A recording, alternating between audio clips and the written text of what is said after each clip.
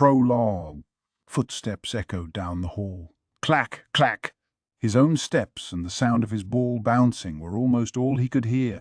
Maybe the yawning of the woman minding him. His usual wet nurse was away, and he had a new attendant. The owner of the footsteps came closer. It was someone very old. His minder rose to her feet, stepping forward protectively. She spoke deferentially to the old man, but he ignored her and continued his tottering advance, reaching out toward the boy. His white hair was disheveled, his eyes sunken, yet there were only a few wrinkles on his hand, showing that he was in fact younger than he first seemed. A woman appeared in the room, perhaps summoned by the sound of his minder's voice. It was his mother. She walked over at a brisk trot and stood between him and the interloper, staring the old man down. The man let out a keening cry. He seemed to be scared of the boy's mother. Frightened by the way the man's body twisted, the boy threw his ball aside and clung to his minder. Still the old man tried to approach. He seemed to want to communicate something. His outstretched hand was in a fist. He was holding something tightly. The boy's mother wielded a large fan, trying to keep the man back. She glared at him with none of the gentle calm that was normally in her eyes, but instead a burning flame. The man was afraid of the flame like a wild beast. He froze where he stood. Soon, several more men came in from the hallway. They had only scraggly beards. The boy knew that they were called eunuchs. Finally, trailing after them, appeared an old woman, looking supremely calm. She wore an elaborate ornamental hairstick that jangled like a bell, and at the sound the attendants organized themselves into a neat line. The boy's minder and his mother both knelt. He thought this meant he should kneel too. The woman looked even older than the old man, but there was a bright light in her eyes, her gaze sharp enough to pierce. The boy felt himself shiver. He thought he had seen the woman several times before. She was someone very important, that much he remembered. The young ladies in waiting had said nobody dared to go against her. The old woman touched the old man. "Come now, back to your room." Her voice was gentle, soothing, but the man took fright again, huddling close to the wall. He curled himself up, and the boy could hear his teeth chattering, could tell his whole body was trembling. A sparkling object tumbled out of the man's clasped hand, drawing the boy's attention in spite of himself. It was a colorful stone, the hue hovering somewhere between vermilion and turmeric. He had seen it somewhere before. What was it? What was it? The vibrant color struck some deep chord, but he simply couldn't remember. The old woman furrowed her brow and turned her back on the man, wholly ignoring everyone else in the room. Now the eunuchs stepped forward, coaxing and cajoling him until they could lead him back out of the residence. The boy observed every minute of this, still clinging close to his minder. He had no idea what it was all about. The only thing he felt was fear. Then there was his mother, though, kneeling beside him. She fixed a scorching glare on the retreating woman. Who must that old man and lady be, the boy wondered, to provoke such a scathing expression from his normally placid mother? It would be some time later before he learned. The man was his father, he was told, and the old woman his grandmother. The man he had always believed was his father, he found out, was his own older brother. It wasn't yet the season when it was difficult to sleep, yet Jinshi awoke with his bedclothes soaked in sweat. He sat up in bed, feeling ill, and grabbed for the pitcher on the table, bringing it quickly to his lips. The water within had been mixed with a touch of fruit juice and honey, deeply refreshing to his dehydrated body. He could see moonlight coming in through the window. They said something bad always happened after a nightmare. Or was that just superstition? Jinshi took a breath and put the water back on the table.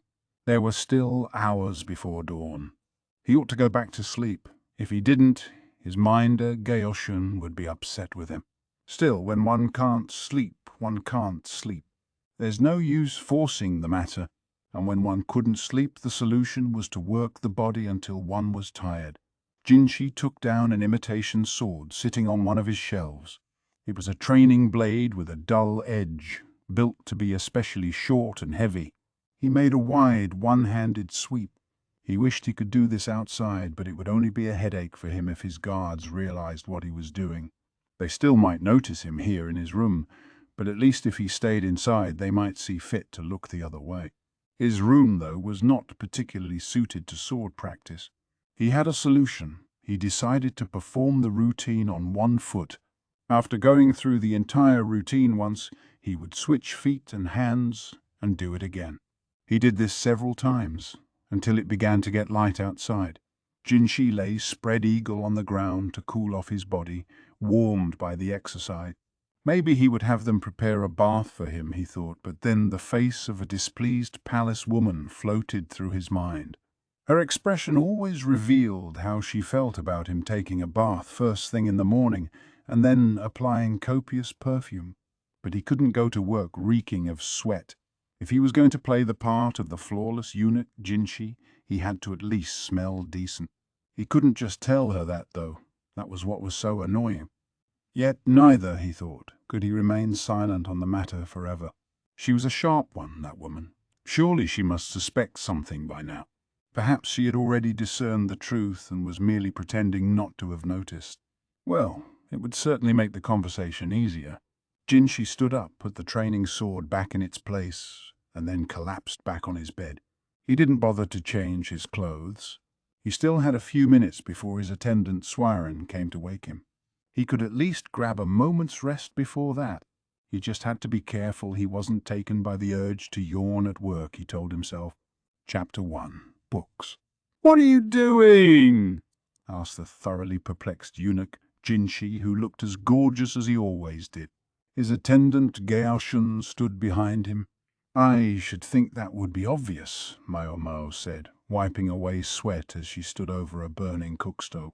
Beside her was the quack doctor, fanning himself with his hand and obviously finding the heat rather unpleasant. While he worked assiduously, Maomao needed an assistant, what with her legs still healing. She couldn't help thinking his movements were as flabby as he was. Maybe she was hoping for too much. They were using the cookstove in the medical office to heat a very unusual stew pot.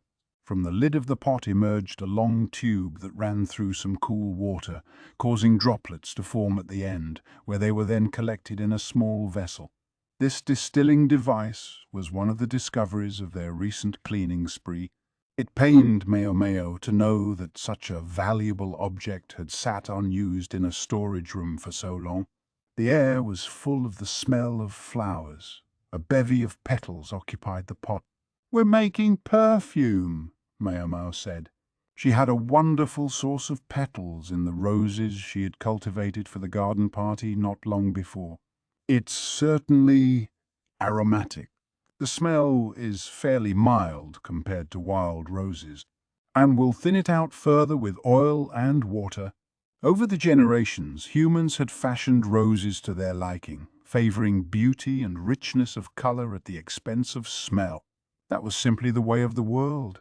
You couldn't ask for everything or you would get nothing. Jinshi peered at the distiller interestedly. When the doctor, who had been industriously transporting firewood, realized the other man was there, he started brushing the dust and dirt off his clothes with all the self-consciousness of an adolescent girl. Smoothing his moustache and beard with his fingers, he asked, "To what do we owe the honor, sir?" Jinshi's face darkened. Maomao didn't think the doctor meant anything by his question, but Jinshi seemed to resent the way it had been asked. "No one could fail to notice a smell this strong," he replied, his lips forming into a slight pout. Nearby, Gaoshun's brow furrowed. "He thinks Jinshi needs more gravitas," Maomao guessed. The quack doctor was oblivious enough that it didn't much matter, but being important meant never looking less than distinguished. Maomao got up from her chair, took some tea snacks from a shelf. She was well aware by now that the quack kept his most valuable treats on the highest one, and put them on the table. Jinshi sat down. Maomao picked up a mooncake, took a bite for good measure to show that it wasn't dangerous, and then passed them to him. "I suppose you're doing this here because it would be more difficult at the Jade Pavilion," Jinshi said. "Yes, that's part of it." Maomao wiped the grease off her fingers and resumed her place by the cookstove. She changed the vessel at the end of the tube for a different one. After a moment, a greasy substance began to fill it. Perfume oil. The other part is this. Perfume oil contains an ingredient that can potentially abort a pregnancy.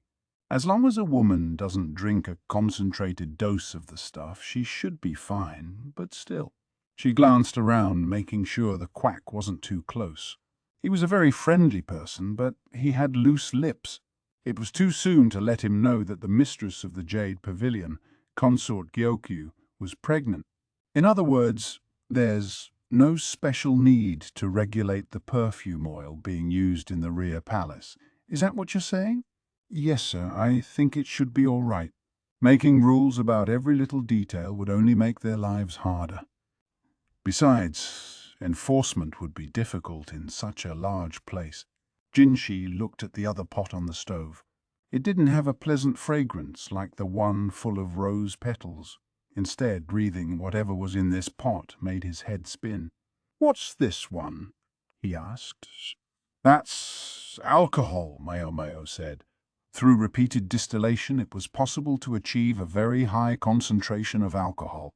Indeed, this stuff was strong enough to make Jinshi feel drunk just by taking a snip. It wasn't for drinking, but would be used for sterilization. The warm season was coming when bad air could accumulate and cause physical harm. With a little princess at the Jade Pavilion, they would want everything to be as clean as possible.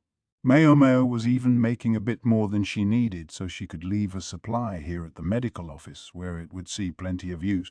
"You can use it to clean things?" Jinshi asked.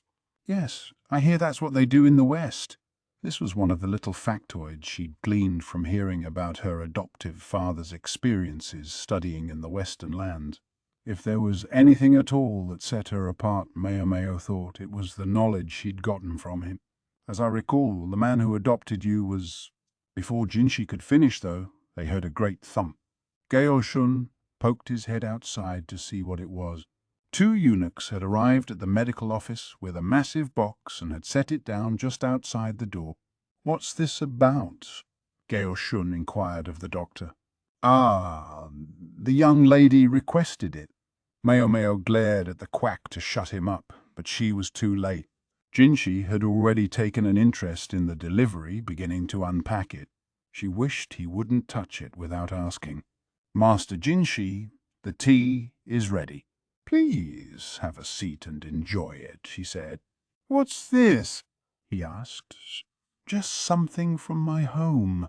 Nothing of interest, I assure you."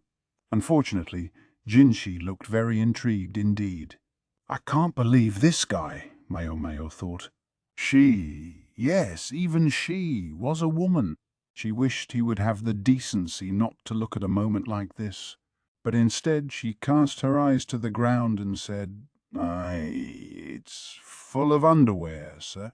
Jinshi promptly took his hand away, looking unsettled. "That's right. Just leave it alone," Maomao thought at him without looking up, but reality is rarely so accommodating. "Just how much underwear is in there that it took two grown men to carry it?"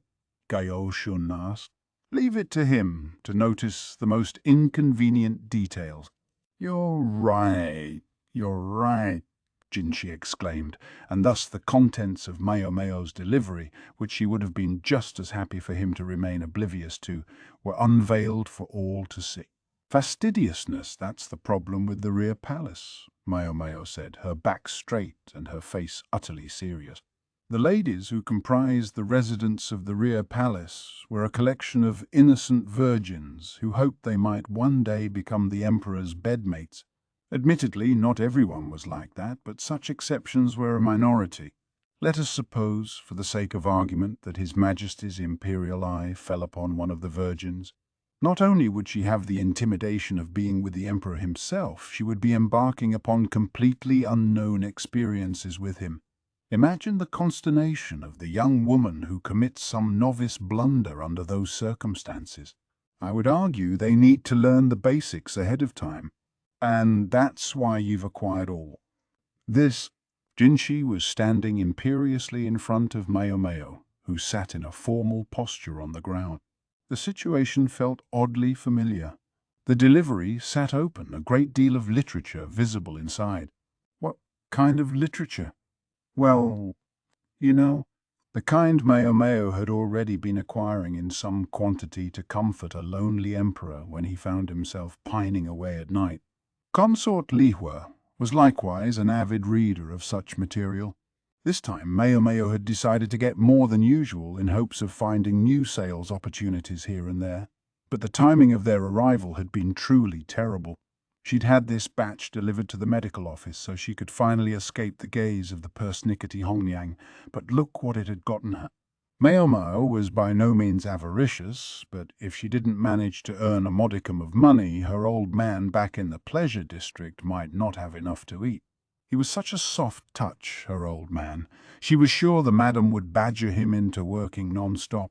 Jinshi was openly exasperated, but he also seemed to sense the truth of what Maomao was saying. When she added that this request came in part from His Majesty himself, Jinshi looked deeply conflicted, but recognized she was in the right. Gaoshun, meanwhile, was flipping through one of the books with a studious expression. The entire scene was so surreal that Maomao found herself scowling at it in spite of herself. "This is exceptionally beautifully made," Gaoshun commented. "He's admiring the craftsmanship." Maomao thought. She'd been entertaining the possibility that Gaoshun was the world's most poker-faced lecher, but apparently that wasn't what had attracted his interest. "They use fine paper," she said. Books about the bedchamber were hot sellers. They were often sent with young women when they went to wife, and those who read such texts for personal interest were more than willing to spend the money on them. Such books typically consisted mostly of illustrations, so one didn't have to be literate to enjoy them. And as much as they cost, the potential profits they might engender could be equally great. "Are these printed?" Jinshi was likewise studying the illustrations, but considering what they were illustrations of, the moment was plainly comical. The quack doctor stole embarrassed little glances here and there. "Not with wood blocks, but with metal plates, I'm given to understand." "That's really something." It was a Western technique. Maomao didn't know much about how the books were made, but for Jinshi to say something admiring about them, they must be quite unusual. "Since I finally got my hands on some high-quality materials, I thought it might be best to disseminate them more widely," Maomao said. "That's a different issue," Jinshi shot back. He continued to flip through the book, though, taking careful note of its contents. Maomao, not sure she wanted him looking too closely, inadvertently slipped back into her skeptical gaze. Perhaps Gaoshun noticed, for he nudged Jinshi gently.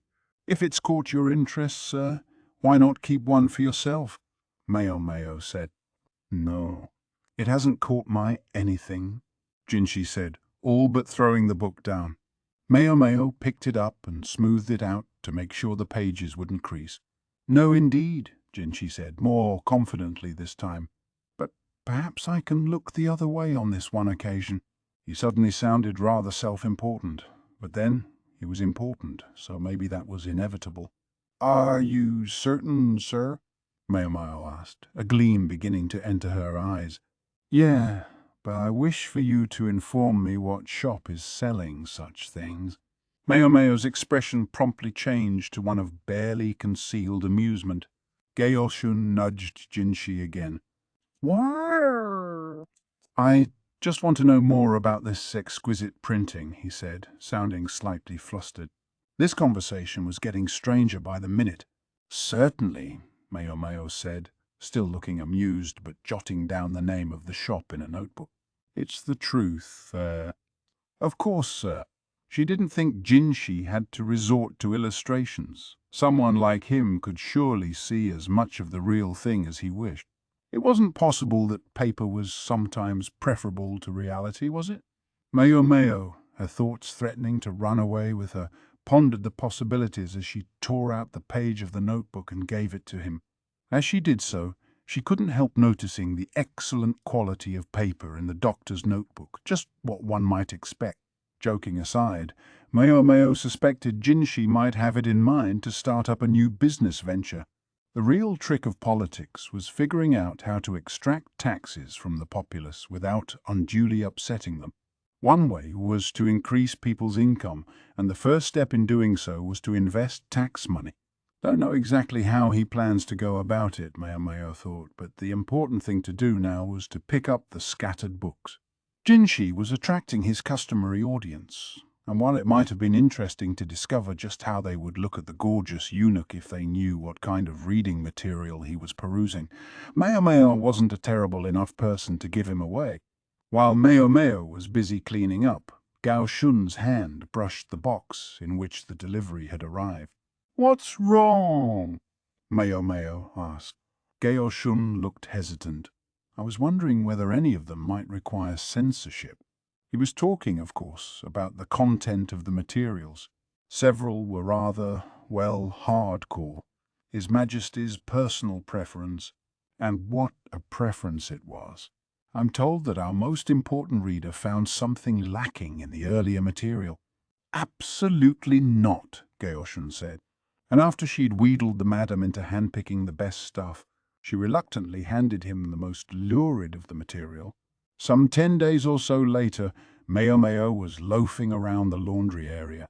"I wonder what's buried down there," Xiaolan said innocently, leaning against a wall with a laundry basket in her arm. The weather was excellent today, so the laundry area was bustling. Eunuchs washed clothes as fast as water could be brought. The maids' uniforms were laundered by being trodden underfoot in a harsh lye mixture, while the consort's clothing was worked by hand using a handmade soap. "Search me," Maomao said. She pulled out a baked treat wrapped in the skin of a bamboo shoot and handed it to Xiaolan, who took it with a grin. The question about what was buried down there was, Maomao gathered, a line from a novel. Novels were all the rage in the rear palace these days. "What do I seek beneath the bewitching blossoms?" Xiaolan inquired, her eyes sparkling. She was a country girl and couldn't read. There must have been someone reading the story to her. "I wonder what it could be," she said around a mouthful of food. Her cheeks bulged like a squirrel's. "Maybe horse crap?" Maomao ventured, earning a snort from Xiaolan. The girl managed not to choke, but she glowered at Maomao, her eyes watering. Maomao brought some water from the water supply and helped Xiaolan drink it, rubbing her back. "You shouldn't eat so fast. It was your fault." What Maomao had said wasn't untrue, though. Growing good vegetables required more than just water. Feeble soil would bring forth feeble produce. That's what fertilizer was for. Beautiful flowers were just the same. The more beautiful they were, the more potent the fertilizer must have been. But a young girl, smitten with a romantic story, probably didn't want to have her attention drawn to such vulgar detail. Maomao resolved to be more careful in the future. It wasn't long before their turn came to do their laundry. The novels Xiaolan was so taken with were making the rounds of the rear palace, and the Jade Pavilion was no exception. When Maomao got back, in fact, she discovered 3 young women chatting and giggling over a rough-hewn book. "Hi, Maomao," said the calm, mild-mannered Guiyuan. The other 2, Yinghua and Ailan, were too absorbed in the book to greet her. Guiyuan had the page between her fingers, and the women were tugging on her sleeve, urging her to hurry up and turn it. Maomao leaned down to look at the cover, which had an illustration of a tree with a profusion of blossoms and a figure standing beneath it. She surmised it was the same book Xiaolan had been talking about. "You want to read it later, Maomao?" Guiyuan seemed to be a quick reader, quicker than the other 2, and she had time for a little conversation. "No, thanks. Why is everyone so excited about that book, anyway?" Maomao asked. "It came from His Majesty." "It's great, believe it or not. His Majesty. So it had come from the Emperor himself." The surprising thing was that he knew about it at all. High society tended to look down on novels as not refined enough. They held that fact was more edifying than fiction. Apparently he gave them to all the consorts and told them to share them around when they were done reading them, Diwan said, although she looked a tad disappointed that consort Gyokyu wasn't the only one to receive this special gift. "Well, well," Maomao said, looking more closely at the cover. She realized she recognized the mark on it. It was the seal belonging to the bookstore she'd referred Jinshi to the other day. Ah, now it makes sense. She finally grasped why he had been so interested in her reference material. When Jinshi had seen the quality of the paper, he had realized it would be suitable for a gift from the emperor. If the books had really been given to all the consorts, that meant at least 100 had been printed. If they could make plates of the books, even more could be produced. Then, if they produced a popular edition on slightly less expensive paper, they could realize even more profit. Maomao was starting to think she should have asked the printer for an intermediary's fee. She was sure Jinshi must have planted the idea in the emperor's head. I should have known he was planning something. Fiction novels, easy to approach but unsophisticated, were being distributed to the consorts. Normally, any gift from His Majesty would be cherished and treasured, but by giving books to all his ladies, each one would be less valuable. And anyway, the gift was nothing but pulp fiction. There would probably be a few disobedient consorts scandalized by the idea of even touching the thing. On top of all this, there was the command to share the books with other people. Some of the consorts might hit on the idea of having their ladies-in-waiting read the book to them, instead of taking the trouble to read it themselves. The pieces were starting to come together. Maomao began to see what Jinshi was up to. The ladies-in-waiting who learned the story would share it with other women. Hence why even Exiolan could quote from the book. "Oh, are we done already?" Yinghua asked, looking as dejected as a dog who'd been denied a treat. The book was now closed, and Giyuan and Alan wore similar expressions. "More! I want to read more!" Yinghua exclaimed with all the fervor of a deprived child. Amusements were few and far between in the rear palace, so that even a lone novel was a source of genuine excitement. "According to Master Gaoshan, there's a new book being printed. When it's ready, he says, we'll get a copy," Giyuan said. "Yeah, I know, but I can't wait that long." Giyuan frowned at Yinghua. Yinghua, for her part, had her cheeks puffed out like a blowfish. Alan, meanwhile, had the book in her hands and was looking at it intently. "Is everything all right?" Maomao asked. "About this book." Alan started. Hongyang, the chief lady-in-waiting, was looking after Princess Lingley while the 3 young ladies took their break. When their break time was over, they would switch, and Hongyang would have a chance to relax. "We're the only ladies-in-waiting here, right? And Lady Gyokyu was nice enough to say we could read this. Doesn't it feel like kind of a waste if we're the only ones who get to enjoy it?" Maomao thought she understood what Alan was getting at. When you find something interesting, you want to share it. That's human nature. Maomao, for example, had once discovered a very rare snake she'd never seen before and had gone around showing it to everyone she could find. They had not been pleased. It was probably this same impulse that motivated Alan to want to let more people read the book. The women of the Jade Pavilion had some connections outside their own workplace, but Yinghua put a stop to that idea. "Wait," she said. "I don't think we should show it to any other palace women. We have to be careful with it." "That's right. They might lose it," added Giyuan. "Yeah, I guess so," Alan said wistfully. Maomao reached for the book. What she was about to suggest might not normally be acceptable, but considering what she thought Jinshi had in mind, she decided it would be all right this time. "What if you didn't give them the actual book?" she said, but made a copy for them. Ladies lower in the hierarchy might not have the means, but Alam was an attendant to a high consort and should be able to procure the paper, brush, and other implements necessary to copy a text. And if she didn't want to take the time or spend the money, well, she didn't have to. "Why?" Alan said, caught completely off guard by Maomao's suggestion. "I suppose replicating the illustrations would be difficult, but you have lovely handwriting, so I don't think copying the text would be any problem for you. The producers of the book would no doubt have been better pleased if the women had bought another copy instead, but when that wasn't feasible, Something such as this was the only solution. Though it might be asking too much for Aylin to illustrate the book herself, she could provide a perfectly readable copy of the text, which was really all that was necessary. I see. That makes sense. Aylin's eyes began to shine with a new light. Oh, are you really gonna do all that work? Yinghua, don't say that, Gyuan reproved her. Maomao set the book carefully in front of Aylin and resolved to get back to work.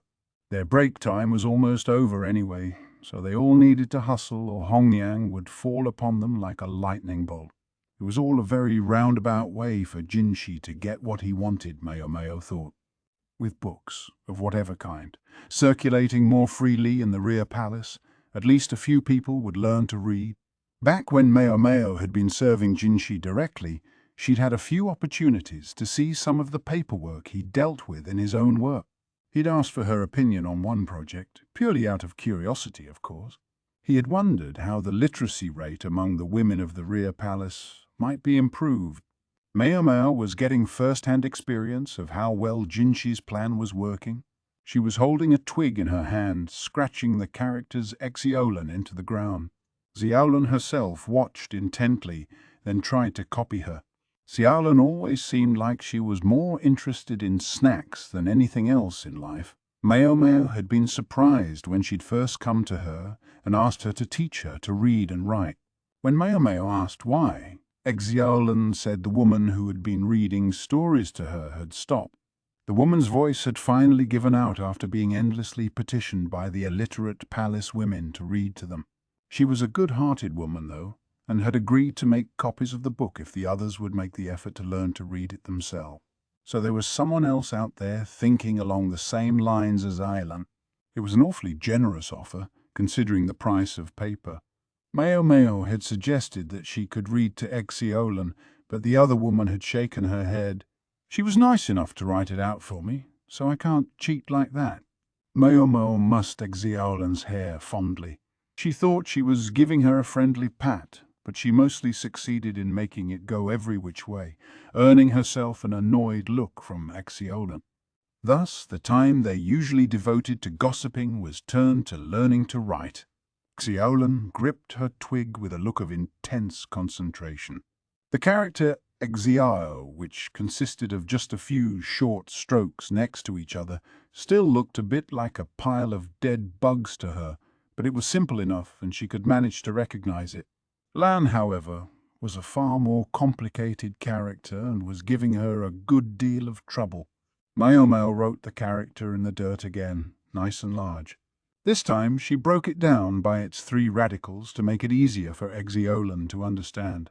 On top, there were 3 simple strokes representing grass. Beneath them, a character that by itself meant gate, and inside the gate was the character for east. Maomao started by having Exiolan practice the pieces individually. I never knew my name was so hard. Exiolan received passing marks on her grass radical, barely, but her teacher insisted she redo the gate and east part. The fact was, Maomao wasn't sure what the characters for Exiolan's name were. Exiolan's own parents probably hadn't been literate, but she assumed it would be appropriate to use the most common characters for the name. When Maomao had been taught to read, she'd started with her own name. It was important, she was told, for helping you know where you came from. But then she was often told she had all the charm of a stray cat. If you learn to write the characters, you'll obviously end up learning to read them, but would you rather focus on just reading for now? Maomao asked, but Xiaolan shook her head. If we're going to take the time, I'd rather learn to write them. That can only help in the long run, right? That was true. The ability to read and write opened up many more job opportunities.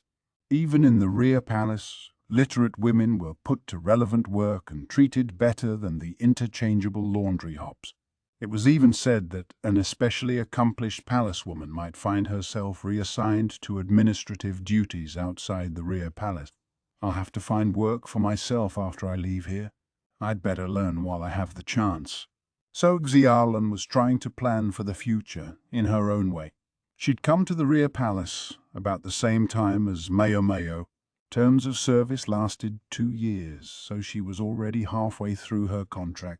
Given that she had been sold into service by her parents, it seemed unlikely she could expect to go back home when her time was up. I see. We may need to make the lessons a little more intense, then Maomao said, and then she started writing swiftly in the dust. Yeah, thanks. So, what does this say? It says, Dong Chong Exia Kyo.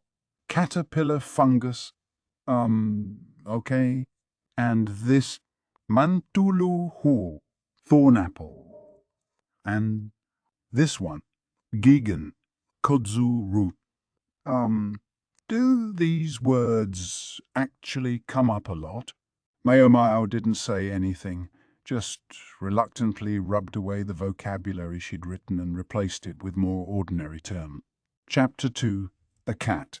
Princess Lingley, a year and a half on from her birth, was proving quite precocious, a very healthy child indeed. Maomao wasn't a big fan of children, but even she had to admit that the princess was endearing. It was certainly more pleasant taking care of her than looking after one of the girls who had been sold into the brothel. There's no creature in the world so insufferable as a preteen girl. The princess had graduated from holding on to things in order to get around to walking on her own, and recently to jogging short distances. Consort Gyokyu watched her pound around with a touch of concern. I wonder if this residence is starting to get a little small for her, she said. The Jade Pavilion was hardly cramped, but it wasn't healthy for a child to play inside all the time. There was a central garden as well, but soon it wouldn't be enough to hold the princess's interest. Perhaps it might be all right to take her for a little walk. Gyokyu was uncommonly open-minded. Most nobles felt that young ladies of prominent heritage should spend their days safely indoors, swaddled in the finest silks. Evidently, Consort Gyokyu didn't agree. What do you think, Maomao? Maomao looked up and grunted softly, somewhat surprised to have the consort suddenly ask for her opinion. In terms of her health, I think it would be wonderful if she had more chances to go outside. Maomao looked at Gyokyu's feet. They were well built and perfectly large enough. They hadn't been bound when she was young. In the arid western regions where she had been born and raised, Gyokyu seemed to have received a somewhat more permissive upbringing than many of the other consorts. Generally speaking, it was regarded as best to let a child's mother set the tone for their rearing, but this particular child happened to be the daughter of the most important man in the nation and the apple of his eye. They couldn't expect him to simply nod along and let Gyokyu do whatever she wanted. The consort, of course, understood this very well. I'll ask about it then, she said, running her fingers through Lingley's hair where the child had fallen asleep on the couch. Several days later, permission had been granted for the princess to go outside, accompanied by 2 eunuchs as guards. Maomao and Hongyang were to go with her. It was just a little walk, but the emperor could be pretty protective. Then again, all of his children had died young so far, so maybe he had reason to be. I know you know a lot about flowers and animals, Maomao. Maybe you could teach her? Gyokyu said, patting the princess's head. Her belly was already heavy, so she had to stay behind at the Jade Pavilion just to be safe. Don't give her ideas, Lady Gyokyu. She'll teach the princess the most positively awful things, Hongyang insisted, but the consort acted surprised. Goodness, I should think her instruction might be helpful. The hint of an elegant smile appeared on her face. After all, one never knows where one might go in marriage in the future. I knew she was a shrewd one, Maomao thought. The princess might still be young, but given her place in life, in another 10 years or so, there was every chance she would be married into another family somewhere. If she was granted to some loyal subject, well and good, but it was distinctly possible she would go to live in some other country, somewhere she might not be entirely welcome. In such a situation, a working knowledge of drugs and poisons couldn't go amiss. Hongyang acceded with a sigh. Though obviously not thrilled, she understood the logic just as well as Maomao. Yoku waved to Princess Lingli as she left on her walk, and the princess waved back. Then she squealed, seeing the outside of the Jade Pavilion for the first time. She could only taste so much of the outside world from the pavilion courtyard. She still knew only a few words, and most of them didn't make very much sense, but nonetheless she was clearly excited to see so many palace women, far more than there were in her house. Maomao had worried the child might be afraid and start crying, but far from it. She had her mother's daring. Lingli pattered along, exclaiming frequently. Sometimes she would point at something, and Maomao or Hongyang would tell her what it was called. It was hard to say how much she really understood, but she would burble mom in response, so maybe some of the words made sense to her. The eunuch guards kept a respectful distance, not too close, but never too far. Young children were a rare sight in the rear palace. Indeed, Lingli was the only one under 10 in the entire complex, and she naturally attracted the women's attention. Some couldn't suppress a smile to see a child for the first time in so long.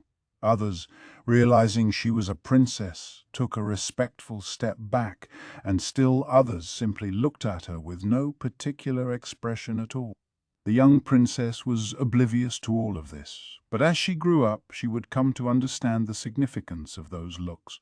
Hongyang, who was holding Lingli's hand, had her work cut out for her as the princess flitted from one thing to the next, bursting with curiosity.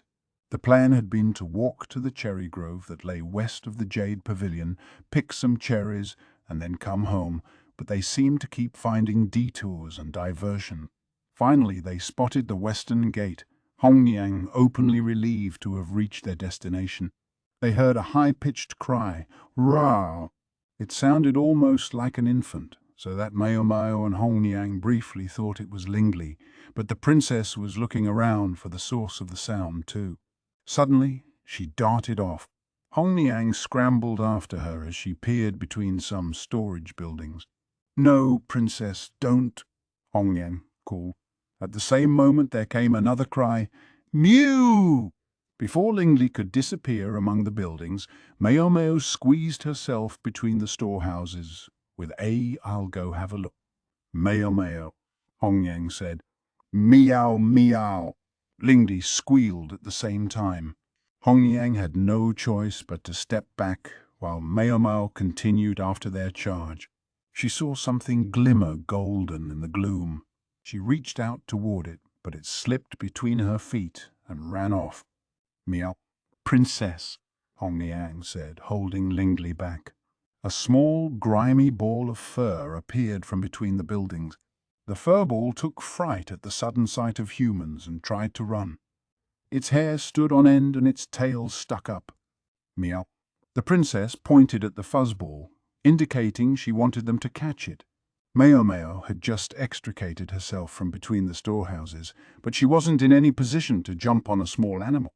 "It's going to get away," she thought, but at that moment someone appeared behind the ball of fur.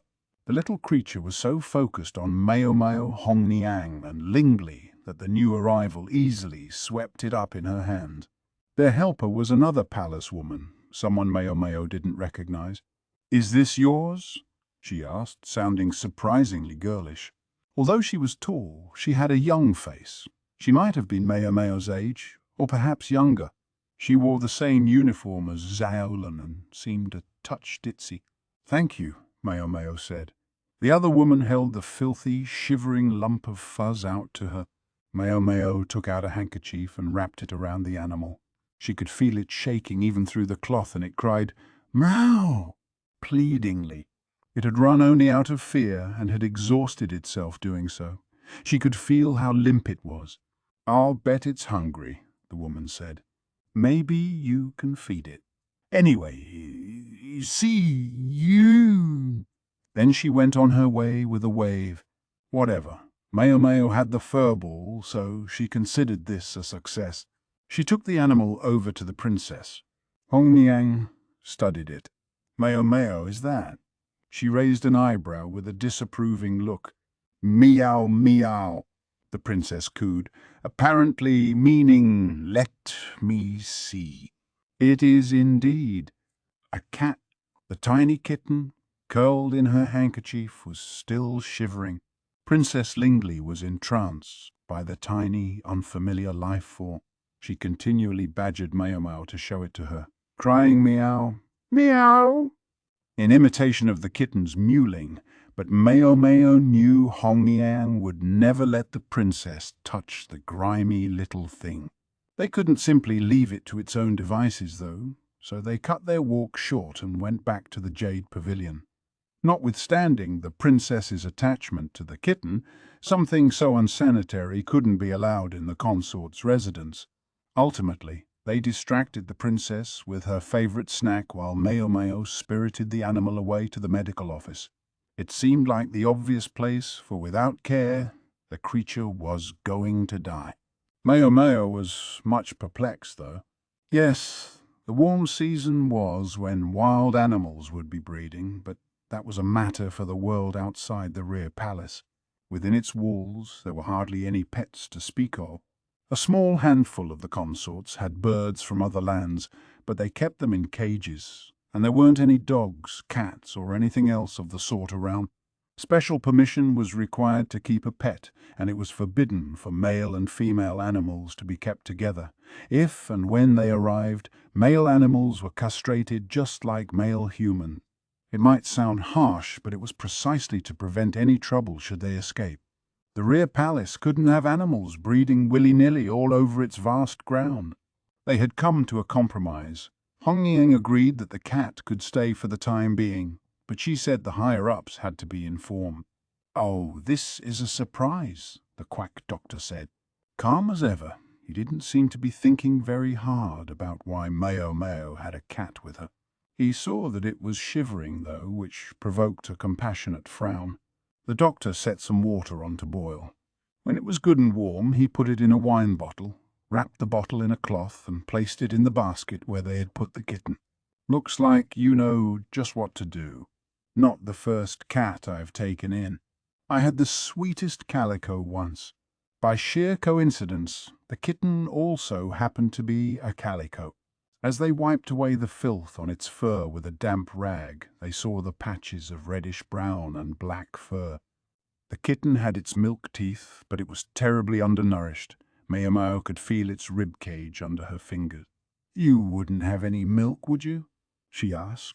Its mother's milk would be best, but they could hardly go out searching for her now. It hadn't looked to Maomao like there had been any other cats around when they'd found the kitten anyway.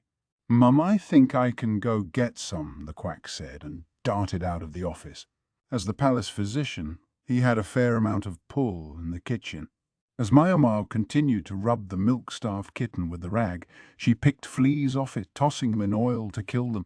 She would have liked to simply dip the animal in some hot water to get rid of them all at once, but considering the kitten's physical state, wiping it down was the most she could do. A few minutes later, the doctor came trotting back with a stew pot. They had goat's milk, at least. He held out the pot.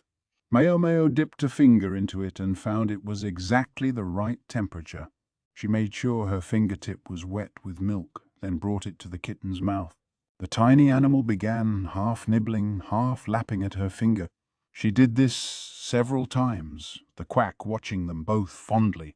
"What a sweetie," he said. Maomao hated to take advantage of him just because he was acting like an especially soft touch, but she decided to ask him for one more favor. "Would it be possible for you to obtain some tripe? Given the number of people in the rear palace, the kitchen must slaughter several animals every day.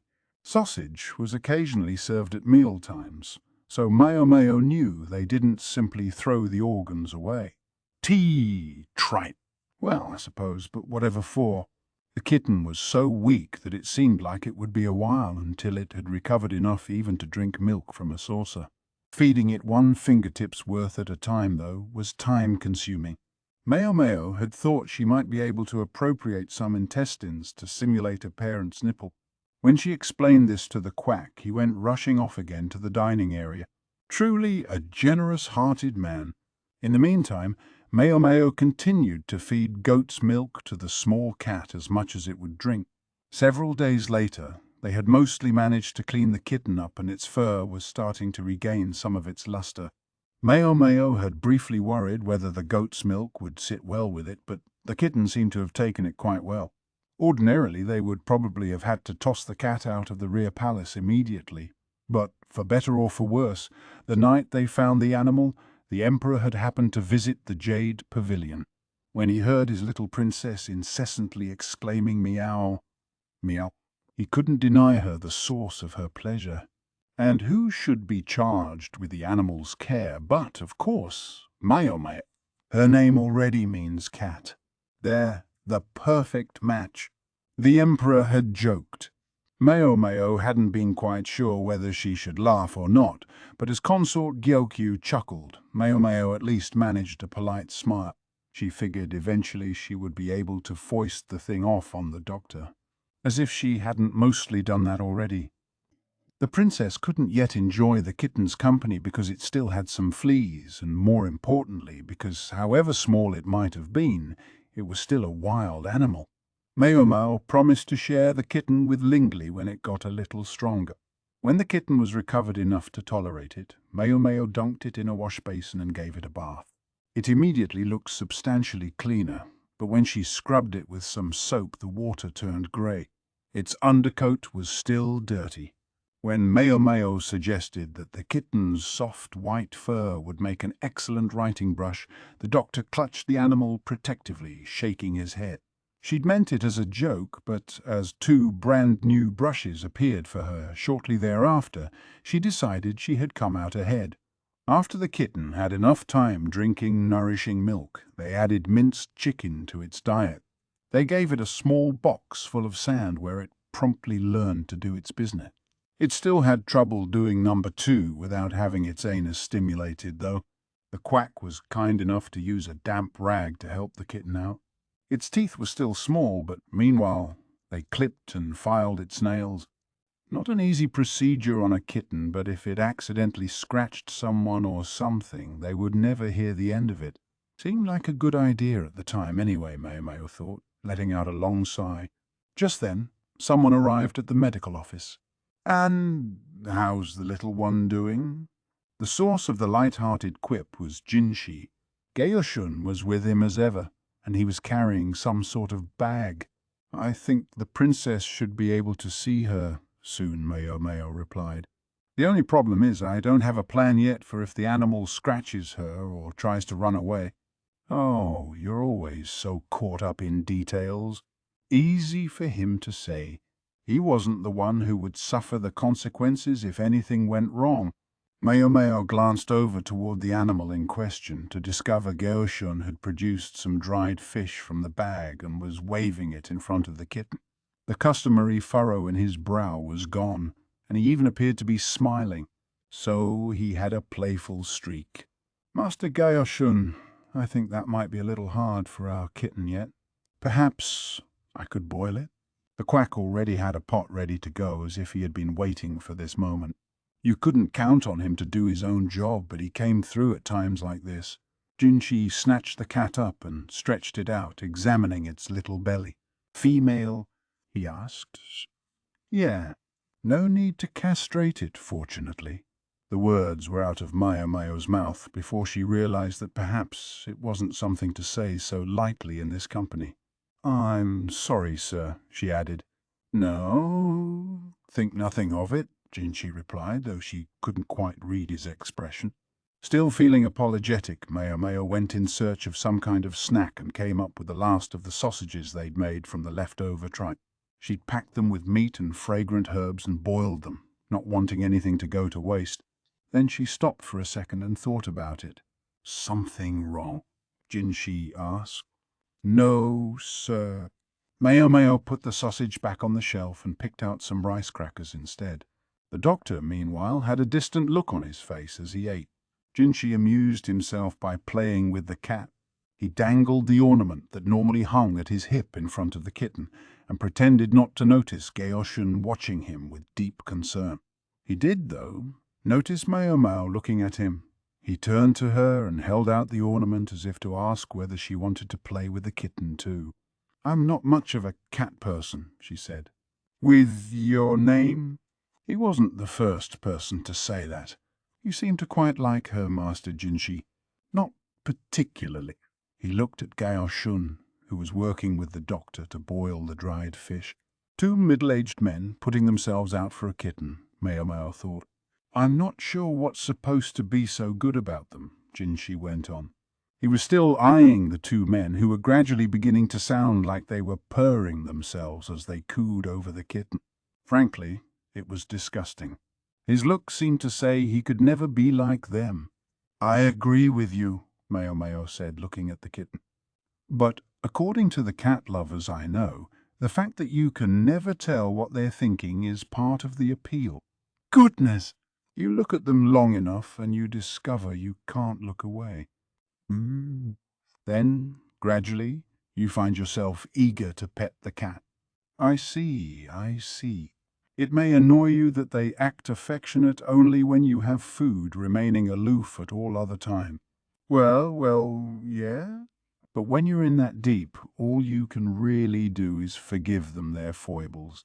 Finally, Jinshi didn't respond at all.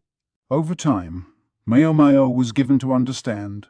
One came to want to kiss the cat, even though it wouldn't like it, then to play with its cute little toe beans, and finally to touch that fuzzy, wuzzy belly, even knowing a good scratching was the inevitable result. Maomao saw it as positively unsanitary to do such things with an animal that went around who knew where doing who knew what, but cat lovers apparently couldn't help themselves. She looked at Jinshi, full of disdain for all this, to discover the kitten on his face. Whatever are you doing, Master Jinshi? If he wanted to touch the cat's fuzzy, wuzzy belly, fine, but Maomao glanced out the window, worried what might happen if someone were to see him that way. Oh, nothing, Jinshi said. But I feel like maybe I have more sympathy for those cat people than I did before. He sounded as if he'd come to some sort of deep realization. Let us prescind from the question of exactly what he had realized. I see. Well, it appears the fish is ready. Yes, of course. Realizing that Gao Shun and the doctor were looking in his direction, Jinshi quickly put the cat down. What were you doing, sir? Gao Shun asked, his tone polite but his gaze sincerely jealous. Ultimately, even Jinshi was at a loss as to where exactly the kitten had come from.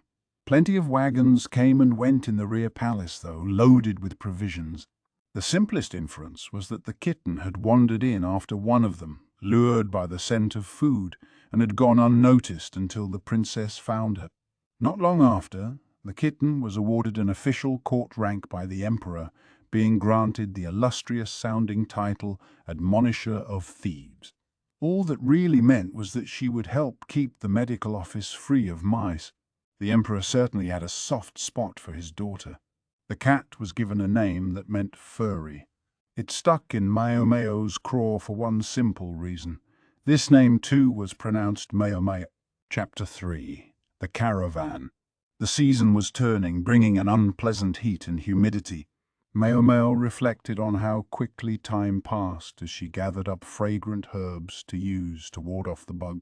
I think it's time to change the wardrobe over, Hong Yang, Consort Jokiyu's chief lady-in-waiting said, and if she thought it was time, then it was time. Thus the ladies-in-waiting found themselves laboring away among the clothing. So many dowdy old fashions. Yinghua huffed, standing in front of a dresser. She, Maomao, and Ailan were handling this job while Gi Yuan looked after the young princess. Ailan, grab that thing on the topmost shelf for me, Yinghua instructed, craning her neck to look up at the shelf. Ailan was the tallest of them, a fact she was self-conscious about but which was quite convenient for reaching things in high places. After she had dragged a trunk down from the top of the shelf, rather shorter, Maomao and Yinghua inspected the content. They sorted the clothing into different categories and put them on poles to air out in the shade. I guess this one wouldn't be too embarrassing, Yinghua said. She was sorting the clothes into those in which one could still be caught dead and those in which one could not. To Maomao, all the outfits looked equally sumptuous, but Yinghua was accustomed to the finer things and proved more discriminating. This sort of thing used to be really popular once, but it's better to avoid fads. Once they go, you're left with stuff you can't use. Maomao took the outfits, deemed no longer viable, and stuffed them back into the chest, then trundled into the hallway with it. These garments may have been old or outdated, but they had still belonged to one of the upper consorts. They were made of the finest material and would be reworked or repaired and then gifted to other people. Not to the ladies-in-waiting of the Jade Pavilion personally, but rather to their families. Ladies-in-waiting sometimes received hair sticks or other accessories, but clothing like this was not something one could get away with parading around the rear palace. The craftsmen would rework the outfits, and in their new forms they would be distributed in Gyokuyu's hometown. Pulling down another box, Alan said, "You know, I heard new ladies-in-waiting will be coming before long," as if the thought had just occurred to her. "With Lady Gyokuyu pregnant, we'll need more hands around here, but it would attract attention if we were the only place to get new women. So instead they're going to give all the consorts a chance to expand their retinues." Yinghua's mouth hung open slightly at that. All of a sudden? I'm happy to hear that, but they found a good reason, Alan said. Think about it. When one consort shows up with more than 50 attendants, how are the other women supposed to feel? Yeah, I see what you mean, Yinghua said, her face darkening briefly. Maomao, too, understood what Alan was talking about. Or rather, whom? Consort Lulan, who had entered the rear palace with tremendous fanfare. For the Emperor's favourite consort, by contrast, to have a measly 5 women simply didn't look good. Did she even try to make do with fewer women? Said Yingxua. Watch it, Yinghua, or you'll get another taste of Hong Niang's iron hammer, Alan responded. Yinghua promptly clapped her hands over her mouth. Maomao, meanwhile, concentrated single-mindedly on putting the unwanted clothes in chests and carrying them out. In this way they carried on, chatting and working, until they had discarded almost half the summer clothes. We did get rid of a lot, Maomao said, puzzled, but how will we manage now? Not to worry, Ilan said with a smile. We've already commissioned a few new sets of clothes from the craftsmen, and a caravan will be coming soon. We can buy more then, Yingo added. Alan gave her a reproachful look for stealing her thunder. A caravan, Maomao said. Yeah, that's right, Yinghua replied, brushing her hand along one outfit to check the feel of the silk. It's supposed to be even bigger than usual this time. The excitement was evident in her voice. Perhaps the thought of it was what made her hand stop moving. Caravans had once been groups of merchants who crossed the desert together, but the word had come to refer to any travelling sellers who visited, willing to engage in trade. Sometimes they did bring unusual items from strange lands, so the word wasn't entirely inaccurate, but still it didn't quite feel right. The last caravan had visited during the time when Maomao had been effectively exiled from the rear palace, and the time before that she had been a mere maid, unable to involve herself with such festivity. She had dealt with merchants in the pleasure district, so they didn't hold any particular fascination for her. But the idea was understandably exciting in the rear palace, where distractions were few and far between. You should go have a look, Maomao. We'll make sure you have some time in your schedule. Lady Gyokuyu usually gives us a little pocket money for things like this. Yinghua grinned. It happened just as the smile was crossing her face. Maomao and Alan froze. Yinghua looked at them confused, and they both pointed behind her. Yinghua turned around slowly to find Hongniang hovering over her like a storm cloud. The chief lady in waiting wore a tight, crooked smile. Yinghua almost choked, but managed a feeble grin. I hear a lot of talking, but I don't see a lot of sorting, Hongniang said. What? Maomao and Alan, for their part, promptly set about folding clothes. Yinghua's mouth opened in an expression of betrayal. I do want that pocket change, Maomao thought. The incident, allegedly, cost Yinghua a bit of her spending money. The rear palace was a big place, bigger than some towns. The women who worked there existed purely to serve the consort, to keep up the buildings, and to hope for the vanishingly small chance that the emperor might choose them for a bedmate. The unique situation bred rhythms and rituals of daily life that were likewise different from what one would find in an average city. As the roles of the palace women were broken down into cleaning, laundry, and cooking, it might be best to think of the place not as a city unto itself, but like a single giant household in which they all live. Yet in this whole huge place, it was impossible to find one particular thing that might have been expected. What was it? What was it? A shop of any kind. It looks like so much fun. Maomao met Xiaolan's remark with a question. You think so? Xiaolan still seemed like a girl in some ways. Palace women walked gaily among the tents set up in the plaza. The tents were packed close together, and with nearly 2,000 women serving in the rear palace, there was no room for the lower-ranking maids to squeeze in for a look. Unable to even admire the merchandise, the most they could do was to live vicariously by watching the other ladies admire it. Maomao and Xiaolan were leaning against the railing of the room where the maids slept. Since the consorts and their ladies-in-waiting were all out having fun today, the minions had virtually nothing to occupy their time. Lucky them. I wish I could get some new clothes, Xiaolan sighed, resting her chin on the railing. But you don't have anywhere to wear them. I know that, but I still want them. The lowest ranking of the palace women were generally only given work uniforms, 3 in the summer, 2 in the winter, and new outfits were provided only when an old one had worn out. Other necessaries, including hairbands and underwear, were likewise provided. Meals were served in the dining hall each day. The families of the better-bred palace women might send gifts along with their letters, while the ladies-in-waiting of a consort might be given clothing or accessories by their mistress, not to mention snacks. Gyokuyu, for example, had granted Alan paper on which to make her copies of the book. With no shops around, none of these things were easy to come by. For Xiaolan, who had no powerful backer, no backer of any kind, in fact, chances to acquire new personal possessions were rare, and when they came, they went, well, like this. Only after the other ladies had been through the wares would she have a chance to pick through the leftovers for whatever she could afford with the paltry savings in her purse. It was a strange feeling to see these shops all lined up here in the rear palace. The excitement in the air was palpable, and only our quack to serve the whole lot, Maomao thought. One might assume that any illness in a place this large would spread like wildfire, but in practice that wasn't true. Sanitation in the rear palace was excellent. The palace women spent much of their time cleaning, and waste was dealt with efficiently. When enough of it had built up, it was flushed into the sewers, whence it went, not to the moat, but out to a great river.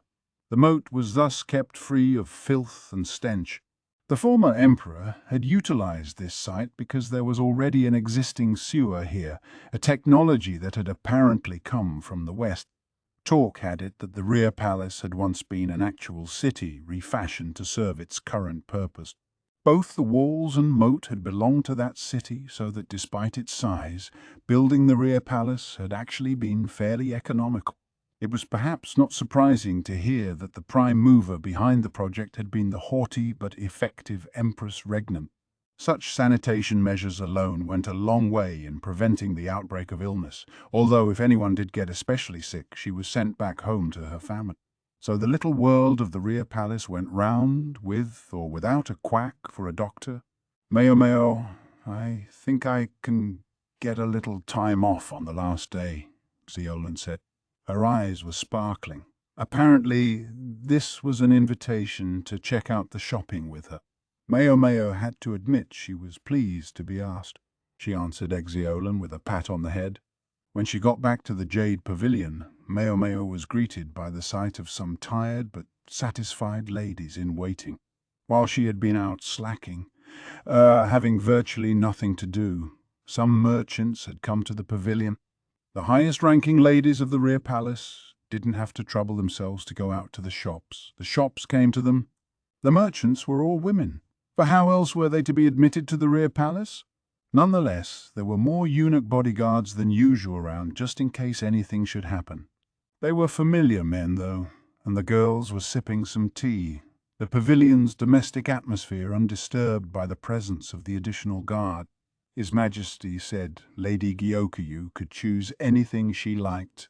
Yingwe sounded as pleased as if she herself had been the one to receive this dispensation. She'd been terribly disappointed to have her spending money cut in half, but she seemed to have bounced back. On the table was a stunning jade necklace, the same color as Gyokyu's eyes. There was also quartz glass and an accessory box inlaid with mother-of-pearl. Princess Lingley was thoroughly satisfied with a pretty silk ball she'd gotten, and in addition to clothes for the consort, a tiny robe for Lingley hung on the wall. "Perhaps we've had a little too much excitement," Gyokyu said with a touch of concern. "If anything, Mum, I think you could have stood to buy more," her chief lady-in-waiting Hongyang said somewhat emphatically. "I'm sure the other ladies all did." Hongyang chose a restrained way of expressing herself, but Maomao could easily imagine what she meant. Li Hua's ladies at the Crystal Pavilion, all talk and no work, had no doubt gorged themselves on shopping. Consort Li Hua had plenty to spend, and presumably plenty was indeed spent. Over at the Diamond Pavilion, Consort Li Shu's ladies-in-waiting had, one might guess, goaded their lady into purchasing things they wanted. The best one could hope for was that they hadn't outright embezzled anything. As for the Garnet Pavilion, well, Consort Lulan's penchant for conspicuous clothing consumption spoke for itself. Consort Gyokyu, who by contrast had purchased hardly enough to fill a single room, seemed downright frugal to Maomao, especially for someone with the Emperor's personal affection. The consorts each drew a salary commensurate with their jobs, but they were also reimbursed for clothing and accessories, which were considered necessary expenses. The upper, middle, and lower consorts came to almost 100 people altogether, and Maomao found herself wondering if the national treasury was going to hold out at this rate. That was something she didn't need to worry about, though. In any case, others will come tomorrow, so I'm going to put away today's purchases. Hongyang started pulling outfits down off the wall, handing them off to Maomao. Each was richly colored and pleasant to the touch. It was then that Maomao noticed these clothes were of a slightly different make than the ones Gyokyu normally preferred. The consort usually liked to pair a sleeveless dress with a long skirt and then wear an overgarment with wide sleeves on top of it. But these dresses all had proper sleeves, accompanied by skirts that were to be tied with a sash just under the chest. Maomao had a good guess at the reason. Consort Gyokyu would shortly be finding sashes difficult to tie across her midriff. Was this the only type of thing they had? Maomao asked. "Why?" Hongyang replied. The merchants swore they were all the rage. So these were all they had. The ladies-in-waiting looked at each other questioningly. The women of the Jade Pavilion had done their shopping with only thoughts of Gyokyu in their minds, but one would normally have expected a wider selection. And if one followed that fact to the assumption the merchants had been making, no, Maomao must have been overthinking it.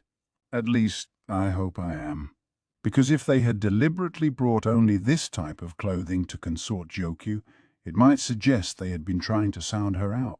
"I think tomorrow you should ask them if they don't have some outfits with lower sashes," Maomao said. She thought perhaps it wasn't her place, but Gyokyu and Hongyang both seemed to take her meaning. The other three ladies-in-waiting looked at each other again, but Maomao's insinuation had clearly gone over their heads. "That's a good idea. We should get a little more variety," Gyokyu said, setting some clothes on top of a box. Perhaps it was her imagination, but Maomao thought she saw a keen light flash through the lady's eyes. The caravan would stay for 5 days, during which the ladies of the rear palace would have an unaccustomed chance to enjoy some shopping. The highest-ranking consorts had no need to go out to the shops. So it was first the middle and lower-ranking consorts and their ladies-in-waiting who circulated among the merchant tents, followed by the women in administrative positions, each whittling down the selection further as they bought whatever caught their eye. Only on the last day did the women of the lowest ranks have an opportunity to sift through whatever was left. The fact that even that seemed to be an exciting prospect spoke to how few diversions there were around here. This caravan had come across the desert and carried many unusual wares from exotic lands. It must have passed through Gyokyu's homeland as well, for the women of the Jade Pavilion looked noticeably homesick as they studied the handicrafts. Maomao was far more interested in any medicines or drugs that might be available, but such were understandably barred from being brought directly into the rear palace. Tea leaves and spices, sold almost as an afterthought, were as close as the merchants came. On the final day, Maomao, with a bit of spending money from consort Gyokyu, went to the market with Exiolan, just as she had promised. "Wow, I can't believe it!"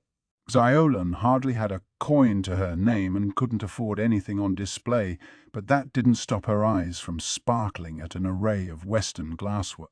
Maomao found Exiolan's lack of affectation charming. "This one, please." Maomao picked out an especially attractive hairband and gently tied it in Exiolan's hair.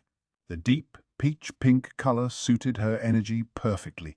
It only took Xiolan a second to notice something had happened, and then she was almost knocking Maomao over, hugging her. Maomao wondered if this was what it would be like to have a little sister.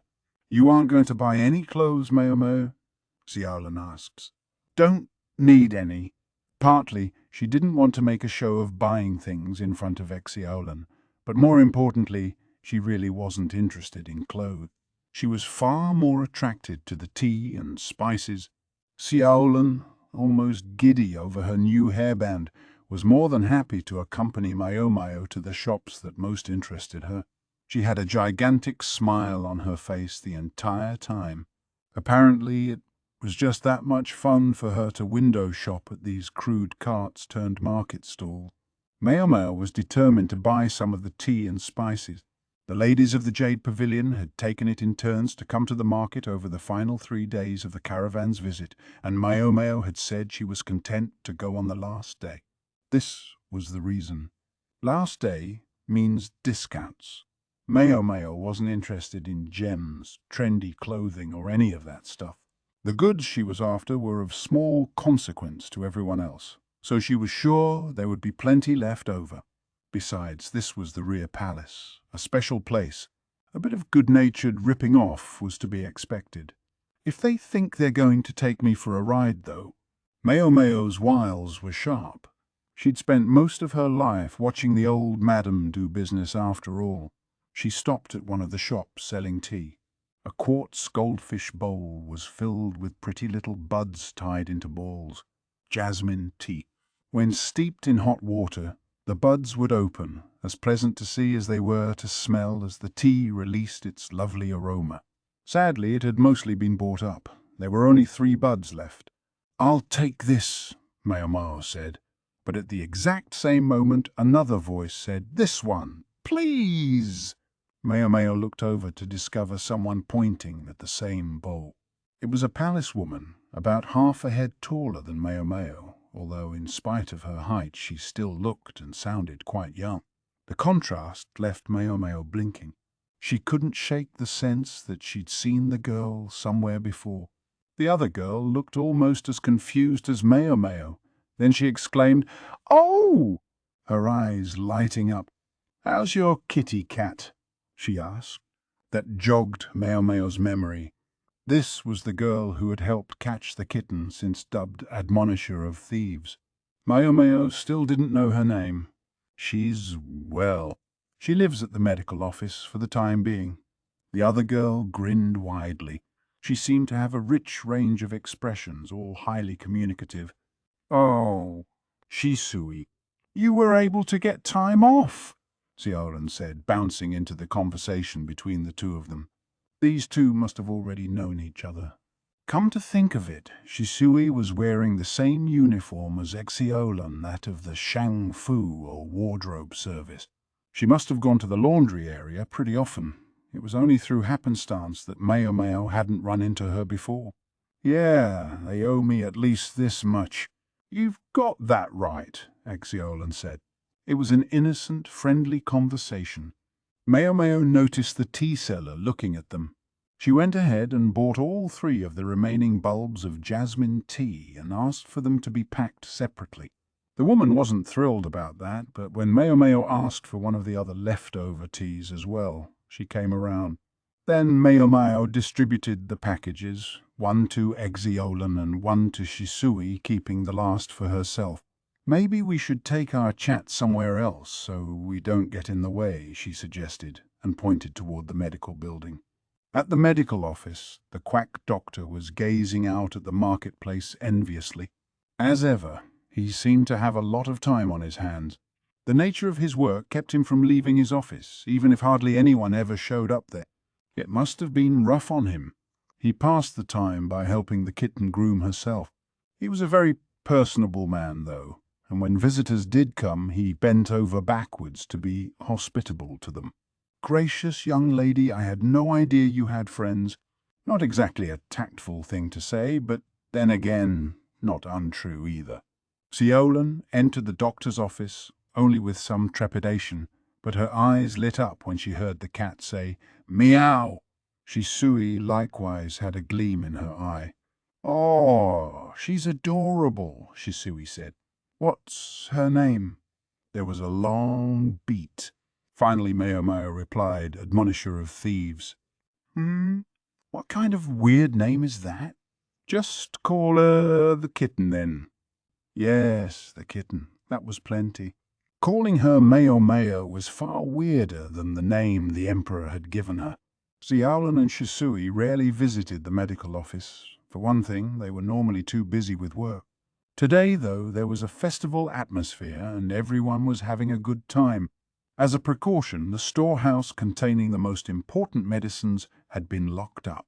True, it was arguably problematic that Maomao, who wasn't technically on the staff, knew where the key was, but if she told anyone, they would only hide it from her, and she didn't want that.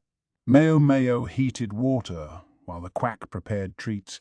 She decided to use a quartz vessel instead of a teapot today. It was really for making medicine. Not drinks, but when you had a high-quality tea like jasmine on hand, ceramic seemed like a waste. She used tepid water to warm the chilly vessel, then emptied it before placing a round bulb inside and pouring near boiling water over it. Oh, wow! The girlish cry came from Exiolan, who was impressed by the potent aroma that drifted from the opening bulb. "Maomao, is this that stuff you bought earlier?"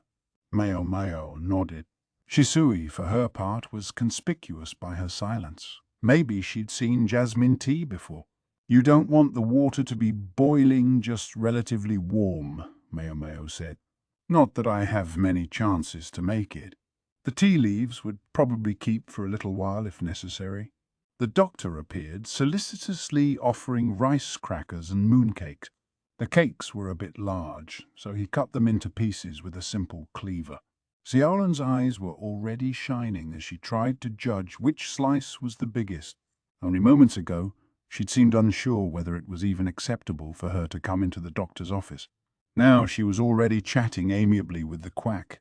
Maybe it was her youth that made her so adaptable. Shisui was also talking comfortably with him. The quack was clearly quite pleased. Many of the women in the rear palace treated men like him rather coolly because he was a eunuch, so meeting someone like Exiolan must have been a relief.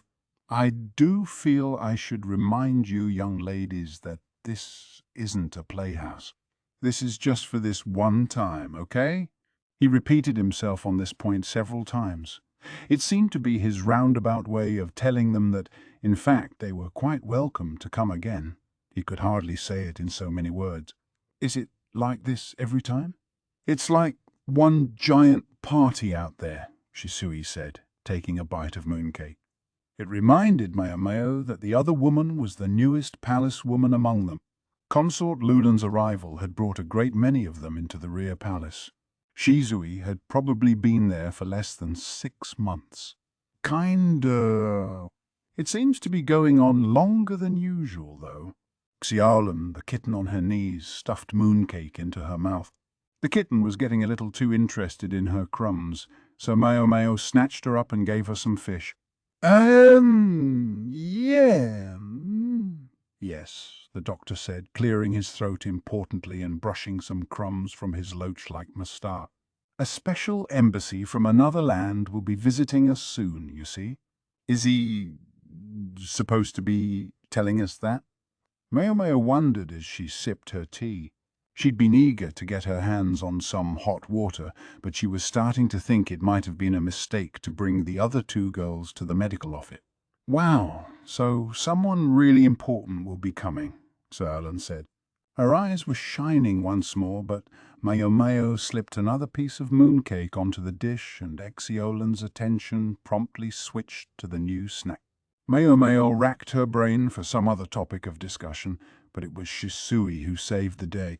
Hey, there's been a weird smell coming from the northern quarter recently. Do you know anything about it? A weird smell, you say? Well, that area isn't well looked after. Maybe the sewer's backed up or something, the quack said. A blockage in the sewage tunnels could certainly create an odor that would be detectable above ground. I haven't noticed. I never go to the northern quarter, Xiolan, making progress on her second helping of mooncake, said. Do you have work there sometimes? The grass just so happens to be especially thick in that area. Shisui grinned and took a bunch of paper from the folds of her robe. They looked like wrapping papers for snacks, but they were covered in ink drawings. Maomao looked at them with interest, but Xiaolan and the doctor recoiled, for the pictures were detailed depictions of insects. A fine point brush had been used so that even the most subtle features were captured, and the name of each insect was inscribed carefully in the upper right corner of each image. That's great work, Maomao said, and she meant it. There were no extraneous lines. The pictures looked fit for an encyclopedia. There were even careful depictions of the hind legs. One of the best things about this place is all the different bugs. I get lots of chances to draw them, Shisui said, pleased to have found someone who understood her. Xiaolan and the quack, meanwhile, were trying hard not to look at the all-too-realistic depictions. Insects were another thing that could be used as medicinal ingredients. They didn't put too much emphasis on that back in the pleasure district. It tended to upset the ladies, but many insect-based remedies were quite effective. Praying mantis oothecae were an excellent vigor enhancer, while earthworms had antipyretic properties. The fruit orchards to the south are too well tended to have many bugs, but there's lots in the northern quarter. It's very desolate. You know, in a good way, there's lots of big spiders there. Spiders? Maomao had heard that spider's silk could help stop bleeding, but collecting the stuff was enough trouble that she hadn't had a chance to try it yet. Shisui's comment lit a fire in Maomao's eyes. You want to see? I can take you there. I want to see. Take me there. Maomao and Shisui were weirdly in sync. Xiaolan and the doctor observed their conversation with detachment. The kitten, her tummy full, raised one of her hind legs and scratched behind her ears. Chapter 4. Perfume Oil. The caravan left a tremendous vogue for perfumed oil in its wake. Every palace woman who passed by seemed to carry a different scent. Each smell individually might have been quite pleasant, but they mingled together into an undifferentiated olfactory morass. Maomao, with her keen sense of smell, found it a little trying. What made it worse was that the imported perfume from the West wasn't subtle but carried powerful scents. Maomao wasn't the only one who found life a little harder because of the new trend. When she went to the laundry area, she discovered piles and piles of perfume-soaked clothing, the eunuchs responsible for cleaning it frowning deeply as they fetched bucket after bucket of water. Such vogues tended to go as suddenly as they came. The craze for manicures had waned, so everyone needed something new to grab onto. Interest in novels continued to flourish, perhaps because books and perfume were completely different from each other. Siolan was every bit as annoyed as Maomao by the perfume, since it meant more work for her, but she continued to study industriously in order to read her fresh new copy of the novel. Maomao, who had admittedly expected Xiaolan's efforts to trail off after a few days, was impressed. "Gah, it stinks," Maomao grumbled to herself as she set down a basket of laundry. Just being here threatened to make her feel drunk on the odors. She stood lethargically, but apparently she was in the way because a serving girl with a basket full of clothing bumped right into her. Maomao ended up wearing some of the laundry. "I'm so sorry," said the maid, whose voice was still high. Whomever the laundry belonged to, she was apparently also a disciple of the newest trend, for the clothes reeked of roses.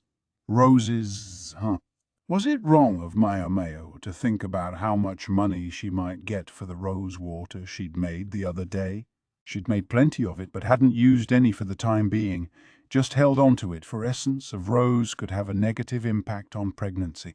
It would probably be fine so long as consort Joker Yu didn't use whole heaps of it, but one never knew, and it was best to be careful. As such, Maomao had been looking for an opportunity to sell the stuff in the pleasure district before it went bad. She plucked the clothing off her head with a growl. Then she blinked and gave the outfit a good sniff. That alarmed the maid, but Maomao ignored her, tossing the outfit into the laundry basket and shoving her face into another one. Now nearby eunuchs and other serving women were watching her in amazement, but what did she care? Maomao went from one basket to the next, smelling the contents, and by the time she was done, it had completely slipped her mind to take her own washing back home. Instead, she headed off somewhere. Maomao, of all people, knew where trends were most likely to take root. That day, the shouting of the ladies-in-waiting of the Crystal Pavilion could be heard all over the rear palace. The gorgeous eunuch appeared at the Jade Pavilion that evening. She'd figured he might.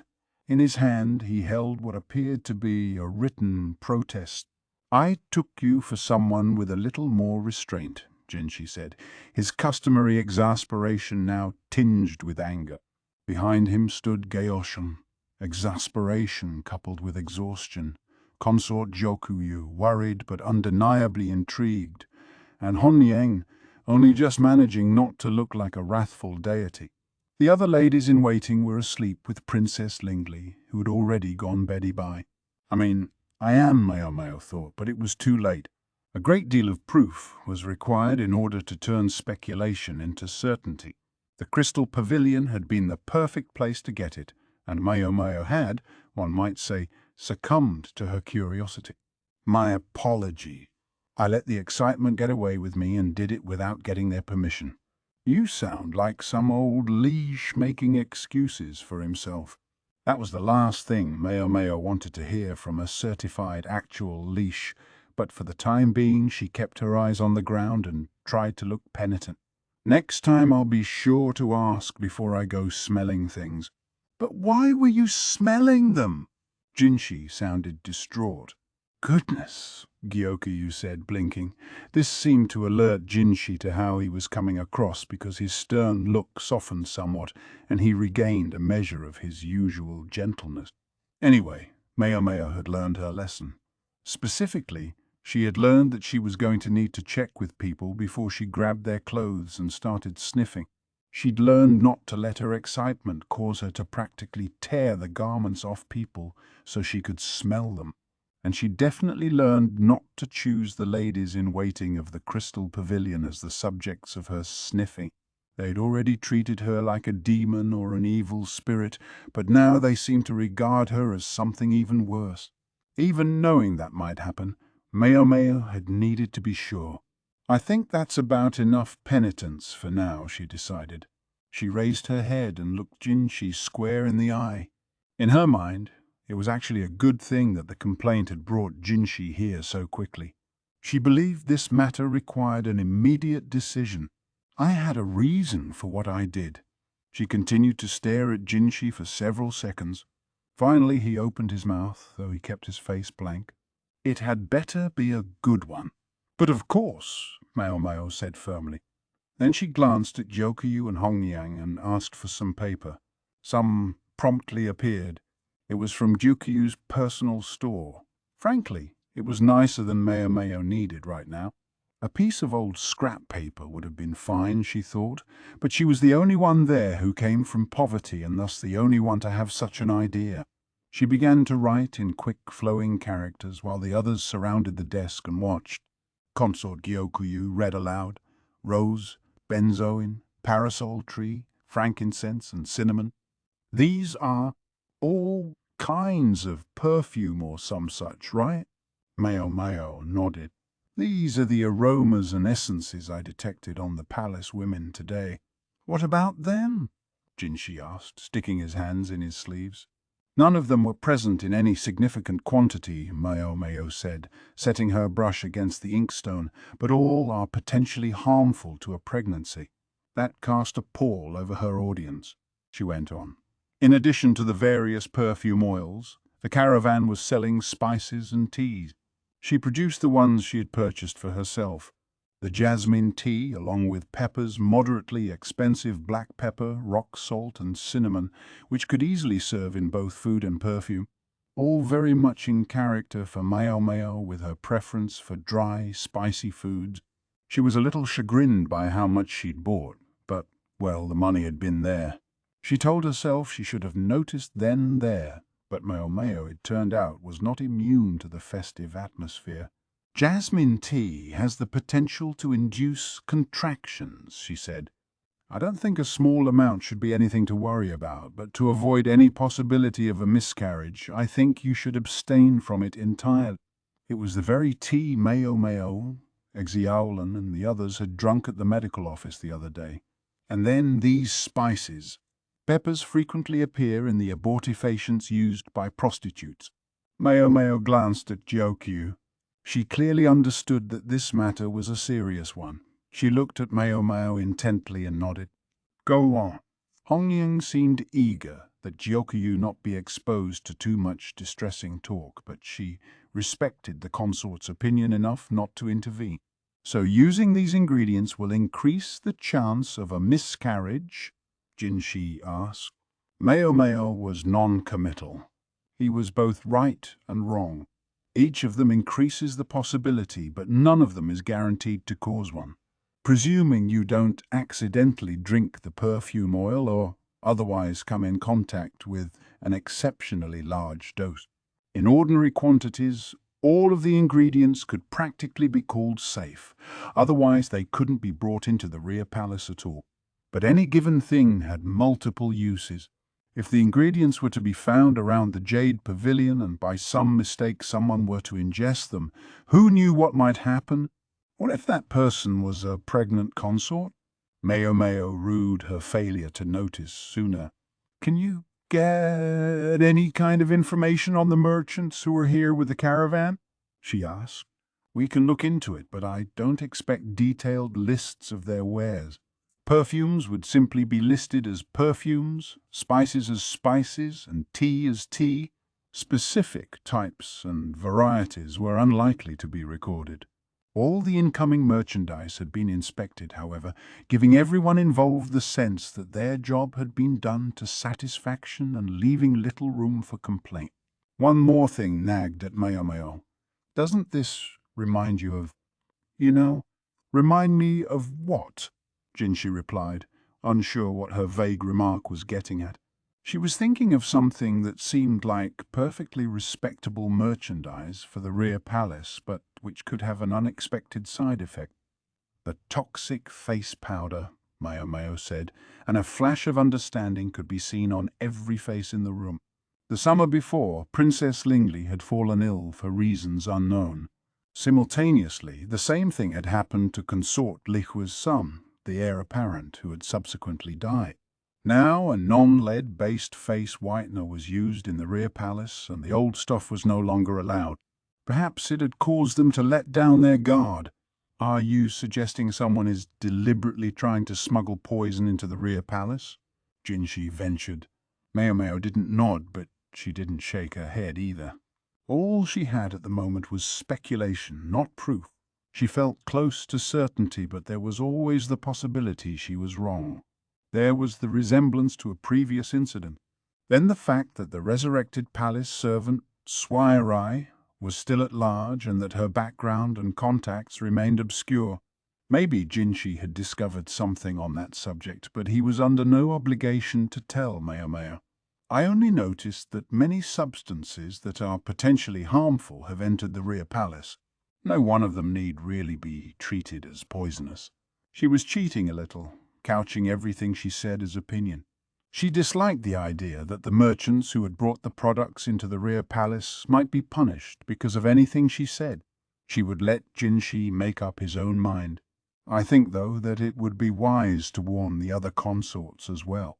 That was all she would say. The discussion had left Maomao exhausted. She remembered what her father had said. She could almost hear the old man's gentle, grandmotherly voice warning her not to speak based on assumption. So how much of what she had said was an assumption, and how much was certain? The question made her feel a little queasy. Maomao entered the kitchen and heated some water. When it had boiled, she cut it with some cold water and poured it into a glass cup where the bulb of jasmine tea waited. The glass was an expensive piece of drinkware, but it was all right. She would be sure to wash it thoroughly when she was done. Maomao had already used up her jasmine tea, unfortunately, but Shisui had given hers back. She'd had some now, she said, and didn't need more all to herself. Maomao might have preferred if Shisui had simply accepted the gift, but she didn't want to argue. Anyway, she liked this tea. Her sisters had let her taste it on the sly when there were no customers around, and drinking it now took her back. The blossom began to soften and open in the warm water. Maomao sat in a chair and watched it. The fragrant aroma filled the air around her. I thought that was supposed to be poisonous, no? A gorgeous voice said from above her. She looked up to see a face as pretty as the voice, lit by the single paper lantern that burned in the kitchen. It was already dark outside. The lantern light gave Jinshi's face a reddish cast. He really was disgustingly lovely. Many poisons have medicinal properties in small quantities, she replied. A single cup of tea would barely have an effect of any kind. Anyhow, this is the kitchen. Hardly the sort of place you belong, Master Jinshi. Don't quibble. Where's Master Geoshun? I sent him to deliver a message. The eunuch's august status didn't stop Maomao from pursing her lips at him. She held up the tea, the jasmine blossom now fully open, to the lamplight and inspected it. Then she took a sip, enjoying the way the flower bobbed in the water. She knew it was rude not to offer Jinshi any tea, but it was after hours. Time for him to go home. Besides, Maomao added, I'm not pregnant. True enough. For some reason, Jinshi glanced away from her as he spoke. He was sitting diagonally across from her. When had he seated himself? Not going to give me any tea? He asked, eyeing the glass cup and the flower. What kind of tea would you like, sir? Maomao stood, grumbling silently about what a headache Jinshi could be. There was a shelf stocked with provisions for when visitors came, though. Maybe he'd like a nice, simple white tea. Jinshi continued studying her glass. I'd like to try some of this. I'm afraid that's the last of it.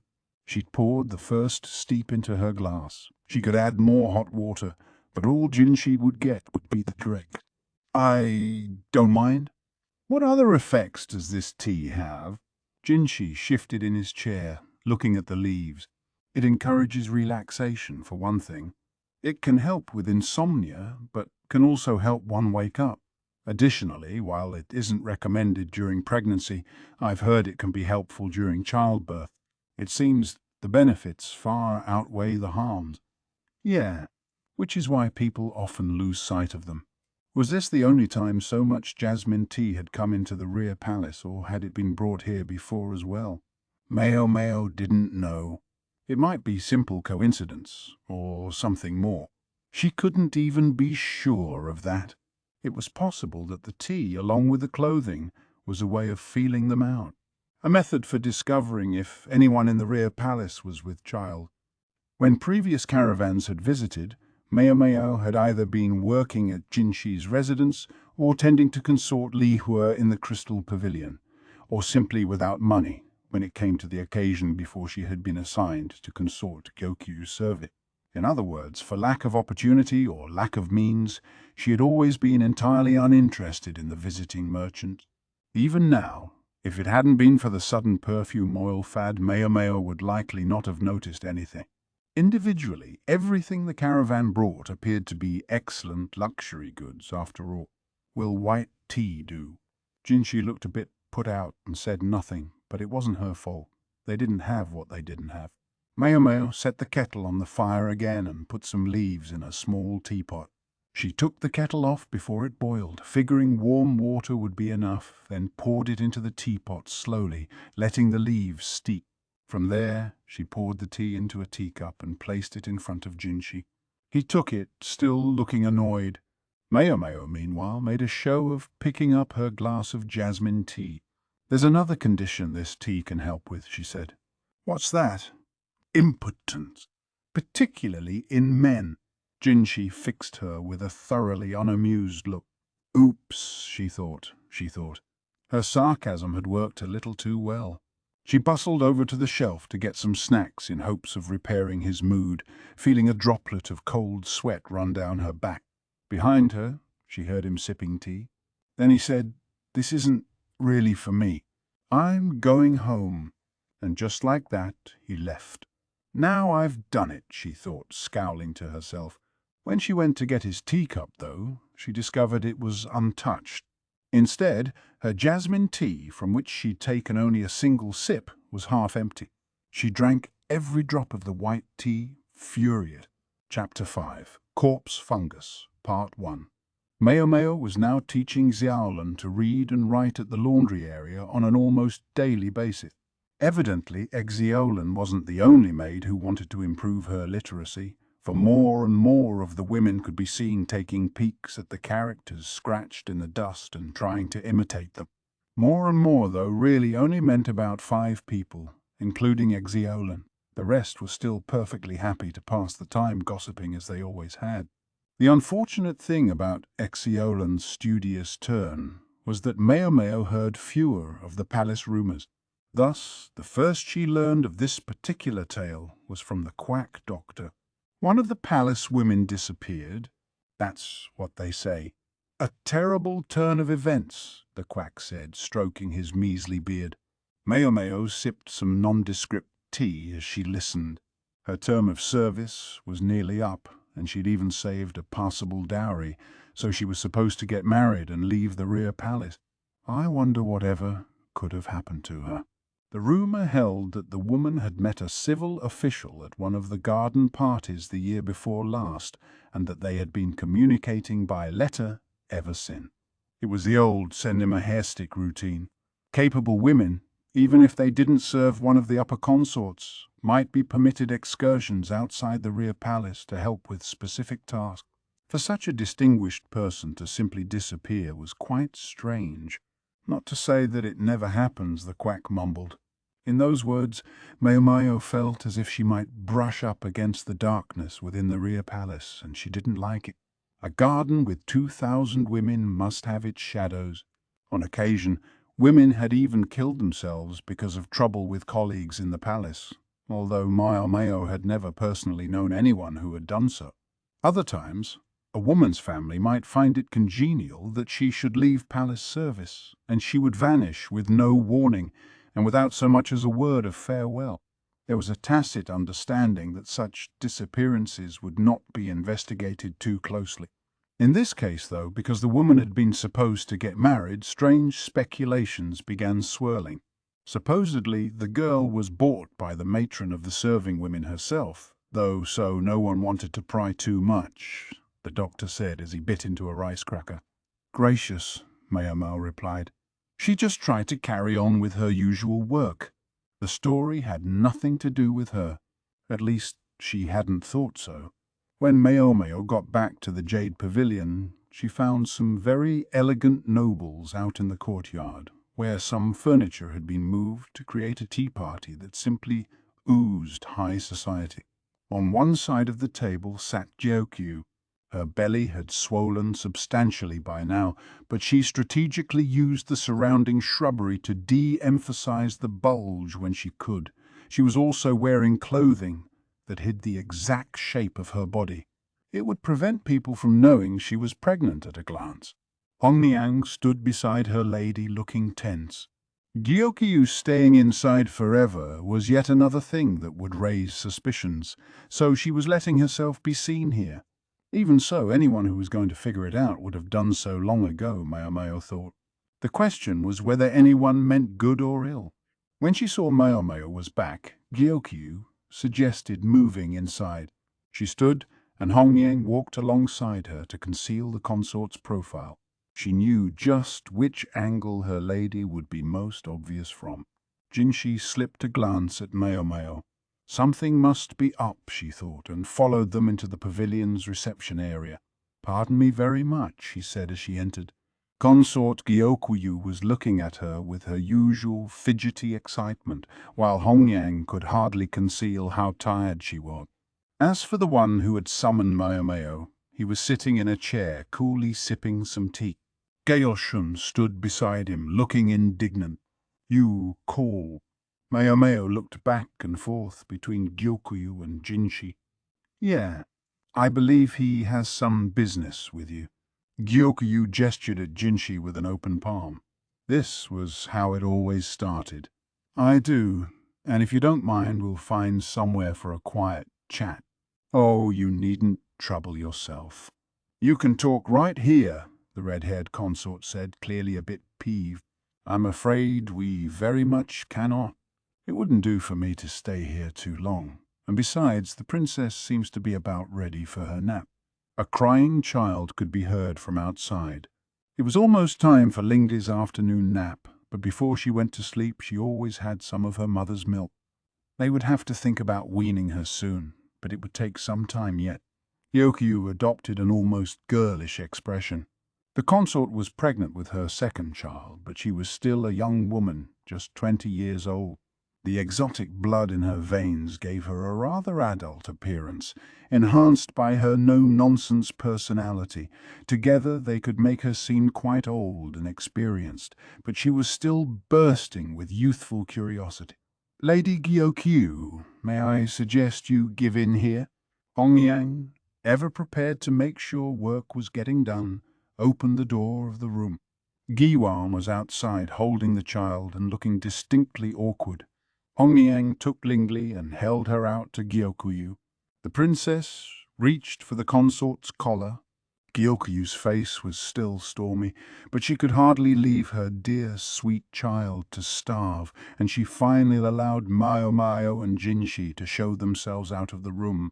The two of them left the Jade Pavilion and worked their way, as so often, to the office of the matron of the serving women. The man needs his own damn room, Maomao thought. She had an idea. Maybe they could renovate the spare storeroom in the medical office. Then the quack doctor would naturally feel obliged to bring them tea when they visited. At least, Maomao could relax, and the matron could stop being constantly interrupted. It was effectively 3 birds with 1 stone. The matron's room was large but unadorned, without much to hold the interest, and since they had chased everyone else out, there was no one to bring them tea either. At Gaoshun's urging, Maomao seated herself in one of the simple chairs. "What is it you need, sir?" she asked. "I think you know that His Majesty has lately been distributing fiction novels to the consorts." Jinshi was simply assuming she knew about them, which of course she did, so she nodded. "Yes, sir. My understanding is that after the consorts have read them, they're to allow their ladies in waiting to read them, and then the ladies below those. Some copies are making the rounds as well. It's even inspired some women to learn to read." Jinshi smiled a bit at that. Maomao could see she'd been right.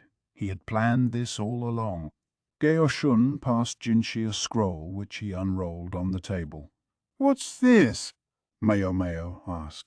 "My goal, although we're still in the early stages. In the long run, this is what I'd like to create." The scroll showed a plan of the rear palace. In the open space that was currently the plaza, however, there were several buildings. In the marketplace, I believe what I have in mind might be called an institute of practical studies. In other words, a school. Maomao's eyes widened in appreciation. She'd suspected he was probably already thinking along such lines, but she was impressed at how quickly he moved. Although she often regarded Jinshi as if observing a bug or some filth today, she looked at him as if she were looking at a horse. It was a sign of how much she liked the idea, but for some reason Jinshi and Geoshun both recoiled. "Is something the matter, sirs?" "No, it just doesn't quite feel right," Jinshi said. Even Geoshun had something to say. "Yes, what happened to your normal expression? Are you feeling unwell?"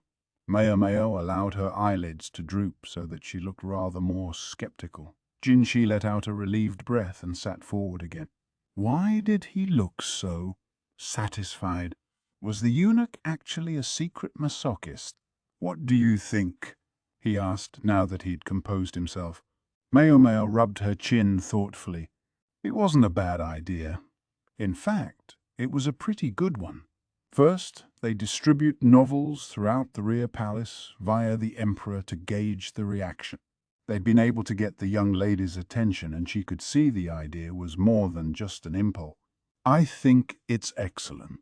There are some people here who genuinely want to learn, and even more importantly, it will do them some good after their term of service ends." "Yes, certainly," Jinshi said, starting to smile. The expression might have caused some swooning if he hadn't chased everyone out already. One thing bothered Maomao, though. She stared intently at the scroll. "What is it?" Jinshi asked anxiously. Maomao pointed to something on the plans. The current projected site for the institute was in the southern quarter of the rear palace, the plaza just near the main gate. It was more than large enough, and it would be easy to transport materials there, certainly an advantage. The Emperor would have to put up with it during construction, but since it was his idea, maybe that wasn't such an issue. Not everyone, though, was willing to accept new things. Maomao looked hard at Jinshi. He nodded, silently giving her permission to speak her mind. So she said, "The southern quarter is where one finds the upper and middle consorts. Many, even if perhaps not all, of them are ladies of great pride. With the building in its planned position, not only the Emperor but all the consorts would be constantly exposed to the sight of base illiterates gathering to receive their education. Surely not everyone would take kindly to that." Jinshi was quiet. As one of the eunuchs of the rear palace, he knew the place well. He would understand what Maomao was driving at. The consorts would all put on brave faces, but some might secretly begin campaigns of harassment. The consorts themselves might not deign to get their hands dirty, but they could employ their ladies in waiting or the maids to do things. They wouldn't target the building itself either, but the other palace women who started going there. "I think the northern quarter might be preferable," Jinshi declared. The north was the most isolated part of the rear palace. Very few consorts went there on purpose. "Yes, sir. And I dare say there's no need to build an entirely new facility there. You could simply renovate one of the many abandoned structures already available." Frankly, Maomao thought, it would be a waste of resources to build something new. No matter how much pull Jinshi might have, he could be expected to smash the lovely nose off his face if it would save money. Maomao wasn't done offering ideas, though. "One other thing, sir," she said. "I might suggest that, rather than openly building the place as a school, it be presented as professional training for those who aspire to better position. A school is seen as all about studying. You have to lure them in by making it clear that going there will help them eat." "Is that so?" "Yes, farmers' children are constantly aware of the dangers of hunger. And speaking of eating, Perhaps you could offer a snack during the breaks sometimes. Daily snacks. Excellent idea, Jinshi said, nodding. No, sir, only sometimes. You mustn't feed them every day. Why not? If snacks were offered on a daily basis, some people would come only when they wanted to eat. Make the snacks unpredictable. Take away the guarantee that one would be able to eat at these classes, and people would come every day to make sure they didn't miss a meal. You really think so? What gambler was ever hooked on a game where they won every time? Jinshi didn't respond. His overall idea was a good one, but she could see touches of naivete that came from his fine upbringing. He seemed to recognize the same thing. That was why he was here asking for her opinion. These are only my subjective observations. You might want to ask others for their thoughts as well, she said. She wasn't out of observations, but she decided she'd said enough. She couldn't have them simply going along with whatever she said and thought. She wasn't sure it had been necessary to leave the Jade Pavilion to have this conversation. She glanced at Jinshi, wondering if she was free to leave yet, but then Gaoshun produced more papers still. There's something else, Jinshi said. Are you knowledgeable about mushrooms? Maomao frowned, wondering what this was about. I've always gone into the mountains to find them a few times each year, as they're important for both cooking and making medicines. There were plenty of poisonous mushrooms out there, but there were also no small number that could be turned into valuable remedies. Are they of interest to you? Maomao forced herself to hold back the grin that threatened to spread across her face. A few palace women get food poisoning every year around this time. We warn them, but there's always somebody who ignores us. Some appetites are simply bigger than others, Maomao said. No one was going to starve in the rear palace, but there were some who found the meals provided to be insufficient. The only ones who could expect a snack during the day were the attendants of the consorts, or else those with whom someone deigned to share a treat. Why, last year someone even supposedly had some mushrooms in the medical office with the doctor himself. Maomao didn't say anything to that. And fruit seems to go missing from the orchards on a startlingly regular basis. Oh, that. Privately, she wanted to object that those mushrooms hadn't been poisonous, but in fact quite delicious. As for the fruit, she just helped to make space so the remaining fruit could ripen better. At least that was her excuse. Thus, what I want is to preempt any wayward palace women. I want to get rid of the mushrooms before anyone can accidentally eat them. As we do so, I want you to tell me exactly what kind of poison each one contains. You'll be exempt from your duties at the Jade Pavilion, except for food tasting. Maomao nodded, but she was thinking this was all a little strange. So far, they hadn't said anything that couldn't have been discussed in front of Consort Gyokyu. If anything, it would have been convenient for her to get the full story about the mushroom inspection. There's still something he's not telling me, Maomao thought, but she wasn't so oblivious as to say it out loud. In fact, she was perfectly happy with Jinshi's request. The job would be nothing if not interesting, she said only. Very well, sir, the smallest of smiles on her lips. There were plenty of places mushrooms might grow in the rear palace. It was often called a garden of women, but plenty of actual plants grew there too, including plots of carefully tended flowers and trees, fruit orchards and pine groves. The humidity of the warm season would soon mean mushrooms everywhere. One of the trickiest things about mushrooms was that edible and poisonous ones often looked much alike. Oyster mushrooms and moonlight mushrooms, for example, were easily confused, and there had been cases of food poisoning in the pleasure district when customers had unintentionally given the wrong one as a gift. Some places were more congenial to mushrooms than others. Oyster mushrooms would grow virtually anywhere, but moonlight mushrooms were more common in the mountains. Maomao doubted they would find any of those in the rear palace. If they were going to conduct a mushroom hunt, Maomao figured they could ignore places frequented by the gardeners. That included anywhere the emperor was apt to come for flower viewing. Most such places were in the southern quarter, which was where the upper and middle consorts had their residences, and was thus packed with proud ladies. Those areas would be kept free of mushrooms. So, where should we start?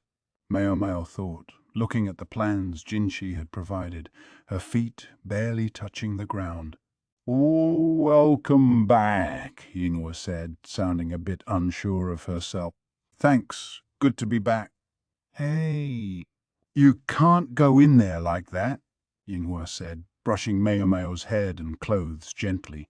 She had leaves in her hair and twigs stuck in her robes.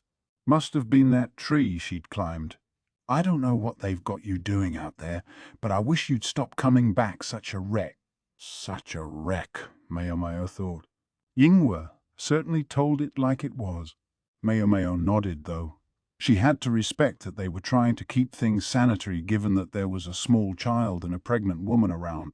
She went for a quick change of clothes and dusted herself off. It had been a very fulfilling day for Maomao. She'd gathered an entire basket full of mushrooms, including quite a few medicinal ones. She'd told the quack they were poisonous. She figured that would keep even him from eating them. Granted, he'd hardly looked able to restrain himself even so. But she would just have to trust him.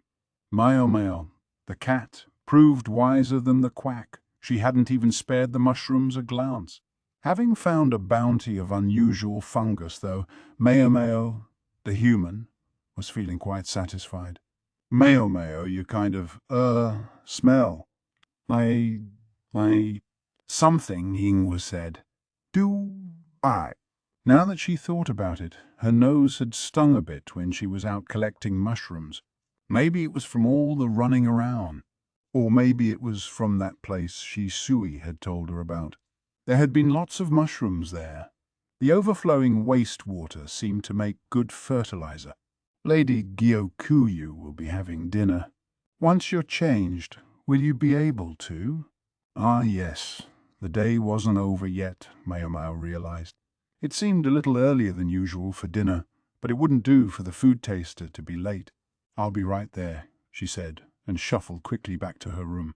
When she arrived at Consort Jokyu's quarters, the woman was tying a black string around her wrist. That was typical practice in the rear palace when someone of noble status had passed on, but this string was less elaborate than the ones that had been used when the crown prince had died. Gyokyu was dressed as she always was. Instead, it was Hongyang who wore plainer clothes than usual. "I'm sorry. I guess I'm a little early," Consort Gyokyu said. "It's quite all right, m'lady." Hongyang must have seen the implicit question on Maomao's face, because she said, "I have to go out after dinner today. I'm sorry, but I'll need you to come with me." "Yes, ma'am." She understood perfectly well why Hongyang was dressed so somberly. Hongyang gave Maomao a black band as well. They were on their way to a funeral, she surmised. Such things were ordinarily considered unfit for the rear palace in which the Son of Heaven might be born, but they simply called it something else and did it anyway. From the fact that Hongyang was attending in Jokyu's place, Maomao suspected it was one of the middle or lower ranked consorts who had died. "You can wear the clothes you have on, but take off that hair tie," Hongyang instructed. Maomao nodded and took the first dish to taste it for poison. Hongyang brought Maomao to a ritual site in the northern quarter. In a country that loved ceremonies and observances as much as this one, even the rear palace had a small place to host them. This one normally went unadorned, but the eunuchs had clearly exerted themselves to get it ready for this funeral in short order. About once a year, Gyokuyu was expected to serve as the officiant at a ritual, but so far the role hadn't come to her during Maomao's time in her service. Such offices were usually the province of men, but in the special circumstances of the rear palace, women could take the job. The duty passed from one upper consort to the next in sequence. The funeral attendees formed two lines in front of the altar, where they were offering flowers passed out by women who appeared to be ladies in waiting to the late consort. Maomao stood behind Hongyang and accepted a flower from one of the ladies. It didn't smell the way such blossoms normally did, though. Perhaps another unique facet of the rear palace. Maomao noticed that the hand of the woman who had given her the flower was red. "Is that a rash?" The hand was noticeably swollen. Maomao glanced at her own left arm. One of the scars there resembled the woman's swelling. These thoughts were still running through Maomao's head as she approached the altar to offer her flower. There was a large coffin draped in a white cloth. Maybe she would be moved later. Through the cloth, Maomao could just make out a human silhouette inside. According to Hongyang, the deceased consort was the daughter of a high official, a woman of notable status among the middle consorts. But Maomao guessed from Hongyang's tone that the woman hadn't been very likable. About a year before, her health had started to fail. She'd shut herself up in her room, but hadn't gone back to her family home. The emperor never visited her. She could certainly have gone home if she'd wanted to, Hongyang had remarked with an acerbic touch in her voice. Then, just when the consort was weakest, the weather had turned warm and she'd gotten a bout of food poisoning. It was unusual for the normally disciplined Hongyang to tear into a dead person like that. When the two of them had gotten out of the flower line, Maomao said quietly, "Did she do something?" It was an offhanded question. She didn't necessarily expect Hongyang to tell her. It was more than a lady-in-waiting needed to know. To her surprise, though, Hongyang whispered back, "You remember someone once attempted to poison Lady Gyokyu." They never found the culprit, but Hongyang glanced toward the coffin. Now it made sense. Hongyang was intensely loyal. Of course she would resent anyone she suspected of trying to harm her mistress. She might even be secretly relieved the woman was dead. Wait! An idea formed in Maomao's mind. This middle consort, dead of food poisoning, had made an attempt on Gyokyu's life. The very Gyokyu who was presently pregnant and thus more cautious than usual around the other consorts and palace women. Then there was Jinshi's request the day before that Maomao find all the poisonous mushrooms. He'd taken such care that Gyokyu and the others not know what he'd asked.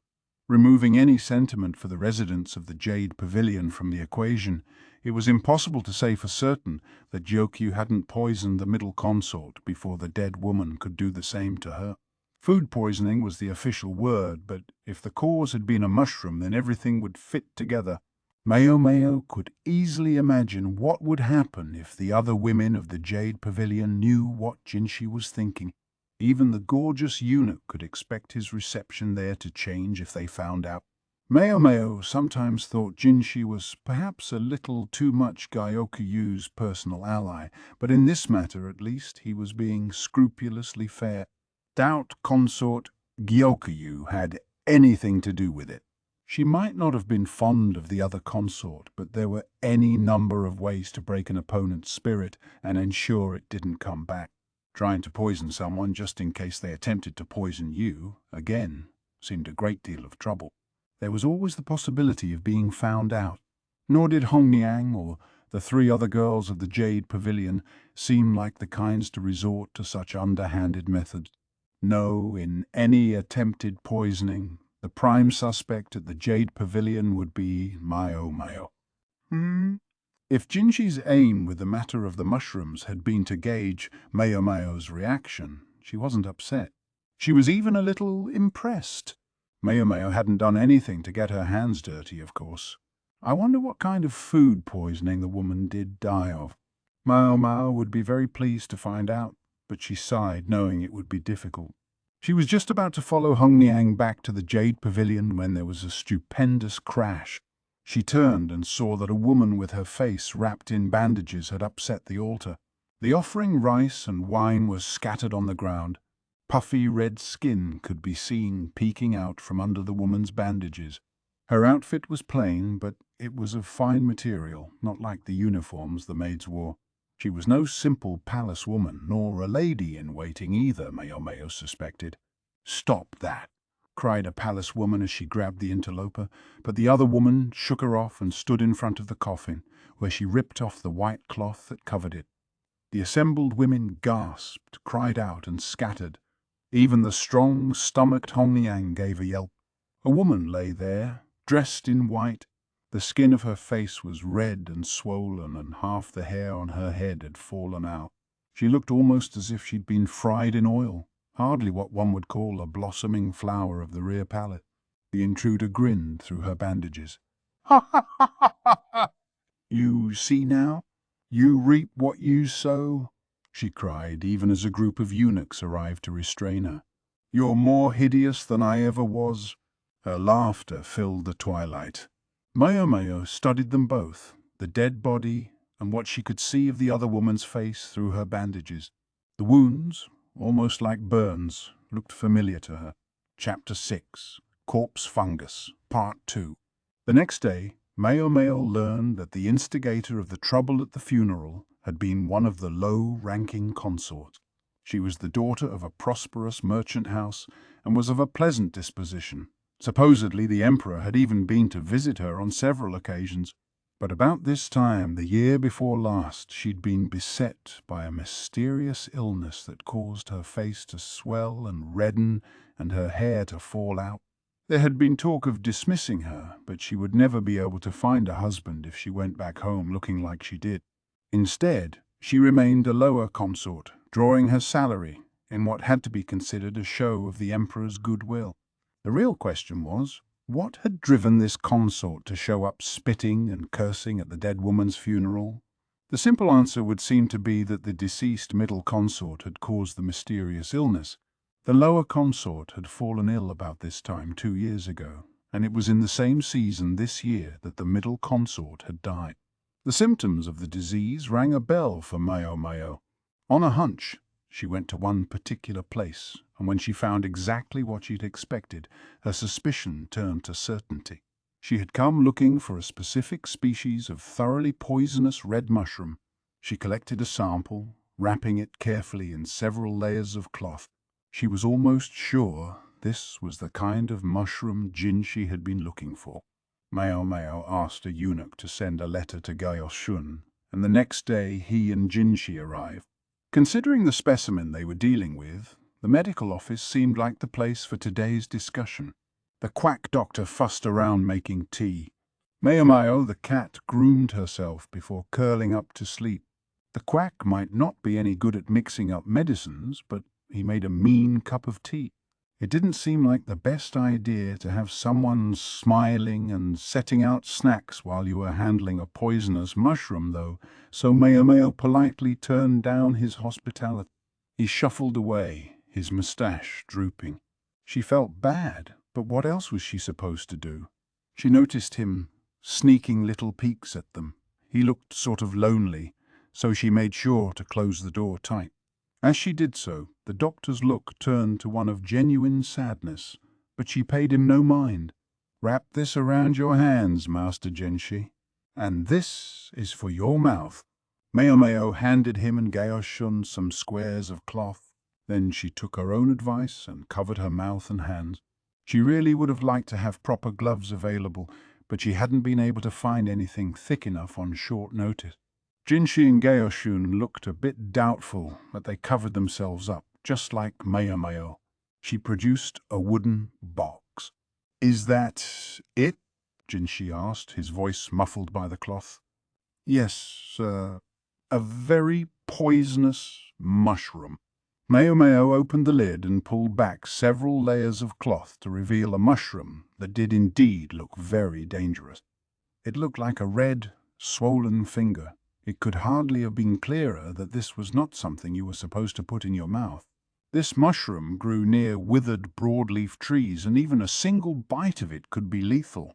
In fact, to make it even more dangerous, simply touching it could be enough to poison a person. "I found it in a grove in the northern quarter. Unlike the southern part of the rear palace, the emperor rarely visited the northern area. As such, evocative and beautiful vistas were less important, and parts of the land were allowed to go to waste while buildings stood empty. Even this grove, which had once been a distinguished piece of landscaping, had been neglected until now it was in a terrible state. Apparently, though, it was a state these mushrooms preferred, for they had begun to appear there. It could only be called bad luck. Maomao had searched over much of the rear palace, but she was only one woman and could hardly canvass the entire place. If she'd noticed these mushrooms, she certainly would have at least alerted Jinshi. They were just that dangerous. They were also relatively rare, which was why it hadn't occurred to her that they might be growing here until the recent incident. If missing them had been bad luck, the fact that she had found them now was good luck. "These mushrooms can cause your hand to swell just by touching them," she said. "And don't get them anywhere near your face. Otherwise you'll end up like this," she added, rolling her sleeve back from her left arm. She undid the wrapping slightly, revealing her wrist. It was swollen and angry red and bore a welt that would probably never disappear. Indeed, it looked very much like the lower consort's face, and like the scar on the arm of the lady-in-waiting who had given Maomao her flower. "I only brushed against one gently out of personal interest, and this is what happened," Maomao said. She'd simply been testing it, as she did so many poisons she encountered. Several times each year, she and her old man would go into the mountains to collect medicinal herbs, and it was on one such occasion that she had found one of these mushrooms. Touching it had turned out to be a poor choice. Even her slight brush had caused her skin to swell up and turn an angry red color. When her old man had seen it, he'd immediately doused her wrist under running water, but the swelling wouldn't go away. "I noticed you always kept that arm bandaged. It was because there are scars under there." Jinshi was looking at Maomao closely, his face somewhat stiff. Come to think of it, she'd never shown the eunuch her scars before. "Not to worry, sir. I give myself these scars in the ordinary course of my experiments." She rewrapped the bandage and tucked the coxcomb-like mushroom back in its box. She would have to dispose of it properly later. What experiment? Just things of personal interest. Interest? What interest? The blood had drained from Jinshi's face, but as for Maomao, she wanted to hurry up and finish this conversation. Pretending she hadn't heard him, she said, "The body in the coffin had a swollen face and her hair had fallen out. I suspect she was suffering from the effects of this mushroom." "Wasn't that what you wanted to know about, Master Jinshi?" Perceptive as ever. It was not Jinshi, but Geoshun who spoke, a strange smile on his face. Maybe they hadn't wanted anyone else to know that the middle consort's cause of death had been a poisonous mushroom. That, however, struck Maomao as most unnatural. "Could you explain the situation to me in more detail?" she asked. Maybe it would be better for her not to know, but not knowing would be even worse. Jinshi's shapely eyebrows creased and he stole a glance at Geoshun. Geoshun's face, though, remained impassive, and finally Jinshi sighed deeply. Consort Jin had been ill for nearly a year before her death. Her face and head were so badly swollen she could barely talk. Jinshi visited the middle consorts about once a month, including the sick woman, Jin. Whenever he went to see her, he said he'd found her lying in her sleeping chamber, looking agonized. There was a lower consort with similar symptoms, and, just like her, by His Majesty's good offices, Jin was to be allowed to remain in the rear palace. A variety of rumours circulated about Jin, but she was the daughter of a high official, and there was no telling what might happen if she came back to him looking like she did. Consort Jin had previously been known for her haughty personality, more than ready to flaunt her father's authority any time it suited her, but her illness seemed to subdue her, and she had become very withdrawn. Maomao thought. Jinshi, she realized, must be a very diligent person. From Consort Gyokyu to the lower consort at the funeral, he had to pay the utmost attention to these women. Consort Jin, it seemed, had used the poisonous mushroom against the lower consort, and had then attempted to use it on someone else, but had mistakenly touched it herself, ultimately leaving her disfigured and with no hope of attention from the Emperor. She was handled in the simplest feasible way. She would be allowed to stay in the rear palace so long as she caused no further trouble. It sounded cruel, but sometimes that was the sort of solution one had to adopt in politics. However, Jin had been a proud woman. Unable to bear the state she was in, She finally poisoned herself and committed suicide, Jinshi said. At least that was the testimony of her ladies-in-waiting. Jin had had 5 ladies, and all of them had given the same story. Everything appeared to match up. It was Jinshi's responsibility, though, to think of things from a variety of angles. That was part of the reason he hadn't spoken to Consort Gyokyu about this. "So you wanted to know where she got the poison?" Maomao said, and Jinshi nodded. There was no telling how Jin's father would react to the news of his daughter's death, but if there had been underhanded dealings involved, then he would hardly have any choice but to make minimal fuss. Maomao hummed again and, taking the handkerchief away from her mouth, stroked her chin. Question, sir. That would imply that she ate the poisonous mushroom in order to kill herself, wouldn't it? That's right, but that only made things stranger. Jin's face had been red and swollen. It would have made sense had it been that way for some time, but some of the swelling was clearly fresh. It's true that this mushroom causes swelling upon physical contact, Maomao said, but I would expect eating it to produce swelling of the tongue and inside of the mouth. I didn't know it could cause inflammation of the face as well. Really? Yes, sir. This mushroom causes stomach pain and vomiting and can even induce paralysis. However, considering the extent of the deceased woman's swelling, the only conclusion I can reach is that the mushroom was rubbed directly on her face. That was when something else occurred to Maomao. The hand of the dead woman as she lay there in the coffin wasn't swollen at all. If she'd been so desperate to die that she had rubbed the mushroom all over her own face, she surely wouldn't have taken the trouble, as Maomao had done here, to protect her hand. Maomao stroked her chin again, grunting to herself. The answer was starting to seem clear, but she had no real proof, and without that, she was unwilling to say much more to Jinshi. "You sound like you're beating around the bush," Jinshi said. He was staring at her as she thought. His face was very close to hers. There was hardly an inch between their foreheads. "If you have something in mind, then just say it." Maomao didn't find it that easy to simply spit out what she was thinking, though. Instead, she looked at the ground and said, "Do you have time a few days from now? Also, if possible, I'd like to borrow a few strong eunuchs, men with sturdy stomachs and tight lips." Jinshi looked perplexed by this request, but nonetheless said, "Very well. If that's what it takes to get to the bottom of this, they're yours. I can't make any promises." "It doesn't matter. Do it!" The command in his voice was unmistakable. "Good. It's better that way." Maomao was just a minor palace woman. Things were so much easier when he treated her as such. "Understood, sir," she said with a bow of her head. Maomao spent the next 3 days searching, based on her study of the plan of the rear palace. Starting from the area around Consort Jin's residence, she searched high and low for one particular thing. The quest left her muddy and gross, so that she provoked a chorus of screams from the other ladies in waiting each time she came back to the Jade Pavilion.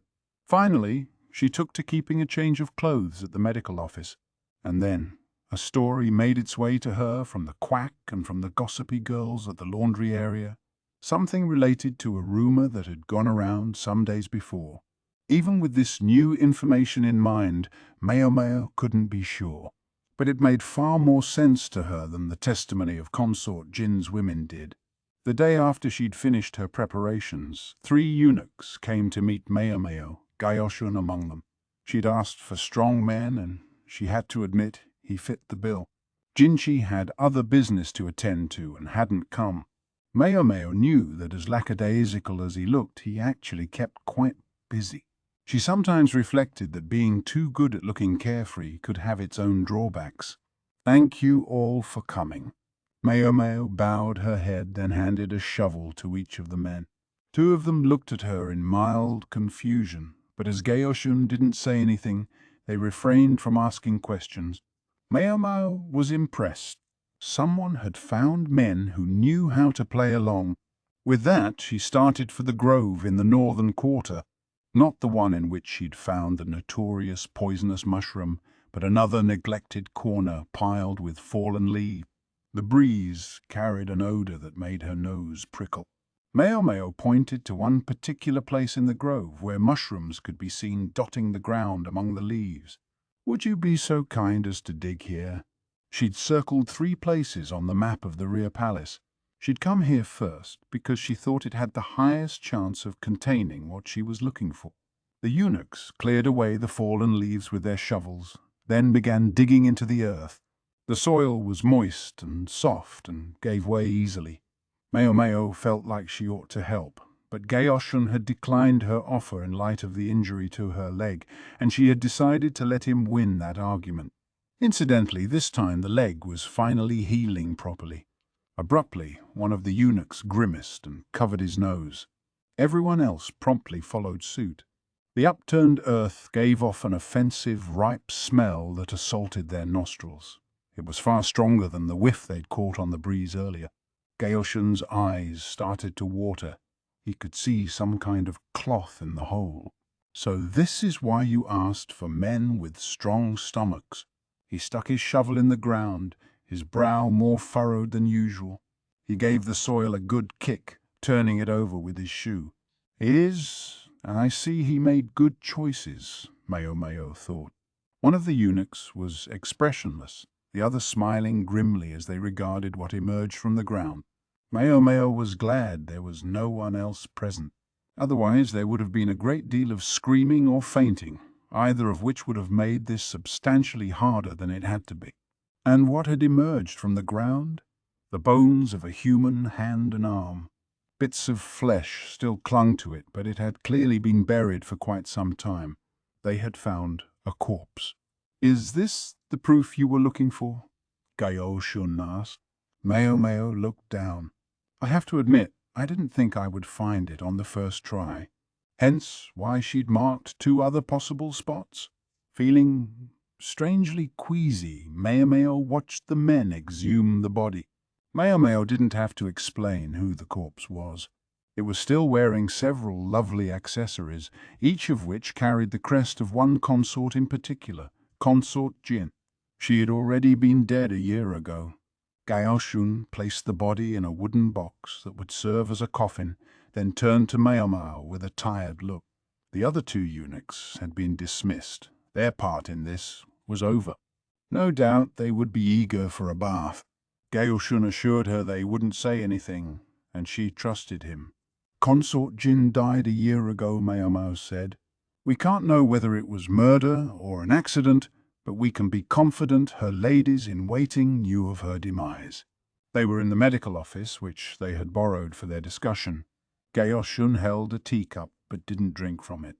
Instead, he looked Maomao in the eye and said, "Then who did we hold that funeral for?"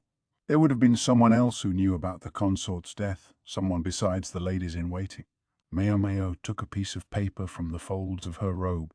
It was a drawing of a young woman, a sketch Maomao had produced after picking the brains of the women at the laundry area about the palace woman who had mysteriously vanished. Gaoshun studied it for a moment, then shook his head. "You've heard there was a palace woman who went missing?" Maomao said. "Yeah. Such vanished women frequently turned up dead by their own hands within a few days. It was impossible to escape this flower garden with its deep moat and high walls, and trying to do so meant death anyway. Say a consort's face were to be disfigured so badly that only her ladies-in-waiting would be likely to know who she was. And suppose her head was then wrapped in bandages and she could hardly talk. It would be easy enough for her to deceive someone who only saw her once a month. Even better for her if that person was neither able nor expected to stay in a consort's chambers very long." "You're suggesting the missing woman was actually a co-conspirator?" "I couldn't offer any specifics. It simply seems like a reasonable deduction." Maomao could think of a few reasons why the women might do such a thing, but these deductions were just slightly less reasonable, and she decided to keep them to herself. Suppose the jealous consort Jin had despised the fact that a woman who looked so much like her had earned the affections of an official, while she herself languished without so much as a single visit from the emperor. She found every opportunity to needle the woman, Provocation finally turned to quarrel, and by design or by accident, Jin died. The ladies in waiting, never too enamored of their mistress, decided to lie and say that the consort had fallen ill, both out of self-preservation and sympathy for the other lady. The culprit's sense of guilt left her with no choice but to join them in their story. The woman's impending marriage, though, threatened to unravel the deception. When her term of service ended, there would be no one for Jinshi to see when he arrived the next month. Panicked, the ladies in waiting had better stop there, Maomao thought. Let the bigwigs pick whatever motive they thought was fitting. Maomao took a sip of tea as the thoughts flitted through her head. Geoshun seemed to understand that she didn't want to speculate aloud because he didn't press her further. He did, however, ask one question. How did you know she was buried there, of all places? There had been no traces of burial in the patch of earth Maomao had chosen. A suspicious soul might have wondered if Maomao herself were the culprit. Disturbed earth isn't the only kind of evidence. A profusion of mushrooms had popped up over the body, and different kinds of mushrooms grow in different places. My adoptive father taught me that particular kind of mushroom favors manure, or dead animals. Otherwise, you didn't see it much. That was why Maomao had been so excited when she spotted the mushrooms. She'd assumed they were growing in overflowing waste from the sewers.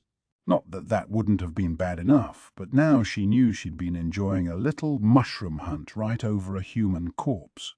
I figured that accounted for the smell. I apologize. I couldn't be sure, as I'm not supposed to touch dead bodies. The sewer hadn't been backed up after all. It had been the smell of rot seeping out of the earth as the weather got warmer. No wonder Yinghao had found the odor so unpleasant.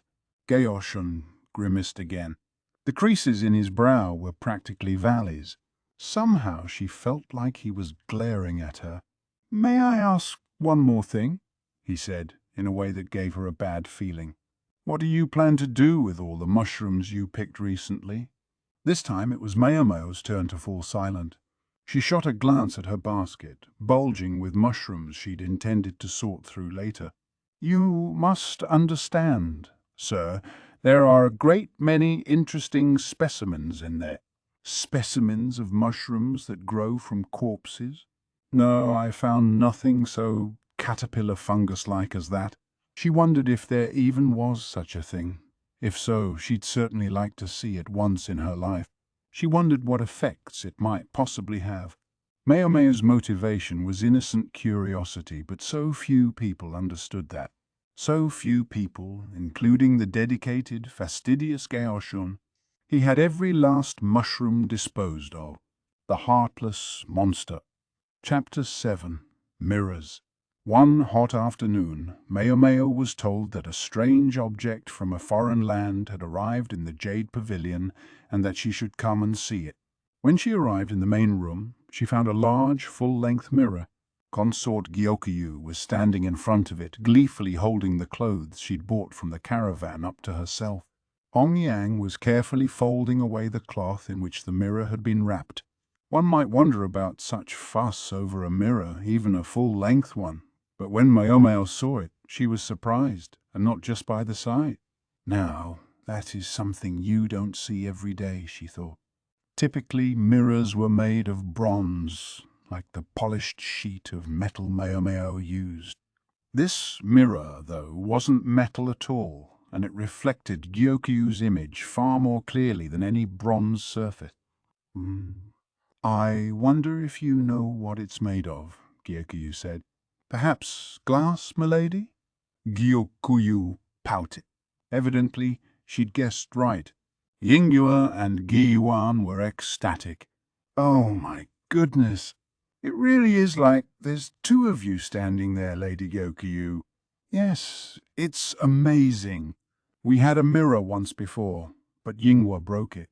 "Ah, don't bring that up." Glass mirrors were unusual but not unheard of. Making them was a difficult endeavor, though, and the only examples were those brought over from the West, so they were enormously expensive. A lady-in-waiting who broke one could well expect to lose her head. It was Ying. He was great good fortune that consort Gyokyu was as kind-hearted as she was. Looking at the new treasure, Maomao began to understand the excitement. A bronze mirror inevitably muddied colors, but this mirror was different. The glass had been stretched long and thin, yet there were no imperfections in the surface. The reflection was perfect.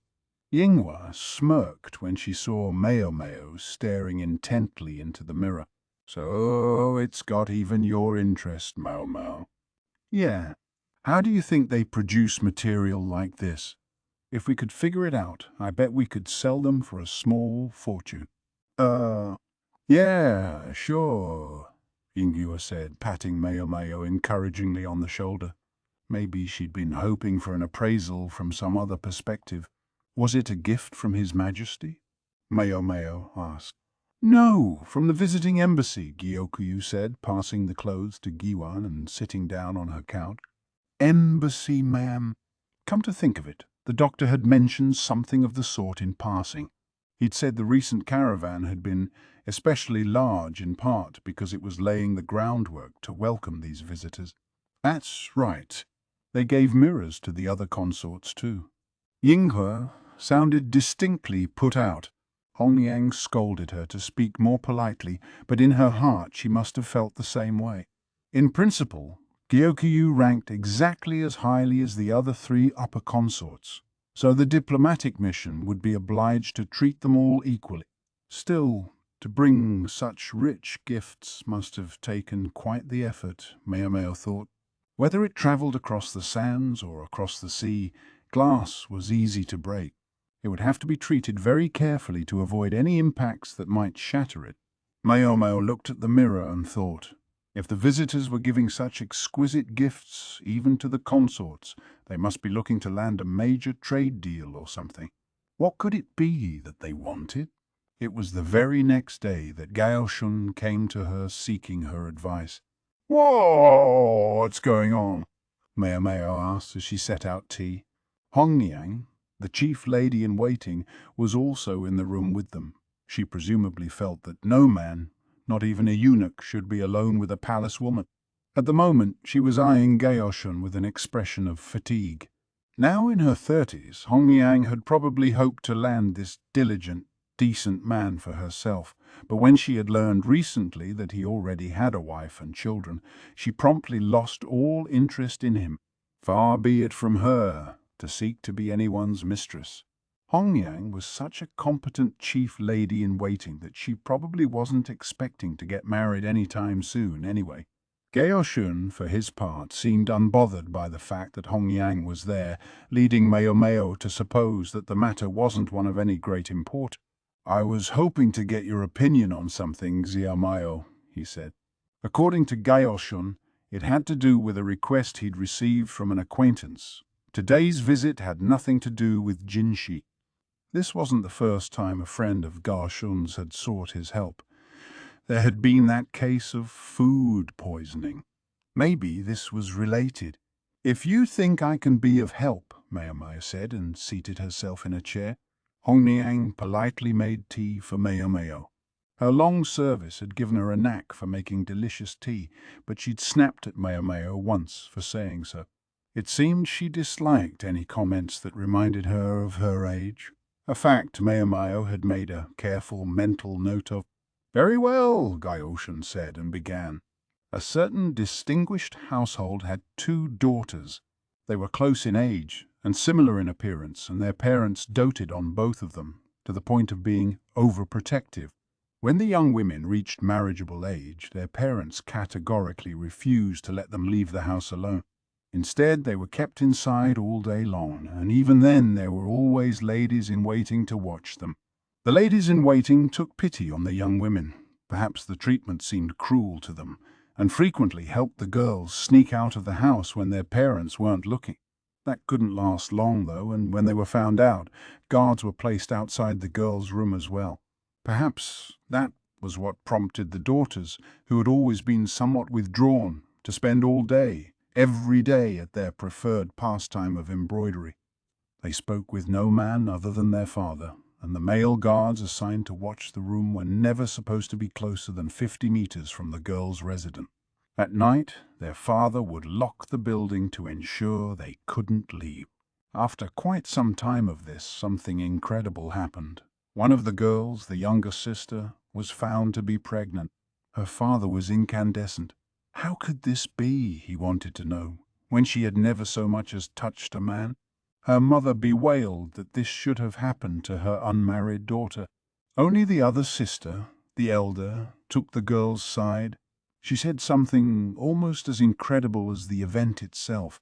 One of the hermit immortals impregnated her. Her parents were again incensed. Her story was patently absurd. Yet they couldn't deny that the guards had performed their job impeccably. Meanwhile, the mother and father had dismissed all the former ladies-in-waiting, who had helped the young women get out of the house and replaced them with new ones who were prevented from contact with the young ladies as much as possible so as not to develop sympathy for them. Her parents were at a loss, for it did indeed seem that only magic could have allowed anyone inside that building. "That is indeed a strange story," Maomao said, sipping her tea. At Gaoshun's invitation, Hongyang, too, had taken a seat and was dividing the snacks. She cut into a large mooncake that was filled with walnut paste. She was obviously invested in the story as well, for example, exclaiming how terrible when the girl was revealed to be pregnant. My acquaintance was at his wit's end and asked me what I thought he should do. I can see where it would be a troubling situation, but I can't help thinking that it's not exactly my field, Maomao said, and she meant it. Unless perhaps you're asking me whether there are any cases of a woman becoming pregnant without the intervention of a man. Are there any such cases? No, none in which the woman was actually with child. However, sometimes the body can behave as if it were pregnant even when it isn't. The human body is a mysterious thing, and a persistent belief can occasionally cause symptoms to appear in the absence of a physical cause. Suppose someone hates going to work and wishes they could stay home. As the hour to go to work approaches, they may find their stomach begins to hurt. Maomao knew of a young courtesan who said she was pregnant with the child of the man she loved and showed the signs of early pregnancy, but it was an illusion born of her own conviction. Maomao's old man told her that it wasn't just people. Sometimes it even happened to animals. Gaoshun's expression grew more and more ambivalent as Maomao explained all this. Finally Maomao asked, "Was the young woman in fact pregnant?" "Yeah, I suppose so," he replied. She wondered at his somewhat evasive tone, but decided to ignore it for the moment. In that case, in what way were the women watched? If it was remotely possible the young woman could have escaped the guard's notice, the discussion could end there. Gaoshun took a piece of paper from the folds of his robes. It was a simple plan of the house that looked like he'd had it prepared specifically to show Maomao. The girl's annex was represented by a basic square connected to the main house by a covered gallery on the west side. To the north and east a wall surrounded the mansion, while to the south there was a garden. What did they do when they had to use the bathroom? There were facilities in their building. Toilets were usually located well away from where anyone lived. Maomao could only smile bitterly to realize how desperate the parents must have been to prevent their daughters from leaving. If they were being guarded from outside, there must have been a window. Where was it?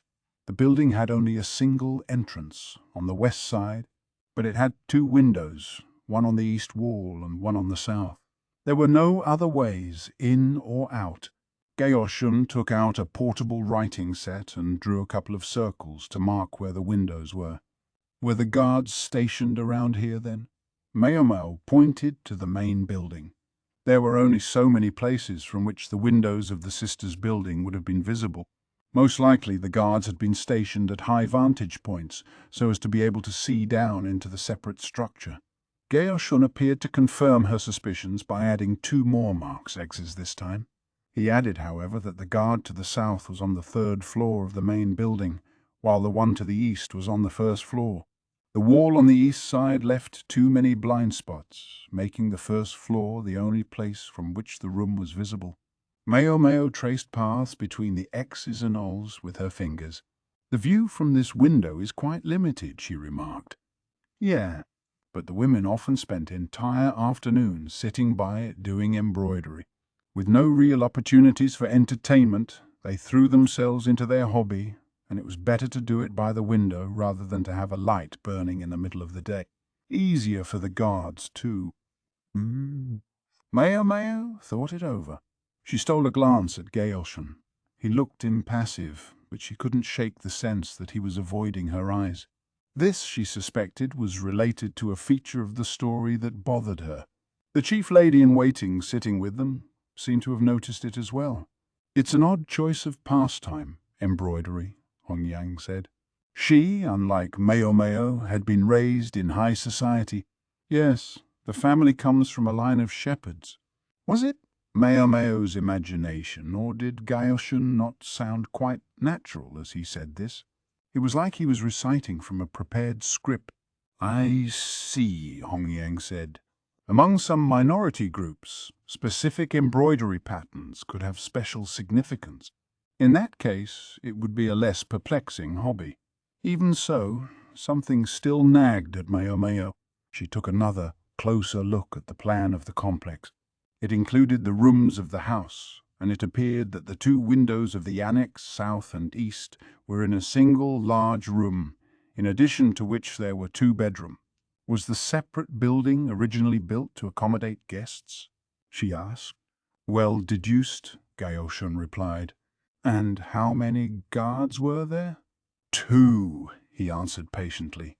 He seemed to know an awful lot about the situation, Maomao thought. He would have to prepare a plan like this. Yet she felt like he was leaving out a vital piece of the puzzle. Without it, Maomao could only offer the vaguest of answers. She scratched her chin, torn between pressing the point and not saying anything.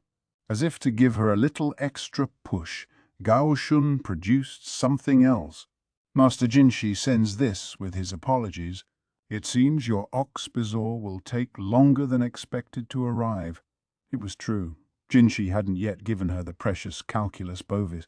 She'd refrained from asking about it, concerned it might earn her another headbutt, but it certainly was taking a while. "I must apologize," Gaoshan said. "It seems demand has risen sharply just recently." "Why in the world would that be?" Maomao said. Gaoshun refused to look at her. It was Hongyang who let it slip as she took a sip of tea. "I heard that a great many people have come to Master Jinshi with extraordinary and precious medicines of late. Somehow, a rumor got started that he's become a passionate collector of them." She could be just as firm-handed with a man, now that she knew he was married, as she was with any of the ladies-in-waiting. Or perhaps she was trying to send a message. Don't string along one of our ladies with rewards that never materialize. Whatever the case, Gaoshan looked pained. "Perhaps he should accept at least one of those invitations to dinner," Hongyang said. "He must get them, from men and women both, and they were unlikely to end at dinner." Being gorgeous had its own challenges. "All right, fine," Maomao said, taking the paper packet but distinctly annoyed. The packet contained something that looked like a dried persimmon. Hongyang's face twisted when she saw it, but as for Maomao, her all too rarely used tear ducts began to open. She blinked rapidly, then slowly looked at Gaoshan. "You seem pleased. That's what really matters," he said. "It's bare gall. Master Jinshi wished he could give it to you in person, but it wasn't possible. Jinshi, it seemed, was simply too busy." When it came to precious medical ingredients like this, though, Maomao didn't care who they came from. Bear gall was, as its name implied, the dried gallbladder of a bear. It had a bitter flavor but was highly valued for medication relating to the digestive tract. Seeing the way Maomao's face lit up, Gaoshun couldn't restrain a smile. The stiff, formal eunuch was starting to understand the way to Maomao's heart. "Did you notice anything unusual?" Gaoshun asked. When he asked her so directly, Maomao felt she had to say something. She tucked the paper packet carefully into the folds of her robe, then settled in her chair. "Please wait just a moment, sir," she said, then went to her room. When she came back, she placed a small brass plate on the table along with 2 nuts. 2 dolls would have been better, but Maomao had never been interested in girlish things like that. She placed the nuts in front of the window on the plan. "A question," she said. "Were the young women always watched by the same people?" "Basically, yes. And those people were always in the same places?" "That's right." "Then would you happen to remember exactly what kind of embroidery the young women were doing?" "I'm told both of them stitched animals. Lions and rabbits, mostly." Still a bit surprised by Gaoshun's detailed knowledge of the situation, Maomao placed the brass plate, which she usually used as a mirror, by the eastern window. She moved one of the nuts and crouched so she could look directly at the metal. When she had the mirror in the right spot, she said to Gaoshun, "Try looking into the mirror from right here." He did as she said, kneeling to see into the mirror. What he should be seeing was the other nut. "I suspect that from this position you couldn't see much more than the wall in a mirror. From up close it might be another matter, but from a distance you wouldn't know the difference." That, of course, assumes there was a large enough mirror in the annex, and that the window hid any frame around such a mirror. Such a large mirror would be extremely valuable, and in order for anyone to take the things reflected in it as real, simple brass wouldn't cut it. As luck would have it, Maomao had recently seen just the kind of exquisite mirror that would be necessary. "You're saying that there was only one young woman in the room, and what the guard was seeing was her reflection in the mirror?" Maomao nodded. If the 2 sisters looked enough alike, telling them apart from a distance would be difficult. Even if they'd been given differently colored accessories to help distinguish them, the remaining woman would simply tie one to each of her arms in different colors, and it would be hard to know who she was. Hongyang, however, was perplexed by this. She seemed uncommonly involved today. The tale apparently interested her. "What about the embroidery, then?" she asked. "They must have been working on different patterns, mustn't they?" "Suppose it was a pattern like this," Maomao said. She borrowed the brush from Gaoshun and sketched the face of a laughing person. Then she turned it upside down. It immediately transformed from a laughing person to an angry one, a picture that changed depending on the perspective from which it was viewed. A simple trick. Hongyang was obviously startled. Maomao said, "I suspect the pattern simply appeared reversed in the mirror." "I see," Gaoshun said.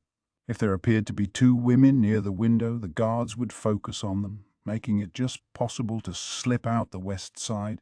Gaoshun and Hongyang seemed convinced, but Maomao was still thinking. It wasn't actually that unusual for high-born girls to pass the time with stitching. It wasn't the custom of this land, though. It was more common among women from the West.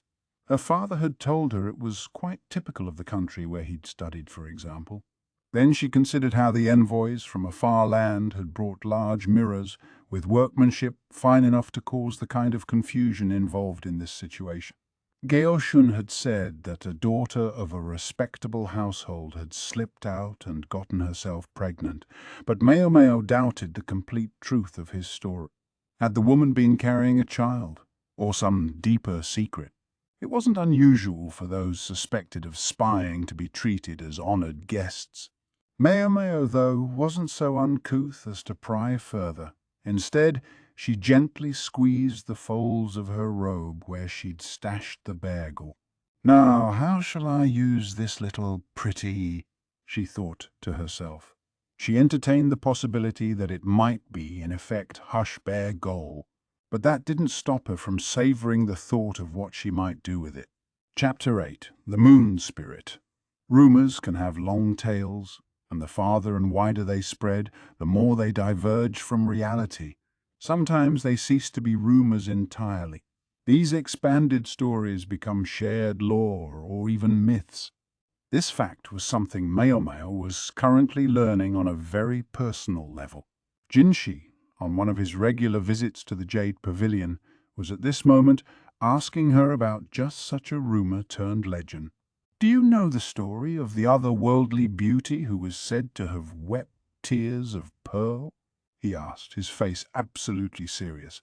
Consort Gyokuyu had to force back a laugh. You just never knew what he was going to say next. Maomao wanted to reply that she was looking at an otherworldly beauty right this moment, but she refrained. The story the gorgeous eunuch was alluding to was quite an old one. It was said that long ago there had been a woman in the pleasure district more beautiful than anyone, as lovely as a moon spirit. Did she know, he was asking, who it might have been? And why was he asking this? Well, it's a personal request from the visiting embassy. The envoy's great-grandfather, it seemed, had passed down stories of a radiant woman in a far land.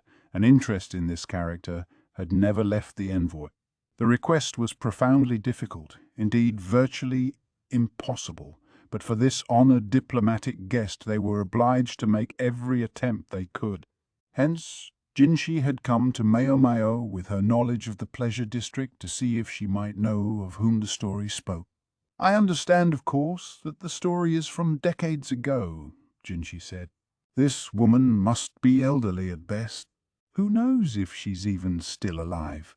"Oh, she's alive," Maomao said flatly. Jinshi looked at her, his mouth slightly agape. Gaoshun looked likewise, but Consort Gyokyu's eyes were sparkling. Hongyang, naturally, let out a sigh at her mistress's excessive interest. Yes, Maomao knew the story of an otherworldly beauty who had tears of pearl. She knew it very well. "So the story is true," Jinshi said. "True. Sir, you've met her yourself." Jinshi had been to the verdigris house, Maomao's home, as it were, and he would certainly have seen her, smoking her pipe, relentlessly sizing up everyone who came anywhere near the establishment. A cunning old lady. Jinshi and Gaoshun looked at each other, mildly aghast. They could think of only one person who fit that description. The old madam. Time is a cruel thing. Every woman's looks fade with it, no matter how beautiful she once was. Her heart grows desolate and she becomes obsessed with money. Gyokuyu's eyes were still gleaming, but maybe it would be better if she didn't hear this. "I'm sure she would come running if the price was high enough," Maomao said. "What do you think?" There was an awkward beat before Jinshi replied, "I'm not quite sure that would work." It was more than a problem of shattering someone's long-cherished dream. At this point, it could practically turn into a diplomatic crisis. If the request was for an ethereally beautiful woman, they couldn't produce a dried prune. Jinshi had to know perfectly well that the madam as she was now would not be satisfactory, but he must have thought Maomao would have some answer. "Surely they understand that time passes," Maomao said. "And surely they've been received in proper style already." About that, Jinshi told her that many beautiful women had already been summoned and a banquet held, but the other party had shown no sign of satisfaction.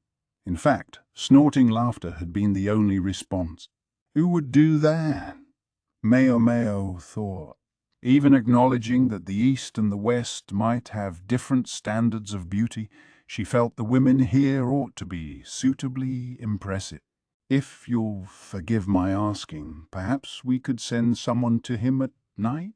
Hongyang scowled at her bluntness, but from a diplomatic perspective, that was one way to address the issue.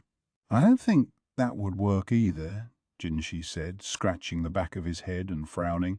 "The envoy in question is a woman, you see." Now she understood what he was struggling with. After that, the story really began to come out. The high official in charge of receiving the diplomatic mission had come to Jinshi practically in tears. It was hard enough trying to chase the ghost of a beautiful woman, but they were doing it for another woman, and a member of the same sex was always going to be the harshest possible judge. As far as it went, Jinshi had the looks to entrance anyone at all, though he was in fact a man. He had everything necessary to ensnare virtually anyone. One could practically think that Jinshi himself had been born for this very moment. But imagine all the trouble it could bring down on him. Suppose the other party fell in love with him and made him a condition of any diplomatic deals. With this eunuch, it wasn't beyond imagining. Or suppose they demanded a nocturnal visit from him. He didn't have the necessary equipment. Maybe a woman wouldn't be as given to such games, but regardless, an ounce of prevention. And this emissary, is she really important enough for all this? Perhaps you'd understand if I said she holds the trade junction between the West and the North. Maomao nodded. She did understand. It would also explain why the caravan had been of such a stupendous scale this time. Everyone involved was hoping to open new trade. They would also be trying to feel each other out. This nation's territory possessed a wide variety of resources, and one occasionally heard rumors to the effect that some of the raids conducted by the barbarian tribes were instigated by other countries. That might seem to leave the emissary's country perched precariously in the middle, yet it had gone centuries without being conquered by any other nation. There was a reason for that. This country, which as a trade hub saw a great deal of intermarriage, was supposed to be overflowing with handsome men and beautiful women. Traveling merchants claimed that even the mud-spattered farmers digging up potatoes in the dirt could have been all conquering beauties in another land. So what did the old lady do? Maomao wondered. If someone from a place like that had come away convinced that she was a spirit of the moon, then she must have been quite a sight indeed. Perhaps we could mix a hallucinogen in our perfume? Do you do that? Jinshi asked after a second. I don't, but it seems the quickest way, Maomao said calmly. Jinshi simply shook his head. Didn't think so. That would just be another diplomatic problem waiting to happen. I'm grasping at straws here, Jinshi said. Do you have any information about what might have happened during that long-ago visit? The touch of desperation in his manner was new to her. He really was at the end of his rope. Gyokyu covered her mouth with a folding fan and giggled. Did she know something? I'll try to find you something to grasp at then, Maomao said, and resolved to send a letter to the verdigris house. Several days later, the old madam arrived with one of Jinshi's subordinates. They were in the same building where Maomao met with Li Haku. No outsider, not even a woman, was allowed to simply walk into the rear palace. All right, what's this drivel about? The madam demanded, casting an appraising glance around the room. Her eyes said, this was the best you could do. Her movements as she entered were spry and sprightly, as if this woman, already over 70, could easily live to be 100. They tell me you once entertained a special envoy from another country. That's right. Must have been a good 50 years ago. That was 2 emperors back now. The old lady smirked and began to talk. It hadn't been that long after the then-emperor had moved the capital to its current location. This city had been built on the ruins of something older. It had the advantages of being close to the ocean and a great river. There was some resistance to suddenly turning the city, famous far and wide as a tourist destination, into the capital of the entire nation, but the change ultimately went ahead. Because it had always been a place people gathered, there was already a pleasure quarter there. The old lady, she hadn't been so old then, had been considered one of the most prestigious courtesans in the city. Imagine, now, she was less of a blossoming flower and more of a withered branch. There was no beautiful palace back then like there is now.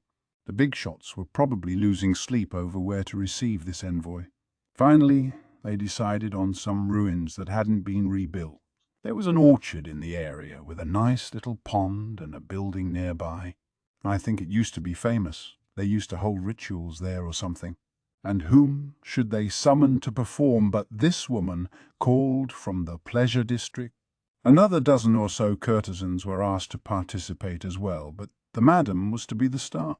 Her accomplishments as a courtesan were one consideration, but the chief reason was her body. The emissary came from a land where many bloodlines had intermingled, and people of superlative physical attractiveness were plentiful. If you weren't tall and well-proportioned, people from the emissary's country might regard you as a child, even if you were an adult. All the more so if you intended to get up on stage. All eyes were on me, and that meant I had a lot of preparing to do. The reception was to be held in the orchard at night, and a great deal of effort was expended getting rid of any insects. But they were eliminated down to the last worm on a leaf, the madam said, so that there would be no bugs flying around at all. Every possible impediment was removed so that the view from the banquet would be as majestic as possible. Even the phase of the moon was calculated. Every possible factor was accounted for. But no matter how hard the officials worked, there are always those who are bound to get in the way. So the day arrives, and some prankster has had a joke with my outfit. I couldn't believe it. Dead bugs, she said, had been rubbed into the clothes she was supposed to wear. Even at that young age, though, the madam was unfazed by the likes of this. She hid the stains with cleverly placed accessories and a gossamer outer cloak and got on with the job. The audience praised her to the skies, and whoever had wished her ill must have been gnashing their teeth and ruining the entire situation.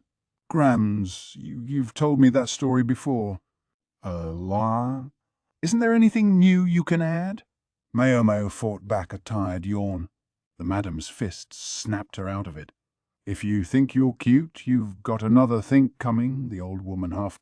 Then she picked up a cloth bundle by her feet and opened it on the table to reveal a drawing. It was on a piece of thick cloth stretched in a wooden frame, and it was done in rich colours rather than black ink. Moreover, it was in the Western style, the colours provided not by water, but by oil. The scenery was depicted in layers of light blue, a full moon, somehow at once obscure and clear, reflected in the surface of some water. In the center of the painting was a woman with a flowing scarf. She was surrounded by delicately painted motes of light, perhaps reflections from the moon. It was the first time Maomao had ever seen the painting. The old lady must have cherished it. Maomao looked at the face of the beauty in the painting, then stared at the withered old woman across from her. Then she sighed. She looked once more at the moon spirit in the picture, then again at the dried-out, money-grubbing miser. Got something to say, girl? Nothing at all. She didn't have to say it for both of them to understand. Time was cruel. Grams composed herself and went on. They say that the emissary commissioned this painting after he got back home, if you can believe it. He never set foot in this country again, but he sent it along with one of the caravan. So they painted her to be more beautiful than she was. Did you say something? Nothing at all. The old lady not only had devilishly sharp ears, but an intuition to match. You just did the same job you always did, right, Grams? Did he really like you that much? Can't say I understand it myself, but the interpreter said he called me a moon goddess or something. Maomao didn't say anything. Careful the way you look at people. The old lady was capable of being objective. She might have been sold into courtesan's work, but she doubted she really deserved that kind of adulation. Maomao ran a hand through her hair and pursed her lips. Even if they could produce a woman who looked exactly like the one in this painting, and then have that person meet the diplomatic mission, it was hard to imagine they would truly be satisfied. Something would always be missing. The fact that they were trying to impress a woman this time was going to make things harder than before. Grams, did the visitor compliment anything specific about you at the banquet? Not sure how to answer that. Something. Anything. Maomao received a smack for her trouble. She'd let her attitude get too casual. The old woman was telling her not to act too blas when there were men around, even if they were eunuchs. Well, it's not a very good memory for me, the old woman said. There was that awful prank, and then the place was full of bugs. It was the worst. Bugs. That's right. They said they'd gotten rid of them all, but when you set up torches outside, insects will flock to them. She looked downright despondent. They talked a little longer after that, but not much came of it. In the office of the matron of the serving women, Maomao showed the painting of the madam to Jinshi and Gaoshun. They could only groan. Shall I attempt to find someone who looks like this? Gaoshun asked Jinshi. Might as well try. They had no other ideas for the moment. Hoping to be helpful, Maomao said at the time, the madam was about 175 centimeters tall. Rather tall, Jinshi remarked. Yeah, long arms and legs look especially good when performing a dance. The madam was much smaller now than she used to be, although she was still taller than Maomao. To be quite honest, it was going to be difficult to find someone so large who also looked just like the woman in the picture. Might I suggest finding someone who's the right height, even if her face doesn't quite look like the picture? Maomao said. Are there really that many women like that around? Jinshi asked. Not only tall, but beautiful as well. It was a high bar. The envoys aren't going to be short themselves. If the woman is too small, it will never work, Gaoshan said. He evidently agreed with Maomao's stratagem. His remark confirmed that the women of this other land were large. They might take someone of Maomao's size to be no more than a child. Just now, though, Gaoshan had said envoys, plural. What was that about? But they'll be picky about her appearance too, Jinshi said somewhat hotly. That made it sound like the envoys themselves were good-looking. Foreign beauties. Maomao wondered if they might look anything like consort Gyokyu. The two eunuchs sat, trading grimaces. Maomao stared at them. Jinshi looked at her, puzzled. What is it? Oh, no. I was just thinking we have someone quite suited to the part. Who? Some courtesan from your brothel. No, sir, I'm afraid there's no one tall enough at the Verdigris house. A beauty almost 2 meters tall, though. Maomao could think of one. She stared hard at Jinshi. Gaoshun noticed and started doing the same. Oh, he said, as the pieces fell into place. There was a long beat. What exactly are you trying to say? Jinshi demanded, beginning to sound irritated. A beauty. A beautiful person of 175 centimeters or more? Yes, Maomao could think of one. Interestingly, the site of the previous banquet was on rear palace grounds. It had been all but abandoned at the time, but the rear palace had grown since then, and the area was now in use. Maomao was a little fuzzy on the history, but stories said that this land had once been inhabited by a different people group who are now gone, wiped out by infectious disease. The tribe had possessed an advanced architectural culture and had left behind the outer walls and the sewer system that now served the rear palace. One explanation held that when the area's current inhabitants had arrived from afar, they had brought with them the disease that had wiped out the previous population. Maomao had asked her old man about it, but he'd told her she mustn't repeat the story to outsiders. It was only a theory after all, and certain people might not like it. The location of the banquet, in any event, was a peach grove in the northern quarter.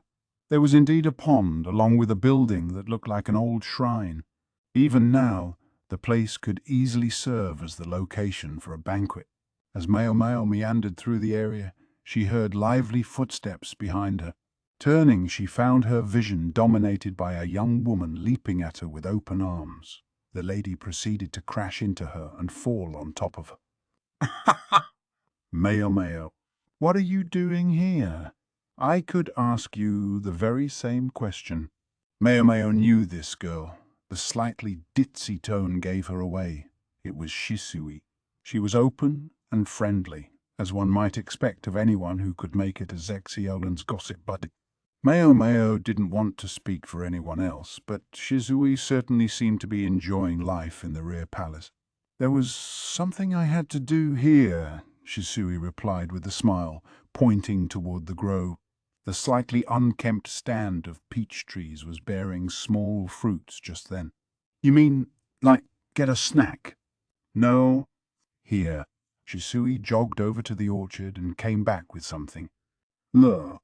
She dropped what appeared to be a withered leaf in Maomao's palm. It was oddly heavy, though, as if something were tucked inside it. Maomao unrolled it and took a long look. Sitting on the leaf was a pupa. It was a fat little bug and cute in its way, but an insect was an insect. Maomao looked at Shisui skeptically. Maybe you shouldn't. People usually only use these for pranks. Why? These cute little guys. Maomao gave Shisui back her bug. The other woman took it as tenderly as if it were a human child and put it in an insect cage. The cage was of fine make but heavily used. Maomao wondered where she'd gotten it. "This place is amazing," Shisui said. "So many bugs I've never seen before." "Oh, really?" Maomao replied flatly. She might have sounded more engaged if they had been talking about medicine. Frankly, she just didn't care about bugs as much as she did her. "And this bug here, I was really amazed to find one. I'd only seen it in books before. It comes from another country across the sea. That other country was a place that had once sent merchants here to trade.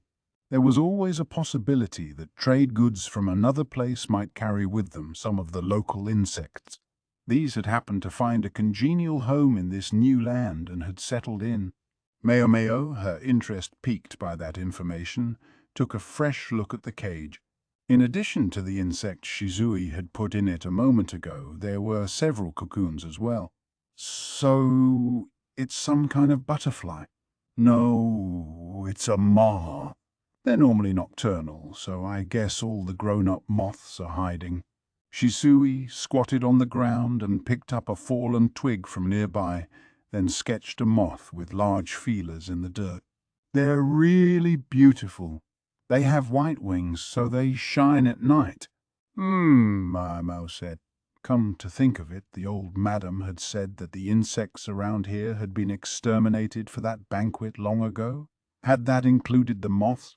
Pretty though they might be, bugs were bugs. "You should try coming here at night sometime, Maomao, with the moonlight drifting down over everything. It's just gorgeous. It's like you've gotten lost in a sacred peach grove." "Spare me the hyperbole." Maomao suddenly stopped, sprang to her feet, and inspected Shisui's insect cage again. "Tell me, these moths, do they reproduce as soon as they come out of their cocoons?" "Gosh, you don't mince words." "I guess they must. Apparently the adults can't eat, so they die pretty quickly." Maomao gulped heavily, then fixed Shisui with a look. "Can you tell the difference between the males and females of this species?" "Yeah, for the most part." "Could this be the key? She might just have figured it out. She might know what it was that had so enchanted the emissary during the madam's dance. Recreating it would require a good deal of legwork and one sacrificial victim." "Shisui." What's going on?" Maomao took Shisui by the shoulders and told her there was something she wanted her help with. Maomao thought to herself that her face must have been a terrible thing to behold. The banquet was to be in 5 days' time. It would have been ideal to hold it even sooner, but the sudden change in location to the rear palace's northern quarter necessitated time to prepare. The idea of holding the reception in the isolated northern area naturally elicited some resistance, but when the objectors were told that this was in the interest of granting a cherished wish for their visitors, they grudgingly accepted it. The ban on men in the rear palace was temporarily lifted in the northern quarter. Not many ladies lived there anyway, and some of the disused halls could be turned into temporary dormitories for the few days they would be there. Now it turned out to be an especially good thing that the recent discovery of a corpse in the northern quarter had been kept quiet. It would have served no one to have unsavory rumors circulating. What with such trouble being taken to put on this banquet, it was decided that the upper consorts might as well attend, but some measures were to be taken for the sake of modesty. They, and in fact all the attendees, would be seated not out in the open but in modified carriages so that they could enjoy the proceedings from behind screens that would preserve their privacy. The carriages themselves were to be arranged around the pond. Some officials even said this might be better than an ordinary banquet. It was easy to set up bug-repelling incense in a carriage, and within its confines one could, to a certain extent, relax. The curtains would be rolled up most of the time, but having walls on 3 sides meant considerably less concern about who might be watching. The consorts were inside the carriages, but their ladies in waiting were outside, and it was clear that everyone's attention was focused on the place of honor, where there stood two carriages, each occupied by a golden-haired beauty with eyes the color of the clear blue sky. It was only upon seeing them that the courtiers realized there were two envoys rather than one, as had been widely assumed.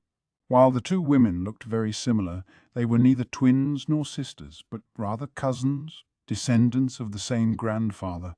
Not far away was His Majesty, flanked on either side by the upper consorts.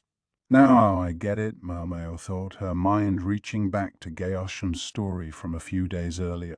Partly in deference to the occasion, the envoys were wearing Western dress. Maomao had thought for sure they would appear in traditional Western dress, but their clothes were from even farther west than that, billowing skirts cinched about the waist. The carriages were certainly looking like a good idea for the banquet seating. Even considering that standards of beauty differed across places and times, these women were otherworldly in their loveliness. Some of the officials all but fell over themselves when they saw the visitors, whose outfits emphasized their chests, but the envoys' bodyguards gave them sharp looks to prevent them from getting any idea. Guess you really can't rely on less competent officials, Maomao thought. In the matter of beauty, the upper consorts of the rear palace were certainly a match for the envoys, but the visiting ladies with their unusual hair and eyes had the advantage of provoking curiosity. True, there was consort Gyokuyu with her red hair and green eyes and the whiff of exoticism that came with being a foreign princess, but she was a known quantity. The envoys, who were completely new to everyone here, aroused much more excitement. What was more, Jinshi had no intention of making a spectacle of the consorts. He wasn't going to let them be used to make the envoys shine in comparison. That was one reason for the screens on the carriages, not simply to hide Gyokuyu's condition. It was possible to sense a political motivation for sending women as envoys. Being women didn't mean they were any less capable, but Maomao was exasperated at the air of superiority that one of the envoys exuded. It so happened that the Emperor's current favorite consort was also a woman with foreign blood. Maybe the mirrors they sent the consorts were partly intended as a provocation. And that wasn't the only challenge the envoys posed. They might have come on the pretense of diplomacy, but they were also, in effect, making sure His Majesty saw them. They must have great confidence indeed in their appearance. Why were there two of them? Some went so far as to suggest that they hoped to cast their spell not only over His Majesty, but also on the Emperor's younger brother. It was quite common for two brothers to marry two sisters. No wonder the officials were so worked up. Sadly, for any plan the envoys might have had, the Emperor's reclusive younger brother was not in attendance at tonight's banquet. As for Maomao, she wasn't with consort Gyokuyu, but was making preparations elsewhere. The food tasting was over. The guests had moved on to enjoying drinks and snacks while watching the performances. It was the night after the full moon. There were no clouds, so the moon was reflected on the pond as if there were one in the sky and one in the water. With the stage constructed with the pond behind it, the shimmering torches looked a bit over the top. The musical performances boasted quite an orchestra. The hukin, the erhu, the yankin, and the straight flute, along with an arrangement of gongs called a yunlu. There were other instruments too, ones Maomao didn't recognize. Most musical performances in this land featured relatively few instruments, but they seemed to have gone all out for the visitor. Sword dances, skits, and other entertainments were performed along with the music. Maomao stole a glance at the envoys. Both were laughing, but while their faces resembled each other, the one on the right appeared almost contemptuous in her amusement. Maybe she's saying this isn't exactly what she'd hoped for. Maomao didn't think that the envoy had come here expecting to see the lady who had so enchanted her great-grandfather. She probably didn't believe there was any woman in the world more beautiful than herself. In fact, she was overheard to say it was a shame that the upper consorts were to be seated in carriages and hidden by screens. Let's not mention exactly why she thought it was a shame. Maomao could see the other envoy's face darken at that. Both of the women spoke the language of Maomao's country, but the calmer and more composed envoy had less of an accent than her companion, who seemed to keep her speech to a minimum, as if afraid she might say something she shouldn't. A few moments earlier, the prideful-looking envoy had leaned out of her carriage. The servants nearby had scrambled to offer their hands, but she had refused and had exited the carriage herself. She was wearing high heels and a long skirt, which excited much murmuring among the onlookers, but she appeared supremely confident, not remotely perturbed by the chattering. She was used to this. The way she walked almost seemed meant for display. "Good evening, sire." The murmuring only intensified as the woman stopped, of all places directly in front of His Majesty's carriage, where she curtsied slowly, her sculpted features appearing to glow in the moonlight. Her skin seemed so pale it might be translucent, and the gold of her hair shone. "Here you are seated so far from us, though you have put out this lovely banquet. One could wish you were a little closer to us, that we might converse." Despite her slight accent, she spoke quite smoothly, a perfectly respectable command of the language for a diplomat. The Emperor's bodyguards seemed at a loss for what to do. When he saw the envoy take a polite step back, however, the Emperor appeared to decide she had no malicious intent and instructed his guards to stand down. "Yikes! Look at this," Maomao thought, glancing at the carriages of the 4 ladies that flanked that of the Emperor. She almost thought she could see the trouble brewing. Consort Lishu might not factor into this episode, but she could only imagine what Yokuyu and Lihua were thinking. She wasn't sure how Lulan might feel about this, but to approach His Majesty so boldly was nothing if not indecorous. "Geez, this is giving me the willies." Hongniang was standing outside Jokuyu's carriage, her face tight. Her pride as chief lady-in-waiting refused to let her appear anything but composed, but secretly she probably wanted to grind her teeth and clench her fists. The envoy slowly approached His Majesty's carriage, looking coquettish. She was stopped, not by the guards or the Emperor or any of the consorts, but by the other envoy. "I think it's time you came back and sat down," the other woman said gently. "They've gone to all this trouble to put on a lovely performance for us. The least you could do is enjoy it." Though they wore similar outfits, the calm envoy had a blue hair ornament, while the other woman wore a red one. The woman with the red accessory looked less than pleased, but the envoy with the blue accessory whispered something in her ear, and she was finally induced to go back to her carriage. "I wonder what she said," Maomao thought. She was feeling anxious. She thought she understood now why the other country had sent 2 envoys. To her, though, it didn't matter what gender the envoys were, or how many of them there might be, or why they were here. Her priority now was to do her job successfully. She entered the building and spoke to someone inside. "How's it going?" "We've done all that we could." The answer came not from the person Maomao had spoken to, but from Gaoshun. His eyes looked oddly vacant, and his face was pale, as if he'd seen something that ought not to exist in this world. Maomao looked inside. When she saw the figure within, she felt the blood drain from her own face. Yes, she knew quite well now why Gaoshun looked so disturbed.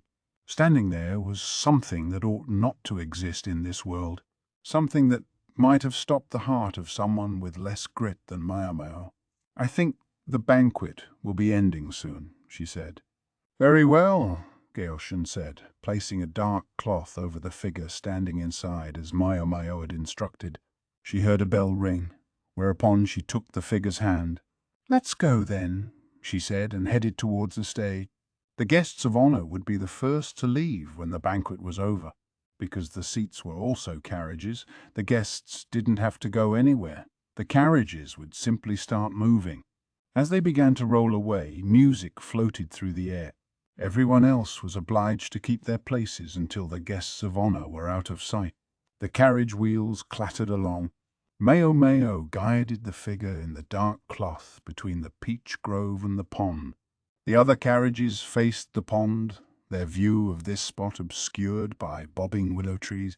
Only the envoys could see Maomao and the figure. They weren't going to intercept the envoys' carriages. They would simply happen to be on the roadside as the guests passed by. They just had to stand by the orchard. No problem at all. The envoys noticed Maomao and the figure. Just as they were about to dismiss them as nothing more than a couple of maids, Maomao pulled off the dark cloth. Black hair, tied up in 2 loops and crowned with a pearl-studded tiara, floated through the night sky. A hair stick gleamed on one side of the figure's head, a hairpin glinted on the other, and the hair that wasn't tied up on the figure's head cascaded down the back. The figure's lips were thin, but shone red, and their long eyebrows led down toward almond-shaped eyes, accented in green. Between those willow branch brows was an elegant flower mop. The trailing hem of their outfit, a white dress with long sleeves and the neck cinched shut, danced in the wind. The figure seemed to have appeared out of the moonlight. Maomao tried to study the reactions of the envoys without looking up. They seemed startled. She could see the color of their eyes, even in the faint moonlight. Perhaps they saw someone with perfectly ordinary black hair and black eyes. Yet although such features were quite common in this country, the person before them now was a beauty from whom it was impossible to look away. Maomao, her head still bowed, dropped the black cloth on the ground. At the same moment, she squeezed the figure's hand. She couldn't be sure, but she thought the silhouette in the envoy's carriage started. If the woman in the next carriage back could see this, chances were she was having the same reaction. Simply looking at this figure was enough to make you feel like your heart was in a vice, like it might burst at any moment, as if you had been violently poisoned. The guards were likewise frozen, but the carriage continued to roll slowly forward. They'd arranged this with the driver ahead of time, found someone who was largely immune to these sorts of things, and ordered them strictly not to look. On a straight, clear road, they could probably drive a good 10 seconds with their eyes closed. Maomao wasn't sure she approved of the way the guards let themselves be stupefied, but she knew Gaoshun and the others were ready to rush out should anything happen. In the midst of all this, it began. A scarf fluttered, and faintly glowing lights drifted closer. The beautiful person walked forward, the white dress seeming to float. Maomao made to release the figure's hand, but she felt them catch her fast. That son of a... Maomao was left with no choice but to walk alongside, trying to make herself as inconspicuous as possible. The second carriage was already passing by, the second envoy making a very similar face to the first. Each time the scarf billowed, the number of pale, floating lights grew. Sometimes they would settle on the figure's tiara or shoulders, multiplying all the while. The carriages didn't stop. Maomao knew the bodyguards were looking their way, astonished, but so long as the envoys remained in their vehicles, the guards could do no more than look. Dozens, hundreds of tiny lights surrounded Maomao and the figure with its inhuman beauty. The carriages stopped in front of the pond, and the envoys leaned out toward them. At that point, the figure finally let go of Maomao's hand, and she quietly withdrew. The beautiful figure stood there, waving the scarf against a background of bobbing willow trees, dancing lights, and the moon reflected on the water. This, perhaps, was what the envoy's great-grandfather had seen all those years ago. Those present could hardly believe the figure was of this world. It was as if one of the celestial nymphs had lost her way and descended to earth, and the distant whistling of the flute sounded like the music of the heavenly realm. As everyone watched, the beauty raised their hand. Their red lips curved into a smile more alluring than anyone had ever seen. The wind caught the scarf, and the willow branches shook as if to conceal the nymph. The motes of light went everywhere. At that instant, a bronze gong sounded the end of the music, and a shower of blossoms came raining down. No sooner did the onlookers wonder where the petals had come from than the nymph was gone. The white scarf fluttered slowly to the ground, and the lights drifted away. One of the envoys got out of her carriage, wondering what had happened. She must have been the more, proactive one. I knew this would be a problem, Maomao thought. They should have gotten out while the getting was good. The envoy spotted Maomao and cornered her. She was almost a head taller than the diminutive palace woman, and her sharp facial features gave her an imposing beauty. She was speaking quickly amidst a flurry of gestures. She was clearly asking after the vanished nymph, but in her excitement she had slipped into her native tongue. Maomao simply pointed upward, toward the moon hanging in the sky. She waited a beat, and then she said the name of the goddess spoken of in that far western land. She wasn't sure if her pronunciation was quite correct, but her point seemed to get across. The envoy's jaw dropped, and it was like some glittering thing inside her had been crushed into dust. The other envoy came over and took the agitated woman by the shoulders. Maomao bowed her head slowly, then turned and left as if nothing at all had happened. "Things seem to have gone well," said Gaoshen, who was waiting in the building on the far side of the pond. He was with several other officials, each of them holding insect cages containing a slew of large moths, their wings not quite blue and not quite green. The same ones whose caterpillars Shisui had been collecting. With her help, Maomao had spent the intervening days getting a hold of as many of these insects as they could find. Not the larva, but every adult and even every cocoon that looked like it might soon hatch. No effort had been made to exterminate the insects in the peach grove this time either, so there had been even more of them than she'd expected. Maomao remembered the painting the old madam had shown her, filled with dots of pale light. This was the truth behind them. That's a coincidence, if there ever was one. The old lady said she had been the victim of a prank, and she'd also said there had been a huge number of bugs. The prank had allegedly involved grinding the dead insects into her clothes. Some bugs use a special smell to attract members of the opposite sex, a fact Maomao had been known to take advantage of when collecting them for medicinal ingredients. She suspected the insects rubbed into the madam's clothing had been females, and the ones that had flocked around her had been male. The old lady, Maomao was sure, had gone to the edge of the pond and had been waving her scarf trying to drive off the insects. Nothing more than that. But to at least one observer, she had looked like an ethereal moon spirit cloaked in light. Coincidence can be a force to be reckoned with, though. It was this event that had cemented the madam's status within the pleasure district. Who could have guessed that the prank would backfire so spectacularly? Thus, Maomao had leaned on Shisui to find the female bugs among their collection, and had used their odor to perfume the clothing. Shisui had been quite helpful all around, in fact. Maomao would have to find a way to thank her. It was obvious what would happen when a whole crowd of the male moths congregated around the smell of the females, what this transcendent effect would do to someone who was already breathtakingly beautiful. And under a near full moon, no less. It put her in mind of the hibiscus under the stars. Yes, I would say so. Was this what you wanted? Maomao looked at the carriages across the pond. The envoys were gone, and the other banquet attendees were slowly trickling away. It had taken no small effort to set things up so they wouldn't see anything. That moment, after all, wasn't something everyone should witness. It might render some people gibbering wrecks, never again able to do their job. It could just possibly bring the country to its knees. "I did what you told me," came a voice laced with annoyance. It was Jinshi, wrapped in a cloth and soaking wet. He'd let his hair down, leaving it looking rather unusual. His performance had been exceptional. Then he'd had to work his way from one side of the pond to the other, underwater, wearing heavy clothing.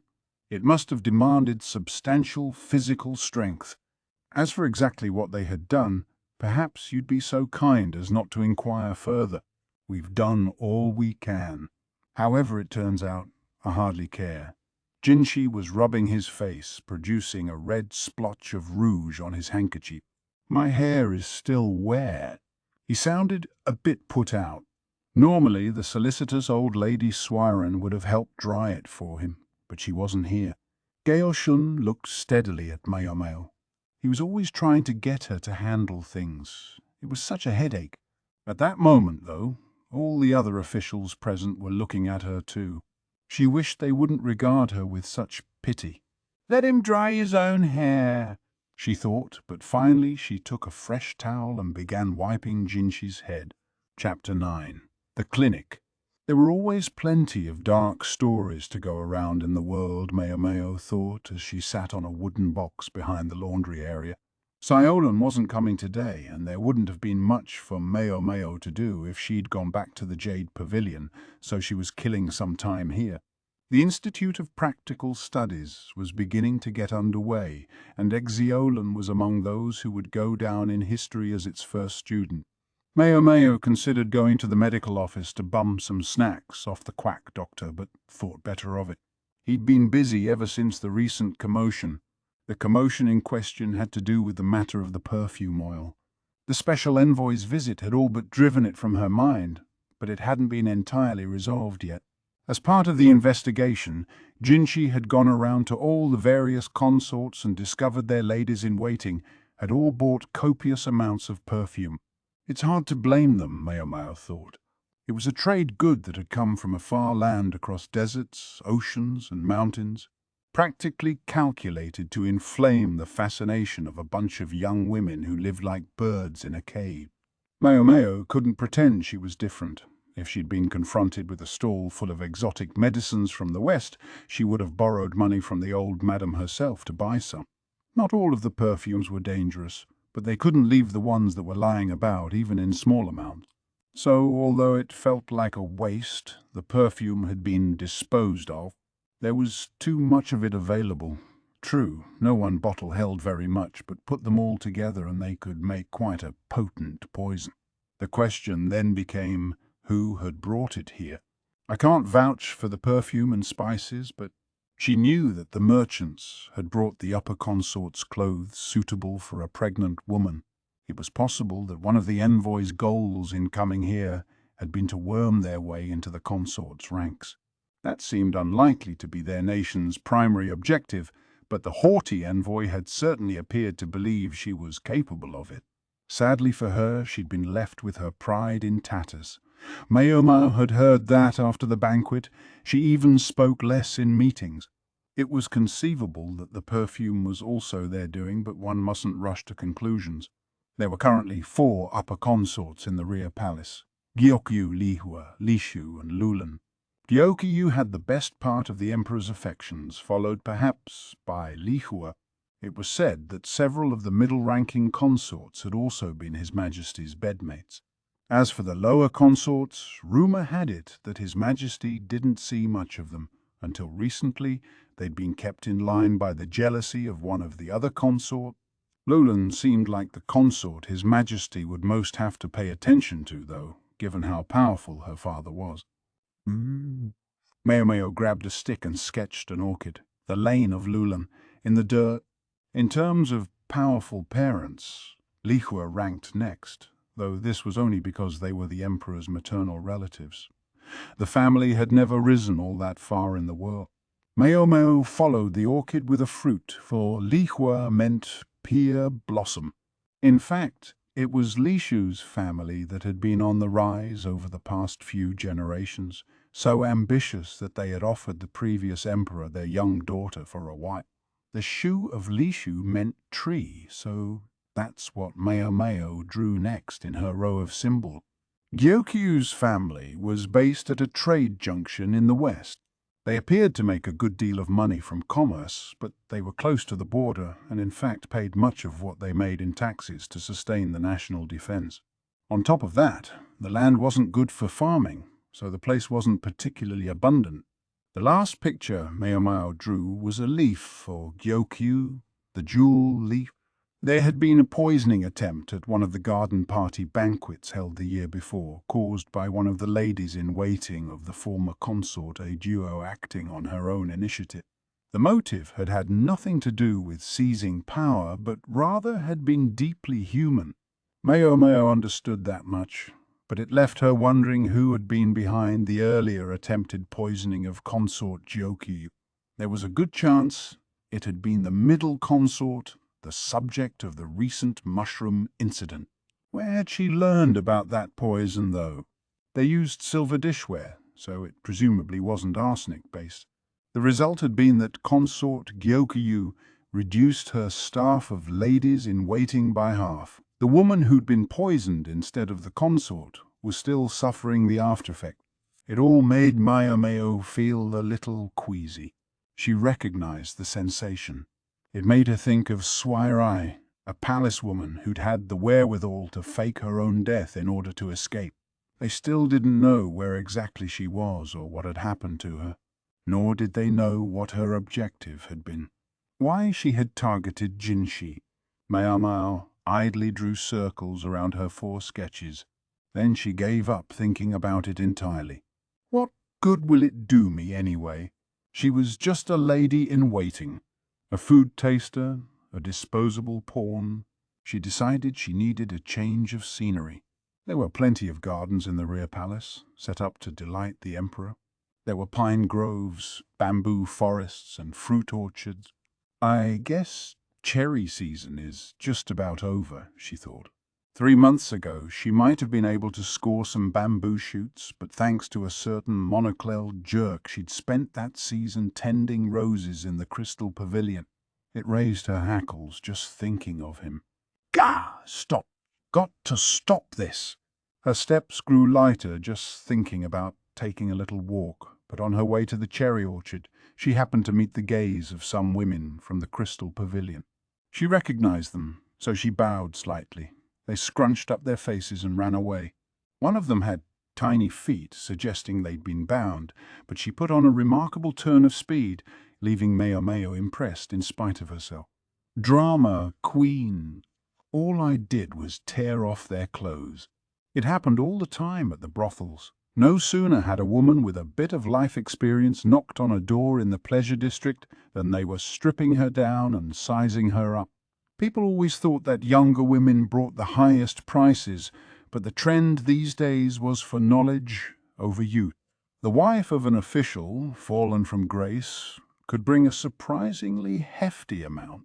The fact that she would already have had some education meant the initial investment would be low, and there were men out there who in fact liked a woman who had been someone's wife, a distasteful preference. It wasn't as if Maomao had grabbed the ladies' dresses out of sheer perversity. She'd just assumed all the ladies of the Crystal Pavilion, voracious consumers of fashion that they were, would have bought the perfume oil, and when she found out some of them hadn't, she'd been so surprised that she felt compelled to make sure.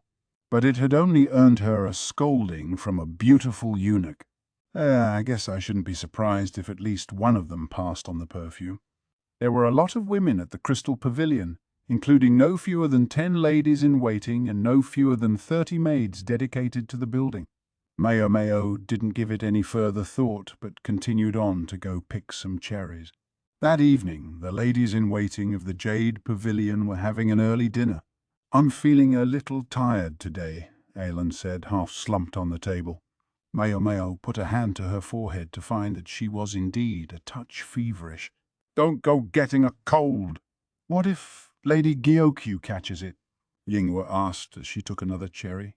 She wondered where they had come from, but she happened to like cherries, so she decided not to investigate too closely. The cherries were, of course, a secret from Hongyang. "I was being careful," Aylin said, now looking annoyed as well as tired. Maomao was just about to go to her room to mix up a cold remedy when Yinghua stopped her. "Sorry for the trouble, but if you're going to make up some medicine, do you think you could take her to the clinic afterward?" "The clinic?" Maomao asked, puzzled. Did she mean the medical office? Taking her there only seemed likely to tire her out more. Yinghua must have guessed what Maomao was thinking, because she shook her head. "It's not the medical office. It's... There's no doctor there, but there's someone else to care for people. Anyway, Aylin knows where it is. Just go with her." Maomao nodded. The clinic, whatever that meant, was located in the northern quarter of the rear palace. Behind some laundry facilities was a separate building populated by palace women in white outfits. "Oh, yeah.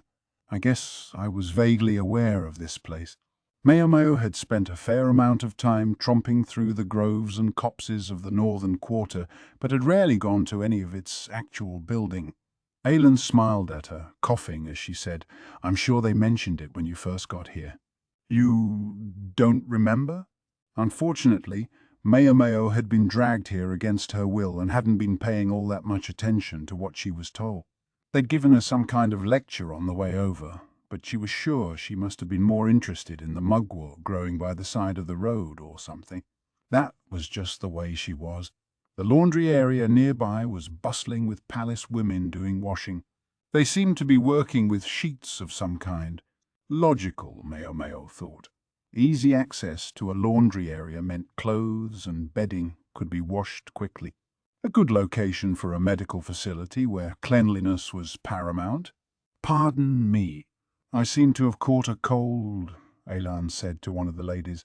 The woman, who looked busy, cast a quick, suspicious eye on her, but then set down her basket of laundry and placed her hand to Elan's forehead. "Slight fever. Stick out your tongue." The woman's voice was full of age and experience, her cheeks deeply wrinkled. She was middle-aged, a rare thing in the rear palace. She squinted at Elan's tongue, then pulled down her lower eyelids. She looked far more practiced at it than the quack doctor. She said. "Doesn't look too bad. Try not to overwork yourself for 2 or 3 days and you'll be fine. How would you like to handle it?" The woman's diagnosis was spot on. "I have to avoid giving this to the consort. Would you let me stay here, just to be safe?" The woman said again. Then she picked up her basket and strode into the clinic, where she set the basket down and motioned them over. Inside, the clinic was stark and unadorned, but not in an elegant way. The pillars were undecorated and the hallways boasted only wooden floors. The windows consisted of nothing more than square holes. All this simplicity had an obvious advantage, though. The less elaborate the place was, the easier it would be to clean. The many windows let plenty of air in. It looked like it would be a very pleasant place to spend the upcoming season. One thing Maomao didn't notice in the clinic was the distinctive smell of medicine. Instead, she got a good whiff of alcohol. Elan was frowning. Apparently, she didn't like the smell, and that was why she hadn't wanted to come here. Maomao, though, was impressed. To her, the odor said the place was kept thoroughly clean. A strong alcohol could eliminate toxins in and around wounds, and everyone knew that putting some in your mouth and spitting it out was one method of sterilization. Maomao had always wondered how the rear palace avoided outbreaks of disease with no one but that quack to care for it. This explained it. "Okay, let everyone know I'll be back tomorrow," Elan said. "All right," Maomao said. The middle-aged woman gave Elan a wooden tag with a number on it, and she headed to the room with that number. Maomao looked around the clinic with keen interest until she found herself grabbed by the scruff of the neck. It was the same way they grabbed the kitten in the medical office. "Time for you to get back to work. Don't think you can slack off just because you had to bring your friend here." Maomao didn't respond. "What's that? What's that?" the middle-aged woman said, grinning. "You say you'll stay and wash all the laundry here?" Maomao shook her head vigorously. In the end, she was left with no choice but to go back to the Jade Pavilion. She couldn't win with these older women. The madam had taught her that. Maomao trotted back to the Jade Pavilion. She'd so wanted to see more of the clinic, but it obviously wasn't going to happen. As she walked along, women with laundry baskets hurried past her. It rained off and on this time of year, so the ladies had their hands full doing all the washing they could whenever there was a break in the cloud. Come to think of it, Maomao realized, she would need to go get the laundry later too. Still, I can't help noticing. The woman who'd kicked her out of the clinic wasn't the only more mature lady there. All the women she saw were comparatively advanced in age. The rear palace being what it was, as they got older, women were virtually forced out and replaced. In general, you could expect to be shown the door before you were 30 years old. Anyone who was still there after that must occupy a higher position, like the matron of the serving women, or otherwise be a lady in waiting to one of the consorts. Hongyang, for example, ought to have found herself ejected from the palace long ago, although to say so out loud would be to invite a slap. Judging by how practiced the ladies of the clinic seemed at their work, Maomao guessed they'd been allowed to remain because they served a vital function in the rear palace. She wondered, though, about the fact that the place hadn't smelled of medicine at all. Had the smell of alcohol simply overpowered it? Ooh. Maomao walked along, stroking her chin in thought when she ran smack into something with a thump. She thought maybe she'd bumped into a pillar, until she realized a countenance like a heavenly nymph's was shining above her like the sun. You shouldn't walk along muttering to yourself. You'll trip, I was muttering. Jinshi heaved a sigh, spreading his hands and shaking his head. The clear show of exasperation rankled Maomao, and she was about to give him a look like he was an earthworm floating in a puddle when she saw Gaoshun, his face calm as a bodhisattva. She managed to force her narrowed eyes open. "Do you need anything, sir?" she asked. "No, nothing. We just happened to run into each other and I talked to you." Was that wrong? Jinshi looked a tad startled. Gaoshun appeared to be silently trying to tell her something, but she was very sorry to say she didn't know what it was. "Where were you coming from?" Jinshi asked, his shoulders slumped a bit. "The clinic. So that's where it was. I told the palace women to show it to you when you got here." "Surely they didn't forget." "Certainly not." Maomao, noticing the unusually serious expression on Jinshi's face, wondered what she should do. The eunuch wasn't having a crisis of confidence about his work, was he? He always seemed so sure of himself. Jinshi guided them to a quiet side street. Considering how simply standing there, the gorgeous eunuch could draw enough of a crowd to get in the way of work, it was probably a wise choice. "I was impressed with how well the place was run," Maomao said. "Frankly, I think we could afford to make that the medical office." But then again, if they did that, the doctor would lose his head and Maomao would lose a convenient place to slack off. She was about to correct herself when she realized Jinshi's eyebrows were furrowed again. "Make it the medical office." "Yes, life would be much easier if we could do that." "What do you mean, sir?" "Only men are allowed to be doctors as such," Gaoshun explained. "And only doctors can prepare medicine or administer care for anything more serious than a scrape." So that's it, Maomao thought. She realized now why the clinic hadn't smelled like medicine. This implied one particular problem, though. "Where does that leave me?" she said. She made as much medicine as she liked. She couldn't bring ingredients in from outside the rear palace, of course, but she was able to use the wide range of herbs growing on the palace grounds and the stuff available at the medical office. "We're looking the other way. There are a number of ladies in waiting with some knowledge of medicine, but in a place like that, drugs would be too obvious. We can't keep them there." Jinshi's tone implied that there was a complicated story here. Maybe it involved the niceties of various rules and regulations, like how the palace women's salaries work. Maomao didn't know. It wasn't something she had any interest in. So medicine proper was denied to the clinic, but they managed to get away with using alcohol as a disinfectant.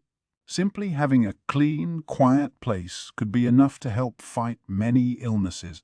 If a woman looked in particularly bad shape, it might also be possible to send her back home. What a lot of trouble, Maomao thought. The only thing that would be harder still was replacing a system that was already established.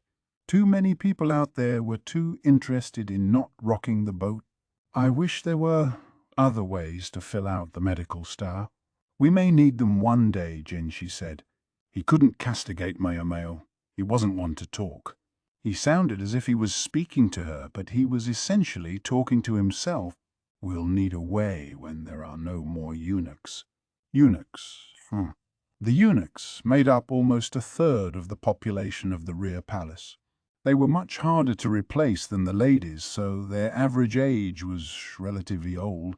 No young eunuchs, Maomao reflected. The surgery to turn a man into one had been outlawed some years before, after the current emperor had ascended the throne. Maomao didn't know when Jinshi had become a eunuch, but judging by his age, It must have been only just before the procedure had been outlawed. Tough break. If only he could have waited a little longer. Without really meaning to, she dropped her gaze, glancing between Jinshi's legs, then brought her hands together gently. She looked up slowly and found herself meeting Jinshi's eyes. His face showed a range of conflicting emotions. He looked at Maomao, his mouth half open. Crap! I didn't say that out loud, did I? Maomao put a hand to her mouth and looked away, and this time she found herself looking at Gaoshan. He continued to appear beatific, but she thought he was looking at Jinshi with the same pitying smile as hers. Slowly, Gaoshun shook his head. Master Jinshi, business calls, he prodded. All right. He looked at Maomao. If you would, let them know I'll be coming by the Jade Pavilion later. Then he was walking away, looking as elegant as ever. Maomao finally took her hand away from her mouth. I could probably make a nice take if I could come up with a medicine that would make it grow back. It was, shall we say, a most improper thought, but if she could have managed it, she would have done a roaring business indeed. Chapter 10. Third Time's the Charm, Part 1. The next day, Ailan returned from the clinic, but Maomao, much to her chagrin, found herself summoned there by the middle-aged palace woman who had collared her the day before. So that's why they want to see Maomao, Gyokyu said to Ailan, her hand on her chin.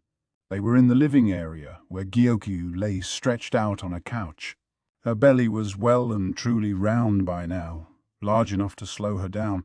She wore clothes designed to hide the bulge, but even so, it would probably be best for her to avoid attending tea outside the Jade Pavilion for the duration. I'm so sorry, Ailan said. I should have taken it here instead.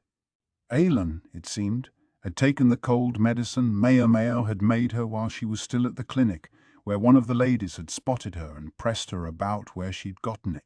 That'd do it, all right, Maomao thought. Medicine wasn't allowed at the clinic because there were no doctors there. You couldn't have people just walking in with it. They had to find out the story behind Ailan's medicine lest official eyes take notice of them. Maomao was thinking that it would be best for her to head right to the clinic, take her scolding, and get it over with when Ailan said something most unexpected. They want to know if they can borrow her for a while. Goodness, said Gyokyu, looking at Maomao with curiosity. Ailan watched them both with concern. Maomao could only think what a headache this seemed likely to be, even as she contemplated the ingredients for a new medicine. Ultimately, Maomao found herself returning to the clinic effectively under guard. It wasn't Ailan escorting her, but Yinghua. She'd probably seemed right for the job. Shorter than Ailan, she was nonetheless more outgoing and more determined to face things head-on. Even though the clinic was situated within the rear palace, it was quite a walk to get there. Yinghua, ever the talker, couldn't keep herself from chatting on the way. Hey, Maomao. After you dropped Ailan off yesterday, did you do something with the lanterns in the garden? You saw that? It had been on her way back from the clinic, or more precisely, after she'd bumped into Jinshi and Gaoshan on the way home. Struck by an idea for a new medicine, she'd set out immediately to find components. I was just looking for the ingredients for some medicine. She'd lit a lantern when it got dark, attracting bugs, as well as a certain creature that ate bugs. Ingredient. Tell me it wasn't bugs. It wasn't bugs. Despite Maomao's assurances, Yinghua continued to frown. She seemed to sense that there was something even less pleasant afoot. Oh, Maomao, about your room. It's gotten pretty full of stuff lately, wouldn't you say? It's really starting to stink of medicine. Lady Hongyang isn't very happy. Now, that's scary. You don't look very scared. Nothing could be further from the truth, Maomao thought. The chief lady in waiting had a very quick hand, but then perhaps one had to be strong like that to survive in the rear palace. I think one of these days she's going to kick you out of your room and make you live in a shed in the garden, Yinghua said with a smirk. I'd like that very much. A garden shed would be larger than the room she was in now, and more importantly, well separated from the other ladies' sleeping quarters, so nobody would notice any clattering in the night. It drove Maomao crazy that despite having discovered a treasure trove of unused tools in the medical office, she couldn't make use of them here. "I'll be sure to inquire about the matter with Lady Hongyang as soon as I get back," Maomao said, her eyes shining. Way up. They arrived at the clinic before Yinghua could get out whatever she had been about to say. "Let's head inside then," Maomao said. "Hey, that thing I said. I didn't." Maomao didn't really hear Yinghua. She was too busy wondering if, with a building of her own, she might be able to do work that involved fire. Her heart swelled with anticipation. The middle-aged woman turned out to be named Shenl. On close inspection, her eyes had a green hue just like consort Gyoku's. Maybe she had some Western blood in her veins. The color of her eyes might also have inspired her name, which meant deep green. Maomao and Yinghua were shown into what seemed to be the clinic's reception area, which smelled faintly of alcohol. Shenl brought tea. They were seated at a simple table which looked sturdy and well used, like the chairs and shelves around them. "My sincere apologies for my rudeness to you," Shenlo began. "I'd no idea you were a servant of the precious consort." "Think nothing of it," Maomao replied. Shenl, like many of the palace women who didn't serve directly in the Jade Pavilion, referred to Gyokuyu by her title. Unlike many of the palace women, Maomao didn't have a particularly distinguished upbringing. She was, in essence, beyond her station here. Shenl sounded calm and collected, with no trace of the firm maternal tone she'd adopted while swamped with laundry the day before. It was obvious now that she was a properly educated lady of the rear palace. I knew she was sharp, Maomao thought. Not every lady of the rear palace could even read and write. To have stayed here as long as Shenl appeared to have done, she must have been a woman with her wits about her, or else there had to be some special reason for keeping her around. At the moment, Shenl's expression was somewhat dark. Was it because she now knew Maomao was one of Consort Gyoku's ladies? Maomao was none too pleased with the idea that she might be receiving special treatment. People had a distinct tendency to look the other way when it came to the doings of the upper consorts and their ladies-in-waiting. Yet Shenl had summoned Maomao here personally, a fact that seemed to make her almost as uncomfortable as Maomao. At length, though, Shen looked directly at Maomao and heaved a sigh. "I have a favor I'd like to ask you." "Yes, ma'am." Shenl briefly looked taken aback by how nonchalant Maomao sounded, but she quickly composed herself and said, "I'm afraid it may sound somewhat forward." "You don't mind?" "Go ahead, please." Maomao was more than used to being treated rudely. In fact, she was usually as guilty of it as any of her conversation partners were, or at least she suspected she was. Thus, she had the confidence to let most things roll right off her back. "If I asked you to make a medicine for one of the ladies who serves the wise consort, then—" "Wah!" The reaction came not from Maomao, but from Yinghua, who slapped her hands on the table and leaned forward. The tea sloshed in the cups, a few drops spilling onto the table where they left dark spots. "Do you know what you're asking?" Yinghua demanded. Shenl sighed again. "Believe me, I'm all too aware." She looked at Maomao. Maomao looked back, seeing that Shenl was serious. "I presume you have some reason."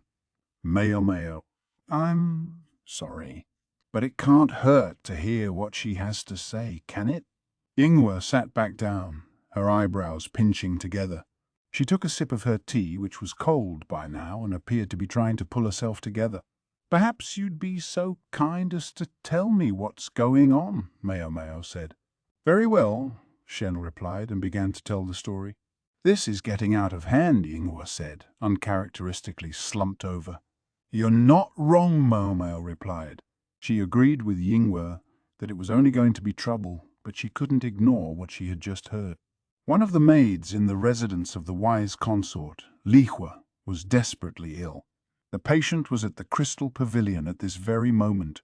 This maid had often done her washing at the laundry area in the northern quarter, so she and Shenl had come to know each other. The maid had developed an unsettling cough a bit back, and Shenl had suggested she get some rest. It had been 5 days since then, and Shenl hadn't seen the woman.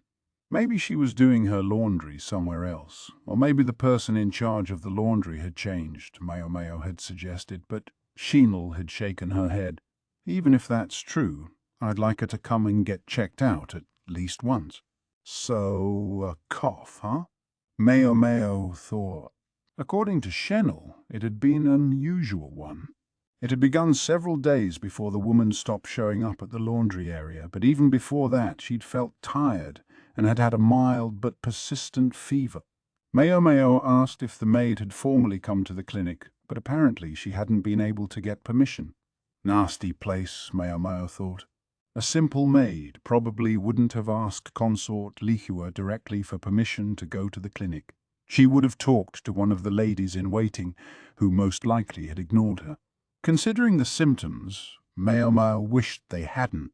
"You really think she's there?" Yinghua asked. "I firmly believe we need to look into it," Maomao said. If what Shenl had told her was true, they had to deal with the problem, and soon. Otherwise it could well spread far beyond the Crystal Pavilion. Yinghua studied Maomao closely. "I know these sorts of things get your attention, but this is the Crystal Pavilion we're talking about. You need to at least wait until we can arrange a formal visit. You know that, right? You can't go charging in there again." "I know." Although Maomao had some acquaintance with Consort Lihua, she couldn't just go showing up at her residence. She'd just made that mistake recently. She was desperate to go to the Crystal Pavilion the moment she could, but the stars simply weren't aligned. She had to at least be with Jinshi, or she would never get in the door. "All right, freaking out isn't going to do me any good." Maomao was trying to distract herself by thinking of something else when she spotted it. She went rushing over to it, although she had to hop up and down like a frog a few times before she was finally able to grab it. Maomao. "What was I just saying?" Yinghua cried, picking up the hem of her skirt and following her. Maomao frowned, feeling the thing between her palms.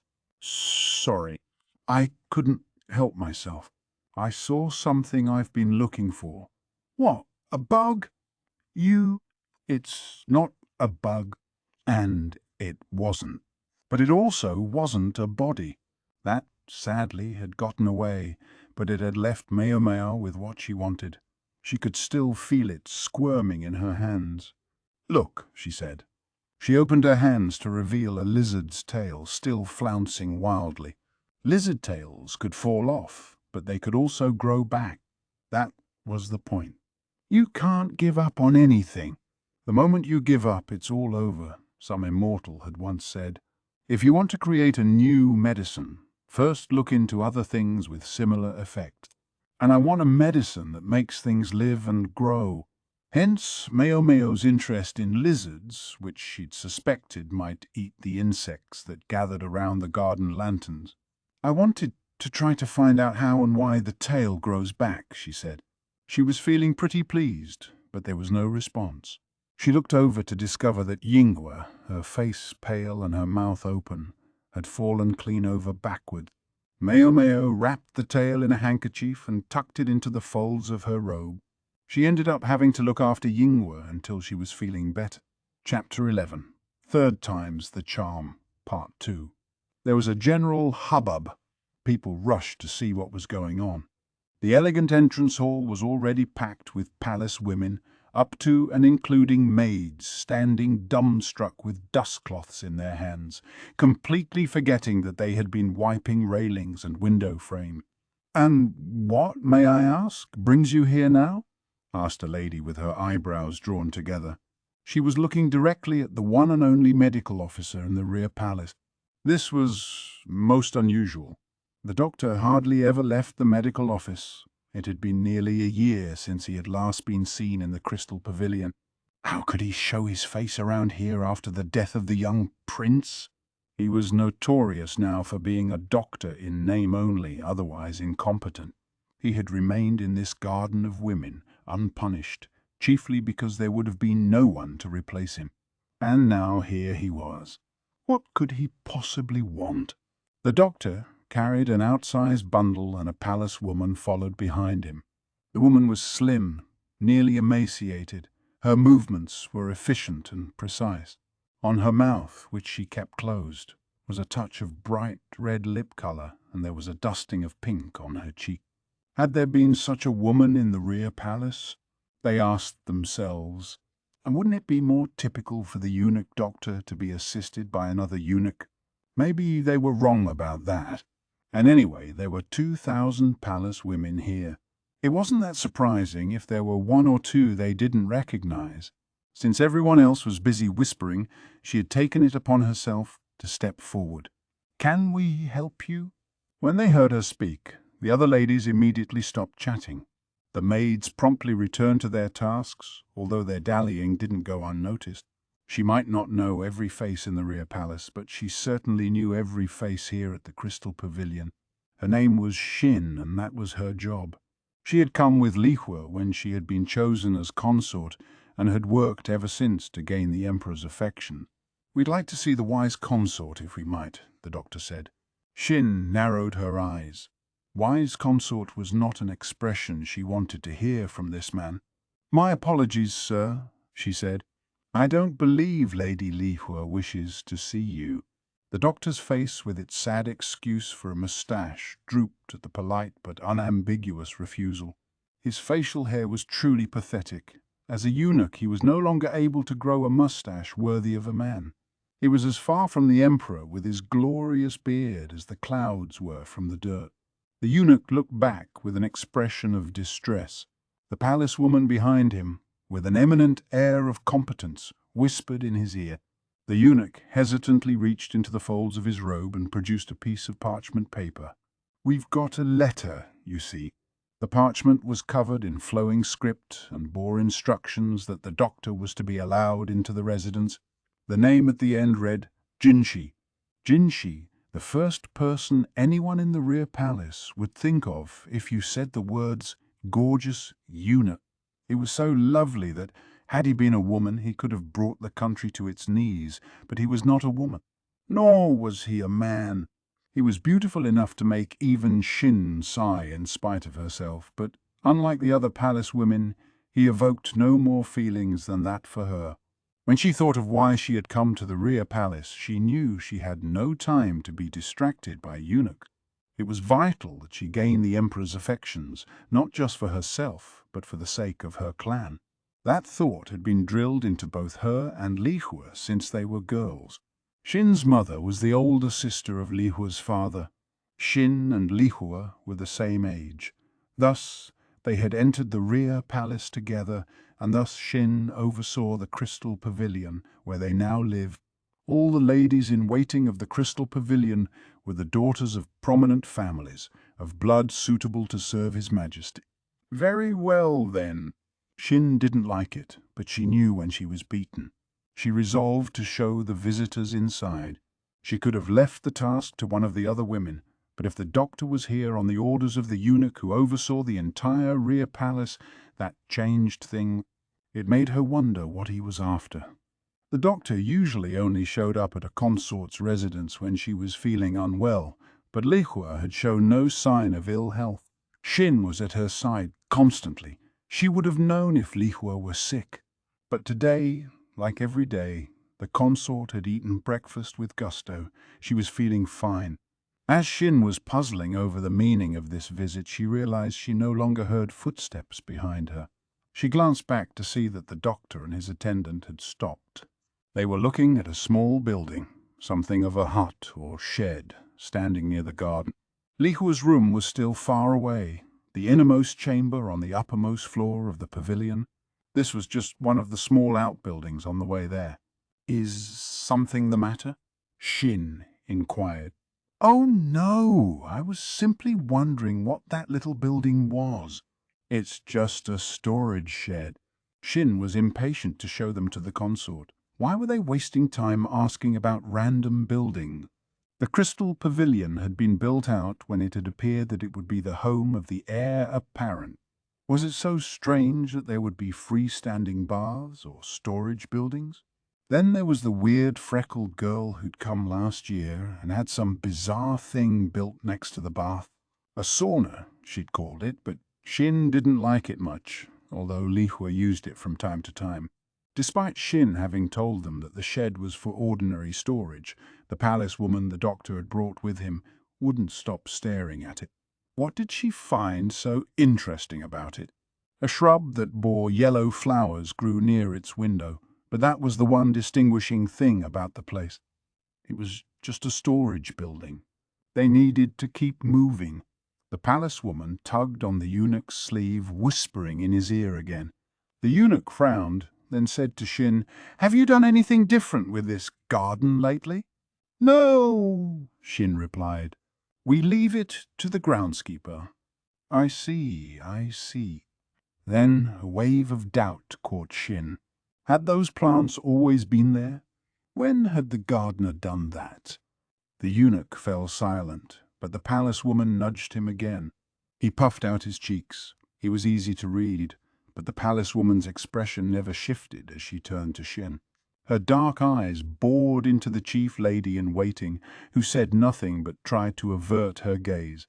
"You're wearing perfume today, aren't you?" the palace woman asked. Her voice sounded familiar somehow. Then that graceful mouth began to twist. She was smiling, but not in a nice way. There was a savagery to the expression, like a wild beast eyeing its prey. Shin was struck speechless. "It's been a while, Lady Shin. I must apologize for my rudeness the last time I was here." Her face, with its copious whitening powder, carefully accented eyes and long eyebrows, came closer. The ostentatious accessories she wore distracted from the shape of her face, but it was round, young, and the way she stared. Shin remembered that look. She felt ice run through her veins. She knew from experience that this woman usually meant trouble. She'd come to the Crystal Pavilion for the first time the year before. She'd nursed Li Hua assiduously, but during that time she'd also done a number of outrageous things that had left half the ladies here without the ability to defy her. Shin was not one of them, but then the woman had appeared again only recently and all but torn Shin's clothes off. She was not, suffice it to say, someone with whom Shin wished to have much to do. The woman continued to stare at her. Shin found herself involuntarily backing up. It was at that moment that the doctor suddenly raced for the garden. The plump little man appeared to be trying to reach the storage shed. Shin tried to go after him, but found her path blocked by the unpleasant woman. Shin shoved past her and tried to pursue the eunuch, but she was too late. He was holding the bar of the door in his hand and standing there in mute amazement. A distinctive odor drifted from the entrance. It was the same way Li Hua had once smelled, the reek of a sick person on her way to the next life. The other palace woman was rubbing her behind. Maybe she'd fallen on it when Shin had shoved her, but she didn't look particularly concerned. There was just a slight furrow in her brow. She grabbed the bundle the eunuch was holding.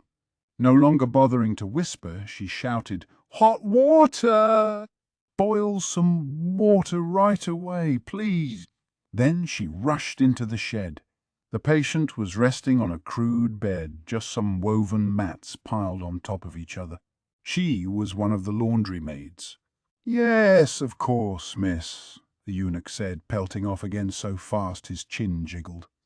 The palace woman gave the maid what looked to be water, then turned to Shin.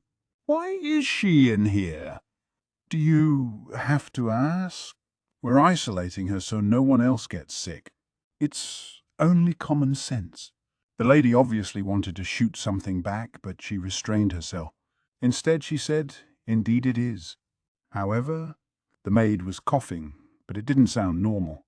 The visitor pressed a handkerchief to the maid's mouth as she coughed, and when she took it away, it was speckled with red. True, this is an infectious disease. Not highly communicable, but one thing is certain. If you continue to treat her like this, she will die. But what's one dead maid, eh? She moved away from the sick woman, about to go farther into the shed. Before she knew what she was doing, Shin tried to grab her by the shoulder, tried to stop her, but the intruder slipped easily out of her grasp. No, that's. Shin tripped on a wicker box as she made another attempt to stop the woman, but now she was too late. The woman was picking something up, a small box. When I entered this room, it brought back memories, she said. Memories of when Consort Lihua was ill. What does that have to do with this? You were burning incense to try to disguise the odor. Yes, but so what? Shin reached out to snatch the box back. I noticed something similar when I came in here, but the other way around this time. The woman opened the box to reveal a collection of small, colorful bottles. You seem to be using this sick woman to disguise the aroma of these perfumes. She popped open one of the bottles and took an experimental sniff. The ladies of the Crystal Pavilion do like their secrets, and letting innocent eunuchs take the blame. The woman had opened a bottle of perfume oil, something that had come from the caravan the other day. Most of them had been confiscated by the eunuchs. Each individually is only minimally toxic, but if you combine them, who knows? The woman said melodically, her eyes narrowing as she smiled. Then the woman, Maomao, asked Shin a question. What exactly are you doing, trying to make a drug to induce a miscarriage? Now what to do, Maomao wondered as she wiped her face with a handkerchief. She hated the feeling of the whitening powder, and the rouge just wouldn't come off. She'd have to give her hair, which she'd styled with perfume oil, a good thorough wash later. To disguise her relatively expressionless eyes, she'd cut the ends of her hair short and then glued it near her eyes. She wore a longer skirt than usual, hiding high shoes that made her look taller than she was, but maybe that hadn't been necessary. After all, the ladies of the Crystal Pavilion had hardly even noticed her. Feeling a bit sullen, Maomao took off her elevated shoes. She also changed into a different outfit because the sick woman had coughed some phlegm onto her when Maomao had been examining her. The disease was only mildly infectious, true, but she wasn't about to go walking around in those clothes and had asked for a new outfit for safety's sake. They'd had to settle for a lady-in-waiting's outfit from the Crystal Pavilion, though, so it lacked something in practicality. More than anything, Maomao wanted a bath, but there was no chance of that, so she gave up the idea. Finally, looking a little neater, she went into the room where everyone was waiting. The people gathered in the reception room all wore brooding looks. They were dressed in every kind of finery, and when Maomao came in, having removed her makeup, she found herself feeling distinctly out of place. Consort Lihua was there, as were Jinshi and Gao Shun, and a slim woman with a classically beautiful face. At a word from Lihua, the rest of the ladies in waiting withdrew. The quack doctor looked like he would have liked nothing more than to be part of the assembly, but he had other work to do, and decided to give it precedence. Quite frankly, having him there would have been no particular help. The beautiful woman was Shin, Consort Lihua's chief lady-in-waiting. They were cousins, and as a woman of distinguished blood herself, Shin had a proud streak. She was, to be fair, lovely enough to attract attention even here in the rear palace. Her face even somewhat resembled that of Lihua, perhaps another sign of the familial connection. She was only a chief lady-in-waiting, but her social status could have qualified her for a position as high as middle consort herself. So, is that why she was made chief lady-in-waiting? The consorts weren't the only ones who might gain the emperor's affections. Cases in which even lowly maids had fallen under the imperial gaze and become mothers of the country were not entirely absent from the annals. So, why have just one beautiful flower in one spot when you could have, as it were, a bouquet? If a lady-in-waiting became the emperor's bedmate, and that lady had a social background distinguished enough to warrant being a consort herself, the rank would almost certainly be given to her immediately. So, what does that mean for them? Maomao wondered. She didn't know anything about Lihua's family background, but she could guess that feelings between her and Shin must be complex. It would make one feel secure indeed to forge a bond of trust that would transcend such conflicts. How lucky Consort Gyokyu is. Her chief lady-in-waiting, Hongniang, hadn't been put here to serve some special purpose, but seemed to exist purely to oversee Gyokyu's women. In the service of this cause, she'd even missed the usual window for getting married, so hopefully Gyokyu would be able to arrange a good match for her someday. The consort's other ladies-in-waiting likewise were all sweet and attractive, but none of them harbored ambitions of drawing the emperor's interest.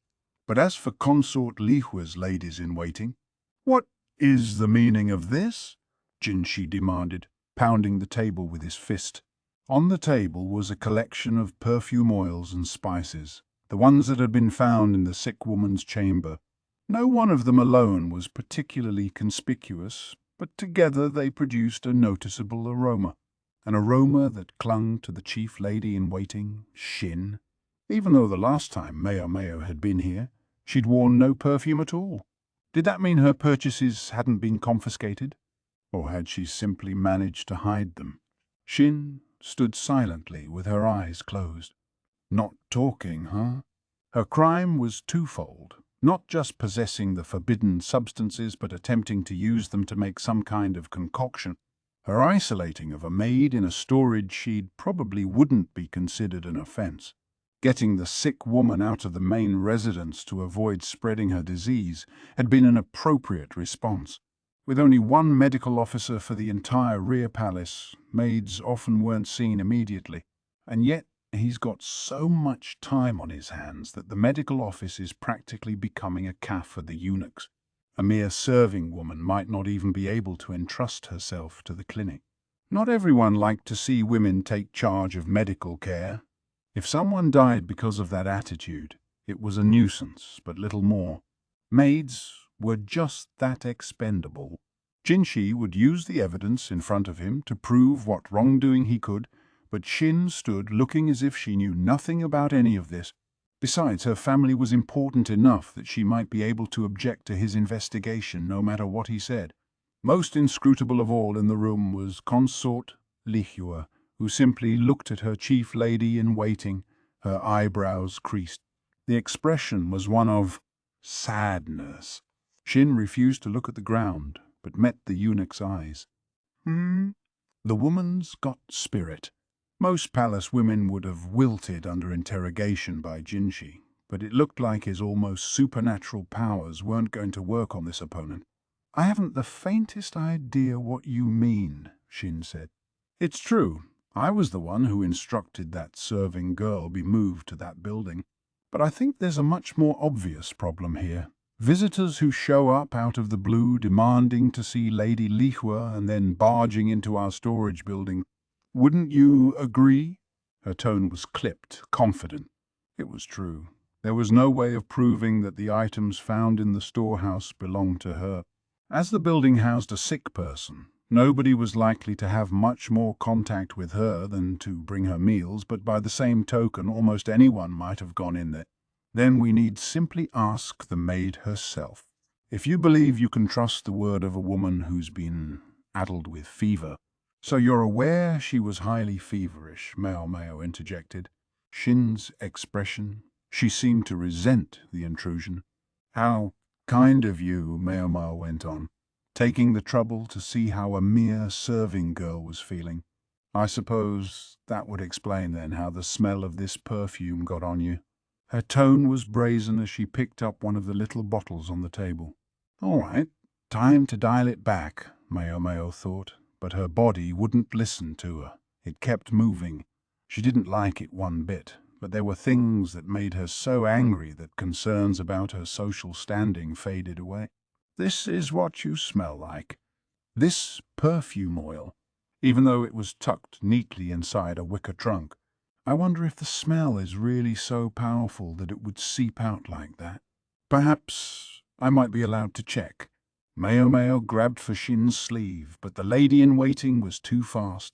She pulled away, at the same time raking Maomao's cheek with her long fingernail. The room started buzzing. Maomao ran her thumb along the cuts. They'd pierced the skin, but they weren't really bleeding. "My apologies," she said. "It's not for someone of my lowly stature to touch one of your station. We should have someone else, someone more appropriate, perform the investigation." She spoke nonchalantly as every gaze in the room settled on Shin. The other woman was barely restraining a scowl, and her eyes were bloodshot. An unpleasant smell of sweat wafted from her. Her pupils were dilated. People sweat when they get nervous, but it's glistening stuff that's distinct from that induced by exercise. The pungent odor can bother even the person producing it. The eyes likewise change when a person is anxious. Although not as obvious as a cat's, human pupils do change size. This was more noticeable in consort Gyokyu, who had lighter irises than it was in many people, so during tea parties with other consorts she could often be seen to squint slightly as she laughed. One more push. Maomao had just taken a step forward when someone said, "Perhaps I might be more suited to handle the matter then." The voice was proud but not haughty. It belonged to consort Lihua, who stood up from her couch, her long skirt rustling as she walked toward Maomao. No, toward Shin, who stood just across from Maomao. Lihua's clothing was quite similar in style to what Gyokyu had been wearing recently. It would make sense enough if she'd also bought clothes from the caravan. What crime would she be charged with? "Lady Lihua," Shin said. There were a great many conflicting emotions in her eyes, but desperation was not one of them. She refused to beg. If she's found to have even attempted to create a drug that would induce a miscarriage, it would be considered the same as if she had murdered the Emperor's child. Jinshi closed his eyes, knowing this was all he had to say. "I see," Lihua said softly. And that would be true regardless of which consort was her target. Upper, middle, and lower consorts are all alike in this regard. Lihua cast her eyes to the ground, then looked at Shin. A thought flitted through Maomao's mind. The names Lihua and Shin were something of a pair, meaning pear blossom and apricot, respectively. This woman, Shin, certainly didn't seem unintelligent to Maomao, and yet the world was full of perfectly smart people who did stupid things, often when they had let their emotions get the better of them and lead them into a mistake. Shin, thought Maomao, might be one of them. Then Lihua delivered the coup de GSC, even if her only intended victim was me, myself. "Consort," Jinshi exclaimed, leaning forward. "Do you mean that?" Gaoshun was likewise wide-eyed. For Maomao, however, Lihua's question made everything fall into place. She'd always thought it was strange that a woman as capable as Lihua should be so unable to find decent ladies in waiting. Surely she should have attracted better servants. It hadn't been her fault. The one who'd formed the group of ladies in waiting at the Crystal Pavilion was none other than Shin. After the incident with the toxic face powder, a single lady in waiting had been forced to leave, but those above her head had continued their work uninterrupted. And now, Lihua confronted her chief lady in waiting. "Shin, you've never once treated me as befits a true consort. I suppose you never thought I deserved to be a mother of the nation." That, too, rang true to Maomao. She'd noticed that Shin had never once referred to Lihua as consort. "You and I, until the very last moment, we didn't know which of us would be the consort, did we?" Lihua's voice was sad. She had real sympathy for Shin. But did Shin feel the same way? She bit her lip and looked at Lihua, her eyes blazing with resentment. "How dare you talk down to me?" the chief lady in waiting sneered. "I've always hated that about you. I was a better student than you. I was better at almost everything than you. So why did everyone fawn over you?" "Bust size," Maomao observed privately, but she had the decency to feel bad about the thought as soon as she had it. After all, Shin wasn't exactly small herself. "No, wait, that wasn't the point. It wasn't about having a bigger bust, but being a bigger person. Is it because you were the daughter of the head of our family? Did you think that made you better than me? Don't make me laugh. I was raised my entire life to become a mother to this nation. Shin looked like a wolf baring its fangs. Thinking the chief lady in waiting might leap at the consort at any moment, Maomao moved to put herself between the two women, but Gaoshun and Jinshi were already there. May I understand you to be admitting to the accusations? Jinshi said. In response, Shin grabbed the bottle of perfume oil off the table and flung it at Lihua. Gaoshun slapped it away and the bottle smashed against the floor. May you wither in this garden, a barren woman? Shin spat as if pronouncing a curse as Gaoshun grabbed her hands and restrained her. How dare a eunuch touch me? She cried. Unclean, filthy thing. She struggled, but she couldn't hope to free herself. Even if he was a eunuch, Gaoshun was still a man. Her noble lips continued to produce a stream of foul invective. You do run into her kind sometimes, Maomao thought. When Shin finally had to pause for a breath before she could resume her tirade, Maomao stepped in front of her and smirked. What? Shin demanded. Oh, nothing. I was simply thinking you must truly revere His Majesty, Lady Shin. Of course I do. What are you blathering about? It simply looked to me as if it was the status of Mother of the Nation that you truly loved. Unlike consort Lihua, Maomao gave another wide smile. Shin's mouth hung open. It was all too clear now what Lihua had that Shin did not. Shin. So that's how you felt. Though she looked as if she was fighting back tears, consort Lihua's voice was clear and firm. Then she stood in front of Shin, raised her hand high, and slapped her across the cheek. I guess that's the least she should expect, Maomao thought.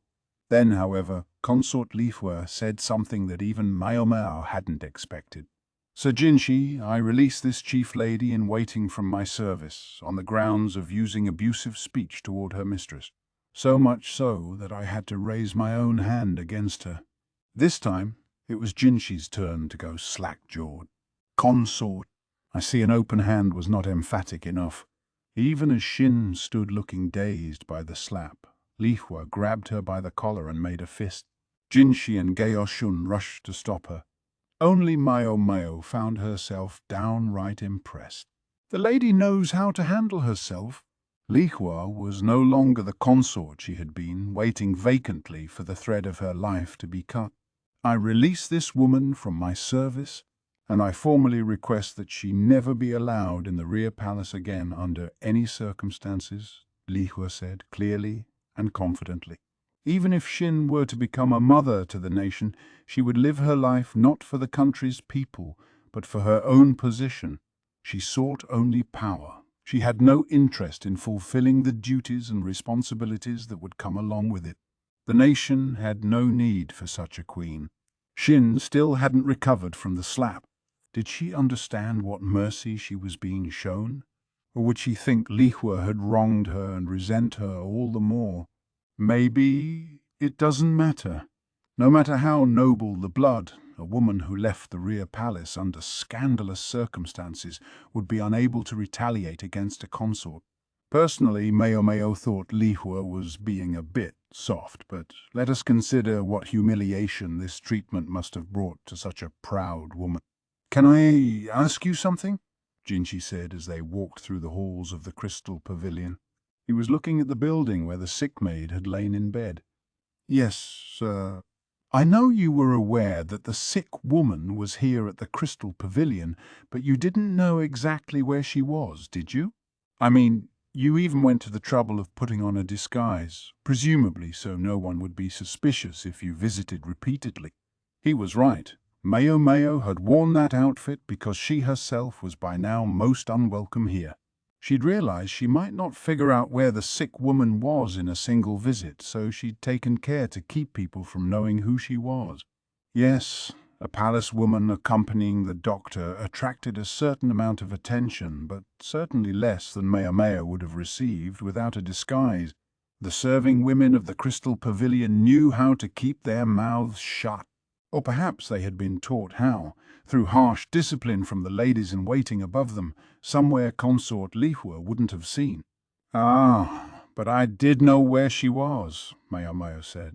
She'd already had a sense of where a sick person would be staying, somewhere moderately isolated from the sleeping quarters of the other maids, or anywhere else inconspicuous. When she'd been here full-time, maids who weren't feeling well were given new sleeping quarters to ensure that whatever they were sick with didn't spread. There was even a dedicated sick area within the pavilion. But a storage shed, yeesh. The odor wafting from Shin had given her a strange feeling, but she'd never imagined things had gone that far. It was sheer luck that she'd noticed the place. "That was my clue," she said, pointing to some white flowers. "The bush must have been planted recently because the earth below it was a different color from the rest of the garden. It was awfully poor placement to be the work of a gardener."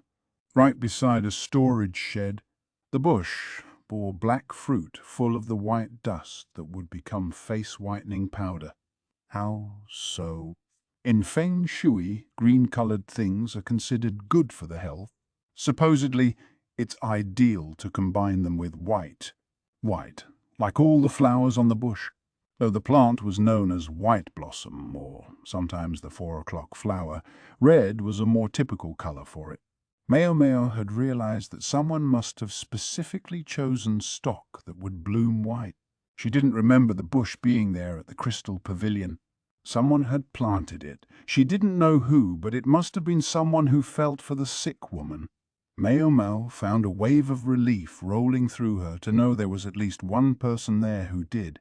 White blossom, though. Maomao contemplated the irony of what she had found in the flower's presence along with the sick woman. She let out a long sigh, then realized someone was staring at her. She glanced back to see them half hidden by a pillar. "What's the matter?" Jinshi stopped and looked at her. The person watching Maomao looked stricken. "You go on ahead, Master Jinshi." "Why?" "Why?" "Because you're in the way."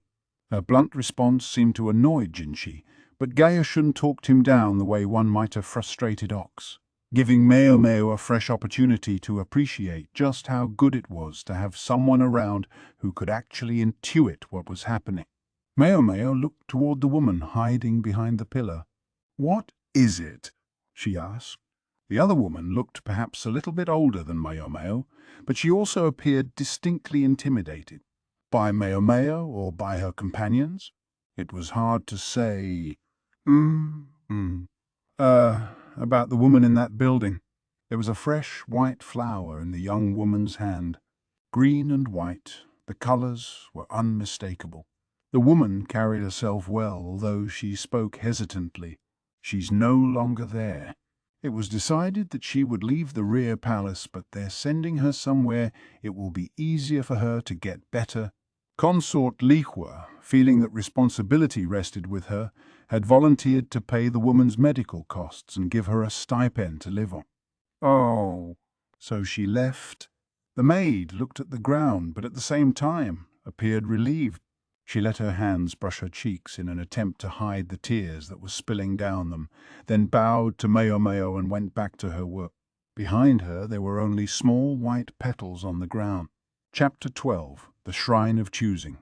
It said that once upon a time, a different people lived in these lands. These people had no chieftain, but a woman of noble blood came to them from a far place and took up residence among them, and conceived in her belly the Son of Heaven, who would become the country's first emperor. The woman was called Wang Mu, the Mother Royal, and some said she was an immortal. She possessed eyes that could see, even in the dark of a moonless night, and it was with this strength of vision that she led the people. The elderly eunuch read aloud from the book in his soft, gentle voice. About half his pupils were listening attentively. The other half were either actively asleep or struggling not to be. Maomao, fighting back a yawn herself, didn't blame them for feeling a little drowsy. From what she could see from her vantage point outside the classroom, there appeared to be about 20 students, though she didn't know if that was a lot or a little. So it went, she thought, but the eunuch beside her seemed somewhat let down. "Sir, they'll see you," she said to Jinshi, whose face threatened to be visible through the window. Nobody would be able to concentrate on their studies if they knew such a beautiful creature was watching them. "I was told there were only about 10 students to start with, so I think the numbers have gone up a little," Gaoshan said placatingly. They were at the rear palace's Institute of Practical Studies, which Jinshi had spearheaded. He'd wanted to hang out a sign boldly proclaiming that it was a place of learning, but Maomao had dissuaded him, arguing that making a big deal about it would only make things more difficult, so in the end the school went ahead quietly. They'd refurbished one of the less dilapidated buildings of the northern quarter to serve the purpose. In fact, this was the building that had been used when the foreign emissaries had visited recently, so it was looking very nice indeed. Xiaolin was among the students. Maomao could see her rubbing her eyes sleepily, splitting her attention equally between the textbook and the teacher. She'd learned to recognize many common words by now and had moved on to reading simple stories. The one the teacher had just been reading was the story of how the nation had been founded, something everyone would have heard at least once in their lives. Maomao herself had no interest in learning such things at this point in her life, but Jinshi had invited her to come see how lessons were going, and she couldn't really say no. Anyway, it would be untrue to say she wasn't curious. Xiaolin was there, along with a few other palace women Maomao knew, and most of all, if Jinshi's plan succeeded, it could change the face of the rear palace. "Master Jinshi, it's time." Jinshi was a busy eunuch, as his attendant reminded him, and he reluctantly turned away from his brain chart. He probably would have liked to continue to observe for a while yet, but he had other things to do. "What are you going to do next?" he asked Maomao. "I'd like to stay here and watch a little longer, if that's all right." "If you notice anything amiss, report it to me." Maomao bowed slowly. When class was over, some eunuchs appeared with baked snacks that they distributed to the students, who eyed the treats hungrily. Maomao found Xiaolin and went over to her. "Oh, flower, fool," Howon said around a mouthful of food. She looked like she was going to choke, so Maomao asked one of the eunuchs to bring some water, and by the time he got back, Xiaolin was indeed pounding on her chest. Alongside the textbook on her desk was a sand tray. The books were provided to the students, but handing out consumables like paper and brushes would soon drain the funds dry, so instead students practiced their characters in small trays of sand. The smudges on Xiolin's pointer finger suggested she'd been working hard. True, she'd looked pretty spent by it, but Maomao could pretend she hadn't noticed. Xiaolin took the cup Maomao offered her and took a drink, then a noisy breath. "Managing to pick anything up?" Maomao asked. "I've still got a long way to go.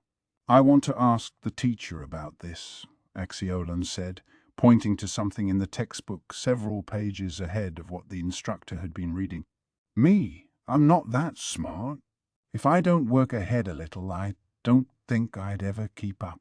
She stuffed the rest of her food in her mouth and washed it down with another drink. Maomao decided to go with Xiaolin, just casually. They left the classroom and went through a covered hallway to an adjacent building where the instructor kept his office. Outside, Maomao could see the pond that had been used to stage their performance at the night banquet, and beyond it an old shrine. The shrine had supposedly been there since before the founding of the rear palace, and the architecture was different from what Maomao was used to. It was a long, narrow building oriented along a north-south axis. The relative lack of weathering compared to the other buildings nearby implied the shrine saw regular maintenance. I wonder if they still observe some ritual there, Maomao thought. But in any event, they passed the shrine by and arrived at the teacher's office. "Excuse me," Xiaolin said. "May I have a few minutes?" It wasn't exactly a refined greeting, but the old eunuch welcomed them in with a smile, just the same. Xiaolin's affable nature seemed to have gotten the better of him. He spoke to her as gently as if he were talking to his own grandchild. "I don't believe I've seen your friend there before." "Just tagging along," Maomao said. "I see, I see. Have a seat in that chair and wait then, if you don't mind." The eunuch smiled at her. Maomao obligingly went and sat down. She looked out the window, gazing at the shrine they'd passed by earlier. Its pillars were closely spaced, and the interior appeared to be divided into a complicated series of rooms. "Wondering about that shrine?" the eunuch asked. Little. I can't help thinking the architecture is somewhat odd." This was Maomao, who promptly became obsessed with anything that caught her interest. She'd been staring fixedly at the shrine without realizing it. That shrine was built by the original inhabitants of this land. Lady Wang Mu, the Mother Royal, chose not to forbid the people from practicing their faith when she ruled this place. Instead, she used it and made that faith concrete. Wang Mu was the woman who had appeared in the founding myth the eunuch had been teaching in class. She was said to be the mother of the first emperor. There were many interpretations of the story, the most popular being that she was either the survivor of a vanished country or else a female immortal descended from the immortal realm. Any who would rule this land must pass through that shrine, and only those who choose the proper path may become chieftains of the land. Such was the charge Wang Mu laid upon the first emperor. Her son was able to pass the test and thus became ruler of the land. Very interesting, isn't it? That shrine was the reason the capital was moved here as well. The old eunuch smiled nostalgically. "It hasn't been used in decades, though, and I question whether it will see use again in the future." "What do you mean by that?" "Well," the eunuch handed Exiolan a writing utensil, kindly allowing her to use his own brush. She took it and frowned, still struggling to hold the brush correctly. She didn't seem interested in what he and Maomao were talking about. All of the elder brothers of his former Majesty were felled by an epidemic. Worse, many male children and infants died, depriving the imperial line of any potential successors. That was why the previous emperor, his parents' youngest son, had ascended the throne. The circumstances had long invited ugly rumors to the effect that the Empress regnant, his mother, had had a hand in the plague. Maomao couldn't help thinking that the eunuch's story was not the most respectful toward the imperial family, but she sensed no hostility in his voice. If anything, he had the dispassionate air of a scholar laying out facts. Xiaolan plunged the brush into the ink, splattering polka dots on her cheek. Rites of passage were by no means unusual, but Maomao found her interest especially piqued by this one. She looked at the shrine and the eunuch looked at her, though at first she wasn't sure what he was thinking. "I must say, I'm happy to know someone is interested in that old building," he said. "Not many want to hear such tales. It's been quite a long time." Then he too looked outside. "But there was someone once in the past." "Yeah. A doctor who was here many years ago, a real eccentric. Whenever he had time on his hands, he would go wandering about the rear palace with a look on his face, much like the one on yours now." A face floated into Maomao's mind. His name wouldn't have been Lumen by any chance. The eunuch's eyes widened with surprise. "You know him?" Maomao's old man Lumen looked like an ordinary, reasonable person, but he really wasn't. For one thing, if he had been reasonable and ordinary, he wouldn't have planted medicinal herbs all over the rear palace. Oops. Maybe I shouldn't have mentioned him. He had, after all, been banished as a criminal. Maybe it would have been better not to say his name. To all appearances, though, the eunuch didn't bear Lumen any ill will. Maomao said only, but honestly, that Lumen was a relation of hers and that he now made his living, barely, as an apothecary. The eunuch looked at Maomao, clearly moved. Xiaolan, meanwhile, was gazing intently at her own unsteady characters. "I see," the eunuch said. "Yes, Lumen. Maybe he'd been friends with her adoptive father." She wanted to ask about it, but realized it was time to be getting back. She collected Exiaulan, who had folded the sheet full of characters, despite their crudeness, and tucked it lovingly into the folds of her robes, and left the school. 2 days later, His Majesty paid a visit to the Jade Pavilion. Maomao performed her food-tasting duties as usual and was just about to leave the room when he stopped her. "How can I help you, sir?" she said. If His Majesty wanted to talk to her, it was probably about the illustrated textbooks or the like. Unfortunately, she could now only distribute whatever she could get past the censor, so it was no longer so easy to slip things to His Majesty. She thought she'd asked Jinshi to tell him that personally. "I intend to go to the Shrine of Choosing now. I'd like you to accompany me." Maomao slapped a hand over her mouth before the sound could make it out. What in the world was going on? They went by lantern light through the darkness, heading for the northern quarter of the palace. His Majesty's 2 eunuch bodyguards were with them, as were Jinshi and Geoshun. Jinshi was watching the entire thing with a probing eye. He appeared to have been called out here quite suddenly. What does His Majesty have in mind? Maomao wondered. The northern quarter was never exactly bustling, but at night it became eerily silent. The one silver lining was that at least they didn't hear any sounds of unhealthy love emanating from the bushes or the shadows of the trees.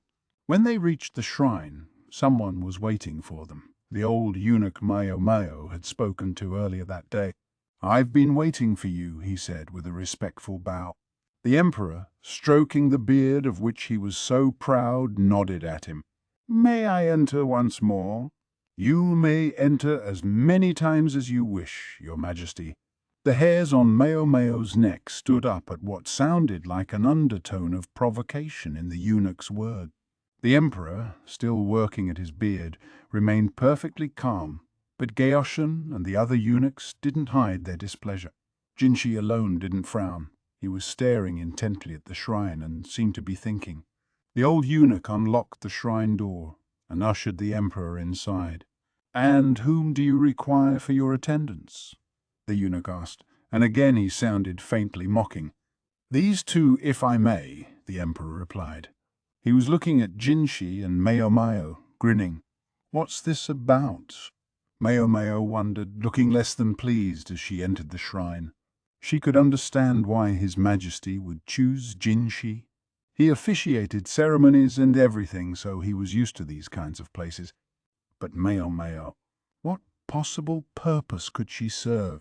"Women aren't forbidden in here or something?" Maomao whispered to the old eunuch, but he smiled broadly. "You may recall that Wang Mu and the Empress Regnant were both women." Maomao didn't respond to that, just put her head down and followed the 2 men. Just past the shrine entrance was a large, empty space. There were 3 doors, each of a different color, and above them a sign that read, "Pass not through the red door." Maomao squinted. The doors were blue, red, and green, respectively. The color of each was clear and bright, suggesting they were regularly refreshed. "Which door do you choose, sir?" the old eunuch said, stroking his chin. The Emperor scratched the back of his neck, then headed for the blue door. "I chose the green one last time. Might as well try this one." "Indeed, sir." The party passed through the blue door. They continued through a narrow hallway, then arrived in the next room to find 3 more doors and another sign. Maomao cocked her head. The sign read, "Pass not through the black door." This time, the doors were vivid red, black, and white. The walls and pillars were noticeably dusty, yet the doors were freshly colored. "Looking after this place is a chore, I can tell you. Just when I thought it would never be used again, someone comes along saying he suddenly wants to enter." The old eunuch rubbed his shoulders pointedly. Evidently, he was the one who had to paint the doors. The Emperor stroked his beard, then picked the red door. Beyond it was another hallway and then another room. 3 more doors and a new riddle. Maomao wondered despondently how many more rooms there would be. Without any windows to let a breeze through, the shrine was stuffy and warm. She had been right about one thing. The shrine's layout was certainly complex. Sometimes they backtracked or went up a flight of stairs until she had lost all sense of direction. Eventually she realized that some of the rooms shared doors with each other. Guess it's not meant to be over quickly. Quite apart from Maomao's impatience, Jinshi was staring at the doors and sign with an unusually serious look. "Pass not through the blue door," the sign instructed. The doors in this room were blue, purple, and yellow. His Majesty chose the yellow door. "Seems this is the last one," he said. The door creaked open, but beyond it was only a single door. In place of a question, the sign above it read, "Child of royalty, yet not child of the mother royal." It didn't exactly make sense, but it was a pretty clear rejection. Same as last time, eh? The Emperor seemed to be hiding a bitter smile behind his bountiful beard. Jinshi was watching him closely. "Is it not given to me to know the will of heaven?" "Your Majesty jests.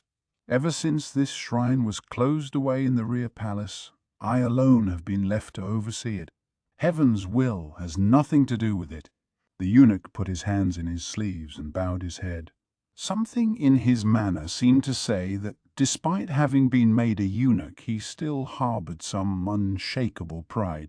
Most likely, this man had been overseeing this shrine for some long time, and when the building had found itself within the boundaries of the rear palace, he had gone so far as to accept castration to continue protecting it. The Emperor had followed all of the sign's instructions to the letter. Had he still somehow made a mistake? The eunuch opened the door before them. "You'll find the exit this way, sir," he said.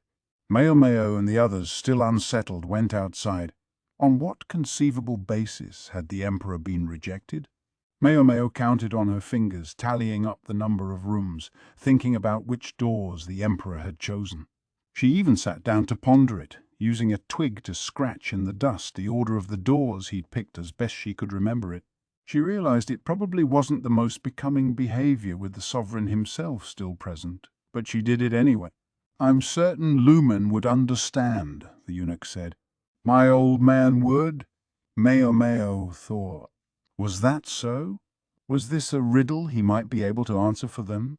It was nice of the eunuch to give them a hint and all, but at the same time it made Maomao purse her lips in annoyance. She felt like he was saying, "Your old man would get it, but you never will." She knew her adoptive father was something special, but it rankled her to be completely dismissed like that. In other words, Maomao was angry. "You're saying my adoptive father would know what's going on?" "I couldn't say."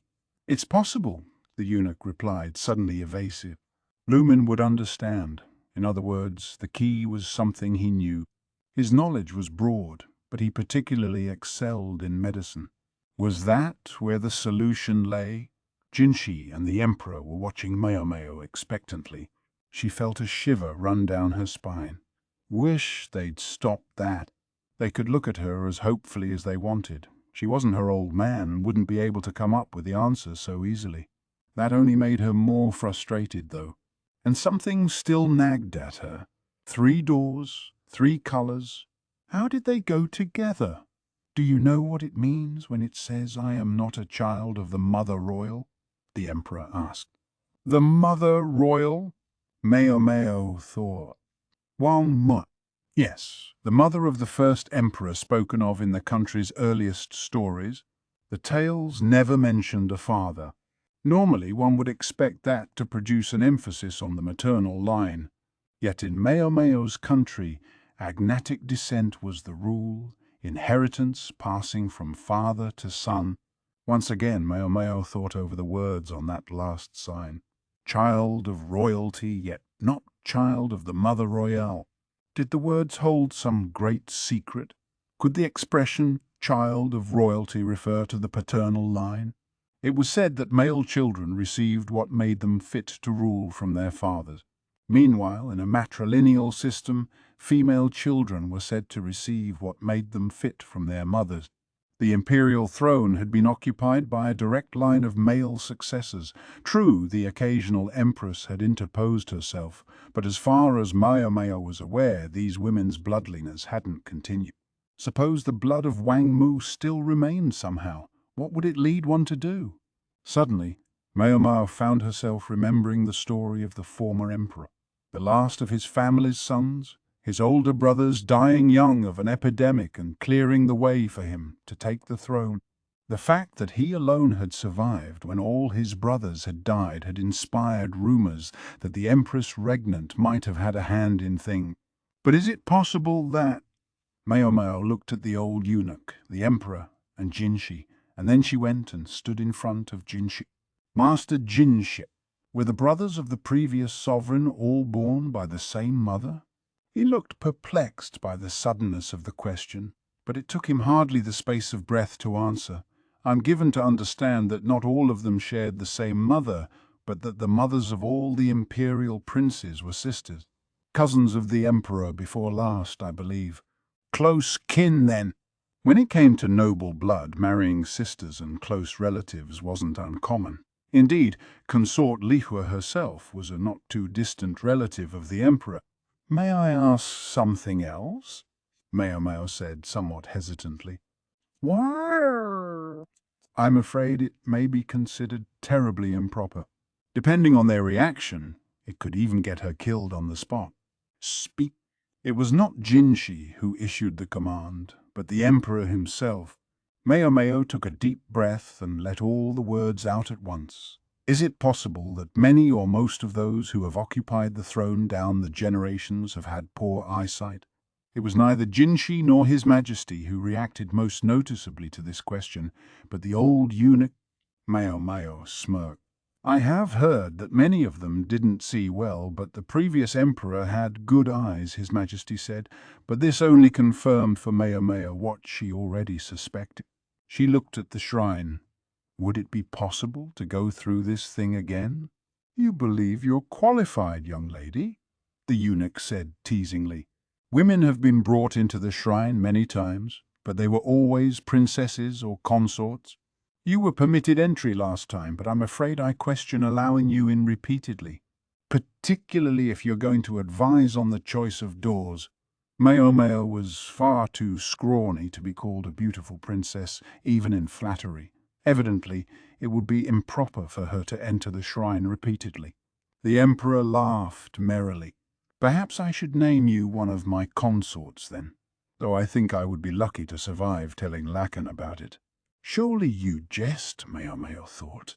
Surely you jest, Jinshi said, stepping out in front of her. Imagine the looks your other ladies would give you. True, too true, His Majesty said, clutching his sides in mirth. He patted Maomao on the head. She was used to seeing him at his leisure in the Jade Pavilion, but tonight he seemed to be relaxing in a somewhat different way. I think he's mocking me. And perhaps he was. After all, Maomao was well aware that a lady had to have a bust of about 90 centimeters to even begin to excite the emperor's interest. Consort Gyokuyu and Consort Lihua both met that standard and more. Jinshi was looking at the emperor, perturbed. Was it Maomao's imagination, or did he look a bit like a pouting child? You take her, then, he said to Jinshi, and then he looked at the old eunuch. You'd have no objection, then, would you? The eunuch pulled a face, but looked at Jinshi. You would accept that? If His Majesty so orders, then I can only obey. Anyway, the girl is working something out, and I'm quite interested to know what it is, the emperor chipped in, chuckling. The old eunuch headed back to the shrine entrance, looking thoroughly exasperated. The emperor, who appeared quite pleased, jerked his thumb in the direction the eunuch had gone, as if to say, "Let's go." They went to the entrance once more, this time with Jinshi in the lead, followed by the emperor and the old eunuch. Maomao trailed behind them, surprised to realize that it seemed anyone at all could attempt the shrine. They entered the first room, and Jinshi turned back to look at Maomao. The red, blue, and green doors stood before them. Which shall I choose? He asked. Maomao narrowed her eyes. The sign above the doors said only not to pass through the red one. Slowly, she pointed at the blue door. Jinshi obediently opened it. It was the same one the emperor had chosen earlier. The old eunuch arched an eyebrow. In the next room, Maomao picked the white door, earning herself another eyebrow arch. Taking a different path from myself this time, the Emperor said, stroking his beard as he followed Jinshi through the white door. Ordinarily, it might have been considered rude for Jinshi to walk ahead of His Majesty, but none of them, Jinshi or the Emperor or the old eunuch, seemed to take it amiss. The sovereign had always seemed to have a fairly permissive streak, so maybe he wasn't particularly interested in standing on ceremony. Maomao led them through the next room, and then the next, until finally they arrived in the 10th chamber. This time the sign said something a little different. "Choose thou the red door." There were still 3 doors, but none of them were red. Instead, they were white, black, and green. "What is this?" Jinshi said, sounding agitated. It was understandable. He didn't see any red door. That was exactly what, in Maomao's mind, made it clear that this was the final riddle. She pointed to the green door. "Go through there and you'll understand," she said. Jinshi must have trusted her, for he opened the green door without hesitation. Beyond it was a hallway, at the far end of which they could see a staircase. They ascended, their footsteps echoing on the stairs, and opened the door at the end to be greeted by a damp breeze. They were on the roof of the shrine, up high enough to see out over the entire rear palace. The square space seemed to have been constructed specifically to inspire the sense that one was gazing down on all around. The old eunuch's lips were twitching. Whether he was fighting a smile or a scowl, Maomao wasn't sure. "My congratulations. You have chosen the proper path," he said, looking around. "In days of old, only those chosen by Wang Mu could become the next king. Eventually, the kings came to be called emperors. Throughout the ages, the first order of business of those so selected had been to give an address from this shrine. Considering the sophistication of the architecture at the time, the shrine had presumably been the tallest thing in existence. There were times when no one was able to choose the correct path. In such cases, they would return accompanied by a consort who was able to do so. The old eunuch looked at Maomao with a pained expression. Traditionally, only those of the proper blood have been able to succeed, but in this case it seems someone else has guessed the right order. This evidently didn't agree with him. The geezer makes that sound like a bad thing, Maomao thought, all too readily drawn in by his provocation. She'd chosen correctly. What was wrong with that? History lessons are all well and good, but perhaps you could explain what's going on so that I can understand it? The Emperor said, "Does one so august as His Majesty lower himself to ask teaching of me?" The eunuch said. This time, it was Jinshi's turn to raise an eyebrow, but the Emperor was too even-keeled to be drawn in by the eunuch's taunt. "Nonetheless," the old man said, "you shouldn't hear it from my lips. I suggest you ask the girl." He was going to foist it off on her. "Well," the Emperor said, turning to Maomao, but there were things even she found difficult to say. Trying to decide how best to put the matter, she said, "Very well. Allow me to explain what guided my thinking in choosing the doors. Out of the first 3 doors, blue, red, and green, Maomao had chosen the blue one. The sign said only to avoid the red door, so one might think the green door was a perfectly fine choice. And normally one might be right. But normal didn't quite apply in this shrine. There are certain people who would be unable to distinguish which door was red and which was green, Maomao said. "Unable to distinguish one from the other?" Jinshi asked, puzzled. His Majesty looked equally perplexed. The two of them were such different people, yet with that expression of confusion on their faces, they looked oddly similar. "Yes," Maomao replied, "and so they would choose the door that they could be certain wasn't red. That would be the blue one. The first chamber would whittle down the candidates by half. The next room is the same. If you couldn't tell the difference between black and red, you would choose the white door, and half the remaining candidates would be weeded out. In each room, there appeared to be 2 possible right answers, but in fact, there was only one. The final riddle worked the same way, because the candidate would be certain that the white door was white and the black one black. They would assume the final door must be the red one. It wasn't, of course. It was green, but because anyone who had made it that far would be unable to tell red and green apart, they wouldn't know that. Only half of those who entered the shrine would choose the correct door in the first room. In the second room, it would be a quarter, and by that ninth door, only 1 out of every 512 people would make the right choice. "And what does all this mean?" Jinshi asked, still obviously flummoxed. "It means that those who are chosen by this shrine, those who prove themselves the children of Wang Me, have one thing in common. They can't see color. They could see some colors, of course. Individual differences would mean some people would still make wrong choices, and conversely, it was possible that some had simply guessed wrong. But they need only return with someone whose blood was closer to Wang Me's. That was why consorts were allowed into the shrine. It's not common in this country, but in the West, people are periodically born unable to distinguish between red and green, Maomao said. Her father had told her that roughly 1 out of every 10 people in the country where he had studied had this condition. It was evidently less common in women than in men. It was passed down from parent to child, and although it could be a hindrance in daily life, it was also possible to adapt to it such that others might never realize a person had the trait. That was why the old eunuch had said Maomao's old man might understand. "Some also claim," she went on, "that the more trouble one has distinguishing colors, the better one's night vision is." She'd never investigated that claim personally, so she couldn't be sure. However, for such a profoundly challenging trait to persist down to the present day, it was likely to co-occur with some exceptional benefit. And I believe in the founding story. Wang Mu is said to be able to see clearly even on a dark night. Wang Me had come from a far land and had carried with her an inability that hadn't been present here before, the inability to distinguish color.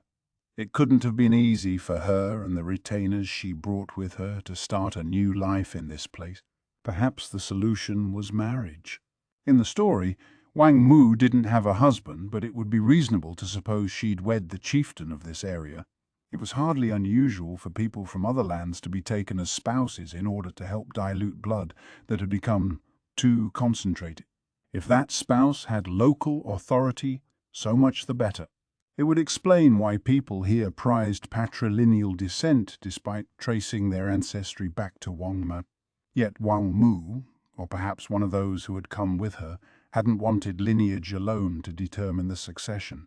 Instead, while continuing the chieftain's bloodline, a different way was created to discern whether a person had inherited Wang Me's blood, the shrine of choosing. The passage of time slowly but surely warped the truth of the matter. When a strange people with strange technology arrive somewhere new, over time they're absorbed into the local population, generation by generation. A simpler method was to leave a written record. Wang Mu's story was written down in characters the local populace didn't know, and as those who had witnessed their arrival died out, the story became the truth. A conquest patient and peaceful? Not that I can tell them that, Maomao thought. She proceeded to explain all this to Jinshi and the Emperor, passing over the most inconvenient parts. They might look askance at a few of the things she said, but she doubted they would pursue the matter too closely, nor did she want them to. Everyone would be happier that way. So Maomao picked her way through the story, refraining from saying anything she thought her old man wouldn't have told them. "So you're saying the blood of Wang Mu doesn't flow through my veins? It's true that my mother wasn't of royal lineage, nor my grandmother the Empress regnant."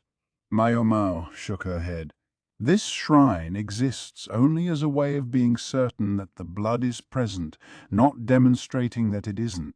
Sometimes a characteristic may be seen in the parent that doesn't appear in the child." There was also, of course, always the possibility that the Emperor's honored mother had been unfaithful, but she would keep that to herself. In any event, allowing the blood to become too concentrated can bring serious problems of its own. All of the former emperor's older brothers had died of the same epidemic, for example, presumably along with many other close relatives. Perhaps the result of trying too hard to satisfy the shrine. When Maomao finished her explanation, she heard clapping. The old eunuch was applauding. Never once did I imagine the likes of this girl would really and truly solve the riddle, he said. Okay, so he could be rude sometimes. It's said that Wang Mu came to rule this land because of her unparalleled wisdom. After all, only a truly keen intellect could come up with something like that shrine as a means of maintaining their bloodline. If you wish to further thin the blood, might I suggest taking someone like this young lady into your retinue? Excuse me, what was that doddering old coot thinking? Maomao wanted to pull off a shoe and fling it at him. Amusing as that might be, I'd rather not make an enemy of Lacan. And perhaps more importantly, her bust would have to grow about another 15 centimeters first. Just how intimidated was he by the fox strategist? And second, really? I grant there are many who wouldn't smile upon it, the old eunuch said. He looked into the distance for a second, then glanced at Maomao. Do be wary.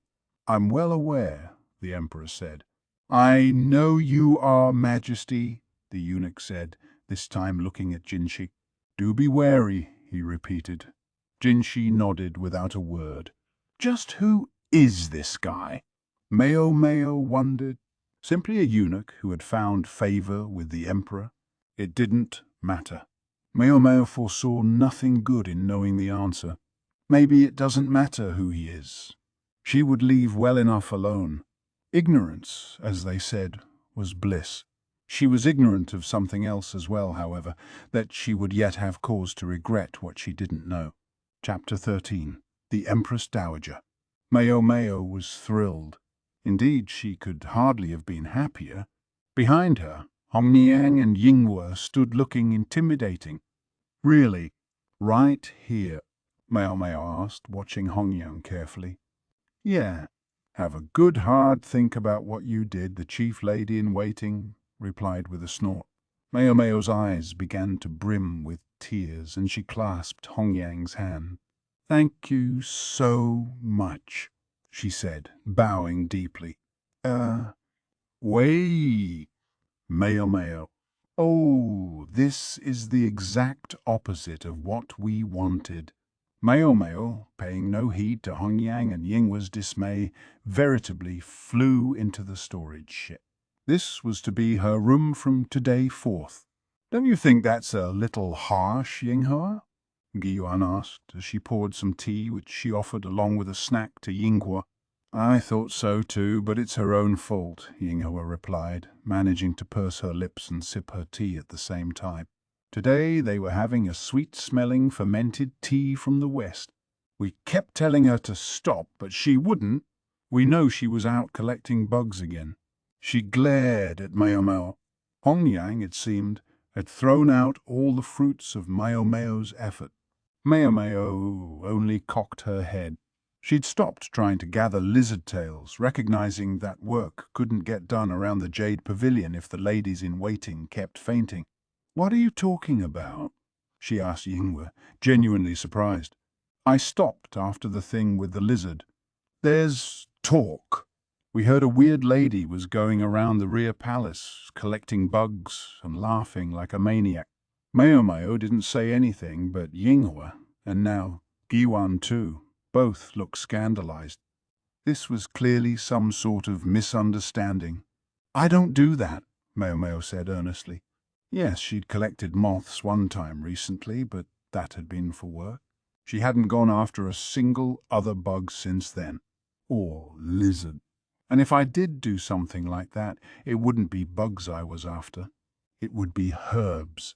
But you admit you would be maniacal about it?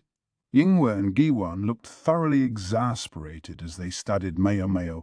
Of late, they had finally started to grasp her true nature. Right. She knew that look. They didn't believe her, but it was true. Maomao had only been laughing because she'd found some medicinal herbs, not because of any bugs. She did have some measure of common sense. She understood perfectly well what would happen if she tried to cultivate insects in that cramped room. It was summer. It would be a catastrophe. Maomao frowned and balled her hands into fists. This was a very grave situation, but she thought she knew who was really responsible. He's bee-booing? What? Sioan asked, her mouth full of peach bun. Maomao offered her a bamboo cylinder full of sweet tea and nodded. They were chatting and snacking behind the laundry area, as usual. Maomao had made Xiaolin write a few characters in the dust to satisfy herself that the girl was paying attention in class.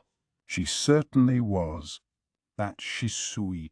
She's the most mercurial creature, Xiaolin said, drinking some tea. Maybe it was her recent academic bent that had introduced difficult words like that into her vocabulary. She hopped down off the barrel she'd been sitting on and trotted towards some palace women chatting near the well. "Hey, you don't know where Shizui's been lately, do you?" Maomao went after her. The three palace women answered Xiaolin with a friendly greeting, although they stiffened a bit when Maomao approached. Their reaction wasn't unusual. Xiaolin and Shisui were about the only women with tastes strange enough to enjoy talking to Maomao.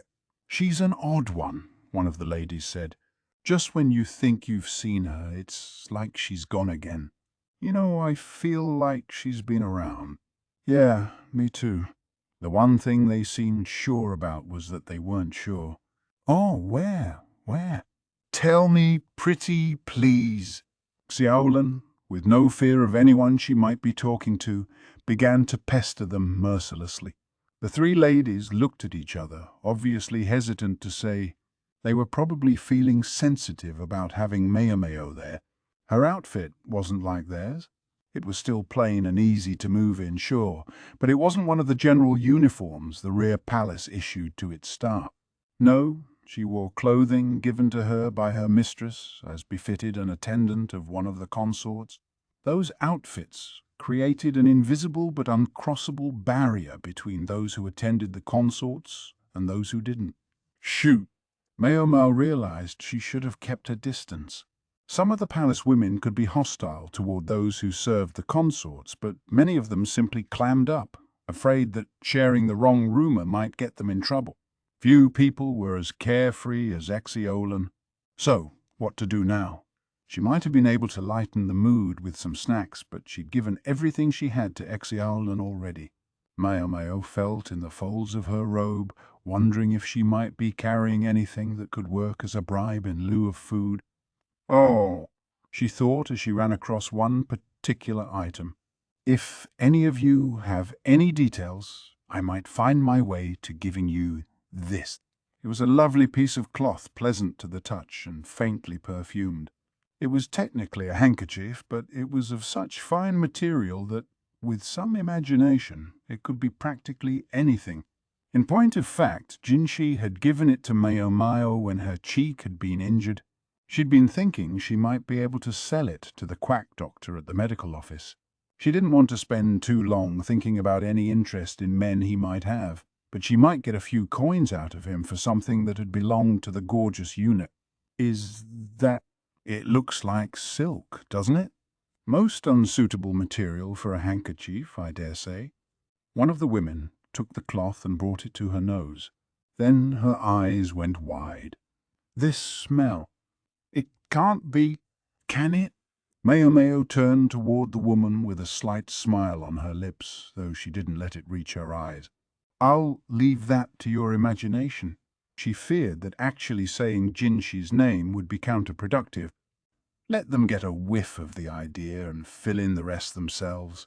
The woman with the sensitive nose was mumbling to herself. "Wait, but can it really? Could it be his?" Maomao couldn't be sure who she was thinking of, but she saw she had a taker. When they saw the woman's reaction, the other two ladies with her took turns sniffing the handkerchief. Maomao folded the cloth up and said respectfully, "Perhaps I could prevail on you to share your insights first." The palace women told Maomao that they'd spotted Shizui among the unkempt groves in the northern quarter. It made sense. That was where Maomao had run into her before. It was apparently a favorite spot of hers. Maomao went there and sat down among the trees. It being summer, there were a lot of noisy insects. The cicadas crying all around she could forgive, but she crushed a few mosquitoes that buzzed irritatingly past her ear. She had brought a little burner to keep the mosquitoes away, she thought. They used mugwort and pine needles to produce a thick smoke that kept the bugs at bay. One was always burning at the Jade Pavilion because Princess Lingley was still so young. The area around the woods wasn't tended very carefully, and Maomao saw all kinds of things growing there. Pampas grass, for example, and a bevy of red flowers. She leaned toward them. So this is where they grow. They were white blossom flowers. The trumpet-shaped blooms would start to open come evening. Maomao picked one and crushed the petals, staining her fingers with a red juice. It was a little game she'd often played when she was young. Meanwhile, the courtesans had picked the flowers for their seeds, which contained a powder much like face-whitening powder. But that wasn't how the courtesans used it. A question still lingered in Maomao's mind. It was about what had happened at the Crystal Pavilion a few days before, when consorts Lihua's chief lady-in-waiting, Xin, had been found to be attempting to make a drug to induce a miscarriage. Xin had never used any perfume before. If the stuff contained ingredients that could be harmful to a pregnancy, and if she felt it was, she who should be consort, it would explain why she wouldn't want to wear it. She'd probably hoped to take Lihua's place. She might have thought that if the current consort failed to produce an heir, her family would feel compelled to give His Majesty someone else instead. And yet, on this occasion, she'd been so desperate to produce the abortifacient that she'd even worn the dreaded perfume. Why? Consort Lihua had been wearing looser clothing than usual, outfits that didn't cinch around the belly, just like Consort Jokui. And was it Maomao's imagination, or had she looked a little plumper than before? Gyokiyu was hardly the only one who received the Emperor's visits. There was one very distinct possibility, but Maomao didn't dare say it. It wouldn't matter if she did. She was in no position to help consort Lihua. Her nagging doubt was about the ingredients involved in whatever Xin had been making in that storage shed. Anyone could have bought the perfume oils and such from the caravan, provided they had enough money. That much was obvious. And yet Maomao found herself perplexed. The courtesans gathered the white blossom seeds not for cosmetic purposes, but to create a drug that would rid them of a child in their belly. It would be boiled with other ingredients, including lantern plant, tree peony, balsam, flowering peony, and quicksilver, to achieve the desired effect. Quicksilver or mercury aside, these plants were all things that could be had in the rear palace, but Xin's brew hadn't included any of them, even though it seemed like the easiest and cheapest way. That left Maomao with an unsettling thought. Maybe someone had deliberately told Xin about the toxin. That person might still be here in the rear palace. She tried to give Jinshi an inkling of what she was thinking with an oblique suggestion, and she knew him well enough to expect he would look into the matter. She was less sure whether the proud, stubborn chief lady-in-waiting would be easily induced to talk. At that moment, the cacophony of cicadas suddenly subsided. Trying, she heard what sounded like a bell ring quietly, followed by a distinct rustling.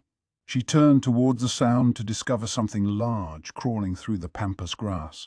It hopped along like a frog, then raised its hands and started laughing merrily.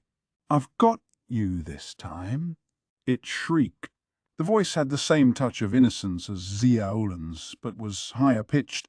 The owner of the voice had a grin on her face, a face that looked surprisingly young for how tall she was. The woman, obviously pleased from the bottom of her heart, took the insect in her hands and put it in a bamboo insect cage. I can't believe it, Maomao thought, watching the girl cackle as she hopped around in the weeds, grabbing at bugs. They mistook me for that. It was frustrating. She thought she was a little less deranged than that. Her curiosity satisfied, however, Maomao made to leave the area. She didn't get far. She heard it again, trying this time from right by her ear. Puzzled, she touched her head to discover a bug sitting on it. This, it seemed, was the true source of the bell she'd been hearing, and that would have been fine if it had been the end of the matter. Instead, a figure came charging at Maomao, colliding with her. "My bug!" it cried. Then the figure looked at Maomao in surprise. Her face reminded Maomao of a squirrel somehow. "If you could get off me, I'd appreciate it," Maomao said, but the girl didn't move a muscle. Her hand was on top of Maomao's head, perfectly still. She looked a bit disturbed. Maomao quickly guessed what was going on. "Hurry up and take it away. I don't want to lie here with a bug on my head." There had been a squelch when the girl had tackled her. Something had squished, and she knew what. "I'm real sorry, Maomao," Shisui said, but she was grinning as she finally stood up. It felt wonderful to pour the cold well water over her head, but she couldn't wash away the feeling of disgust. The other girl handed the sopping Maomao a handkerchief. She took it gratefully and started mopping herself off. The insect cage hanging at the girl's waist was occupied by several bugs that were a sort of scorched color. They shook their wings, making a sound like a ringing bell. "So that's what you were trying to catch?" Shisui still looked a bit embarrassed, but her eyes as she turned to Maomao were shining. Maomao had known she liked insects, but she hadn't quite realized just how much.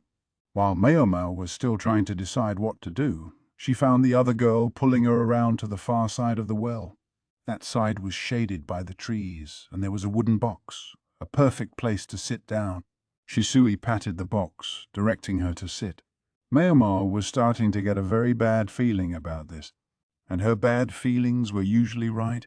"These bugs are native to the island country to the east, see? They make noise by vibrating their wings," Shisui informed her, not looking up from the inhabitants of the cave. "I guess some of them must have hitched a ride with a trade mission and then gotten loose. I think this is the only place they live in our country, just like those moths." Maomao offered a half-hearted sound of interest. "Their coloring makes them look like cockroaches, but they're not, so don't worry." Maomao could have lived without knowing that, she thought, once again rubbing her head vigorously with the handkerchief. The girl with the poor choice of words delivered this meandering lecture on insects for a full 30 minutes. If this went on, the sun would be down before they were finished. Maomao kept trying to break her way out of the conversation and leave, but each time she felt a tug on her sleeve and was drawn inexorably back into the lesson. She well understood wanting to talk about something you were interested in, but she wanted to alert Shisui to what a bore it was for her audience. "If only we were talking about drugs. Then I could survive this." The uncomfortable stretch was soon abruptly interrupted by the clacking of a wooden clapper.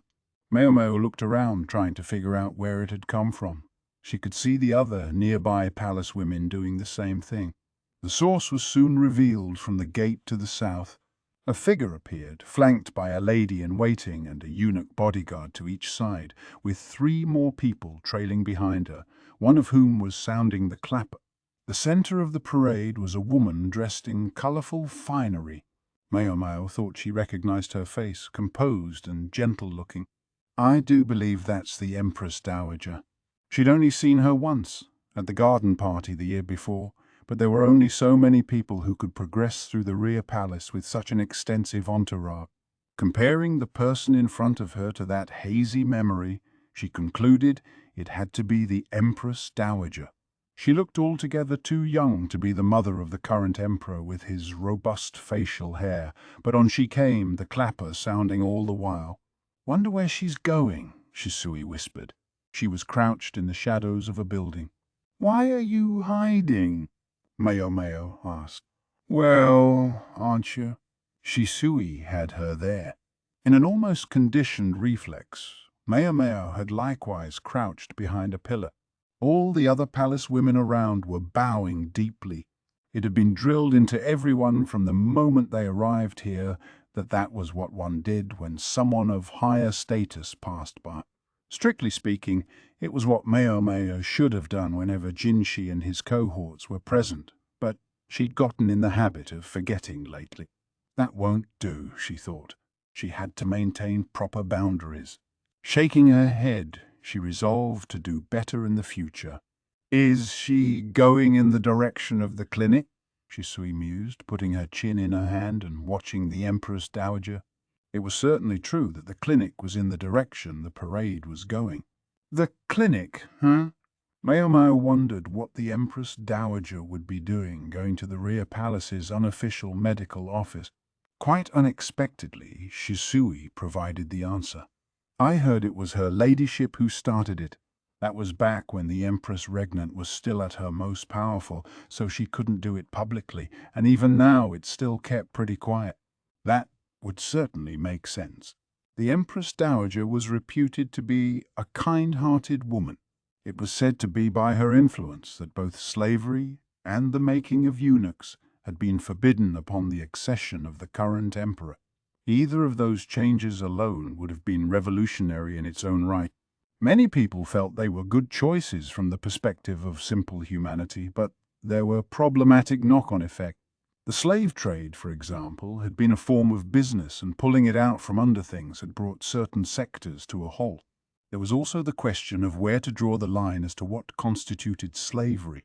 When people were herded and sold like animals, that was clear enough, but what about those who effectively made themselves collateral on a debt? Technically, they had entered into something like an employment contract, but this could also be considered slavery. Bring that into the equation, and even the courtesans, at the moment perfectly legal, could conceivably be considered slaves.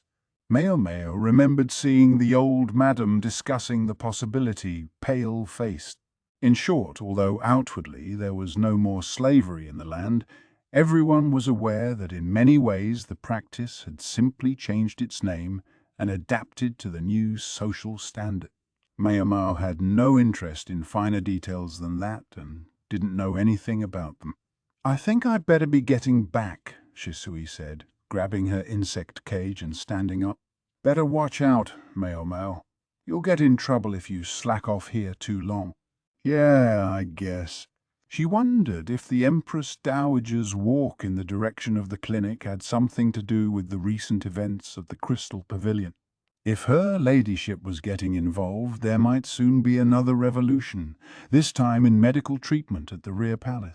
Maomao wished she could be a fly on that wall, but she was scared of what would happen if she was found eavesdropping.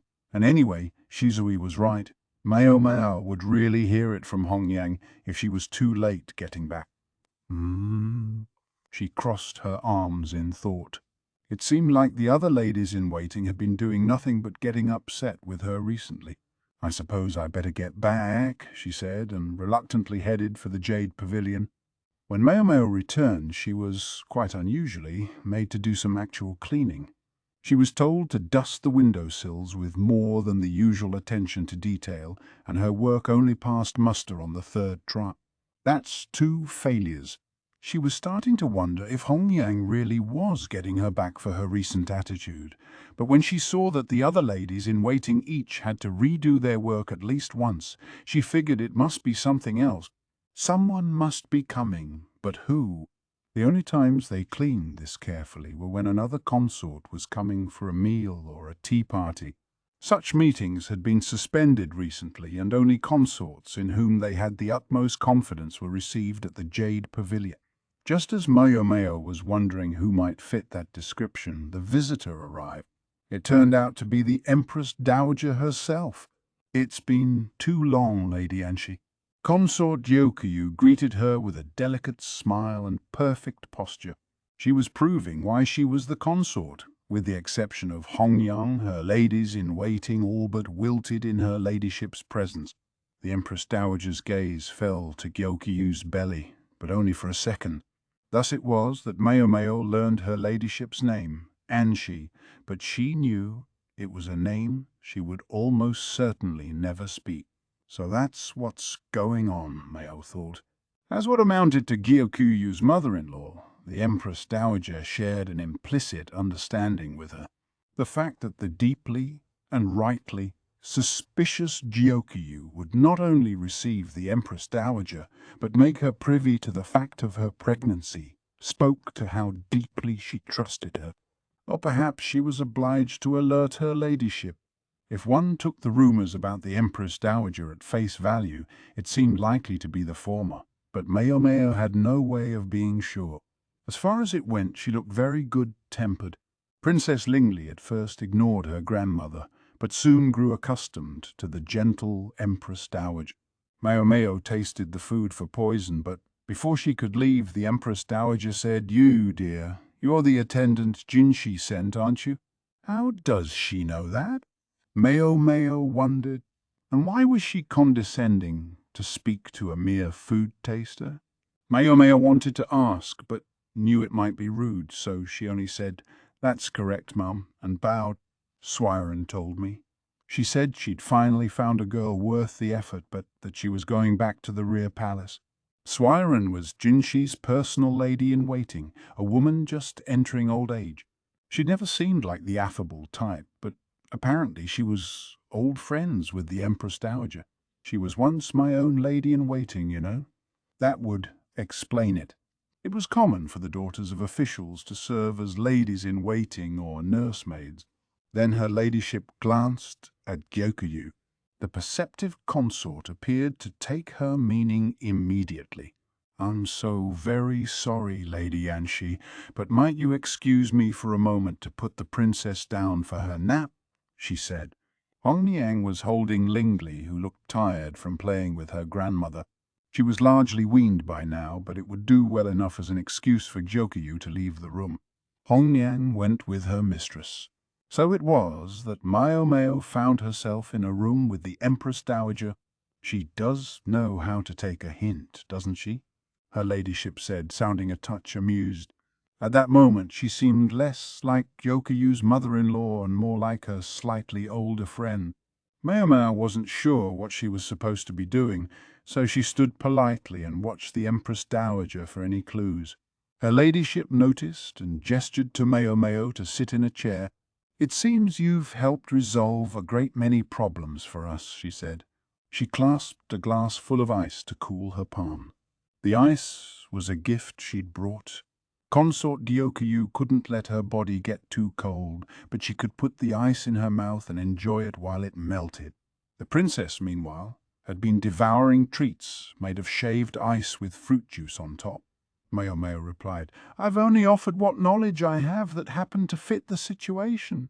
Maomao wasn't spectacularly imaginative. It just so happened that the truth sometimes lurked among the things she knew, which were little more than a window into what her father had taught her. If they were to ask him directly, she believed he would have solved their problems in half the time it took her. It would have been easy to take Maomao's words as contrary, and indeed the lady-in-waiting standing beside the Empress Dowager, a woman of something past 40 who exuded experience, was frowning. It was only the three of them here in this room. Possible misunderstanding or no, however, Maomao wouldn't be comfortable unless she prefaced the discussion with that disclaimer. She had no interest in overselling her own abilities, and she wanted the other woman to be clear about that. Some might say she was selling herself short, but this was one of Maomao's tenets, and she would live by it. "That's enough for my purposes," the Empress Dowager said. Her eyes went briefly to the ground, and it seemed to Maomao, she couldn't be sure, that the kindness in them was replaced for an instant by something dull and vacant. "Whatever you're able to do will be enough, but I want you to investigate something." The lady-in-waiting was watching the Empress Dowager, who slowly shook her head as she looked at Maomao. "Do you suppose I've been cursed by the former emperor?" It was quite a question for the Empress Dowager to ask. Quite a question indeed. Chapter 14. His Former Majesty. The simple truth was that one rarely heard good things about the previous emperor. A foolish ruler, he was called. A pathetic prince. The puppet of the Empress regnant.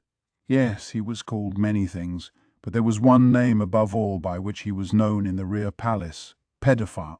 It was the only fitting term, considering that the Empress Dowager and the current emperor differed in age by only a scant 10 years or so. It was true enough that in this world very young women were sometimes given as wives. Sometimes these were political matches, or else intended to pay off a debt. But this was the rear palace, where women of marriageable age were plenty, yet the former emperor had seemed to focus almost exclusively on the handful of younger girls. It proved he was a pedophile. That much was fact, no matter what else one thought of him. The Empress Dowager had spoken of a curse, but Maomao wondered if it really benefited her to think that way. On her ladyship's belly was a scar left when she had given birth to the current emperor. The birth canal of her still developing body had been too small, leaving no choice but to cut the child out of her. And the one who had been made a eunuch specifically to help with this procedure was Maomao's unfortunate old man. Perhaps the sacrifice had been worth it, for the boy who would become the reigning monarch grew up spirited and strong, and despite the surgery, the Empress Dowager went on to bear another child, His Majesty's younger brother.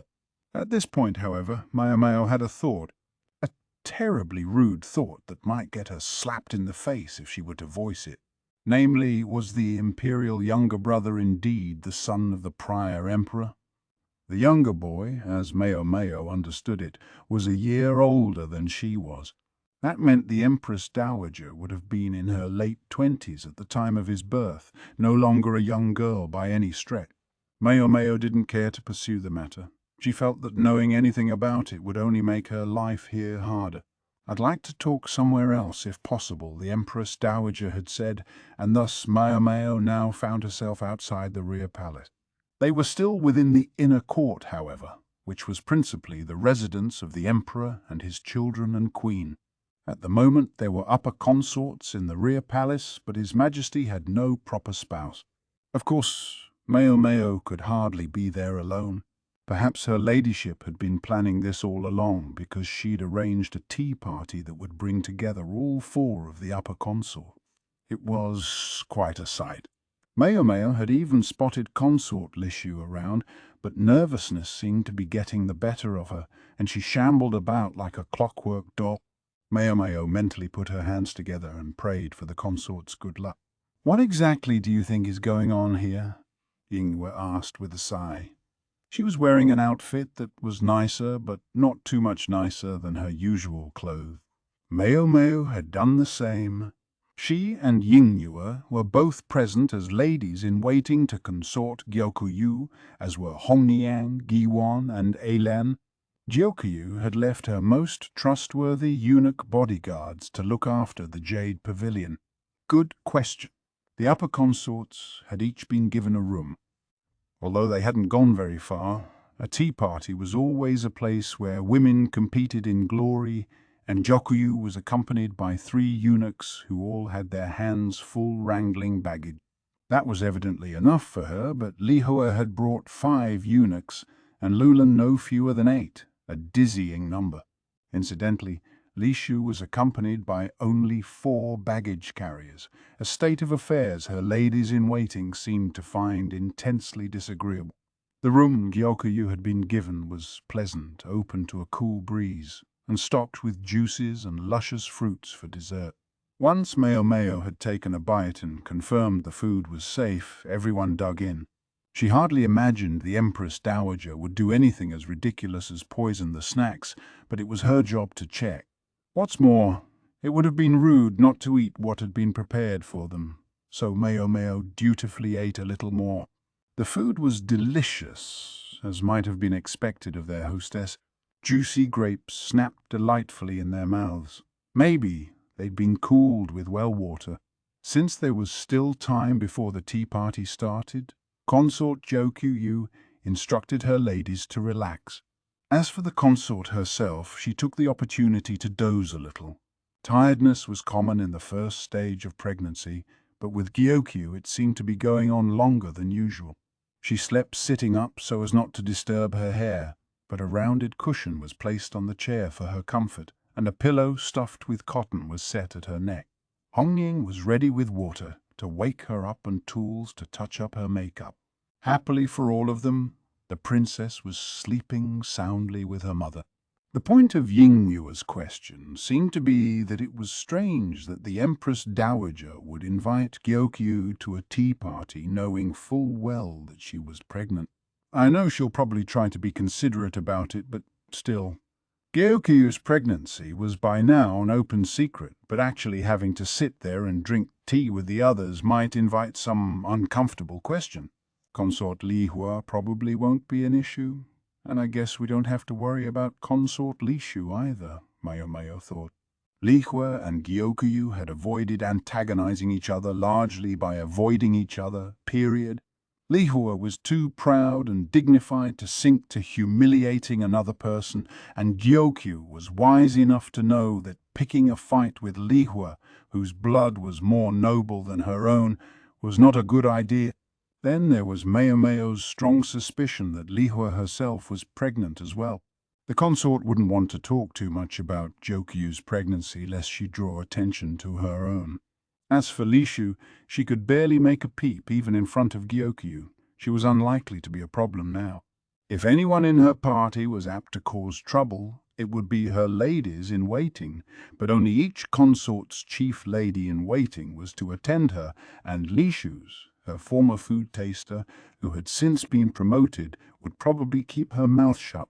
That left only Lulan, who was still an unknown quantity, and the Empress Dowager herself, whose motivations for calling this get-together remained mysterious.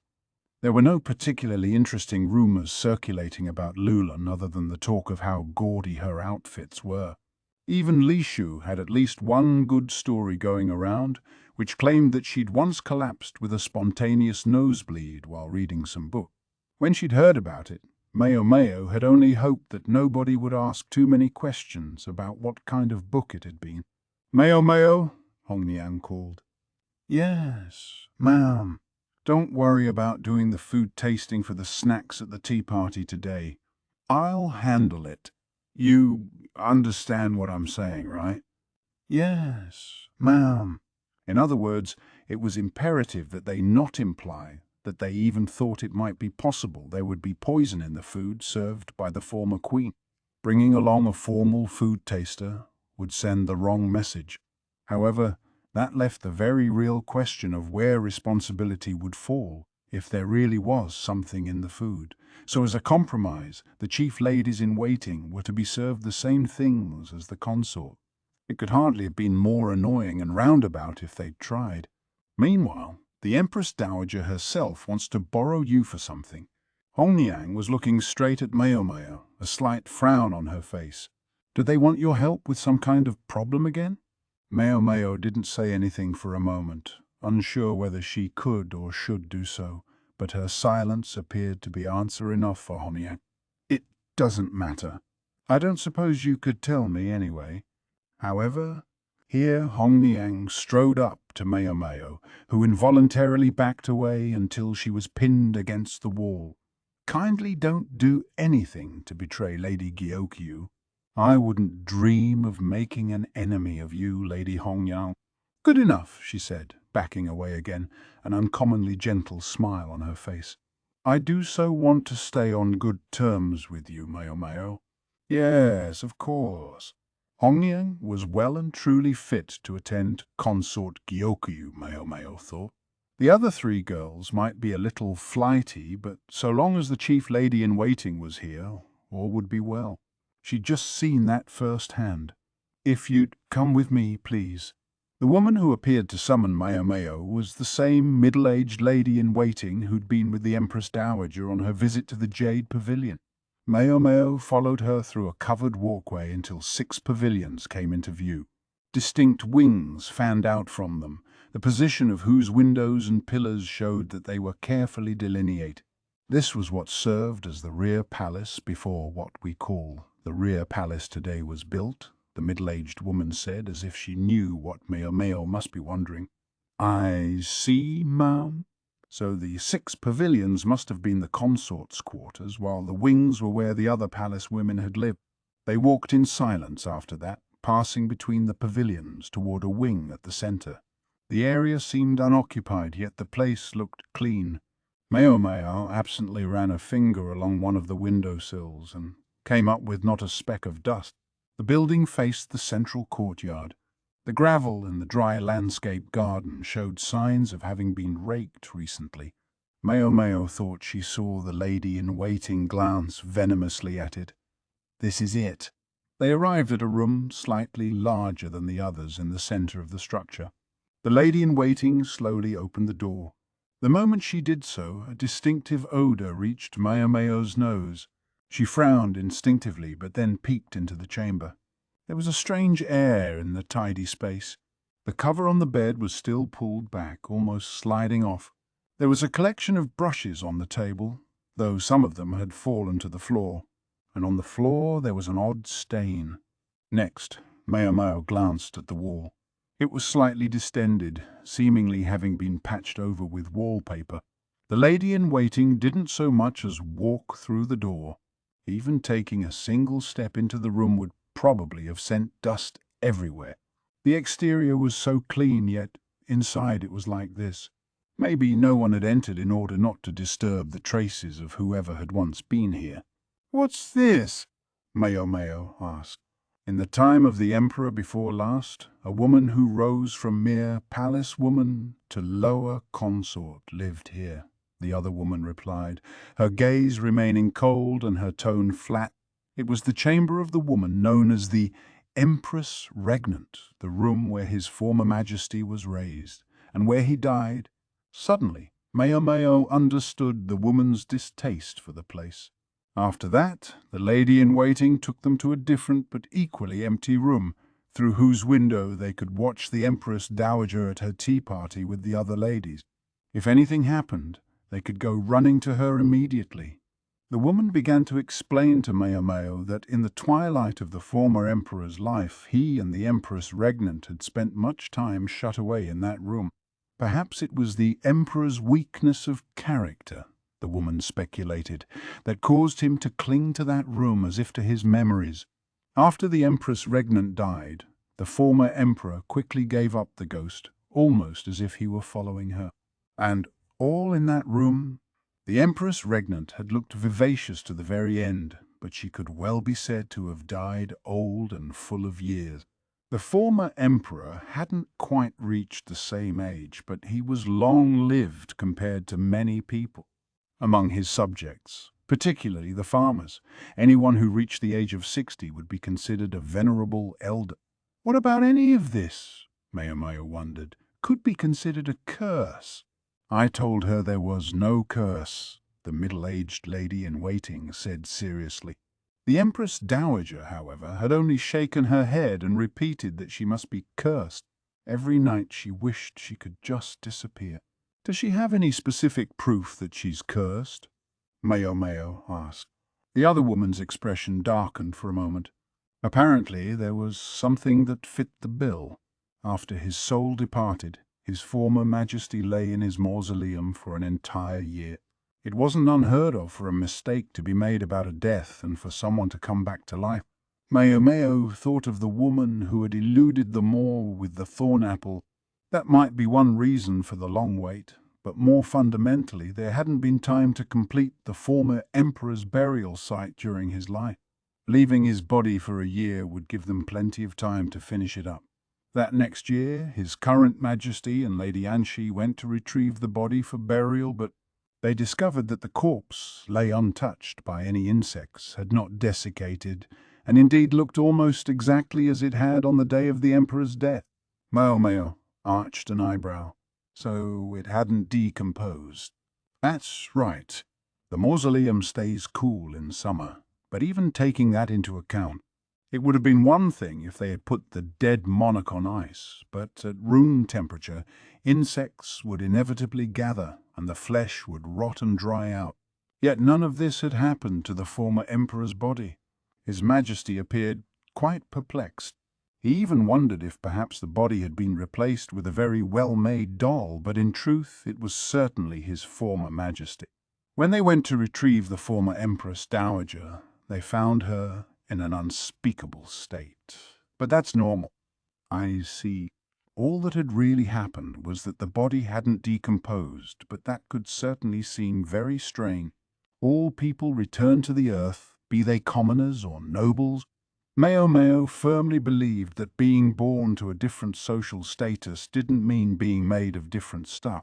That building is scheduled to be demolished soon, the middle-aged woman said. We'd like you to investigate the matter before that happens. It had been something like 6 years since the former emperor had passed away. His corpse was in a grave far away somewhere, and that building could be said to be the last place left with any significant links to it. If the issue wasn't resolved before it was destroyed, the Empress Dowager would be left to wonder for the rest of her life. Truth be told, Maomao already had an inkling of what might be going on. "Mum, might it be possible for me to enter that room?" It didn't appear to be a decision the woman was authorized to make on her own, but she said, "I understand. I'll ask about it." She never took her eyes off the tea party as she spoke. That night, Maomao didn't return to the Jade Pavilion, but for the first time in quite a while stayed at Jinshi's residence. It would put her in the best position to go back to that dusty room the next day. They would need the Emperor's permission, but if the Empress Dowager asked him, there was every chance he would agree. Jinshi facilitated the discussion, and soon things were clicking along nicely. She wondered if Swire had been part of the talks. To be quite honest, Maomao was afraid of how the chief lady-in-waiting would receive her when she did get back. "I think she's been taking it easy on me so far." As Jyokyu's chief lady-in-waiting, it was Hongyang's primary duty to protect the consort. She wasn't like Maomao, who on some level served both Gyokyu and Jinshi, and no doubt she wasn't thrilled that Maomao was forever running off to the Crystal Pavilion as well. Even Maomao wasn't always sure exactly what her position was. At the very least, she certainly intended no harm to consort Gyokyu, but that didn't mean she was willing to help try to bring down another consort. Someone else was in the room Maomao used to occupy, so for today she found herself in Swiren's quarters. She was a little scared of the old lady, but kept telling herself that she meant no harm. Here's a change of clothes." Swiren handed her an unbleached robe, and she obediently changed into it. Swiren's quarters consisted of 2 adjacent rooms in a corner of Jinshi's residence. A cot had been brought in, and there were pretty furnishings all around. Overall, it was a step up from the rooms of the ladies-in-waiting at the Jade Pavilion. I would have been perfectly happy sleeping on a couch or something. But then I would have spent all night worrying about you. Maomao had nothing to say to that. Swiren was reading a book by a brightly burning candle. How indulgent.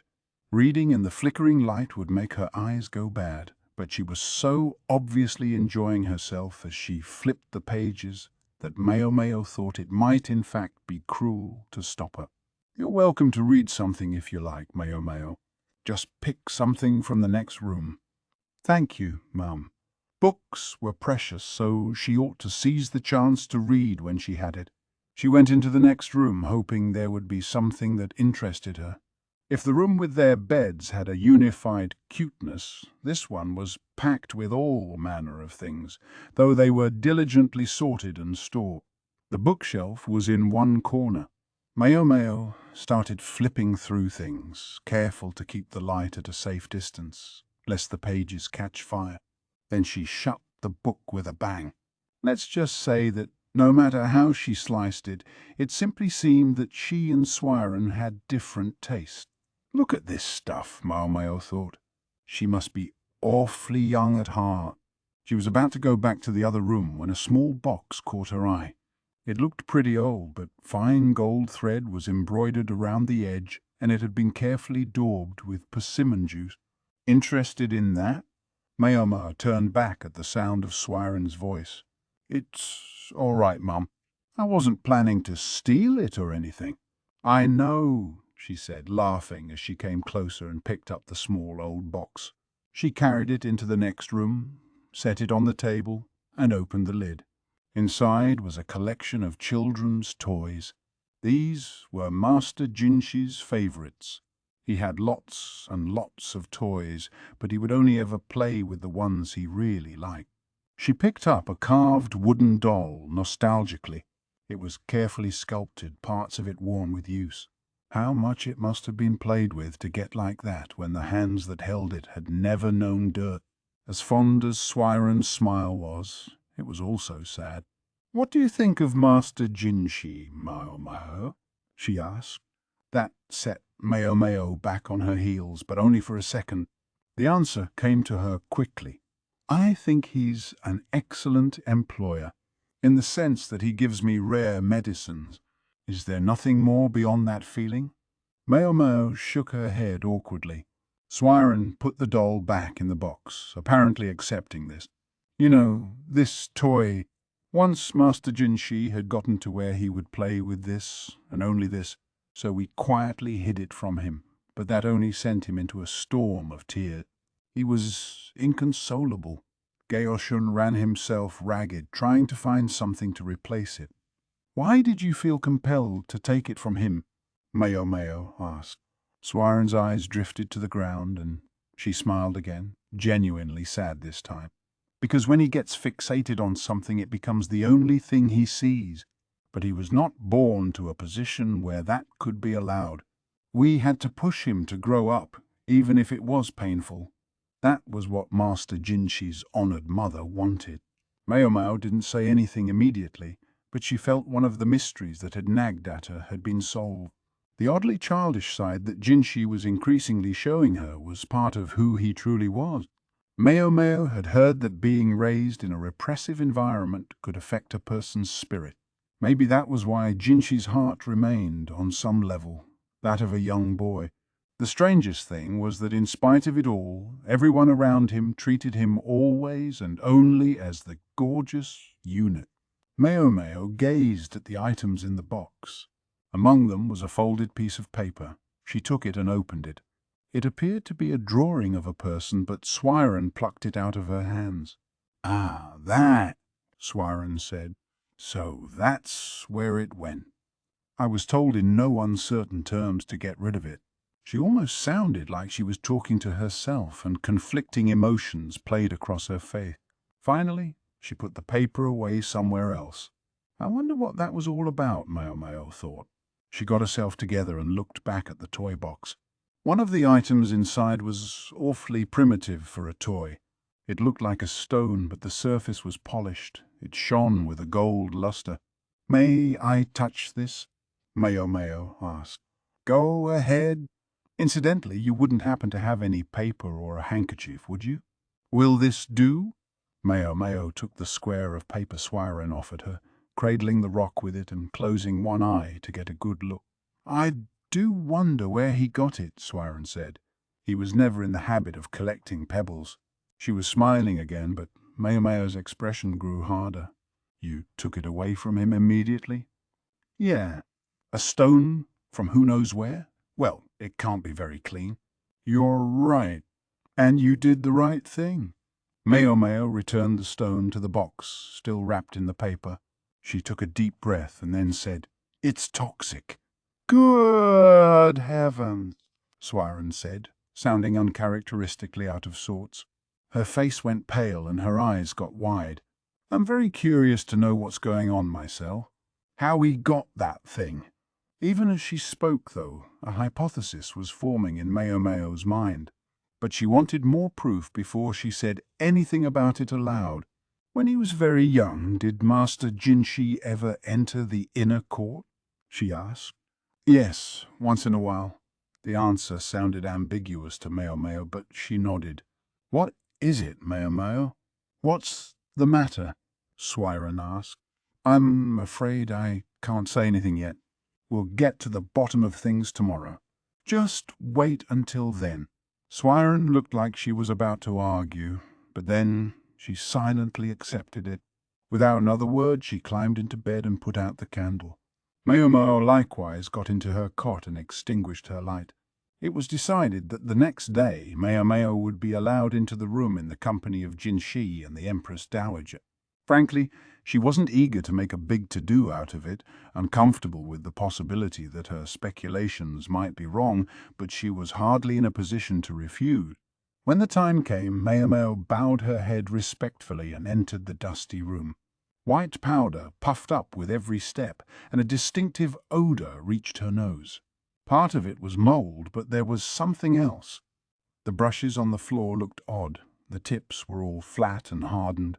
"Points to one obvious thing," Maomao thought, and then said, "Did his former Majesty have an interest in painting?" The others looked at each other, seemingly puzzled. The Empress Dowager, however, narrowed her eyes and said, "He painted me. Just once." She placed a hand on her chest as if sifting through old memories. "He claimed it was a secret to be kept in this room alone, that if the others knew, it would all be taken from him." Everyone else was left dumbfounded. Jinshi, in particular, seemed to think he was maintaining his usual expression, but his fingertips were trembling, a tic of his that Maomao had picked up on recently. Maomao knew nothing, not really, of the man who had been derided as an idiot, dismissed as the puppet of the Empress Regnant, nor did she especially wish to know. But in order to discover the truth of the curse, as she had been requested to do by the Empress Dowager, she was going to have to find out. "So this was where he did his painting?" Maomao asked. No one answered. It seemed this was the first that most of them were learning of the former emperor's secret hobby. "I can't be certain, but I can tell you that after he started coming to this room, he was always attended by the same man." The response came from the lady-in-waiting who served the Empress Dowager. "Would it be possible to summon him?" "Right away," Maomao asked. "I believe he still works here," the woman said. Gaoshun asked her for the details and sent a subordinate to find the man. Meanwhile, Maomao asked, "May I touch these brushes?" "Go ahead," the Empress Dowager replied, and Maomao picked up one of the brushes and touched the tip. The bristles were harder than she'd expected. She sniffed at them and discovered that same distinctive smell. She noticed some small, semi-translucent shards on the floor like hard candy. She stared at them intently. Then a trail of discolorations on the floor as well. It looked like someone had tried desperately to wipe them away. She studied those too, and began to think it looked like there were more of them, closer to the wall. She stared at the wall, then reached out and touched it. She was taken aback to discover the wall was springier than she expected. Could there be some kind of thick paper pasted over it? It had been covered liberally with paint, perhaps in hopes of strengthening the surface. The reason it came across as so plain was because the wallpaper, which was often used to help maintain a consistent temperature in a room, but also had a prominent decorative function, was unpatterned and had begun to curl with time. Maomao stared at the wall, at the wallpaper. Could it be? She was beginning to think she knew what the former emperor's curse really was. In fact, she was feeling pretty sure, but she was also feeling like it was leading her to another fact she would have happily ignored. "I've brought him, sirs and ladies," Gaoshun's subordinate said as he ushered into the room a hunched, elderly man, so old that he appeared to have one foot in the grave already. It seemed odd somehow that many years ago a man like this had been entrusted to serve in the room of one of the most noble inhabitants of this palace. "You're—" The Empress Dowager looked at the old man, who half closed his eyes and bowed slowly. "There's something we'd like to ask you," Maomao began, but the Empress Dowager shook her head gently. "This man was once a state slave," she said, and Maomao promptly understood. State slaves were, as the expression implied, servants owned by the government, under a system that had existed in this country until just a few years before. With enough work, state slaves could earn their freedom, so on some level it was closer to the system of contractual servitude under which the courtesans worked than to the popular conception of slavery as such. But even so, many of those under the system had suffered terrible treatment. "He's unable to speak," her ladyship said. Sometimes those who could not talk were chosen as servants, especially by nobles who lived their lives under the watchful eyes of those around them. "There's something we'd like to ask you," Maomao repeated. The old man was hunched over, but he looked straight into Maomao's eyes. "When you cleaned this room, were there any paints around?" The man didn't react to the question, only continued to stare at Maomao. "We think something happened here."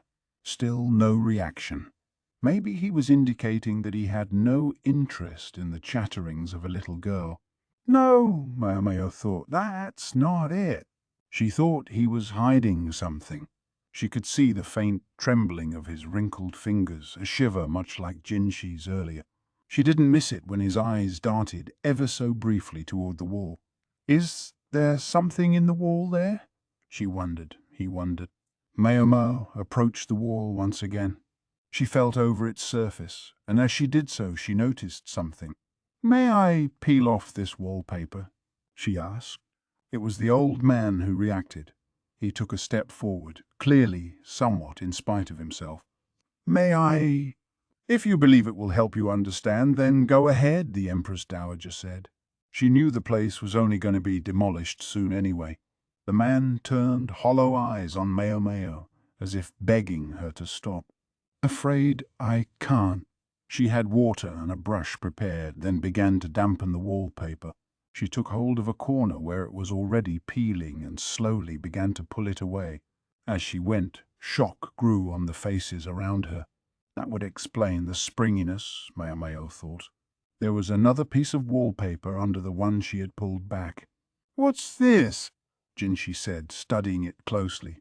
The newly exposed sheet of paper was in a terrible state from having had wallpaper put over it, but even so it was clear it hadn't been designed to adorn a wall. It was a painting, discernible even despite its faded colors. In the center was what appeared to be an adult woman, surrounded by younger ladies. Even in its sorry state, there was something about the picture that tugged at the heartstrings. It wasn't the materials the artist had used or even the technique he had employed. It seemed to hold a message within it. "It looks strangely familiar." That was it, the picture she'd glimpsed the night before. Swyren had snatched it away from her before she got a good look at it, but the way the figure was drawn was very similar. Maomao couldn't have cared less what kind of person the former emperor had been. She was thinking only about how, by simple virtue of the fact that he stood at the zenith of his country's hierarchy, he had died without the chance to exercise his true vocation. The paintings made it impossible to deny.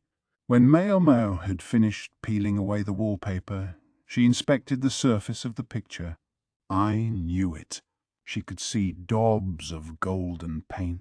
It was a brilliant color, also much like something she'd seen the previous night. The stone in Jinshi's toy box. This paint here, I suspect it was made by pulverizing a rock that has the toxic qualities of arsenic. There was a kind of stone known as orpiment, which could be crushed to produce a striking yellow pigment known as orpiment gold. Paints were made by mixing the pigment source with liquid, and at first Maomao had thought perhaps his former Majesty had been unwittingly exposed to some toxic substance used in the wallpaper. But when she learned that a young Jinshi had found an orpiment stone in the palace, and then when she had seen the strange shape of the brushes in this room, she'd begun to entertain a different possibility. Either way, the former emperor hadn't suddenly ingested a large dose of the toxin. Rather, his body had absorbed it gradually over time. Arsenic has a preservative effect. It prevents rotting. At the time of the sovereign's death, his body had probably been full of the stuff. The doctors would have been aware of the possibility, but they wouldn't have known exactly where it had come from. They didn't have the authority to tell the emperor what he could and couldn't do. They could only confirm it hadn't been mixed into his food. Painting pictures would be viewed as a base pastime for one who stood at the top of his nation's hierarchy, at least by many. So this man, who was treated like an idiot already anyway, had chosen to hide his hobby, even taking on a mute slave to guard the room where he engaged in it. Maomao let her hand brush the wall. There was still a certain springy quality even though they'd removed one layer of wallpaper. Most likely, each time the emperor had finished a picture, he'd pasted it in here under a layer of the stuff. There must be quite a few more works here. Maomao still had a question, though, about the emperor's painting supplies. The surface of the wallpaper was coated with glue or the like to help pigment adhere easily to it. That accounted for the clear shards she'd found earlier. Likely he'd been dissolving them to make his paints. As for the brushes, as long as one had access to animal hair, one could make one's own brushes. But what about the reams of paper and piles of stones? The ingredients for pigments, that would be necessary. They couldn't be found just anywhere. Maomao stood looking at the faded golden hue of the ornament and thought. It seemed to her that everyone here would know who the subject of the painting was, this one adult woman. He'd hardly ever looked at a grown woman, even as a shadow at which he was unable to gaze for long loomed behind him.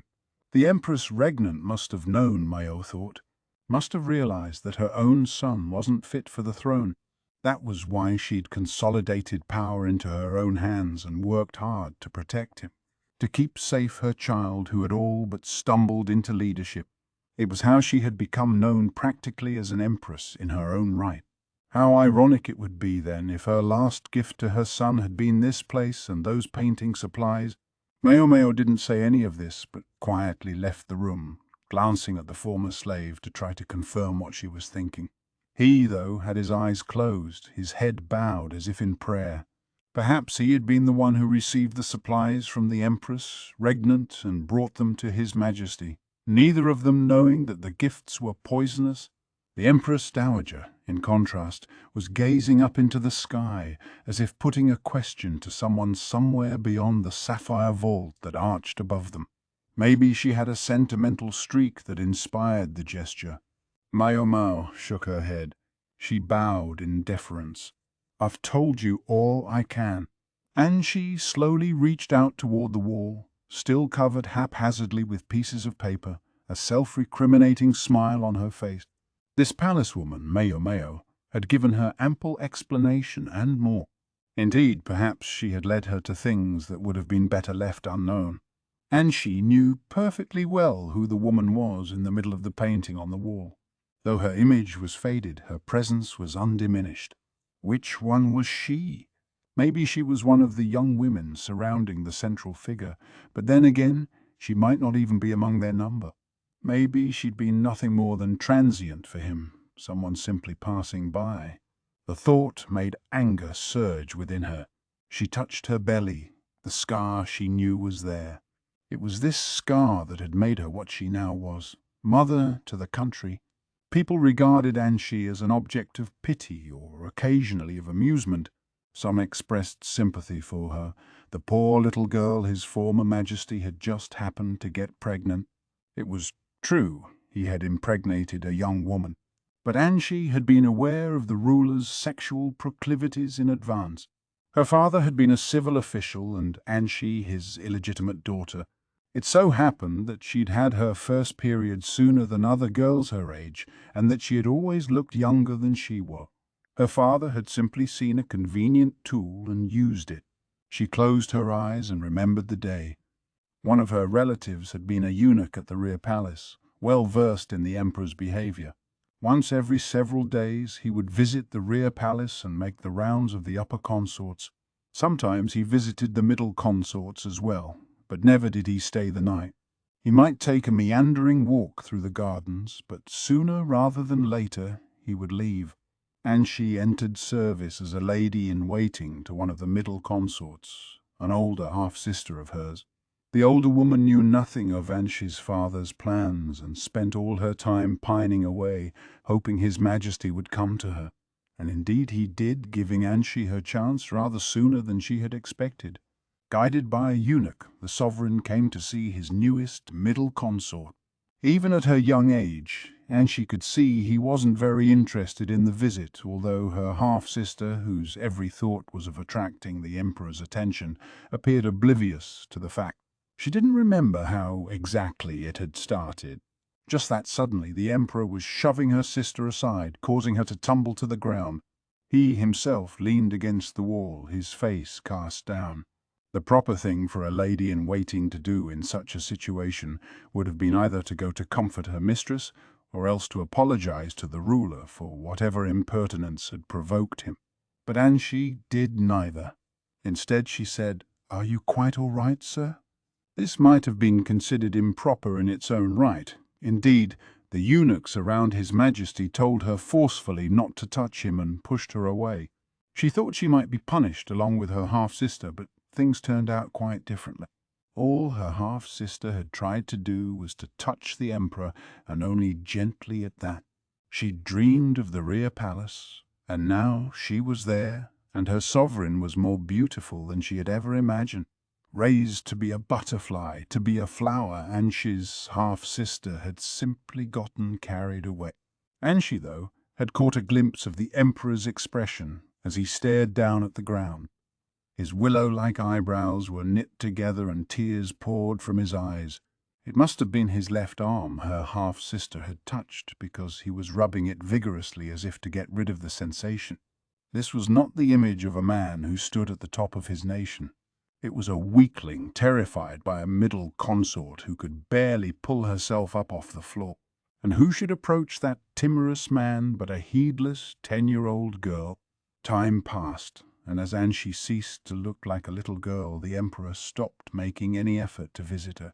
Perhaps she too had now become the object of his fear. Anshi's half-sister had been driven mad by jealousy. She had ultimately been married off to get her out of the rear palace, and what became of her after that, and she never learned. She'd heard that years later her half-sister had died of illness, but by then Anshi was already Empress Dowager and in mourning for her husband, so she was unable to attend the funeral. She was hardly the last little girl to arrive at the rear palace with the task of drawing His Majesty's interest. Many came after her. The rear palace grew swiftly, and 3 new zones were added.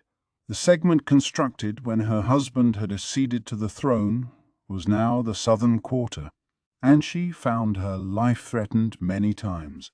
It was her good fortune that her child had been a boy, and that its grandmother, the Empress Regnant, had acknowledged it. Once, the Emperor had refused to acknowledge a daughter born to one of his ladies, leading both the child and the medical officer, thought to be its father, to be banished. Until then, medical officials had been the only men exempt from castration while serving in the rear palace, but after that event it was declared that even doctors would have to be eunuchs. It pained Anshi to know that this was why the physician who had operated on her belly had had to be castrated. When the Emperor had been doing his paintings here, she supposed he'd been thinking only of his mother, the Empress Regnant, or otherwise of girls who wouldn't challenge him. She had no place in such imaginings. The sovereign had become as terrified of her as he had been of her half-sister who had tried to touch him, perhaps even more. When her second child was born, there were those who thought it must be illegitimate, but Anshi only laughed. That could never be. She'd never seen His Majesty so scared. He was nothing more than the Empress Regnant's puppet, a pathetic man who was overwhelmed by adult women, able to engage only with little girls. To be forgotten by the likes of that, it was unbearable. The feelings had exploded when she'd seen the Emperor pass her by completely to go be with his new favorite playmate. And she had confronted him with the scar on her belly, tormented him as he begged for forgiveness. Yet to her, it felt like nothing compared to what he'd inflicted on all those little girls. In bed, she'd continued to whisper spiteful curses to him, as if to wound him more than he had all of those children put together, so that he would remember her more than any of the girls he had hurt and was still hurting, more than his august mother, the Empress Regnant. What kind of picture had that been? Just once, the Emperor had painted Anshi. He'd looked so at peace as he worked away with his brush, painting, his little secret. She cherished the painting, but had later told her lady and waiting to throw it away. Anshi had no more need for the former Emperor, just as he'd had no more need of her. When she had realized her child might be in danger, she'd acted quickly and decisively. Let people say he was illegitimate or a changeling, she loved him just the same. It was then that she began to realize something she hadn't understood clearly before. And she took a step back from the picture on the wall. Outside the room stood the lady-in-waiting who was always with her, turning her glance to one side and occasionally fidgeting. There on the wall was a face so beautiful it could only be called superhuman. It resembled someone Anshi had once known, someone who had astonished even her with their beauty. But that person was gone, and the painting was from decades ago. There would be few left who could identify the image. I recall he came to visit us once, did he not? Yes, said Anshi. How many years ago that was? With her was a man by the name of Jinshi. He was referring to something that had happened more than 10 years ago. It must have been around the time the former emperor had begun to shut himself up in this building. He was already losing his grip on reality by then, and she didn't wish to pursue the question of why. The Empress regnant had come quickly, she remembered, comforting her beloved son and taking him away. "That was when I picked this up," Jinshi said, showing her a golden stone he held in a handkerchief. "I'm given to understand it's called orpiment." She was impressed by his detachment. So the poison had been ravaging his former Majesty even then. Swiren finally gave it back to me just this morning. Precisely as Anshi had once instructed her, all those years ago. If he plays too much with one thing, take it away from him. So that was what they had done, never understanding how cruel it really was. Each time the boy had looked up at her, seeking to judge her mood, she'd reflexively avoided his gaze. It was a terrible thing she had done. Perhaps that was what had caused him to grow up so fast while a child's heart still beat within him. I seem to remember having seen one of his drawings once. It depicted a young woman in delicate colors. Perhaps this color sparked a memory in me because of that picture. So Swiren had quietly kept the painting and she had told her to throw away. "You always did like to wear yellow," Jinshi continued. "It was only happenstance. Her family had produced a great deal of turmeric, and the clothing she'd worn had therefore naturally included much yellow. She'd simply never stopped wearing it." Finally he asked, "Is the woman in that picture indeed the Empress regnant?" "I certainly don't know." "What do you suppose he was trying to communicate at that moment?" "I certainly don't know." Nor was there any way to find out now. It was her choice to not even ask the question. "I see you've found yourself quite an interesting palace woman," Anshi said in an attempt to change the subject. "Someone who's quite useful." It was true. She could hear it in his voice, but she could also tell it wasn't everything. She'd fought and survived on this battlefield far longer than he. How many years did he think she had been watching him? "I see." She half closed her eyes, feeling she had to communicate this much at least, but if you don't take care to hide your favorites, someone might hide them from you. And with that, Anshi returned to her own room. Chapter 15. Scary Stories. The long-promised new palace women finally arrived. 3 of them came to the Jade Pavilion. Everyone but Maomao seemed to know them already. Maomao observed the 3 newcomers and immediately thought, their names don't match their looks. Maomao only really remembered things that interested her, so it was hard for her to start conversations with the new girls for a while. Well, she'd never been that much of a talker to begin with, so a simple "hey, you" would work. There was a bigger problem to address. "Maomao, it's time for you to go back to your room," Yinghua said, her hands on her hips.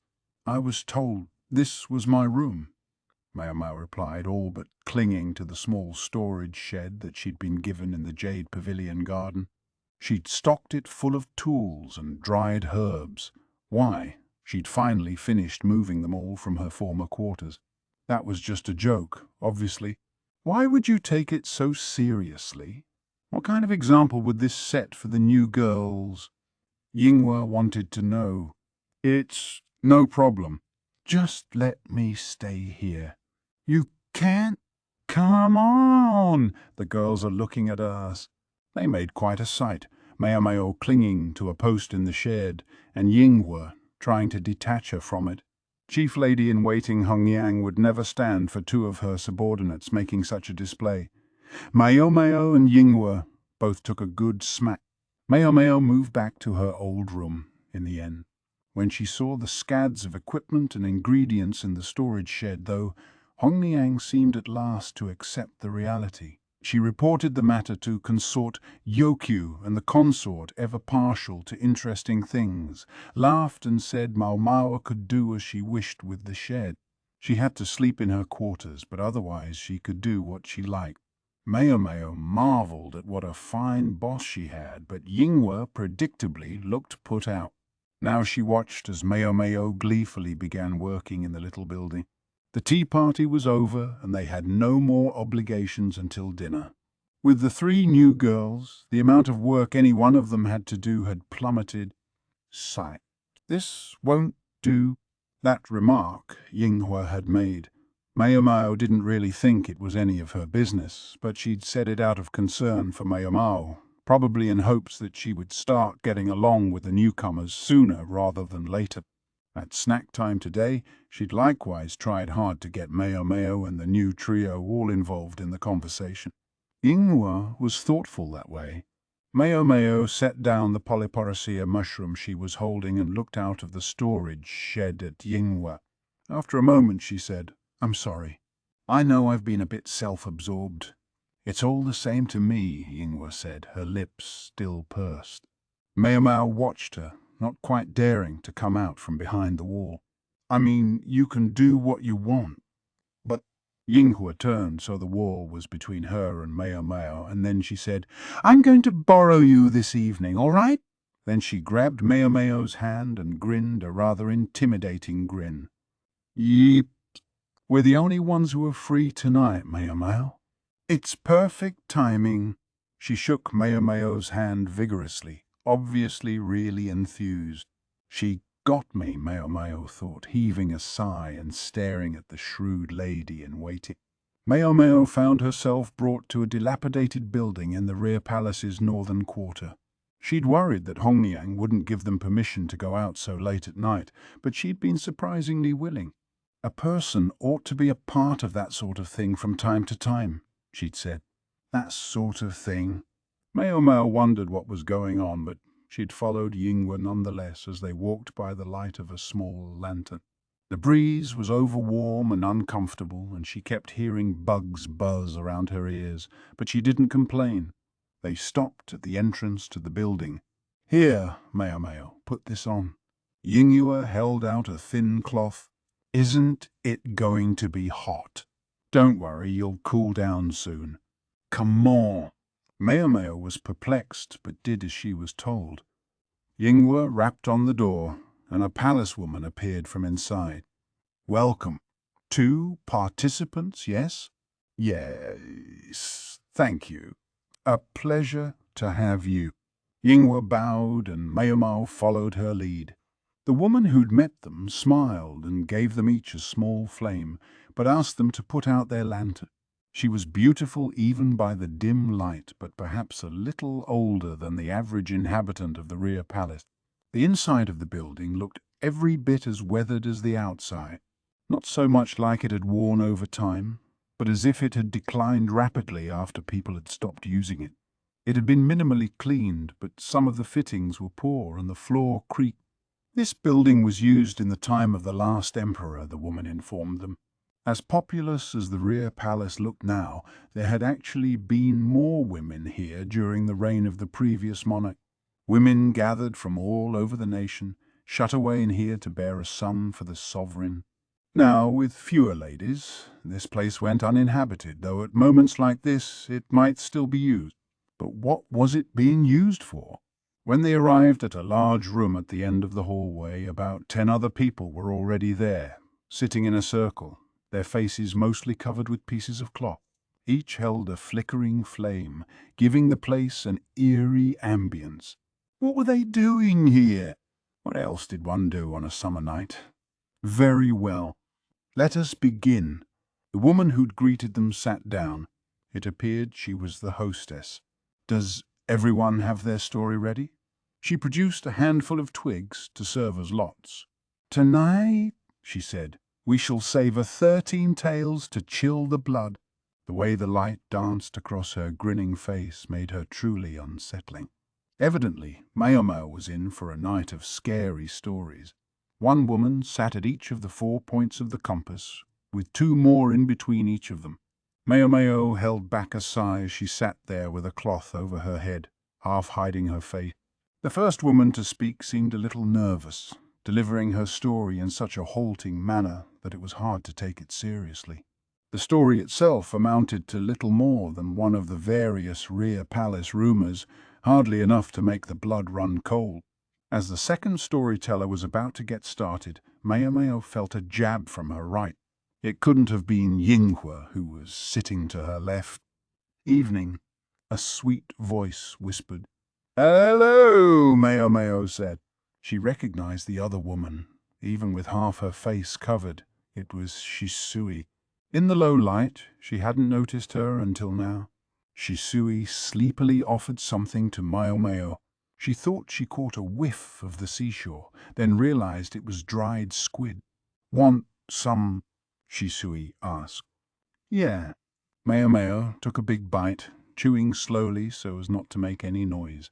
The second woman told a perfectly unremarkable, scary story, but at least it was a scary story, unlike the first woman's attempt, and she managed to spook a few of the attendees.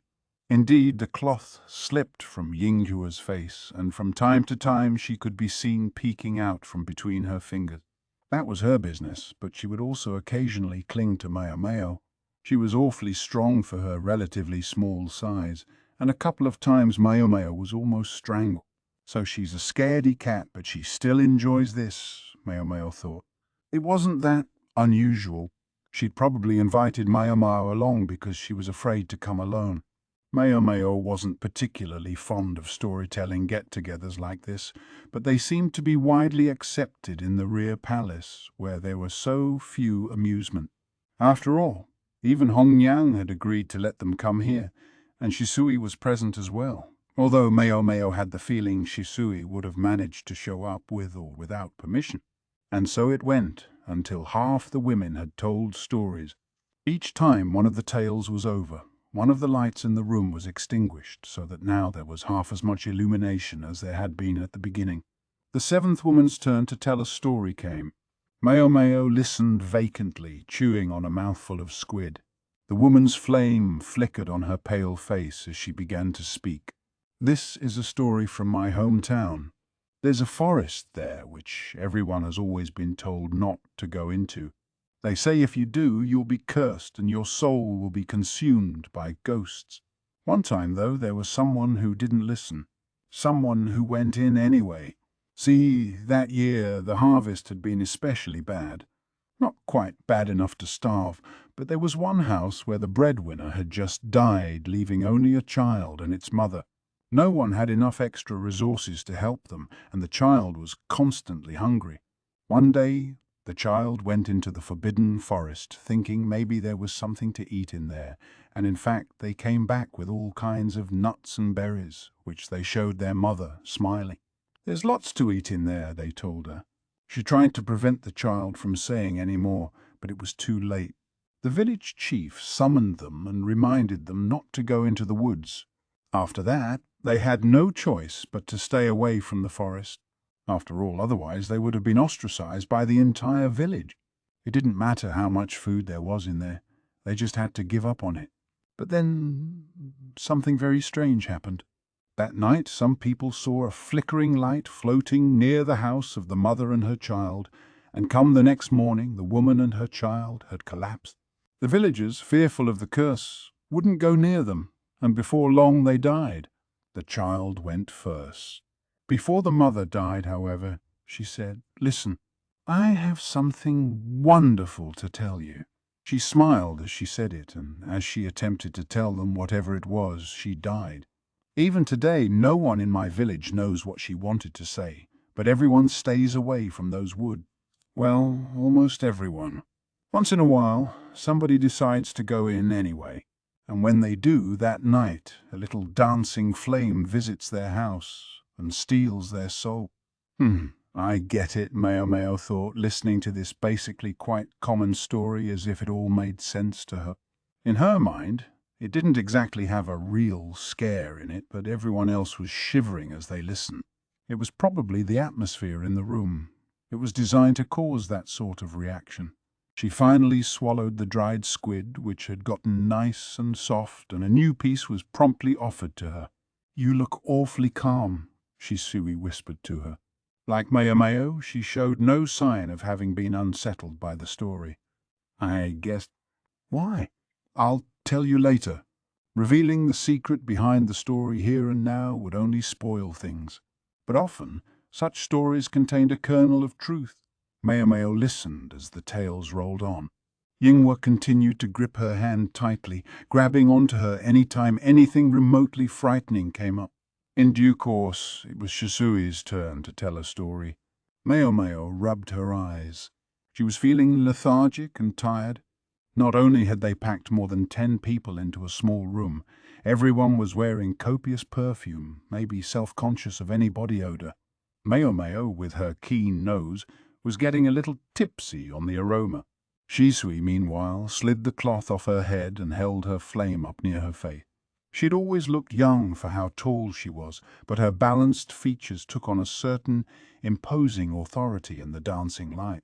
"This is a story that comes from a country far to the east," she said, lowering her girlish voice for effect. Gradually, she ceased to sound like a young woman and began to remind Maomao of a veteran storyteller. In this land there was a famous monk. One day, the lord of the neighboring province died, and the monk went to perform the funeral.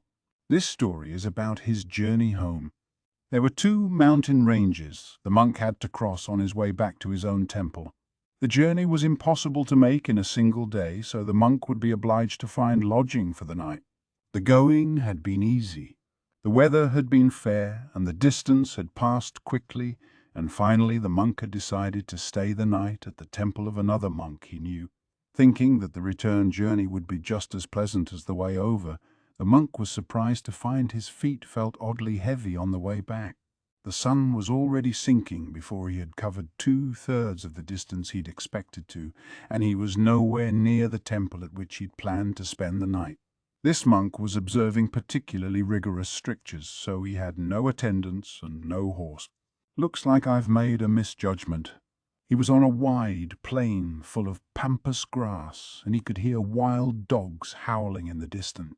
If he tried to camp out, they might attack him. So the monk picked up his pace, and soon he came upon an old peasant hovel with a thatched roof. He hurried up to the door and knocked. "Pardon me, is anyone home?" From the hovel emerged a young couple. The monk explained his situation and begged them to let him stay the night, even if he had to sleep in the corner of a storeroom.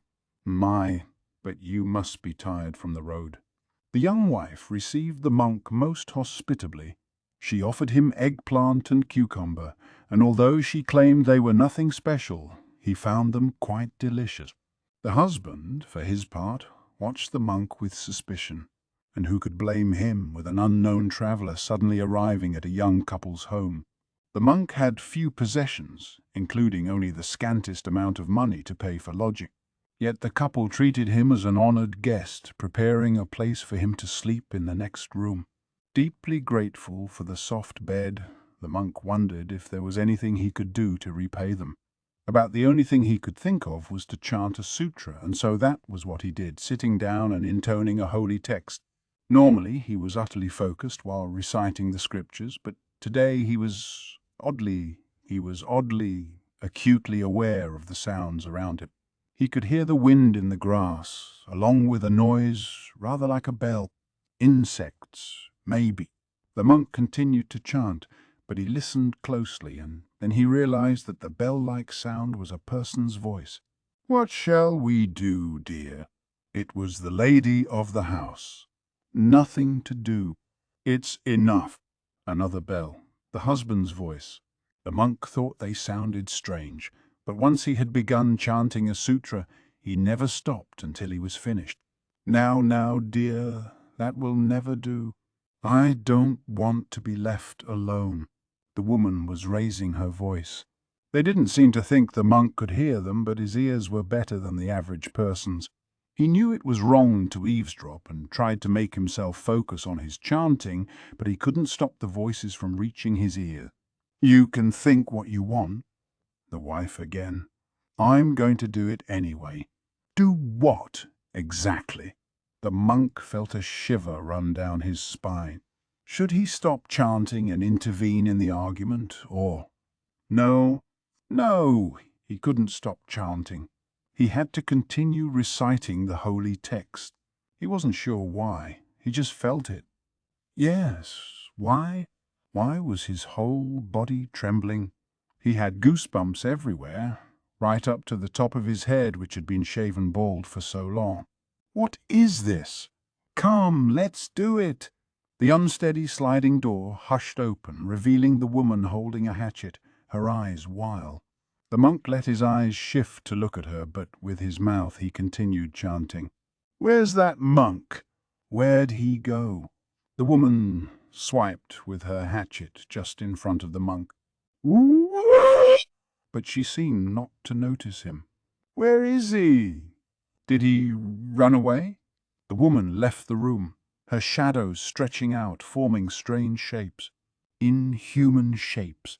And then another bizarre shadow joined her. "Search, my love. We must find him. Or else. Or else." The woman was in a panic. Why was she panicking? Otherwise There was a trying, like a bell. Then there came a munching, as of someone chewing up paper. The chewing went on and on. All throughout it, the monk never stopped chanting the Holy Sutra. The moment the sound stopped, he went outside. He didn't say his farewells to the young couple, didn't look at them, simply left the house. There, he found an insect's brownish wings lying on the ground. Trying. He heard the sound of a bug from the pampas grass, and then it faded. The monk brought his hands together in prayer over the tattered insect wing, and then, still chanting, he walked off into the night. Everyone listened raptly to Shisui's story. Maomao reflected on how important intonation and delivery were. Usually so airheaded and innocent when she was telling her story, Shisui sounded like a completely different person. She looked it too, with the light of the flame flickering across her face. She almost looks familiar, somehow, Maomao thought absently as she regarded Shisui in profile. But then the other girl looked at Maomao and grinned. She blew out her flame, disposing of the wick and oil in the brazier in the middle of the room. "Okay, you're next," Shisui said, smiling guilelessly once more. Ah, yes, Maomao realized. If she was going to come to a scary story convocation, she was eventually going to have to tell one herself. She nodded. What should I say? Maomao wasn't the type to believe in these kinds of tales, which made it hard for her to come up with anything compelling. Left without any other options, she decided to tell a story she'd heard from her old man. This happened some decades ago, she began. It was claimed that a small, floating flame, said to be a wandering human soul, appeared near a graveyard. Now that Maomao was the storyteller, Yinghua let go of her, pulling her cloth around herself until only her eyes were peeking out. Thinking it most peculiar, some brave young people decided to go find out the truth of the matter. And when they did, Maomao could see Yinghua biting her lip. If she was so scared, she should just cover her ears, Maomao thought. They discovered that the explanation was perfectly mundane. A man who lived in the area had been walking among the graves. Someone had just said the light was a restless soul. Unfortunately, the story she was telling wasn't quite the eerie tale everyone had been expecting. Yinghua let out a breath that seemed at once relieved and disappointed. He was just an ordinary grave robber. Yinghua's forehead struck Maomao's shoulder with a whack. Then she looked straight at Maomao and said, "Grave robber!" Yeah. He was obsessed with some bizarre curse and was trying to make a concoction that was supposed to work on all kinds of illnesses. You grind up human livers, then smear them all over your body. What? This time Yinghua connected with Maomao's forehead. "That's the story," Maomao said, rubbing her head. Yinghua was next, but her story was something less than coherent. Nonetheless, she got through it, and then there was only one light left. Holding it was the woman who had greeted them. Come to think of it, with a woman seated at each point of the compass, and two more in between each of them, that came to 12 attendees. But this woman had said 13 stories. Maomao wondered what was going on here. The last woman told a tale of the time of the former emperor. She spoke of a moment when the population of palace women had grown too large, when only a handful of them were His Majesty's bedfellows. Maomao just couldn't seem to follow what she was saying. Her head was spinning. She gazed vacantly at the brazier before them. The speaker came to some terrifying conclusion, sending a shiver through everyone else. But Maomao didn't really hear what she was saying. Now, as for the 13th story, their hostess was just about to throw the final light into the brazier when Maomao stood up and opened the window. "Hey, Maomao!" Yingwa tried to stop her, but Maomao wasn't about to let her. The wind rushed into the room, blowing everyone's coverings aside. Maomao took a deep breath of the fresh air and let it out again. No wonder I was starting to feel dizzy, she thought. The extinguished lights had all been put in the brazier. The brazier had charcoal in it, and the remaining wicks had caught again. Put a bunch of half-consumed charcoal fuel in a cramped room and closed the window, and of course only one thing could happen. Maomao went over to some of the more alarmingly slumped ladies seated around the brazier and brought them over to where the airflow was best. Yingwa, belatedly catching on, started to help. Burning a flame in an airless space produces gases harmful to the human body. That was why she'd felt in more and more of a stupor as the night went on. I was too slow noticing it, Maomao admonished herself, wondering why she hadn't picked up on it sooner. At the same time, she realized her actions had been rather rude to the host. She turned to the other palace woman to apologize, but didn't see her. "Bah, I was so close to," she thought she heard someone say, but there was nobody there. "So, what was with that one story?" Shisui asked. The meeting had broken up with everyone drifting away. Yingwa was giving Maomao a look as if to ask, "Who's this girl?" Shisui still had her cloth over her head, seemingly happy that way. "What one story?" Maomao asked. Shisui meant the story of the flame in the forest. She hadn't forgotten that Maomao had promised to tell her the story's secret. The prohibition on going into the woods might have been a superstition, but that doesn't necessarily mean there was no good reason behind it. For example, suppose the forest was dangerous. Suppose it was full of food, but also full of things that couldn't and shouldn't be eaten. That could have inspired the ban. And what then? Suppose someone new came to the area, someone who hadn't grown up in the village. By then you mustn't eat what grows in the forest, for it will harm you had over many years. Become simply don't go into the wood. And precisely because people had observed the restriction so scrupulously, nobody knew how to distinguish what was and wasn't edible in the forest. All of this suggested the following. Racked with hunger from the crop shortage, the mother and child tried to sustain themselves on the abundance of the forest. Knowing they were violating the village's customs, however, they did it secretly when no one would see. They snuck into the forest in the brief moments of twilight, while there was still light but it was difficult to see anyone, and gathered mushrooms and berries. They returned home with the sunset, never knowing what they had harvested. "There's a fungus called the moonlight mushroom," Maomao said. "It looked much like the ordinary oyster mushroom. It looks quite edible, but in fact it's poisonous and induces nausea when eaten. As its name suggests, it has one unusual characteristic, namely, the mushroom glowed after dark." The fruiting body was indeed quite delicious. So delicious, in fact, that she hadn't been able to help herself from chopping one up and eating a bit of it, whereupon her old man had forced her to vomit it back out, one of her most pleasant memories. In any event, the mother and child had gathered the mushrooms before they glowed, so they never knew what they had as they walked along that dark path. The glowing of the mushrooms in their basket might have looked to some distant observer like the floating flames believed to be wandering human souls.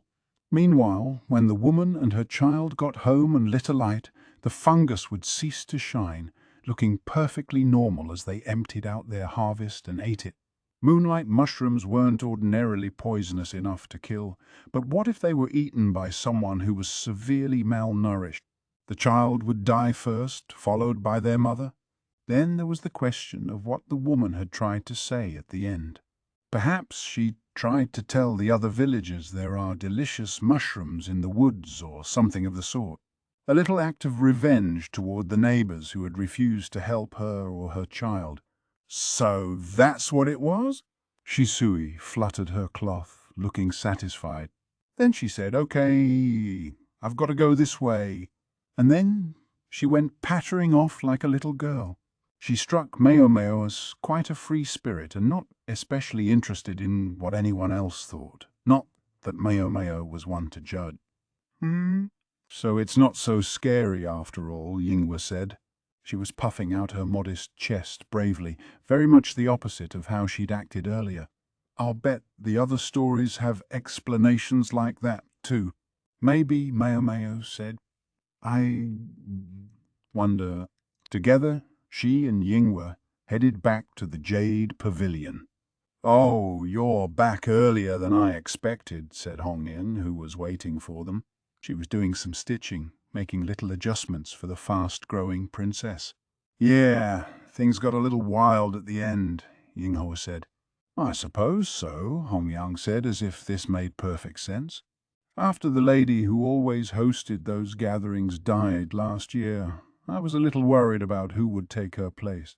Hongyang set down her needle, sighed softly, and rubbed her shoulders. She was a thoughtful woman. I owed a lot to her kindness myself. I'm sorry it was all over for her before she even got out of the rear palace. Maomao studied Yinghua's expression. Her earlier bravado was deserting her, her face turning pale. About this lady. This is strictly between us, but she was one of the former emperor's bedmates. I don't much like get-togethers like that, but it was one of her few amusements, and it would have been churlish to stop her. After she passed last year, I have to admit, I felt sorry to think of the tradition simply disappearing. I'm glad someone stepped up to keep it going. Hongying put her sewing tools away in a lacquered wooden box, and with another sigh she went to her bedroom. Maomao couldn't help thinking that Hongyang's story sounded familiar somehow, and then she realized that it resembled the tale the hostess had told. She couldn't remember the exact details, but judging by Yinghua's bloodless expression, she was thinking the same thing. Maomao crossed her arms and puzzled over it. The world was full of things she didn't understand. In any event, she was glad the convocation had concluded before they had become the 13th story. Yinghua, terrified, insisted Maomao stay with her that night, leaving Maomao too stifled to get much sleep. Chapter 16. Beating the Heat. Maomao headed for the main room. They said she was wanted for something. When she got there, she found a eunuch draped across the couch. Maomao bowed politely, then went and stood before Consort Gyokyu. "Lady Gyokyu, you asked for me?" "Oh, it wasn't me," Gyokyu said, taking a sip of some warm juice. She might normally have preferred some fruit wine with luxurious ice in it, but Maomao had advised her to abstain on account of her pregnancy.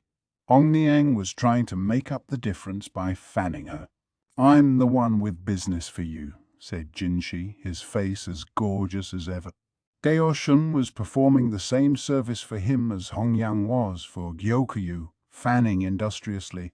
That would normally be a task for some more menial servant. The fact that none was present suggested there were secrets afoot yet again. "What sort of business, sir?" Maomao asked. Jinshi looked at Gyokyu and said, "I'd like to have her back for a few days." He was clearly referring to Maomao. As for having her back, she was technically on loan to Consort Gyokyu to look after the consort's health until the child was born.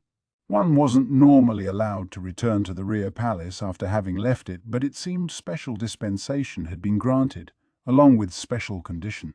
"Goodness! And what am I supposed to do for a food taster while she's gone?" Gyokyu asked pointedly. "You needn't worry about a thing. I'll lend you my lady-in-waiting in the meantime. She's quite experienced with poisons, if not quite so much as this young woman. I wonder, can I trust her?" "You wound me, lady." Gyokyu had a mischievous smile on her face. When Jinshi referred to his lady-in-waiting, Maomao could think of only one person, the not-quite elderly Swiren. Yeah, she would certainly do well enough in Maomao's place. She was a shrewd one, if nothing else. But in that case, Maomao wondered, who would look after Jinshi? The grandmotherly attendant insisted on babying this otherwise adult man, such that Maomao wasn't even sure he could dress himself without her. "You said a few days," Gyokyu said. "Are you planning to go somewhere?" "Indeed. I've been invited to go hunting." "Goodness gracious! Hunting, huh?" Maomao thought. What a very high society way to pass the time. Would there be hawks involved to chase down the quarry? "It's at Lord Shishu's invitation." Jinshi's smile was perfect. There wasn't so much as a crack in his facade. "Lord Shishu, huh?" Maomao thought. She recalled he was an important official, Consort Lulan's father. Was it just Maomao, or did this smell like trouble? She wanted to tell Jinshi not to drag her into anything that was going to be a huge headache. But then again she wondered if a hunt might mean she got to eat some fresh meat. Maybe they would be hunting deer or rabbit. If I had the choice, I wouldn't want rabbit meat as much as I'd want a rice cake made by a rabbit. An old fairy tale held that the rabbit in the moon produced medicine with a mallet. That sounds taxing for both you and whoever accompanies you. There's a great deal at work here, you see. And you wish to borrow my Maomao for this? Yeah, borrow her back. Gyokyu's eyes glinted the way they always did when she'd latched onto something that amused her. Does it really have to be Maomao? We have plenty of perfectly nice girls here. No, I've told you I'd like her back, and that's all. Maybe Maomao was just imagining the sparks that seemed to fly between Jinshi and Gyokyu. Or maybe not. In any event, Maomao took over fanning from Hongyang, who was getting tired. Gyokyu said. "Well, now, I wonder which girl I should lend you." "I've already told you which girl I want." "All you need to do is give her back to me," Gyokyu chortled merrily. "You keep calling her, and that girl?" "Oh, yeah." "What about it?" Jinshi said, a bit peeved. "Say, Geoshun." "What is it you call Maomao again?" Gyokyu inquired of the reticent attendant, unabashedly enjoying herself. "Me mom, Exio Mayo." Despite his serious demeanor, he called Maomao by quite a sweet nickname, Little Cat. In fact, he was such a soft touch that she'd sometimes known him to stop by the medical office just to play with the kitten. Gyokuyu looked back to Jinshi, seeing that her prey was cornered. "So, tell me, what is it that you normally call Maomao?" Jinshi didn't say a word. "Surely you don't just say Maomao. She won't know if you mean her or the cat." Jinshi, looking less and less comfortable, glanced in Maomao's direction. "Now that she mentions it, I don't think he's ever once called me by my name." She'd never noticed before. Not that I really care. Somehow, the extent of Jinshi's discomfort struck her as strange. Hongyang jabbed her with an elbow, looking as if she wanted to say something, but Maomao didn't know what. It took another half-hour of being needled by Gyokyu before Jinshi got what he wanted, and by then Maomao's arms were tired from fanning too. To the north of the capital was an important grain-producing region. A great river rolled from west to east, and the landscape was dotted with towns and farming villages, where the south cultivated wetland rice, the north grew wheat and gaoliang, a type of sorghum. Farther north there were forests, and beyond that, mountain ranges. North of the forest was the territory of Shihoku-shu, the Shi northern province, and there one began to leave the area of the country under the emperor's direct control. The region centered around the capital was known as Ka-shu K province, and in addition there were 3 other major provinces, along with a dozen or so smaller buffer territories among them. The name of the province gave an inkling of its role in things. Of course, the official Shishu would come from Shihokushu. "Is this making sense?" Basin asked, interrupting his lecture. which he was delivering in a bit of a self-important tone. He was a young man with a perpetually furrowed brow, perhaps a year or two older than Maomao. How did the nation's founding myth go again? Maomao thought to herself. The country in which she lived was called Li. The name was only a single simple character, but it told a whole sprawling story of national creation. At the top of the character were a few strokes representing a plant, while below that the character for sword was repeated 3 times. The plant represented K, a name that literally meant blossom and referred to the imperial ancestors, specifically to Wang Me, the mother of the imperial line described in the old story. The sword stood for men of martial valor. It was said that 3 warriors had accompanied Wang Mu, hence the 3 swords in the country's name. Maomao seemed to recall that there had been many more annoyingly detailed stories to go along with this, but she'd been fighting back yawns the whole time she listened, so she didn't remember them very well. The only other thing she seemed to recall was that there was a difference in the sizes of the swords. 2 of the swords sat at the bottom of the character, and the other stood above them. The one on top was larger, while the 2 below were smaller.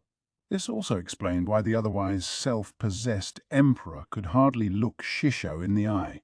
The north, which is to say the topmost sword, was summoning high officials, proposing a long, relaxing hunt. True, the emperor himself wasn't going, but plenty of perfectly important people were. All of this was being explained to Maomao by the warrior sitting across from her.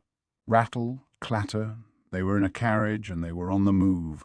A horse-drawn carriage travelling at a leisurely pace could cover about 12 kilometers in the space of an hour. Including rest periods and time to change horses, they'd been travelling for half a day already. My butt's getting sore, Mao thought. She was tempted to let her real feelings slip and propose they do something to remedy their situation, but at least she had a cushion to sit on. Everyone else was in the same boat, so complaining wouldn't get her anywhere. Instead, she looked silently out the window. Her hair was done differently than usual, making her head feel heavy. Her shoulders slumped. If they were going to be on the road this long, surely they could have done her hair later. Whether at Shishu's invitation or not, getting from the capital to Shihoku-shu was no easy matter. It was too far away for a day trip or even an overnight jaunt. Shisho himself kept a residence in the capital. His family controlled the province of Shihoku-shu. They were one of the clans alluded to in the founding myth, and for that reason they had the weight of history behind them, but the rumors one heard about them were less than favorable. After he'd finished his run-through of this information, which interested Maomao hardly at all, Basin crossed his arms and fell silent. The subordinate officials with them looked tired, knowing that they were all going to be stuck in the same carriage together for the duration. They couldn't fall asleep, though, because despite his youth, Basin evidently held a rather high station, and they could hardly nap in front of their superior officer. Jinshi and Gaoshun, at least, were in another carriage. A thread of drool was starting to dribble from Maomao's mouth, but that was just one of her charm. When Basin saw it, he clicked his tongue and said, "I don't know what my father sees in a girl like you." Father. That would explain why he looked so familiar. He must be Gaoshun's son. At first she'd been surprised by the idea that a eunuch like Gaoshun might have a son, but when she thought about it, she realized that of course he hadn't been a eunuch from birth. Judging by his age, it shouldn't have seemed strange if he had a couple of kids. In due course, a lake surrounded by buildings came into view outside the window. Basin relaxed his crossed arms at last, glad to have finally arrived, and his subordinates were clearly relieved. Maomao, rubbing her behind, absently watched the town approach. The colourful buildings stood against a backdrop of mountains. There were waterways, too, and rows of large willow trees bending over flagstone paths. The buildings were reflected in the water as if in a mirror. The former emperor had visited this area every year. The altitude was high, which kept it cool, and many used it as a place to beat the heat. In his final years he'd stopped coming, and the current emperor hadn't been here since his accession either, but the place was well looked after by the Shi clan, a job made easier because they lived in the lands they governed. Maomao could see buildings even on the sides of the mountains, houses built like steps into the slope. They were arranged carefully so as not to detract from the scenery. The carriage stopped in front of one of the most splendid houses in the entire town, more than lavish enough to host visitors from the capital, who would be accustomed to every luxury. The three-story building with its eye-catching red pillars had roof tiles sculpted in the shapes of beasts. Meanwhile, a moat ran around the mansion, filled with carp that looked like living damask. A black lacquered fence bore dragons and tigers in places. The craftsman must have carefully soldered them on. It was distinct from the kind of decoration one typically saw in the capital. Mama was studying it intently when she felt someone jab her in the side. She looked up to see Basin glaring at her. She obediently fell into step behind him. As soon as they arrived at their rooms, Jinshi flounced onto the couch. His and Gaoshun's quarters were in the same building. On this occasion, it seemed Gaoshun was present as an invited guest. Maomao figured Basin was thus here as Jinshi's attendant. A rather stuffy-looking coloured cloth lay on the table, and after a moment, Maomao realized it was a hood. I get it. It truly was a crime to be too beautiful. To think he had to go so far as to wear a disguise when making a journey such as this. It was understandable. A mere smile from this man might stop the heart of an unsuspecting townsgirl. A troublesome face, it must be said. Judging by the layout of the house, the rooms they occupied were the finest available for receiving guests. From the furniture to the furnishings, everything was more than suited to even the most distinguished visitor. Still, Maomao couldn't help noticing how hot the room was with the window closed and candles lit. She was on the point of loosening her collar, but then realized that wouldn't be appropriate and that she was going to have to bear it. The makeup on her face, substantially thicker than normal, felt like it was going to peel off. Jinshi, for his part, had opened his shirt, so Maomao took the liberty of looking at him like a squashed frog for the first time in quite a while. The fact that she, Gaoshun and Basin were the only others in the room seemed to make Jinshi think this show of leisure was acceptable. Was it only the candlelight that made shadows appear to play across Jinshi's face? He looked more tired than usual. And here, what name shall I use? Basin asked Gaoshun. It was Jinshi, however, who answered. Here in the room my usual one is fine. Outside Kusen. Understood, Master Kusen. Maomao shot Gaoshun a puzzled look. Gaoshun stroked his chin and looked at Jinshi, while Jinshi narrowed his eyes and looked at Maomao. Is there some strange plan afoot? Maomao inquired. Oh, it's... Gaoshun began, but Jinshi held up a hand to stop him. I should be the one to explain. As for you, hold your peace. Of course, sir, Gaoshun replied, and almost physically withdrew from the conversation and left Maomao perplexed. Am I right that Master Gaoshun and Master Jinshi are both present as guests on this occasion? Maomao said. Normally there was a somewhat more noticeable difference in station between them, but here they occupied the same building, even if they were in different rooms. For generations, the Mare clan has served Master Kuzen's family, Basin said, a note of anger Maomao couldn't explain in his voice. His eyebrows were knitted together as if he were mentally working a puzzle, an expression that looked exactly like Gaoshun. So he is from good stock, Maomao thought, finding herself impressed. She shook her head, provoking further consternation from Basin. He trotted over to Gaoshun and said, Father, what is the meaning of this? Gaoshun looked troubled. Then he looked at Jinshi before pulling Basin by the arm over to a corner of the room and holding a whispered conversation.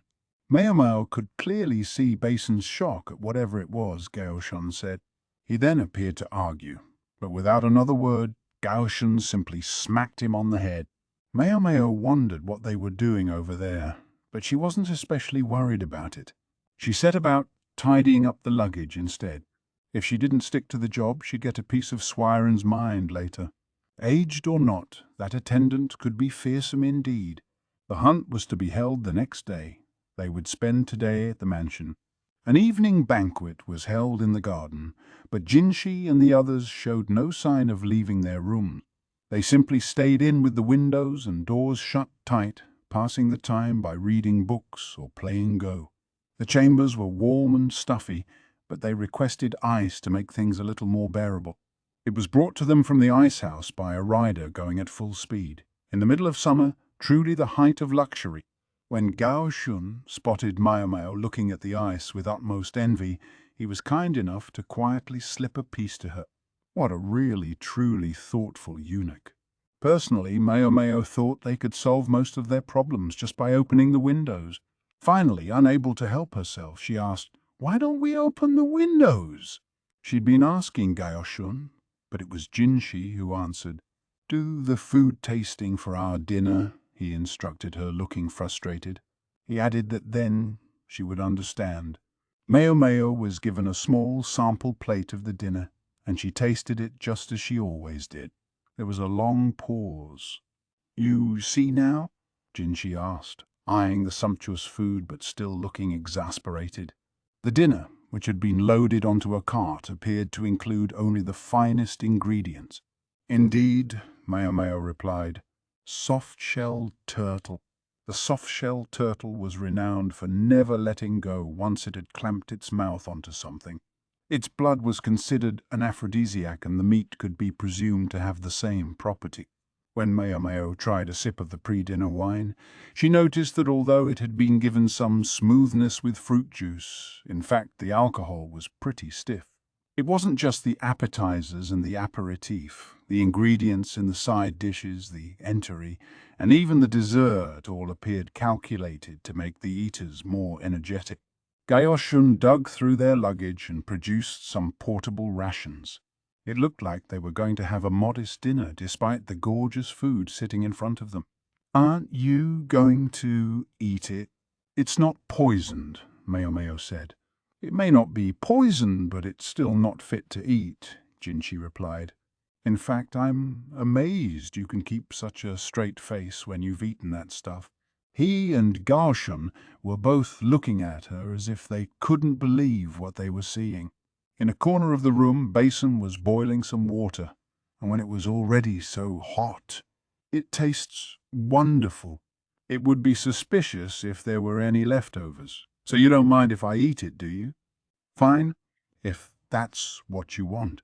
Jinshi pursed his lips as he looked at the thoroughly satisfied Maomao. She, meanwhile, savored another sip of turtle soup.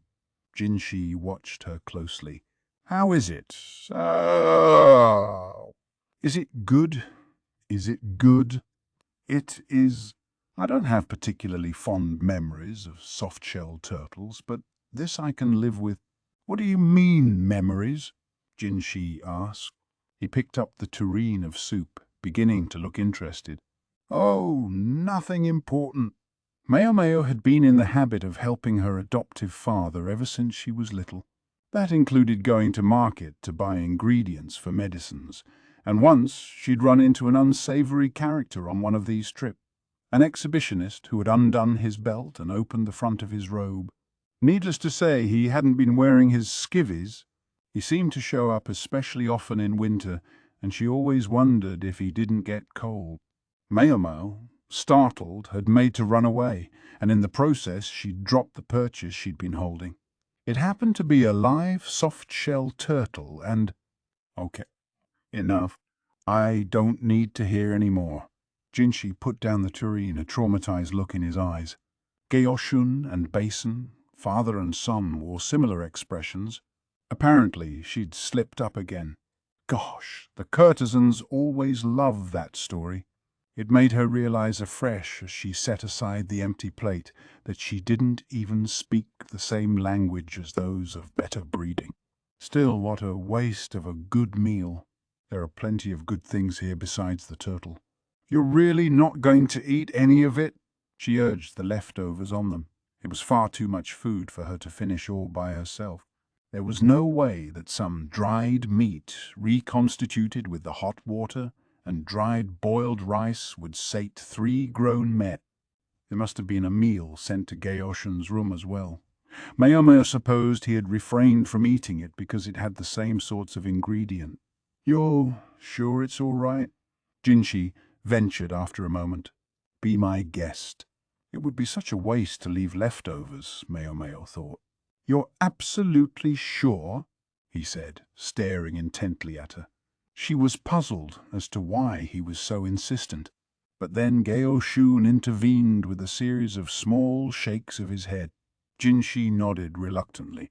"I don't need it. Basin, you're free to eat it. In fact, I'm ordering you to, if that is your wish, Master Kusen." Basin sat down like an obedient servant, and Maomao passed him a cup of wine. He drained it slowly. "Delicious." "I'm glad to hear that," Jinshi said. "However, yeah." Basin went completely still, and a thin line of blood traced its way down from his nose. His face was bright red, and he appeared to be waging an internal struggle against something. Jinshi looked him in the face, and Basin shuddered. "How?" he asked. "Is this girl still upright?" He was looking at Maomao with a truly terrible expression, as if fighting back a force welling up from within his body. He was leaning forward as if to conceal a very specific part of himself.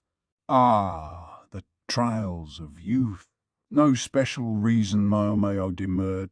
The answer was simply that such was her constitution. Basin, still struggling, tried to wobble his way to the next room, but fell down in the process. "Are you quite all right?" Maomao asked. "Just let him stay there." "I'll sleep in his room," Jinshi said. The facing room was supposed to be for his servant. It was less spacious than his own chamber, but plenty large enough to sleep in. "Master Jinshi, I can help carry him to his room," Gaoshin said. "I'm sure you're both tired, but, sir..." If Jinshi said so, there was scant arguing. Gaoshun gave in and helped his son into the canopied bed. Maomao gave a helping hand where she was able. Thinking Basin looked awfully hot, she loosened his belt slightly and his complexion improved. The blood from his nose got on the sheets, though, which was a shame. Jinshi slept in Basin's room, while Maomao used the room across from Gaoshun's. Perhaps it was a bit of consideration on Gaoshun's part that she had a room all to herself which would normally have housed several people. The bodyguards who'd come with them stayed with Gaoshun. It was some luxury to have a room to herself, Maomao reflected. It even had a bath, so she was able to soak and relax. Simple pleasures. Chapter 17. The Hunt, Part 1. The next day, Jinshi and the others rode off to the hunt. Jinshi wore his disguise, though he looked annoyed to have to do so, and continued to call himself Kusen, the name it appeared he was going to use for the duration. The disguise was understandable. Having someone who looked like Jinshi wandering around would be an absolute distraction all by itself. This wasn't the palace. Nobody here knew he was a eunuch.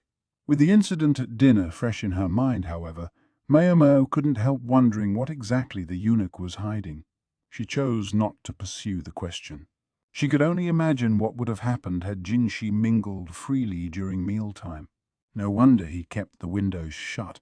So it was that Maomao followed the hunters in a carriage. Indeed, the carriage contained several household servants, along with firewood, soup pots, and an array of other cooking implements. It seemed they intended to cook whatever they caught right on the spot. The carriage rattled its way past the Gaoliang fields for a good half an hour, and then the mountains came into view. After that, they travelled on foot up the slopes for another hour, until they arrived at a house built on an elevation with an astonishing view. The green all around was refreshing, and water could be heard in the distance. It seemed they were near a large waterfall. The servants, used to all this, set about preparing a fire. Several of them went with jugs to go fetch water. Maomao wondered if she should do something to help, but the entourages of the other officials with her weren't lifting a finger. They'd found a place under a canopy set up by some servants who had come early and were chatting together. The noble members of the party would eat in another location. Probably safer not to do anything, Maomao thought. All too often, people did more harm than good when trying to help and only earned the enmity of those around them. The servants were probably just as happy to be left alone. As she wandered, Maomao spotted a dog, one with a familiar keeper. So the mutts brought his mutter.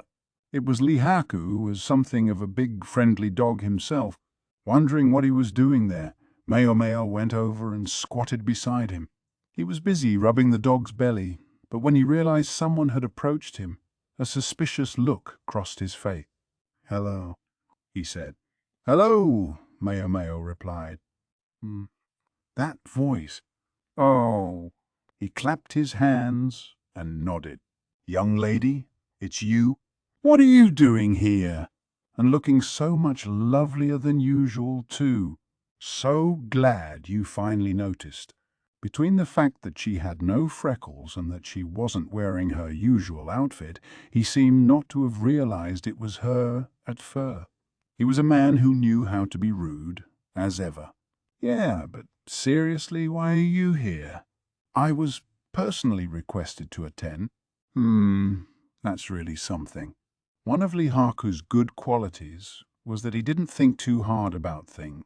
Maomao had spoken to him without really thinking about it herself, but maybe this wasn't the best time to be revealing who your acquaintances were. "You know, it was the same for me," Haiku said. "Somebody asked for me by name to be part of the guard unit." He sounded somewhat put out about this, though he continued to stroke the dog's belly.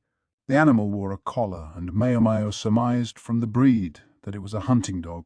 Unfortunately for him, they would be hunting with hawks today. The dog would just have to cool his heels.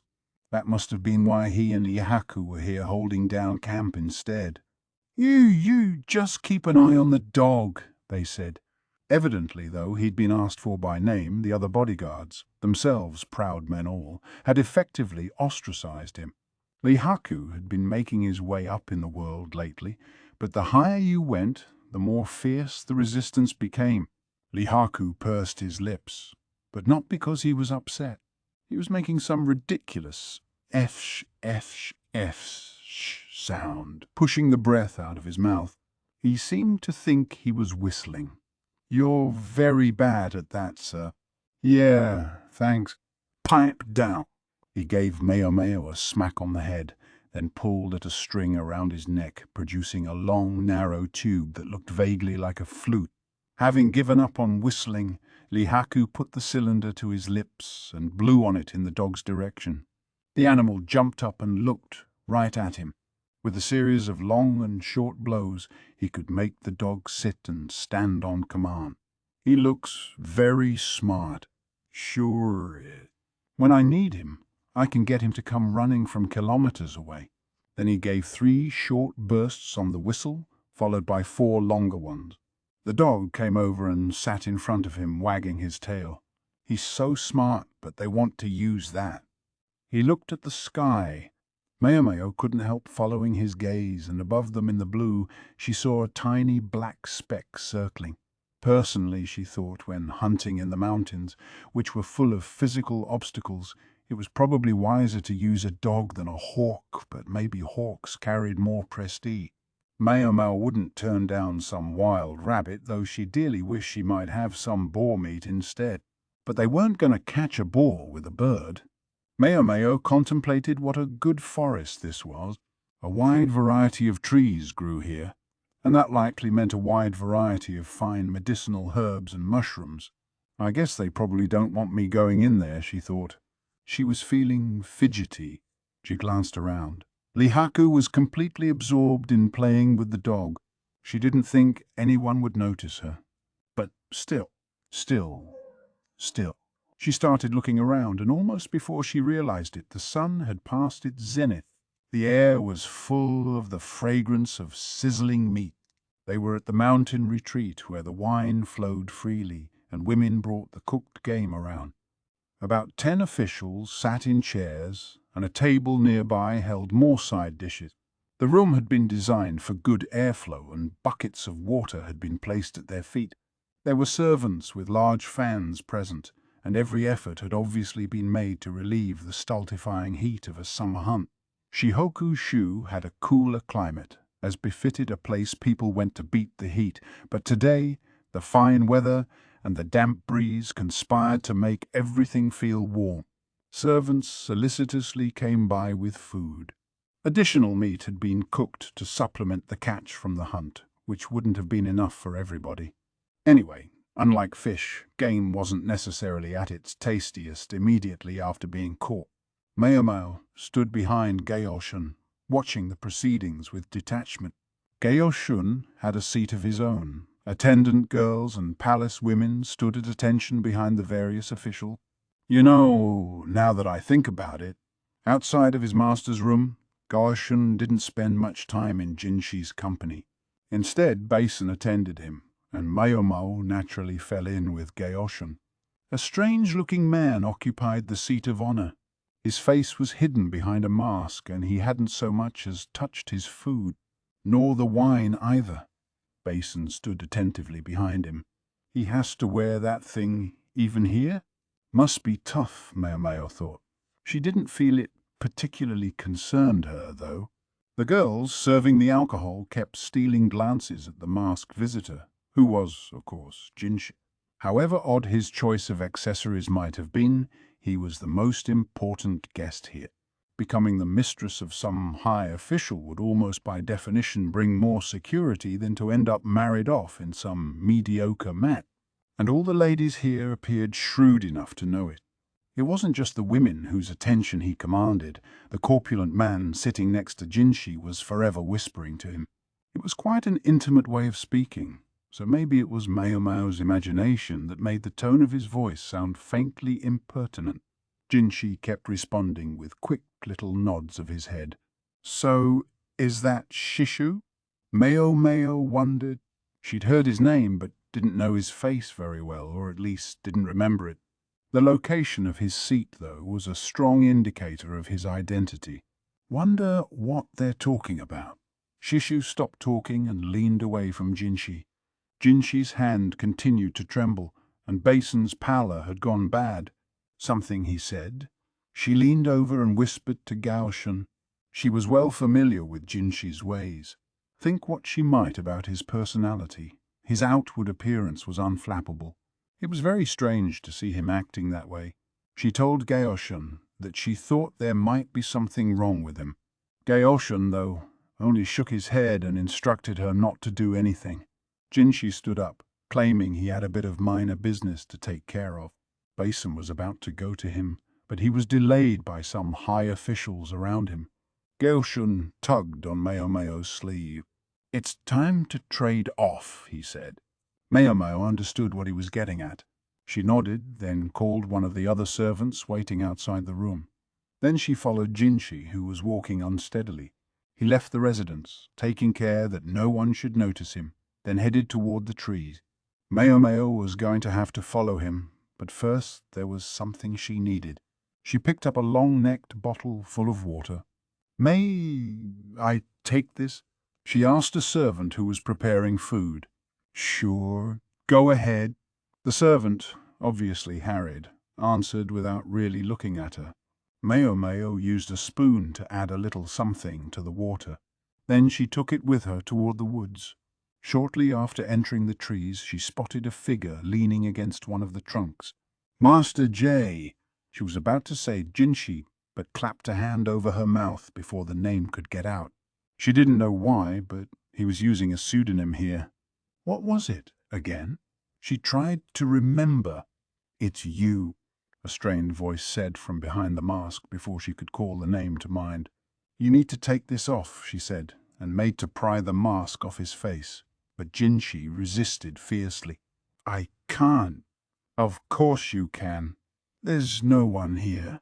Wasn't that why he'd come all the way out here? There was nowhere to be alone in the residence. Jinshi had his own quarters, to be sure, but palace women were always there, perpetually ready to meet his every need. But someone might come. "Oh, this is so damn frustrating!" Maomao leaned the wobbly man against her shoulder and began to pull him along. "If you're that worried about somebody seeing, then you just need to go somewhere nobody will." Deeper into the woods they went. She could see a cliffside now with a beautiful, massive waterfall. The spray was captivating. It looked like a white feather cloak such as one of the gods might wear. The fall cascaded down several steps, forming a scene that must have been overwhelming even from above.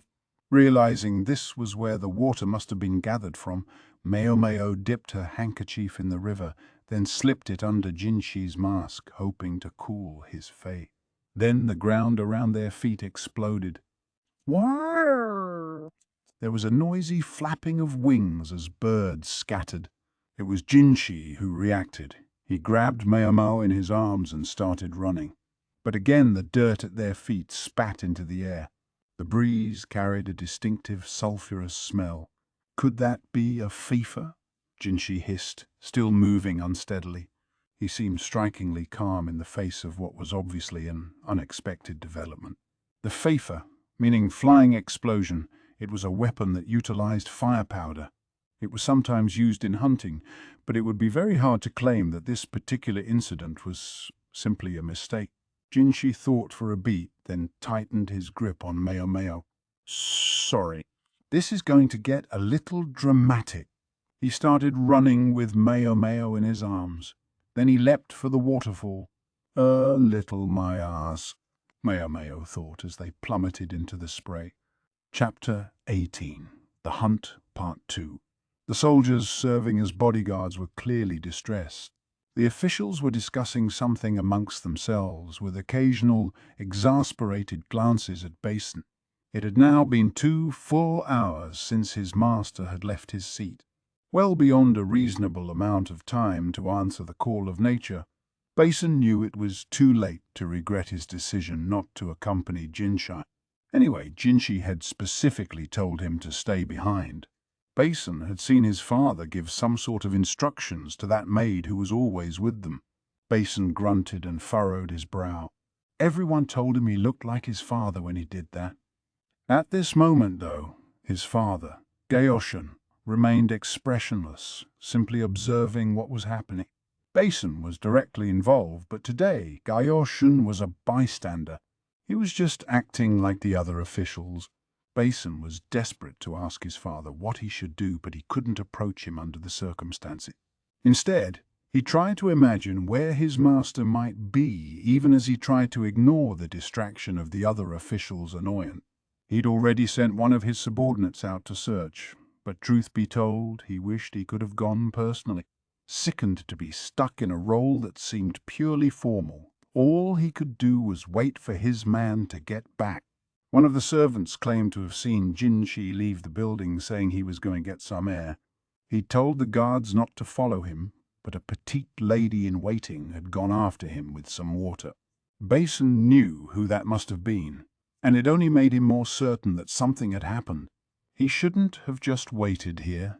At the moment, there were 2 distinctly different attitudes among those present, those who were worried about their missing master, and those who were openly amused that he had disappeared for so long with a serving girl. Basin was particularly furious at the idiots in this second group. He restrained himself from arguing openly with them. That would never happen, he wanted to exclaim. But the result was a compulsive tapping of his foot against the floor. The atmosphere at the banquet was quickly turning sour. Basin felt as if Shishu could have put things back on the right footing with just a word, but their host was too busy pouring wine into his portly, tanuki-like belly. Basin couldn't imagine what he was thinking. Shishu would never have gotten where he was without being who he was, but from that perspective, there was one man who might have been able to surpass him, the strategist Lakan. Yet it was widely understood that Lakan had no such ambitions. The man people called eccentric, strange, bizarre. He'd recently bought out a courtesan, and he was shut up somewhere with her instead of attending this hunt. His absence wasn't particularly remarkable. What had the court chattering was the realization that the monarchied eccentric had actual human feeling. All this being said, Shishu was the host of this banquet, hardly in a position to carry out any plots personally. Basin dearly hoped that nothing untoward would happen while he was the one attending his master. If anything did occur, he suspected it would be instigated by someone other than Shishu, that their host wouldn't be involved. It was then that a soldier, muscular and still young, ran up, his footfalls pounding on the floor. "Pardon me, sirs," he said as he entered the banquet hall and stood in front of Basin. It wasn't quite proper, but nobody stopped him. The soldier knelt before Basin, who bade him look up. "What is it?" Basin asked. In response, the soldier glanced around the room, then passed Basin a piece of cloth. He recognized the damp, shredded fabric immediately. He took in the soldier's expression. He was desperate to glance over at his father to see what he might be thinking, but he suppressed the urge, clutching the cloth tighter. "Is that?" An official reached out, but Basin hid the cloth from him. Not raising his eyes from the ground, he said, "A piece of my master's robe." Carefully expressionless, he looked at the soldier. The young man was looking at the ground again as he said, "I found it hanging on a rock in the waterfall basin." That set the room buzzing. So the missing guest had torn his robe.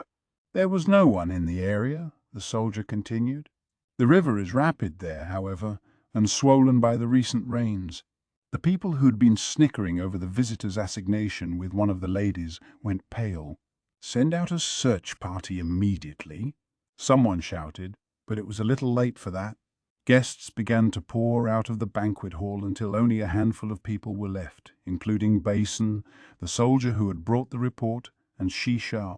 The soldier glanced in the direction of those who had left, then stood. "If I may, sir, I'm going to go back where I found that and have another look around," he said. And then he left as well. Basin pretended not to have noticed that when the soldier looked up, he grinned.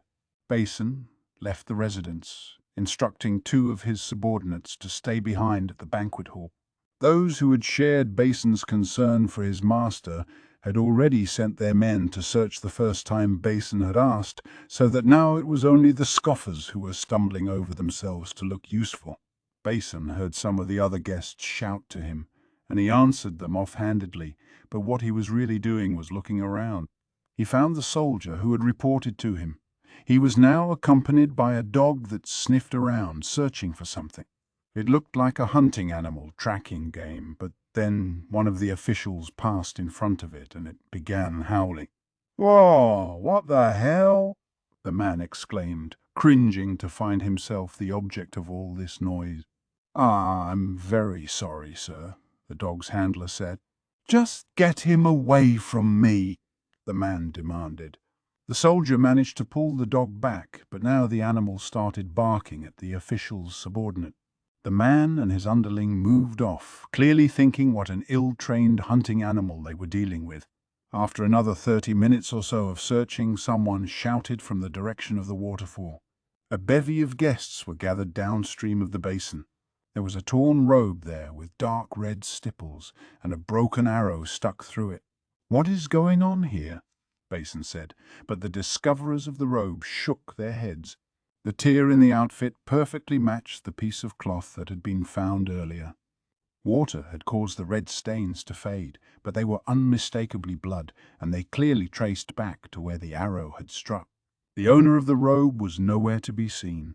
If the robe had been carried to them by the current, then he must be upstream. But if the arrow had caught the outfit and the owner had wriggled out of it, then he might be downstream. There were no wet marks on the banks of the river, though, making it unlikely he'd climbed out here. Basin looked at the torn piece of cloth and frowned. "Show me the arrow." One of his men passed him the broken projectile. He inspected the tail feathers and the head. Then he turned toward the still growing crowd of officials and announced, "I apologize, but we're going to have to search everyone's belongings." The arrow had been fletched with hawk feathers. Those were expensive, limiting the number of people who might have used them. However, many of the guests on this expedition, knowing that hawks were to be used in the hunting, had superstitiously brought supplies decorated with hawk feathers. What was more, each of the items had been painstakingly handcrafted by professional craftsmen. The highborn hated to see a design repeated. Even when it came to consumables like arrows, they preferred to be unique. Each of them could be expected to carry arrows of exceptional construction and materials.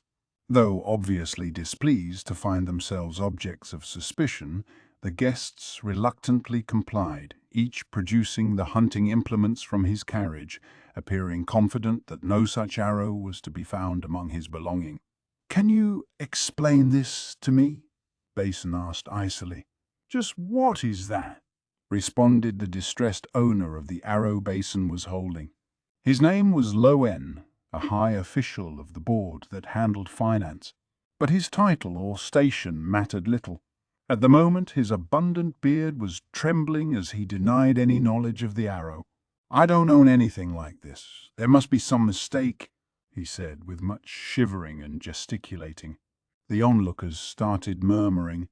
Suspicious glances began to turn on Loen. Despite what the man said, the broken arrow in Basin's hand perfectly matched the ones in Loen's baggage. "Please explain how it's a mistake," Basin said. "Somebody must have planted those there to frame me." Loen's face was drawn with panic, and his servants shared his distress.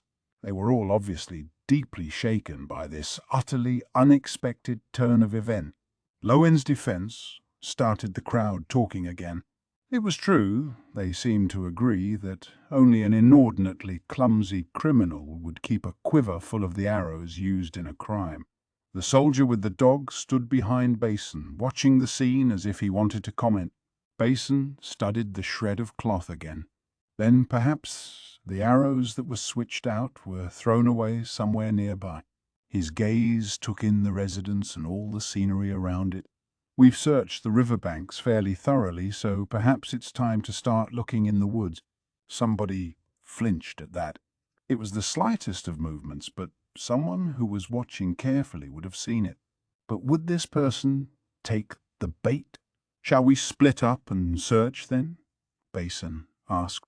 "I don't need everyone here. If about half of you could help me look for my master, that would be enough." No one dared object to this proposal. Loen and his party, meanwhile, were still recovering their wits. Basin let out a sigh and looked at the soldier behind him. The man gave him a friendly smile. This would do it, Basin thought. He looked at the torn robe, openly annoyed. The fabric bore familiar handwriting. The man looked around, panicked, wondering if anyone would show up. He was sure they couldn't possibly find it, but having everyone looking for you was an unsettling feeling nonetheless. They would never find it, he was sure, but the thought naturally led him to edge toward it. He was in the woods, with its piles of fallen leaves and soft soil. The leaves were neatly scattered, so it wouldn't be noticeable at a glance. If that bunch of determined men started rooting through the leaves and digging in the ground, though, that might be a problem.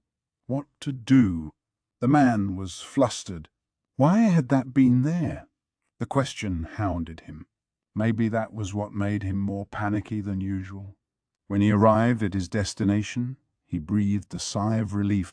Nothing had changed. The ground was undisturbed, just as he'd left it. "Is there something there, sir?" The man flinched at a voice from behind him. He turned to see a young woman with sopping hair holding a mud-stained, cloth-wrapped package. His eyes went wide. "Hey, that's..." The man reached out, but a large hand grabbed his wrist. He looked and saw the owner of the hand, a beefy soldier, the one with the hunting dog. For the second time that evening, the dog howled at the man. "Guess dogs don't like you much," the young woman said, asserting her grip on the package, her gaze cold. "I'm betting this is why you didn't want to hunt with them." From within the bundle, she produced a FIFA gun. Chapter 19. The Hunt, Part 3. Let's go back a bit, to the moments immediately after Jinshi and Maomao jumped into the waterfall. She felt firm pressure, first against her mouth, then her chest. "Ha!" Maomao groaned, then coughed up water. She sat up, allowing herself to vomit out whatever would come up along with the remaining contents of her stomach. She felt someone gently rubbing her soaked back. "I'm sorry. I didn't realize you couldn't swim." No one could swim. In that, Maomao managed, in spite of her bloodless face and lips. Entirely without warning, Jinshi had grabbed her in his arms and flung them both off a cliff. He'd had a proper running start and had kicked hard off the ground. Somewhere in the middle of it, Maomao had thought she heard another blast of the Faefa. The cliffside had been nearly 50 meters high. Under any other circumstances, she could only have assumed Jinshi had lost his mind. "The basin here is deep," he said now. "So long as you manage to land in it, you should survive, assuming you don't drown."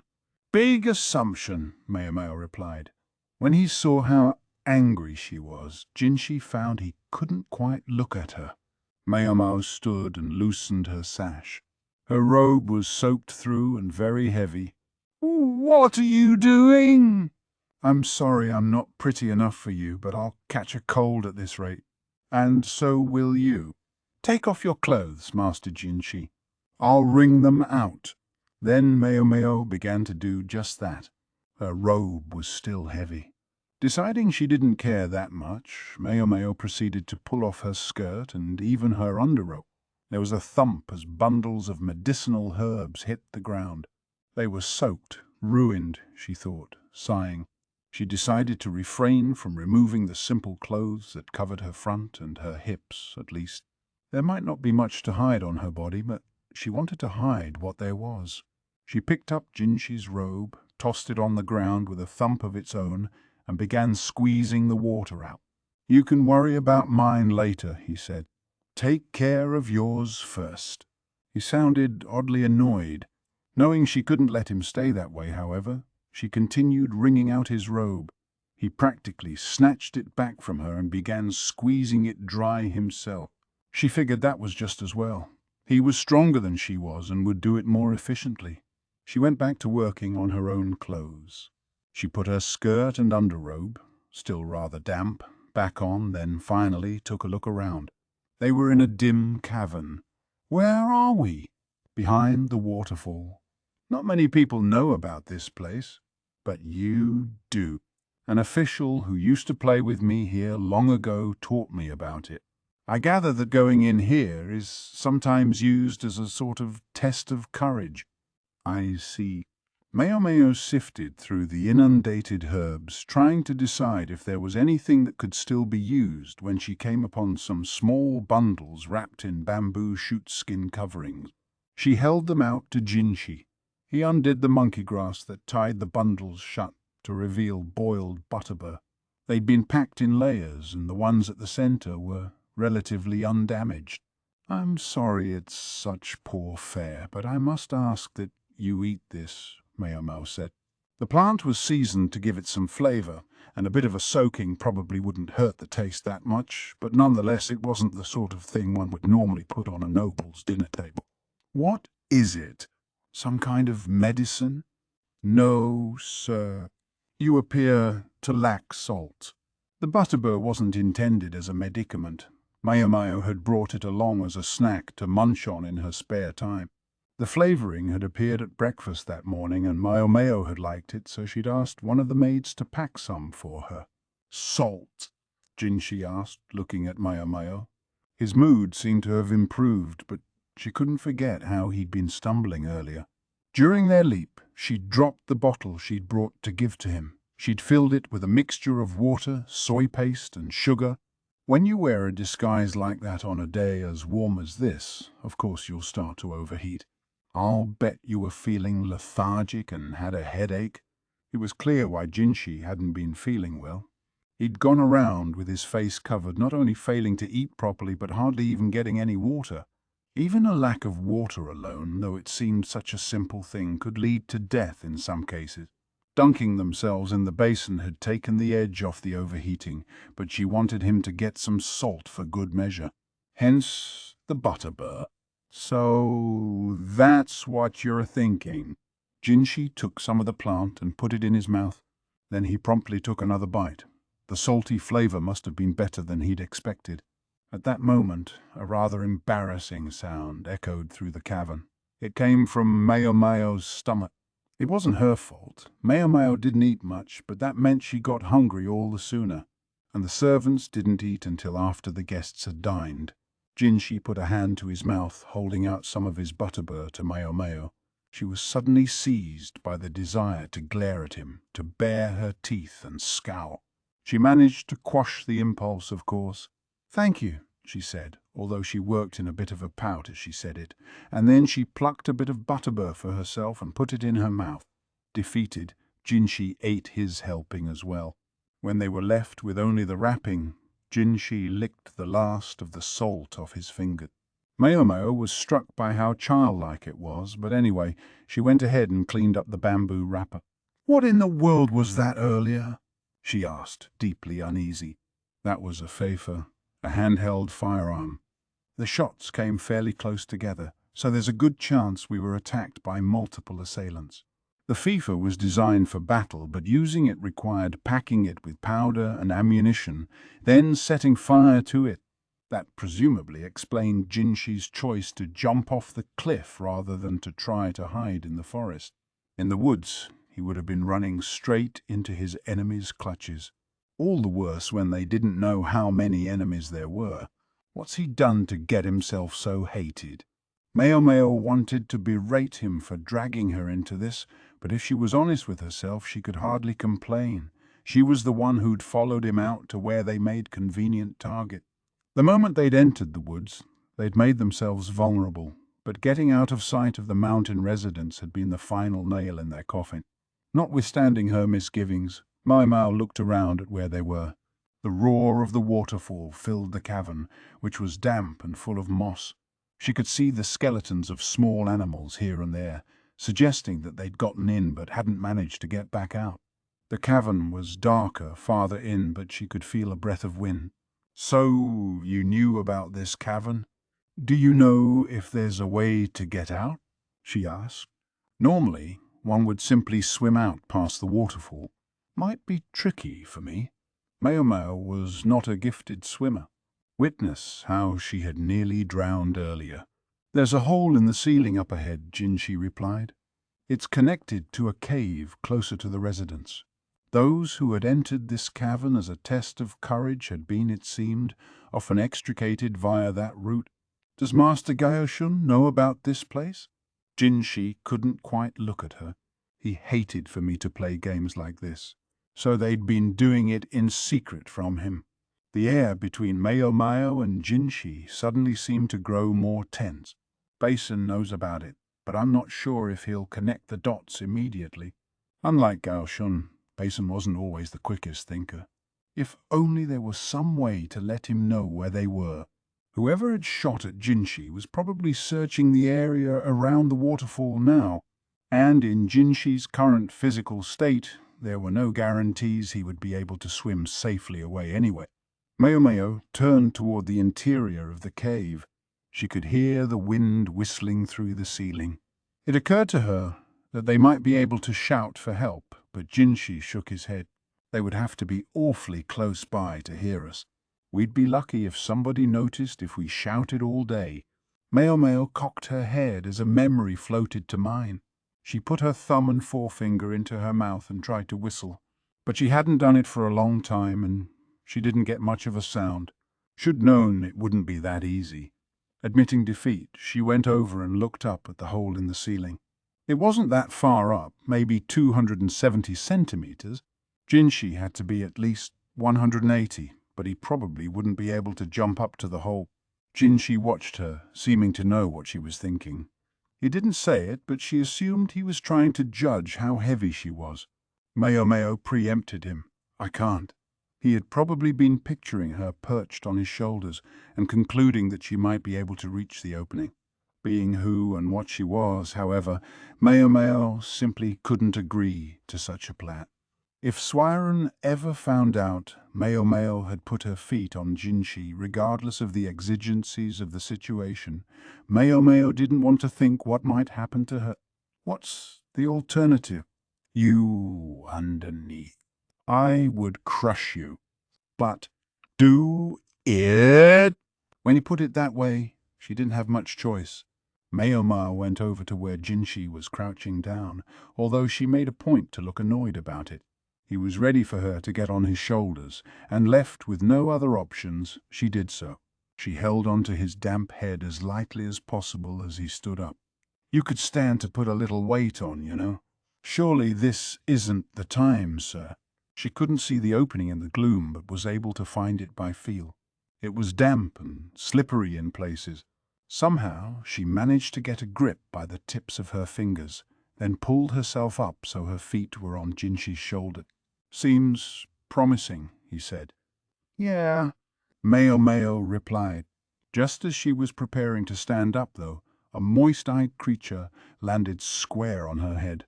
"Ribbit!" It croaked and then jumped away again. A frog, Maomao thought. It was hardly enough to scare her, but it was plenty to break her concentration. Her fingers, which had barely been holding her up, slipped away. Oh, Maomao lost her balance, still only halfway to her feet. The motion caught up Jinshi below her. "Ah, hey, watch out!" he exclaimed, wobbling. He could have simply let go, but he had the decency to try to hold on to Maomao. Unfortunately, the result was that he slipped on the damp moss and took a tremendous fall. He didn't say anything immediately. Maomao, meanwhile, felt no pain, but did find damp skin pressed against her cheek.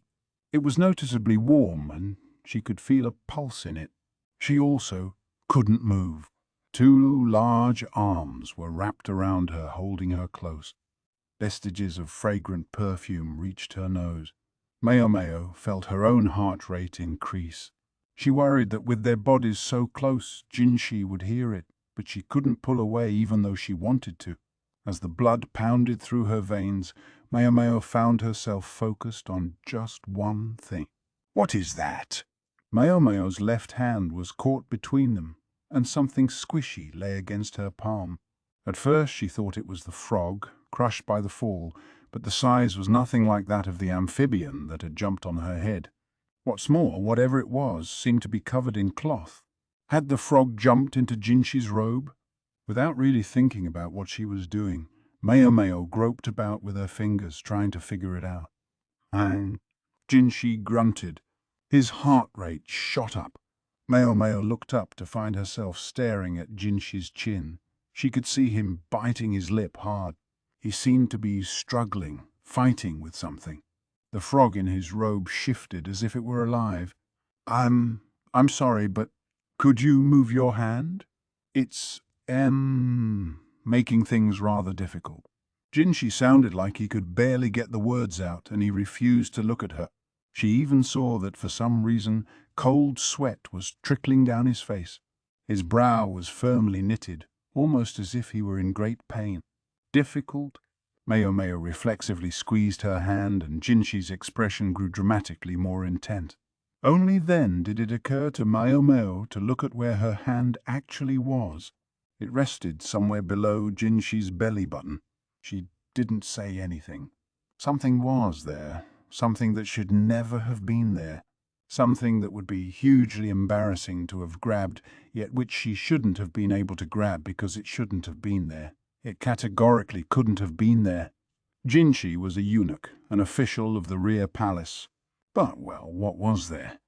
Was there...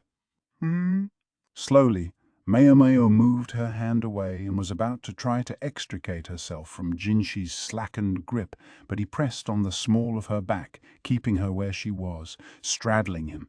Jinshi brushed his bangs aside and let out a breath, then looked at Maomao. "I suppose, in a sense, this saves me some trouble." His face was that of a celestial nymph whose heart was beset by gloom. But he was no nymph. He had a countenance that could have brought the country to its knees with a single smile, yet he was no woman.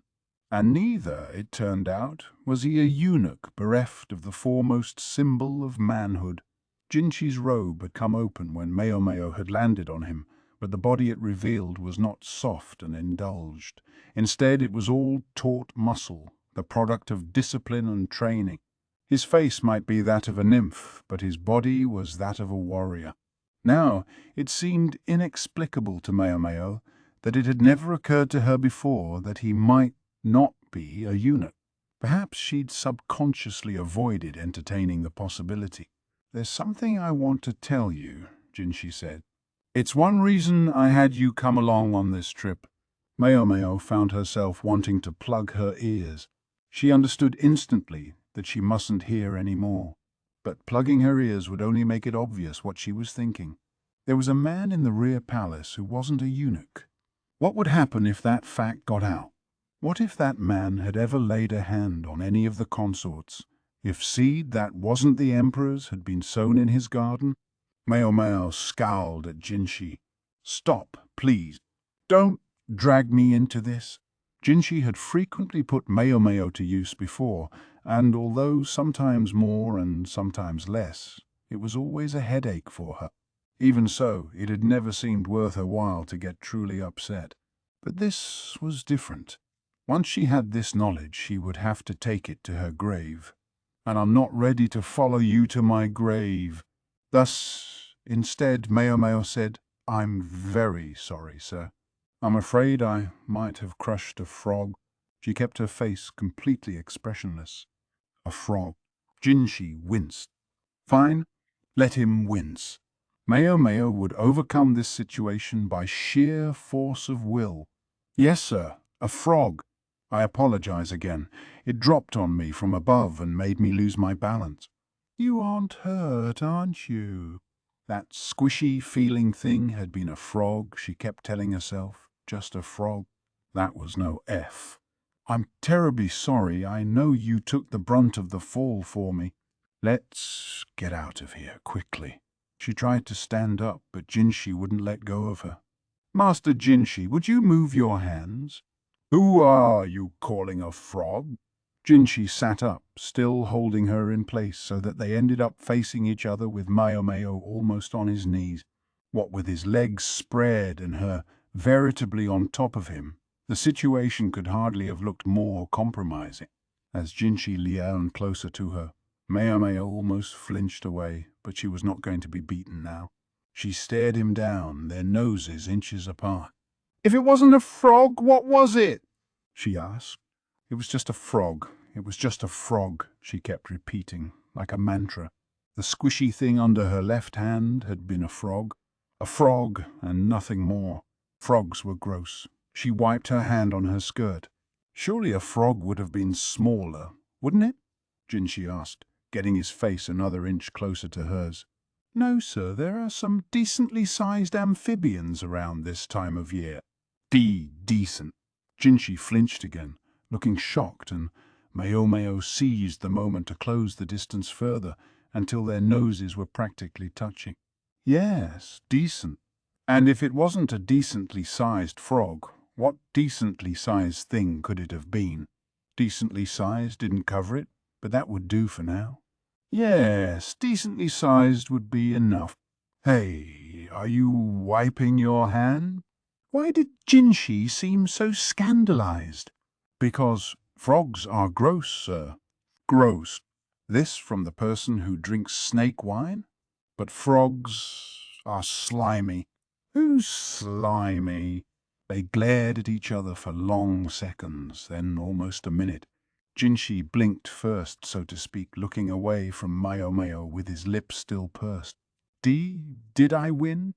Maomao asked herself with a sigh of relief. No good ever came of knowing too much. And for Maomao, whose birth made her suited for little more than drudge work, it was best not to know anything at all. Then whatever happened, whatever her superiors might do, Maomao could say truthfully that she hadn't known anything about it. That had been her position thus far, and she had no intention of changing it now. Jinshi and Maomao were an official and his servant, nothing more, nothing less, and she need know no secrets to fulfill her duties.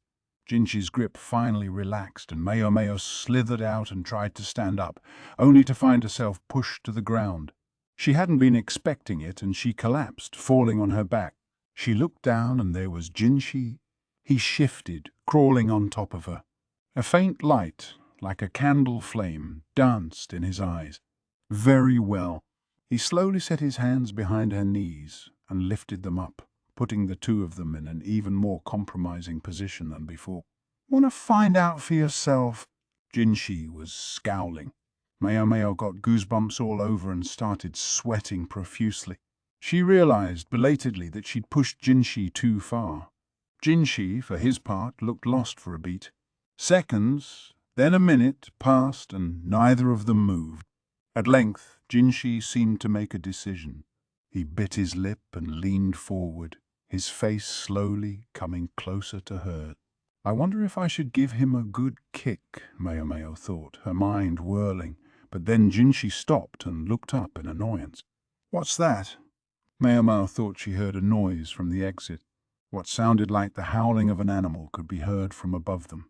Slowly, uncertainly, Maomao put her fingers in her mouth and whistled. She was answered by the barking of a dog. She whistled again, and then a ball of fur came plunging through the hole above them, landing square on Jinshi's back. While he rubbed his waist, Maomao scrambled out from under him. The furball was the hunting dog Lihaku had been playing with. Maomao gave it a big hug and a nice pat. "Hey, what are you doing? Don't go running off like that," came the voice of the other big dog. He didn't sound terribly worried, really. Still rubbing his back, Jinshi looked up at the ceiling. Maomao, feeling like she'd escaped by the skin of her teeth, shouted Lihaku's name as loud as she could. "How in the world did you get down there?" Lihaku asked, looking flummoxed. He'd fetched a rope and pulled Maomao and Jinshi out of the cavern. As Jinshi had said, the hole in the ceiling let out close to the residence. "And what are you doing with someone so important?" he added in a whisper to Maomao. Someone so important seemed to refer to Jinshi, who was now wearing his disguise. Presumably it would have been safe for Lihaku to see him, but then perhaps one couldn't be too careful. "Let's just say it's hard to explain," she said. Lihaku cocked his head at that, but with someone of Jinshi's status involved, he knew it was best not to ask too many questions. They'd told him only that they'd fallen into the waterfall basin and ended up in the cave. "I must ask you not to tell anyone that I'm here," Jinshi said. He was seated on the floor of the upper cavern. He sounded like a different person from usual. Maybe it was just that hard to speak with the mask on. "As you wish, sir." Lihaku bowed his head respectfully. Maybe Jinshi wanted to see what the others would do next if they didn't realize he'd been found. Maomao was surprised, though, that he wasn't going to let Basin or even Gaioshin know. The dog was lying in Lihaku's lap, wagging its tail. He was patting its head and giving it pieces of dried meat. Maomao glanced at the animal. It had managed to follow her whistling, so it obviously had pretty good ears. "Does he know any other tricks?" she asked. "Tricks? He can find a rabbit warren, I guess. That's about it." It was like she and Lihaku were having a perfectly normal conversation. The dog came over and sniffed her. There was an intelligence behind the goofy demeanor. Maomao stole a glance at Jinshi. With what had just happened, she almost couldn't bring herself to look him in the eye. But what had to be said had to be said. "Master J. Kusen," she began, remembering just in time to use his assumed name. Since he was wearing the mask, he probably wanted to go by his pseudonym. "Yeah, what is it?" The voice that came from behind the mask was cold. He must have been angry at Maomao for getting him so worked up earlier. Why else would he be acting like this? And would it be unfair of Maomao to claim that she'd never seen it coming? It wasn't exactly as if he'd tried to deceive her. He might even have been trying to explain himself. But Maomao, flooded with a desire not to know anything, had come up with an outrageous cover. She could hardly blame him for being upset about that particular story. He had such confidence in his appearance, after all. And such a fine frog, no doubt. Maomao was at a loss for the right thing to do. But if nothing else, she had to start by saying this. "I think I may be able to pinpoint who shot at us earlier." She gave the hunting dog a pat on the head. "And that brings us back to the present." Maomao opened the dirty bundle. Inside were 3 FIFA, still redolent of fire powder. She had never seen a FIFA before and was surprised by how small they were. Jinshi and Lihaku had looked almost as startled as she had. They were supposedly the newest model, imported from abroad, not yet common in this country. They didn't use a fuse to light the fire powder like earlier models, but rather relied on a sophisticated construction that used a specially shaped metal part to create a spark to ignite the powder. Neither Jinshi nor Lihaku had ever seen these most up-to-date FIFA. They'd simply fired them once, and their understanding of how the weapons worked went no further than that. These newest FIFA had a unique odor, akin to rotten eggs. Not pleasant by any means. The fire powder was typically made by combining charcoal with saltpeter and sulfur, so that when it exploded it had a very unique smell, a powerful aroma that made you want to cover your nose. If such a device had been used during the hunt, any dogs, with their excellent noses, would have reacted immediately. And indeed, when presented with the smell, Lihaku's hound had led them directly to these FIFA. Hunts were not conducted with FIFA in this area. For one thing, the guns weren't accurate enough, and they weren't suited to the mountain environment with all the objects that could get in the way of a shot. The reason they'd been used in the attempt on Jinshi's life probably had much to do with the fact that these were the newest model. The unique way of generating a spark increased their accuracy and range as their test firing demonstrated. And yet even so, this man who had shot at Jinshi had missed. Lihaku, just that good at his job, had the man's arms pinned behind his back and had put a gag in his mouth to prevent him from swallowing his tongue. "I do feel a bit bad for making everyone suspicious of those old guys," Lihaku said. Any trap required bait. At Jinshi's instruction, they'd chosen an official whose reaction was likely to be easy to read. The captive man's co-conspirators, which is to say the officials above him and the lackeys below him, were already being staked out so that they could be arrested at will. Now all that was necessary was to march this man away and get his confession. The hunting dog was running in circles around Lihaku.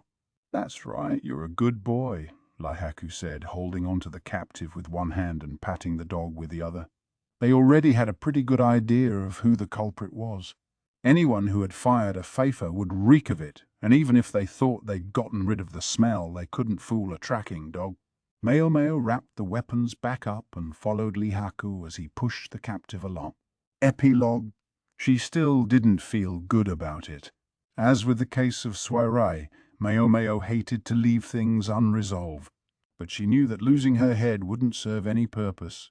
Gaoshun was attending the evening's banquet, which was being held on a boat out on the lake. That meant a minimum of bodyguards, and Maomao stayed home. She was in her room, enjoying the night breeze. Those FIFA, she thought. They'd looked unusual. Someone had said they were the newest model. One could surmise they came from the West. The West? Maomao thought about the envoys who had come angling to make themselves the Emperor's bride. What had they been doing when they went sneaking out of their rooms? Gao Shun had asked about women who carried secrets instead of children, but one might also carry out a plot. Maomao had thought that perhaps the women had been seducing court officials to turn them into co-conspirators, but there was another possibility. Every country desired the newest weaponry, but if one nation were to sell it openly to another, war could be the only result. The envoy's country thus couldn't sell arms openly, yet neither could they sell them secretly, without going through the court. Could they? Perhaps the bridge we're crossing is even more dangerous than I realized, Maomao thought. Then again, perhaps they had an even bigger and more powerful backer. There was no telling how much the men who'd been arrested today would say, or even how much they knew. Maomao just hoped that whatever was going on would be nipped in the bud. She wasn't soft enough to wish for the joy and happiness of other people, but if things around her were peaceful, it meant she, too, could live in peace. She was just closing the curtain, thinking she might get some sleep when there was a knock at the door. She jumped a little in spite of herself. Then she crept over and opened the door ever so slightly. She found herself confronted with the one person she least wanted to see at that moment. Gaoshun was at the banquet, and Basin was probably with him. Why was this man the only one not attending? "You don't have to let me in if you don't want to." The lovely voice sounded subdued. Through the crack in the door, Maomao could see Jinshi turn and lean against the wall. I'm sorry for upsetting you." Maomao didn't say anything, but she leaned against the wall on her side, mirroring Jinsha. From the hallway she heard him sigh. Then came the sound of him scratching his head, scuffing his feet across the floor in frustration, and finally the sound of his hair hitting against the wall. Was he shaking his head? She didn't have to be able to see him to know exactly how he must look at that moment. He wanted to say something to her, but he couldn't find the words. Maomao felt the same way. She scratched the tip of her nose, a little annoyed. "I haven't given it a second thought. In fact, I should apologize to you." She'd been so insistent about decently sized after all. Anyone would lash out, even Jinsha, even at Maomao. On the other side of the wall, Jinshi grunted. "I wonder what he's thinking."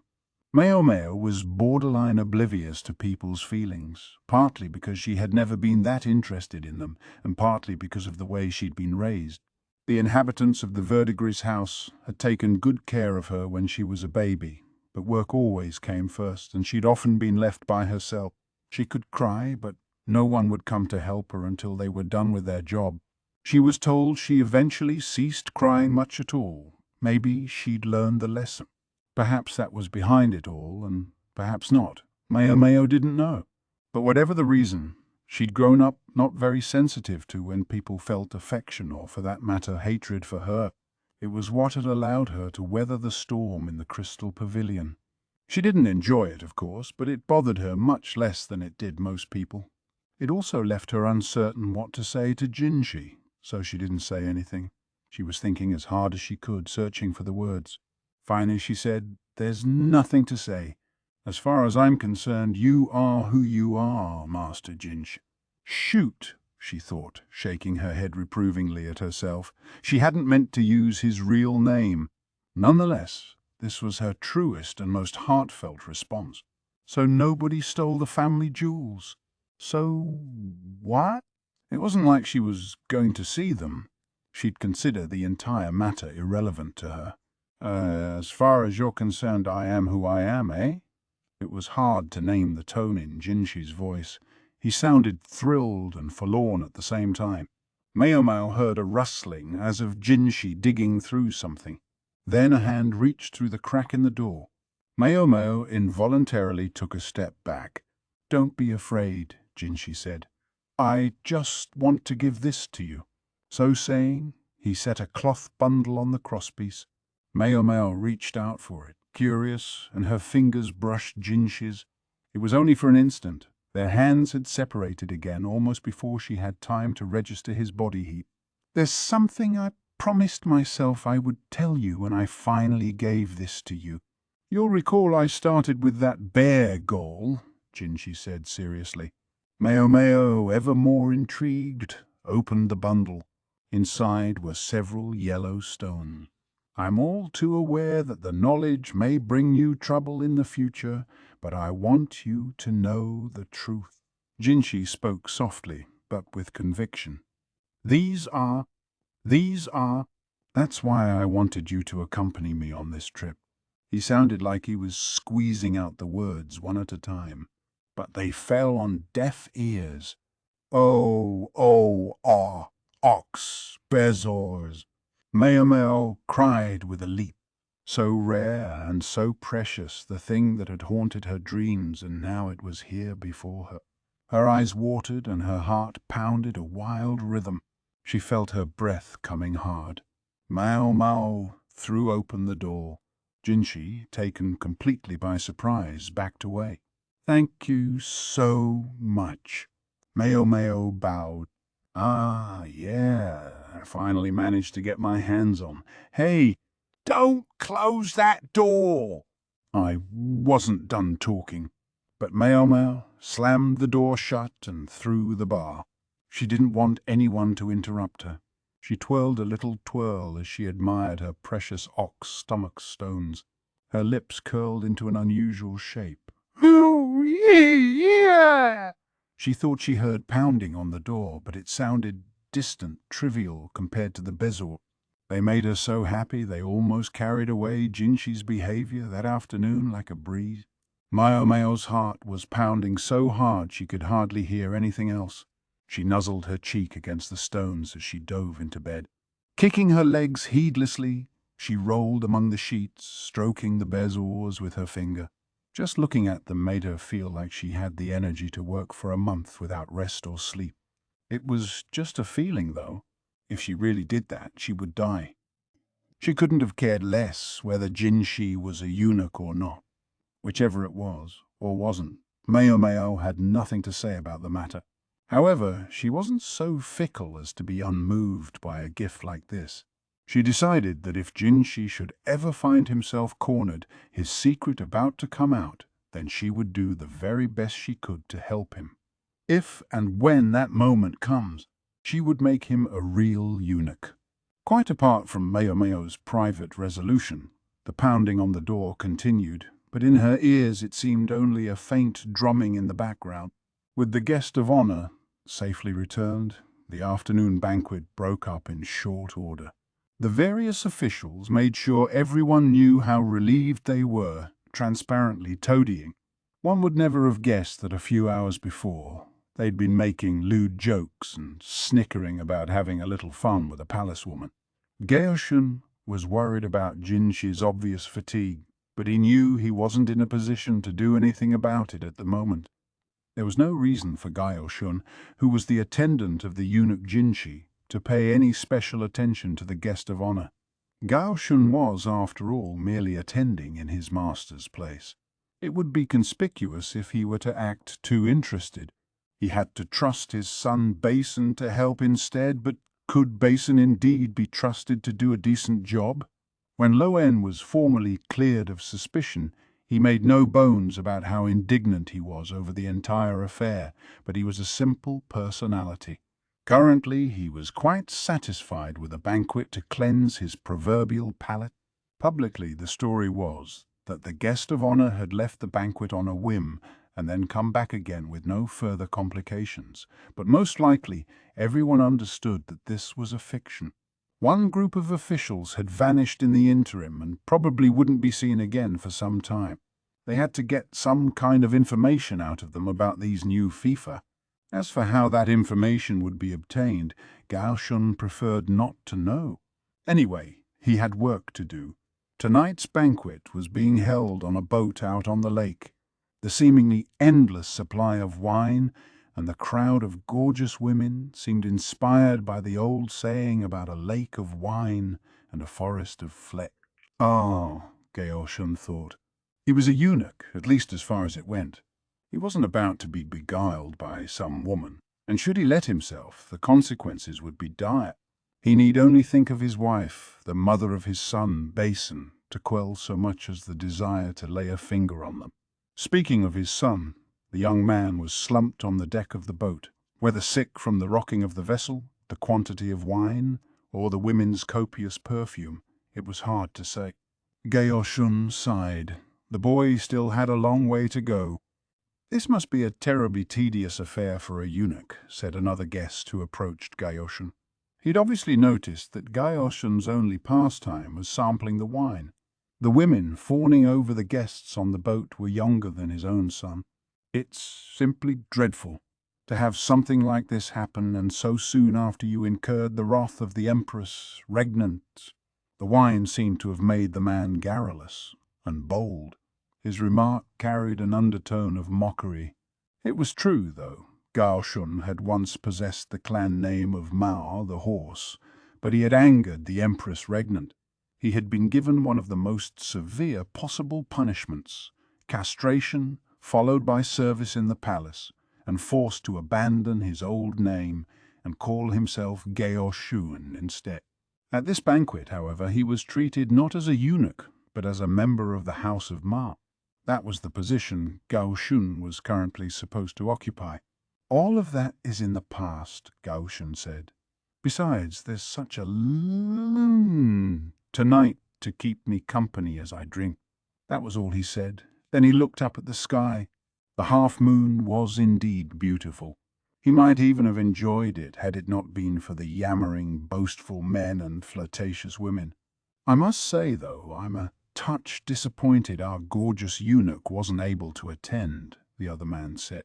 He was referring, of course, to Jinshi, and certainly not to the gentleman who was recuperating in his room at that moment. "Officially, he has a cold. This time, the masked gentleman is here."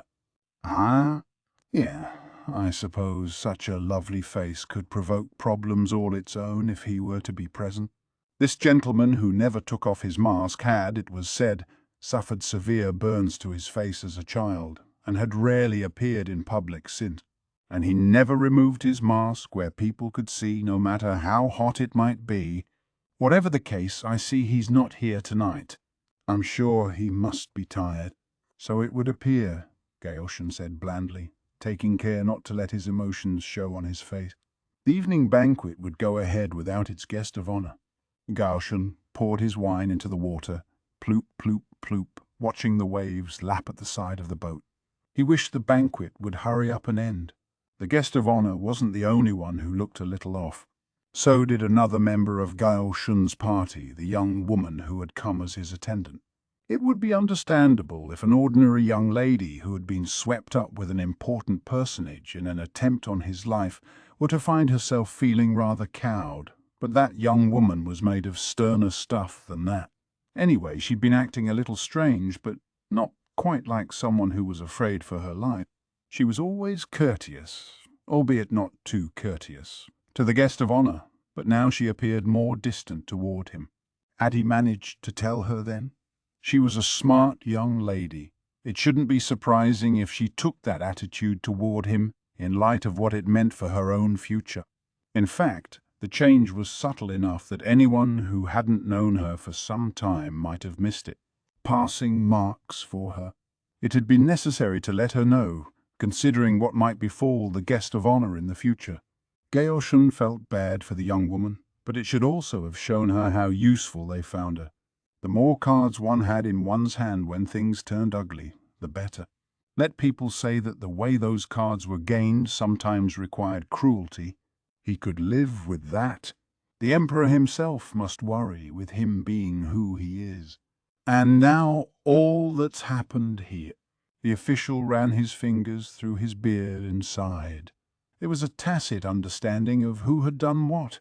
It wasn't a wise subject to bring up, but maybe it was the wine talking, with him as the next in line for the succession. The man hardly sounded reverential as he spoke. But who could blame him?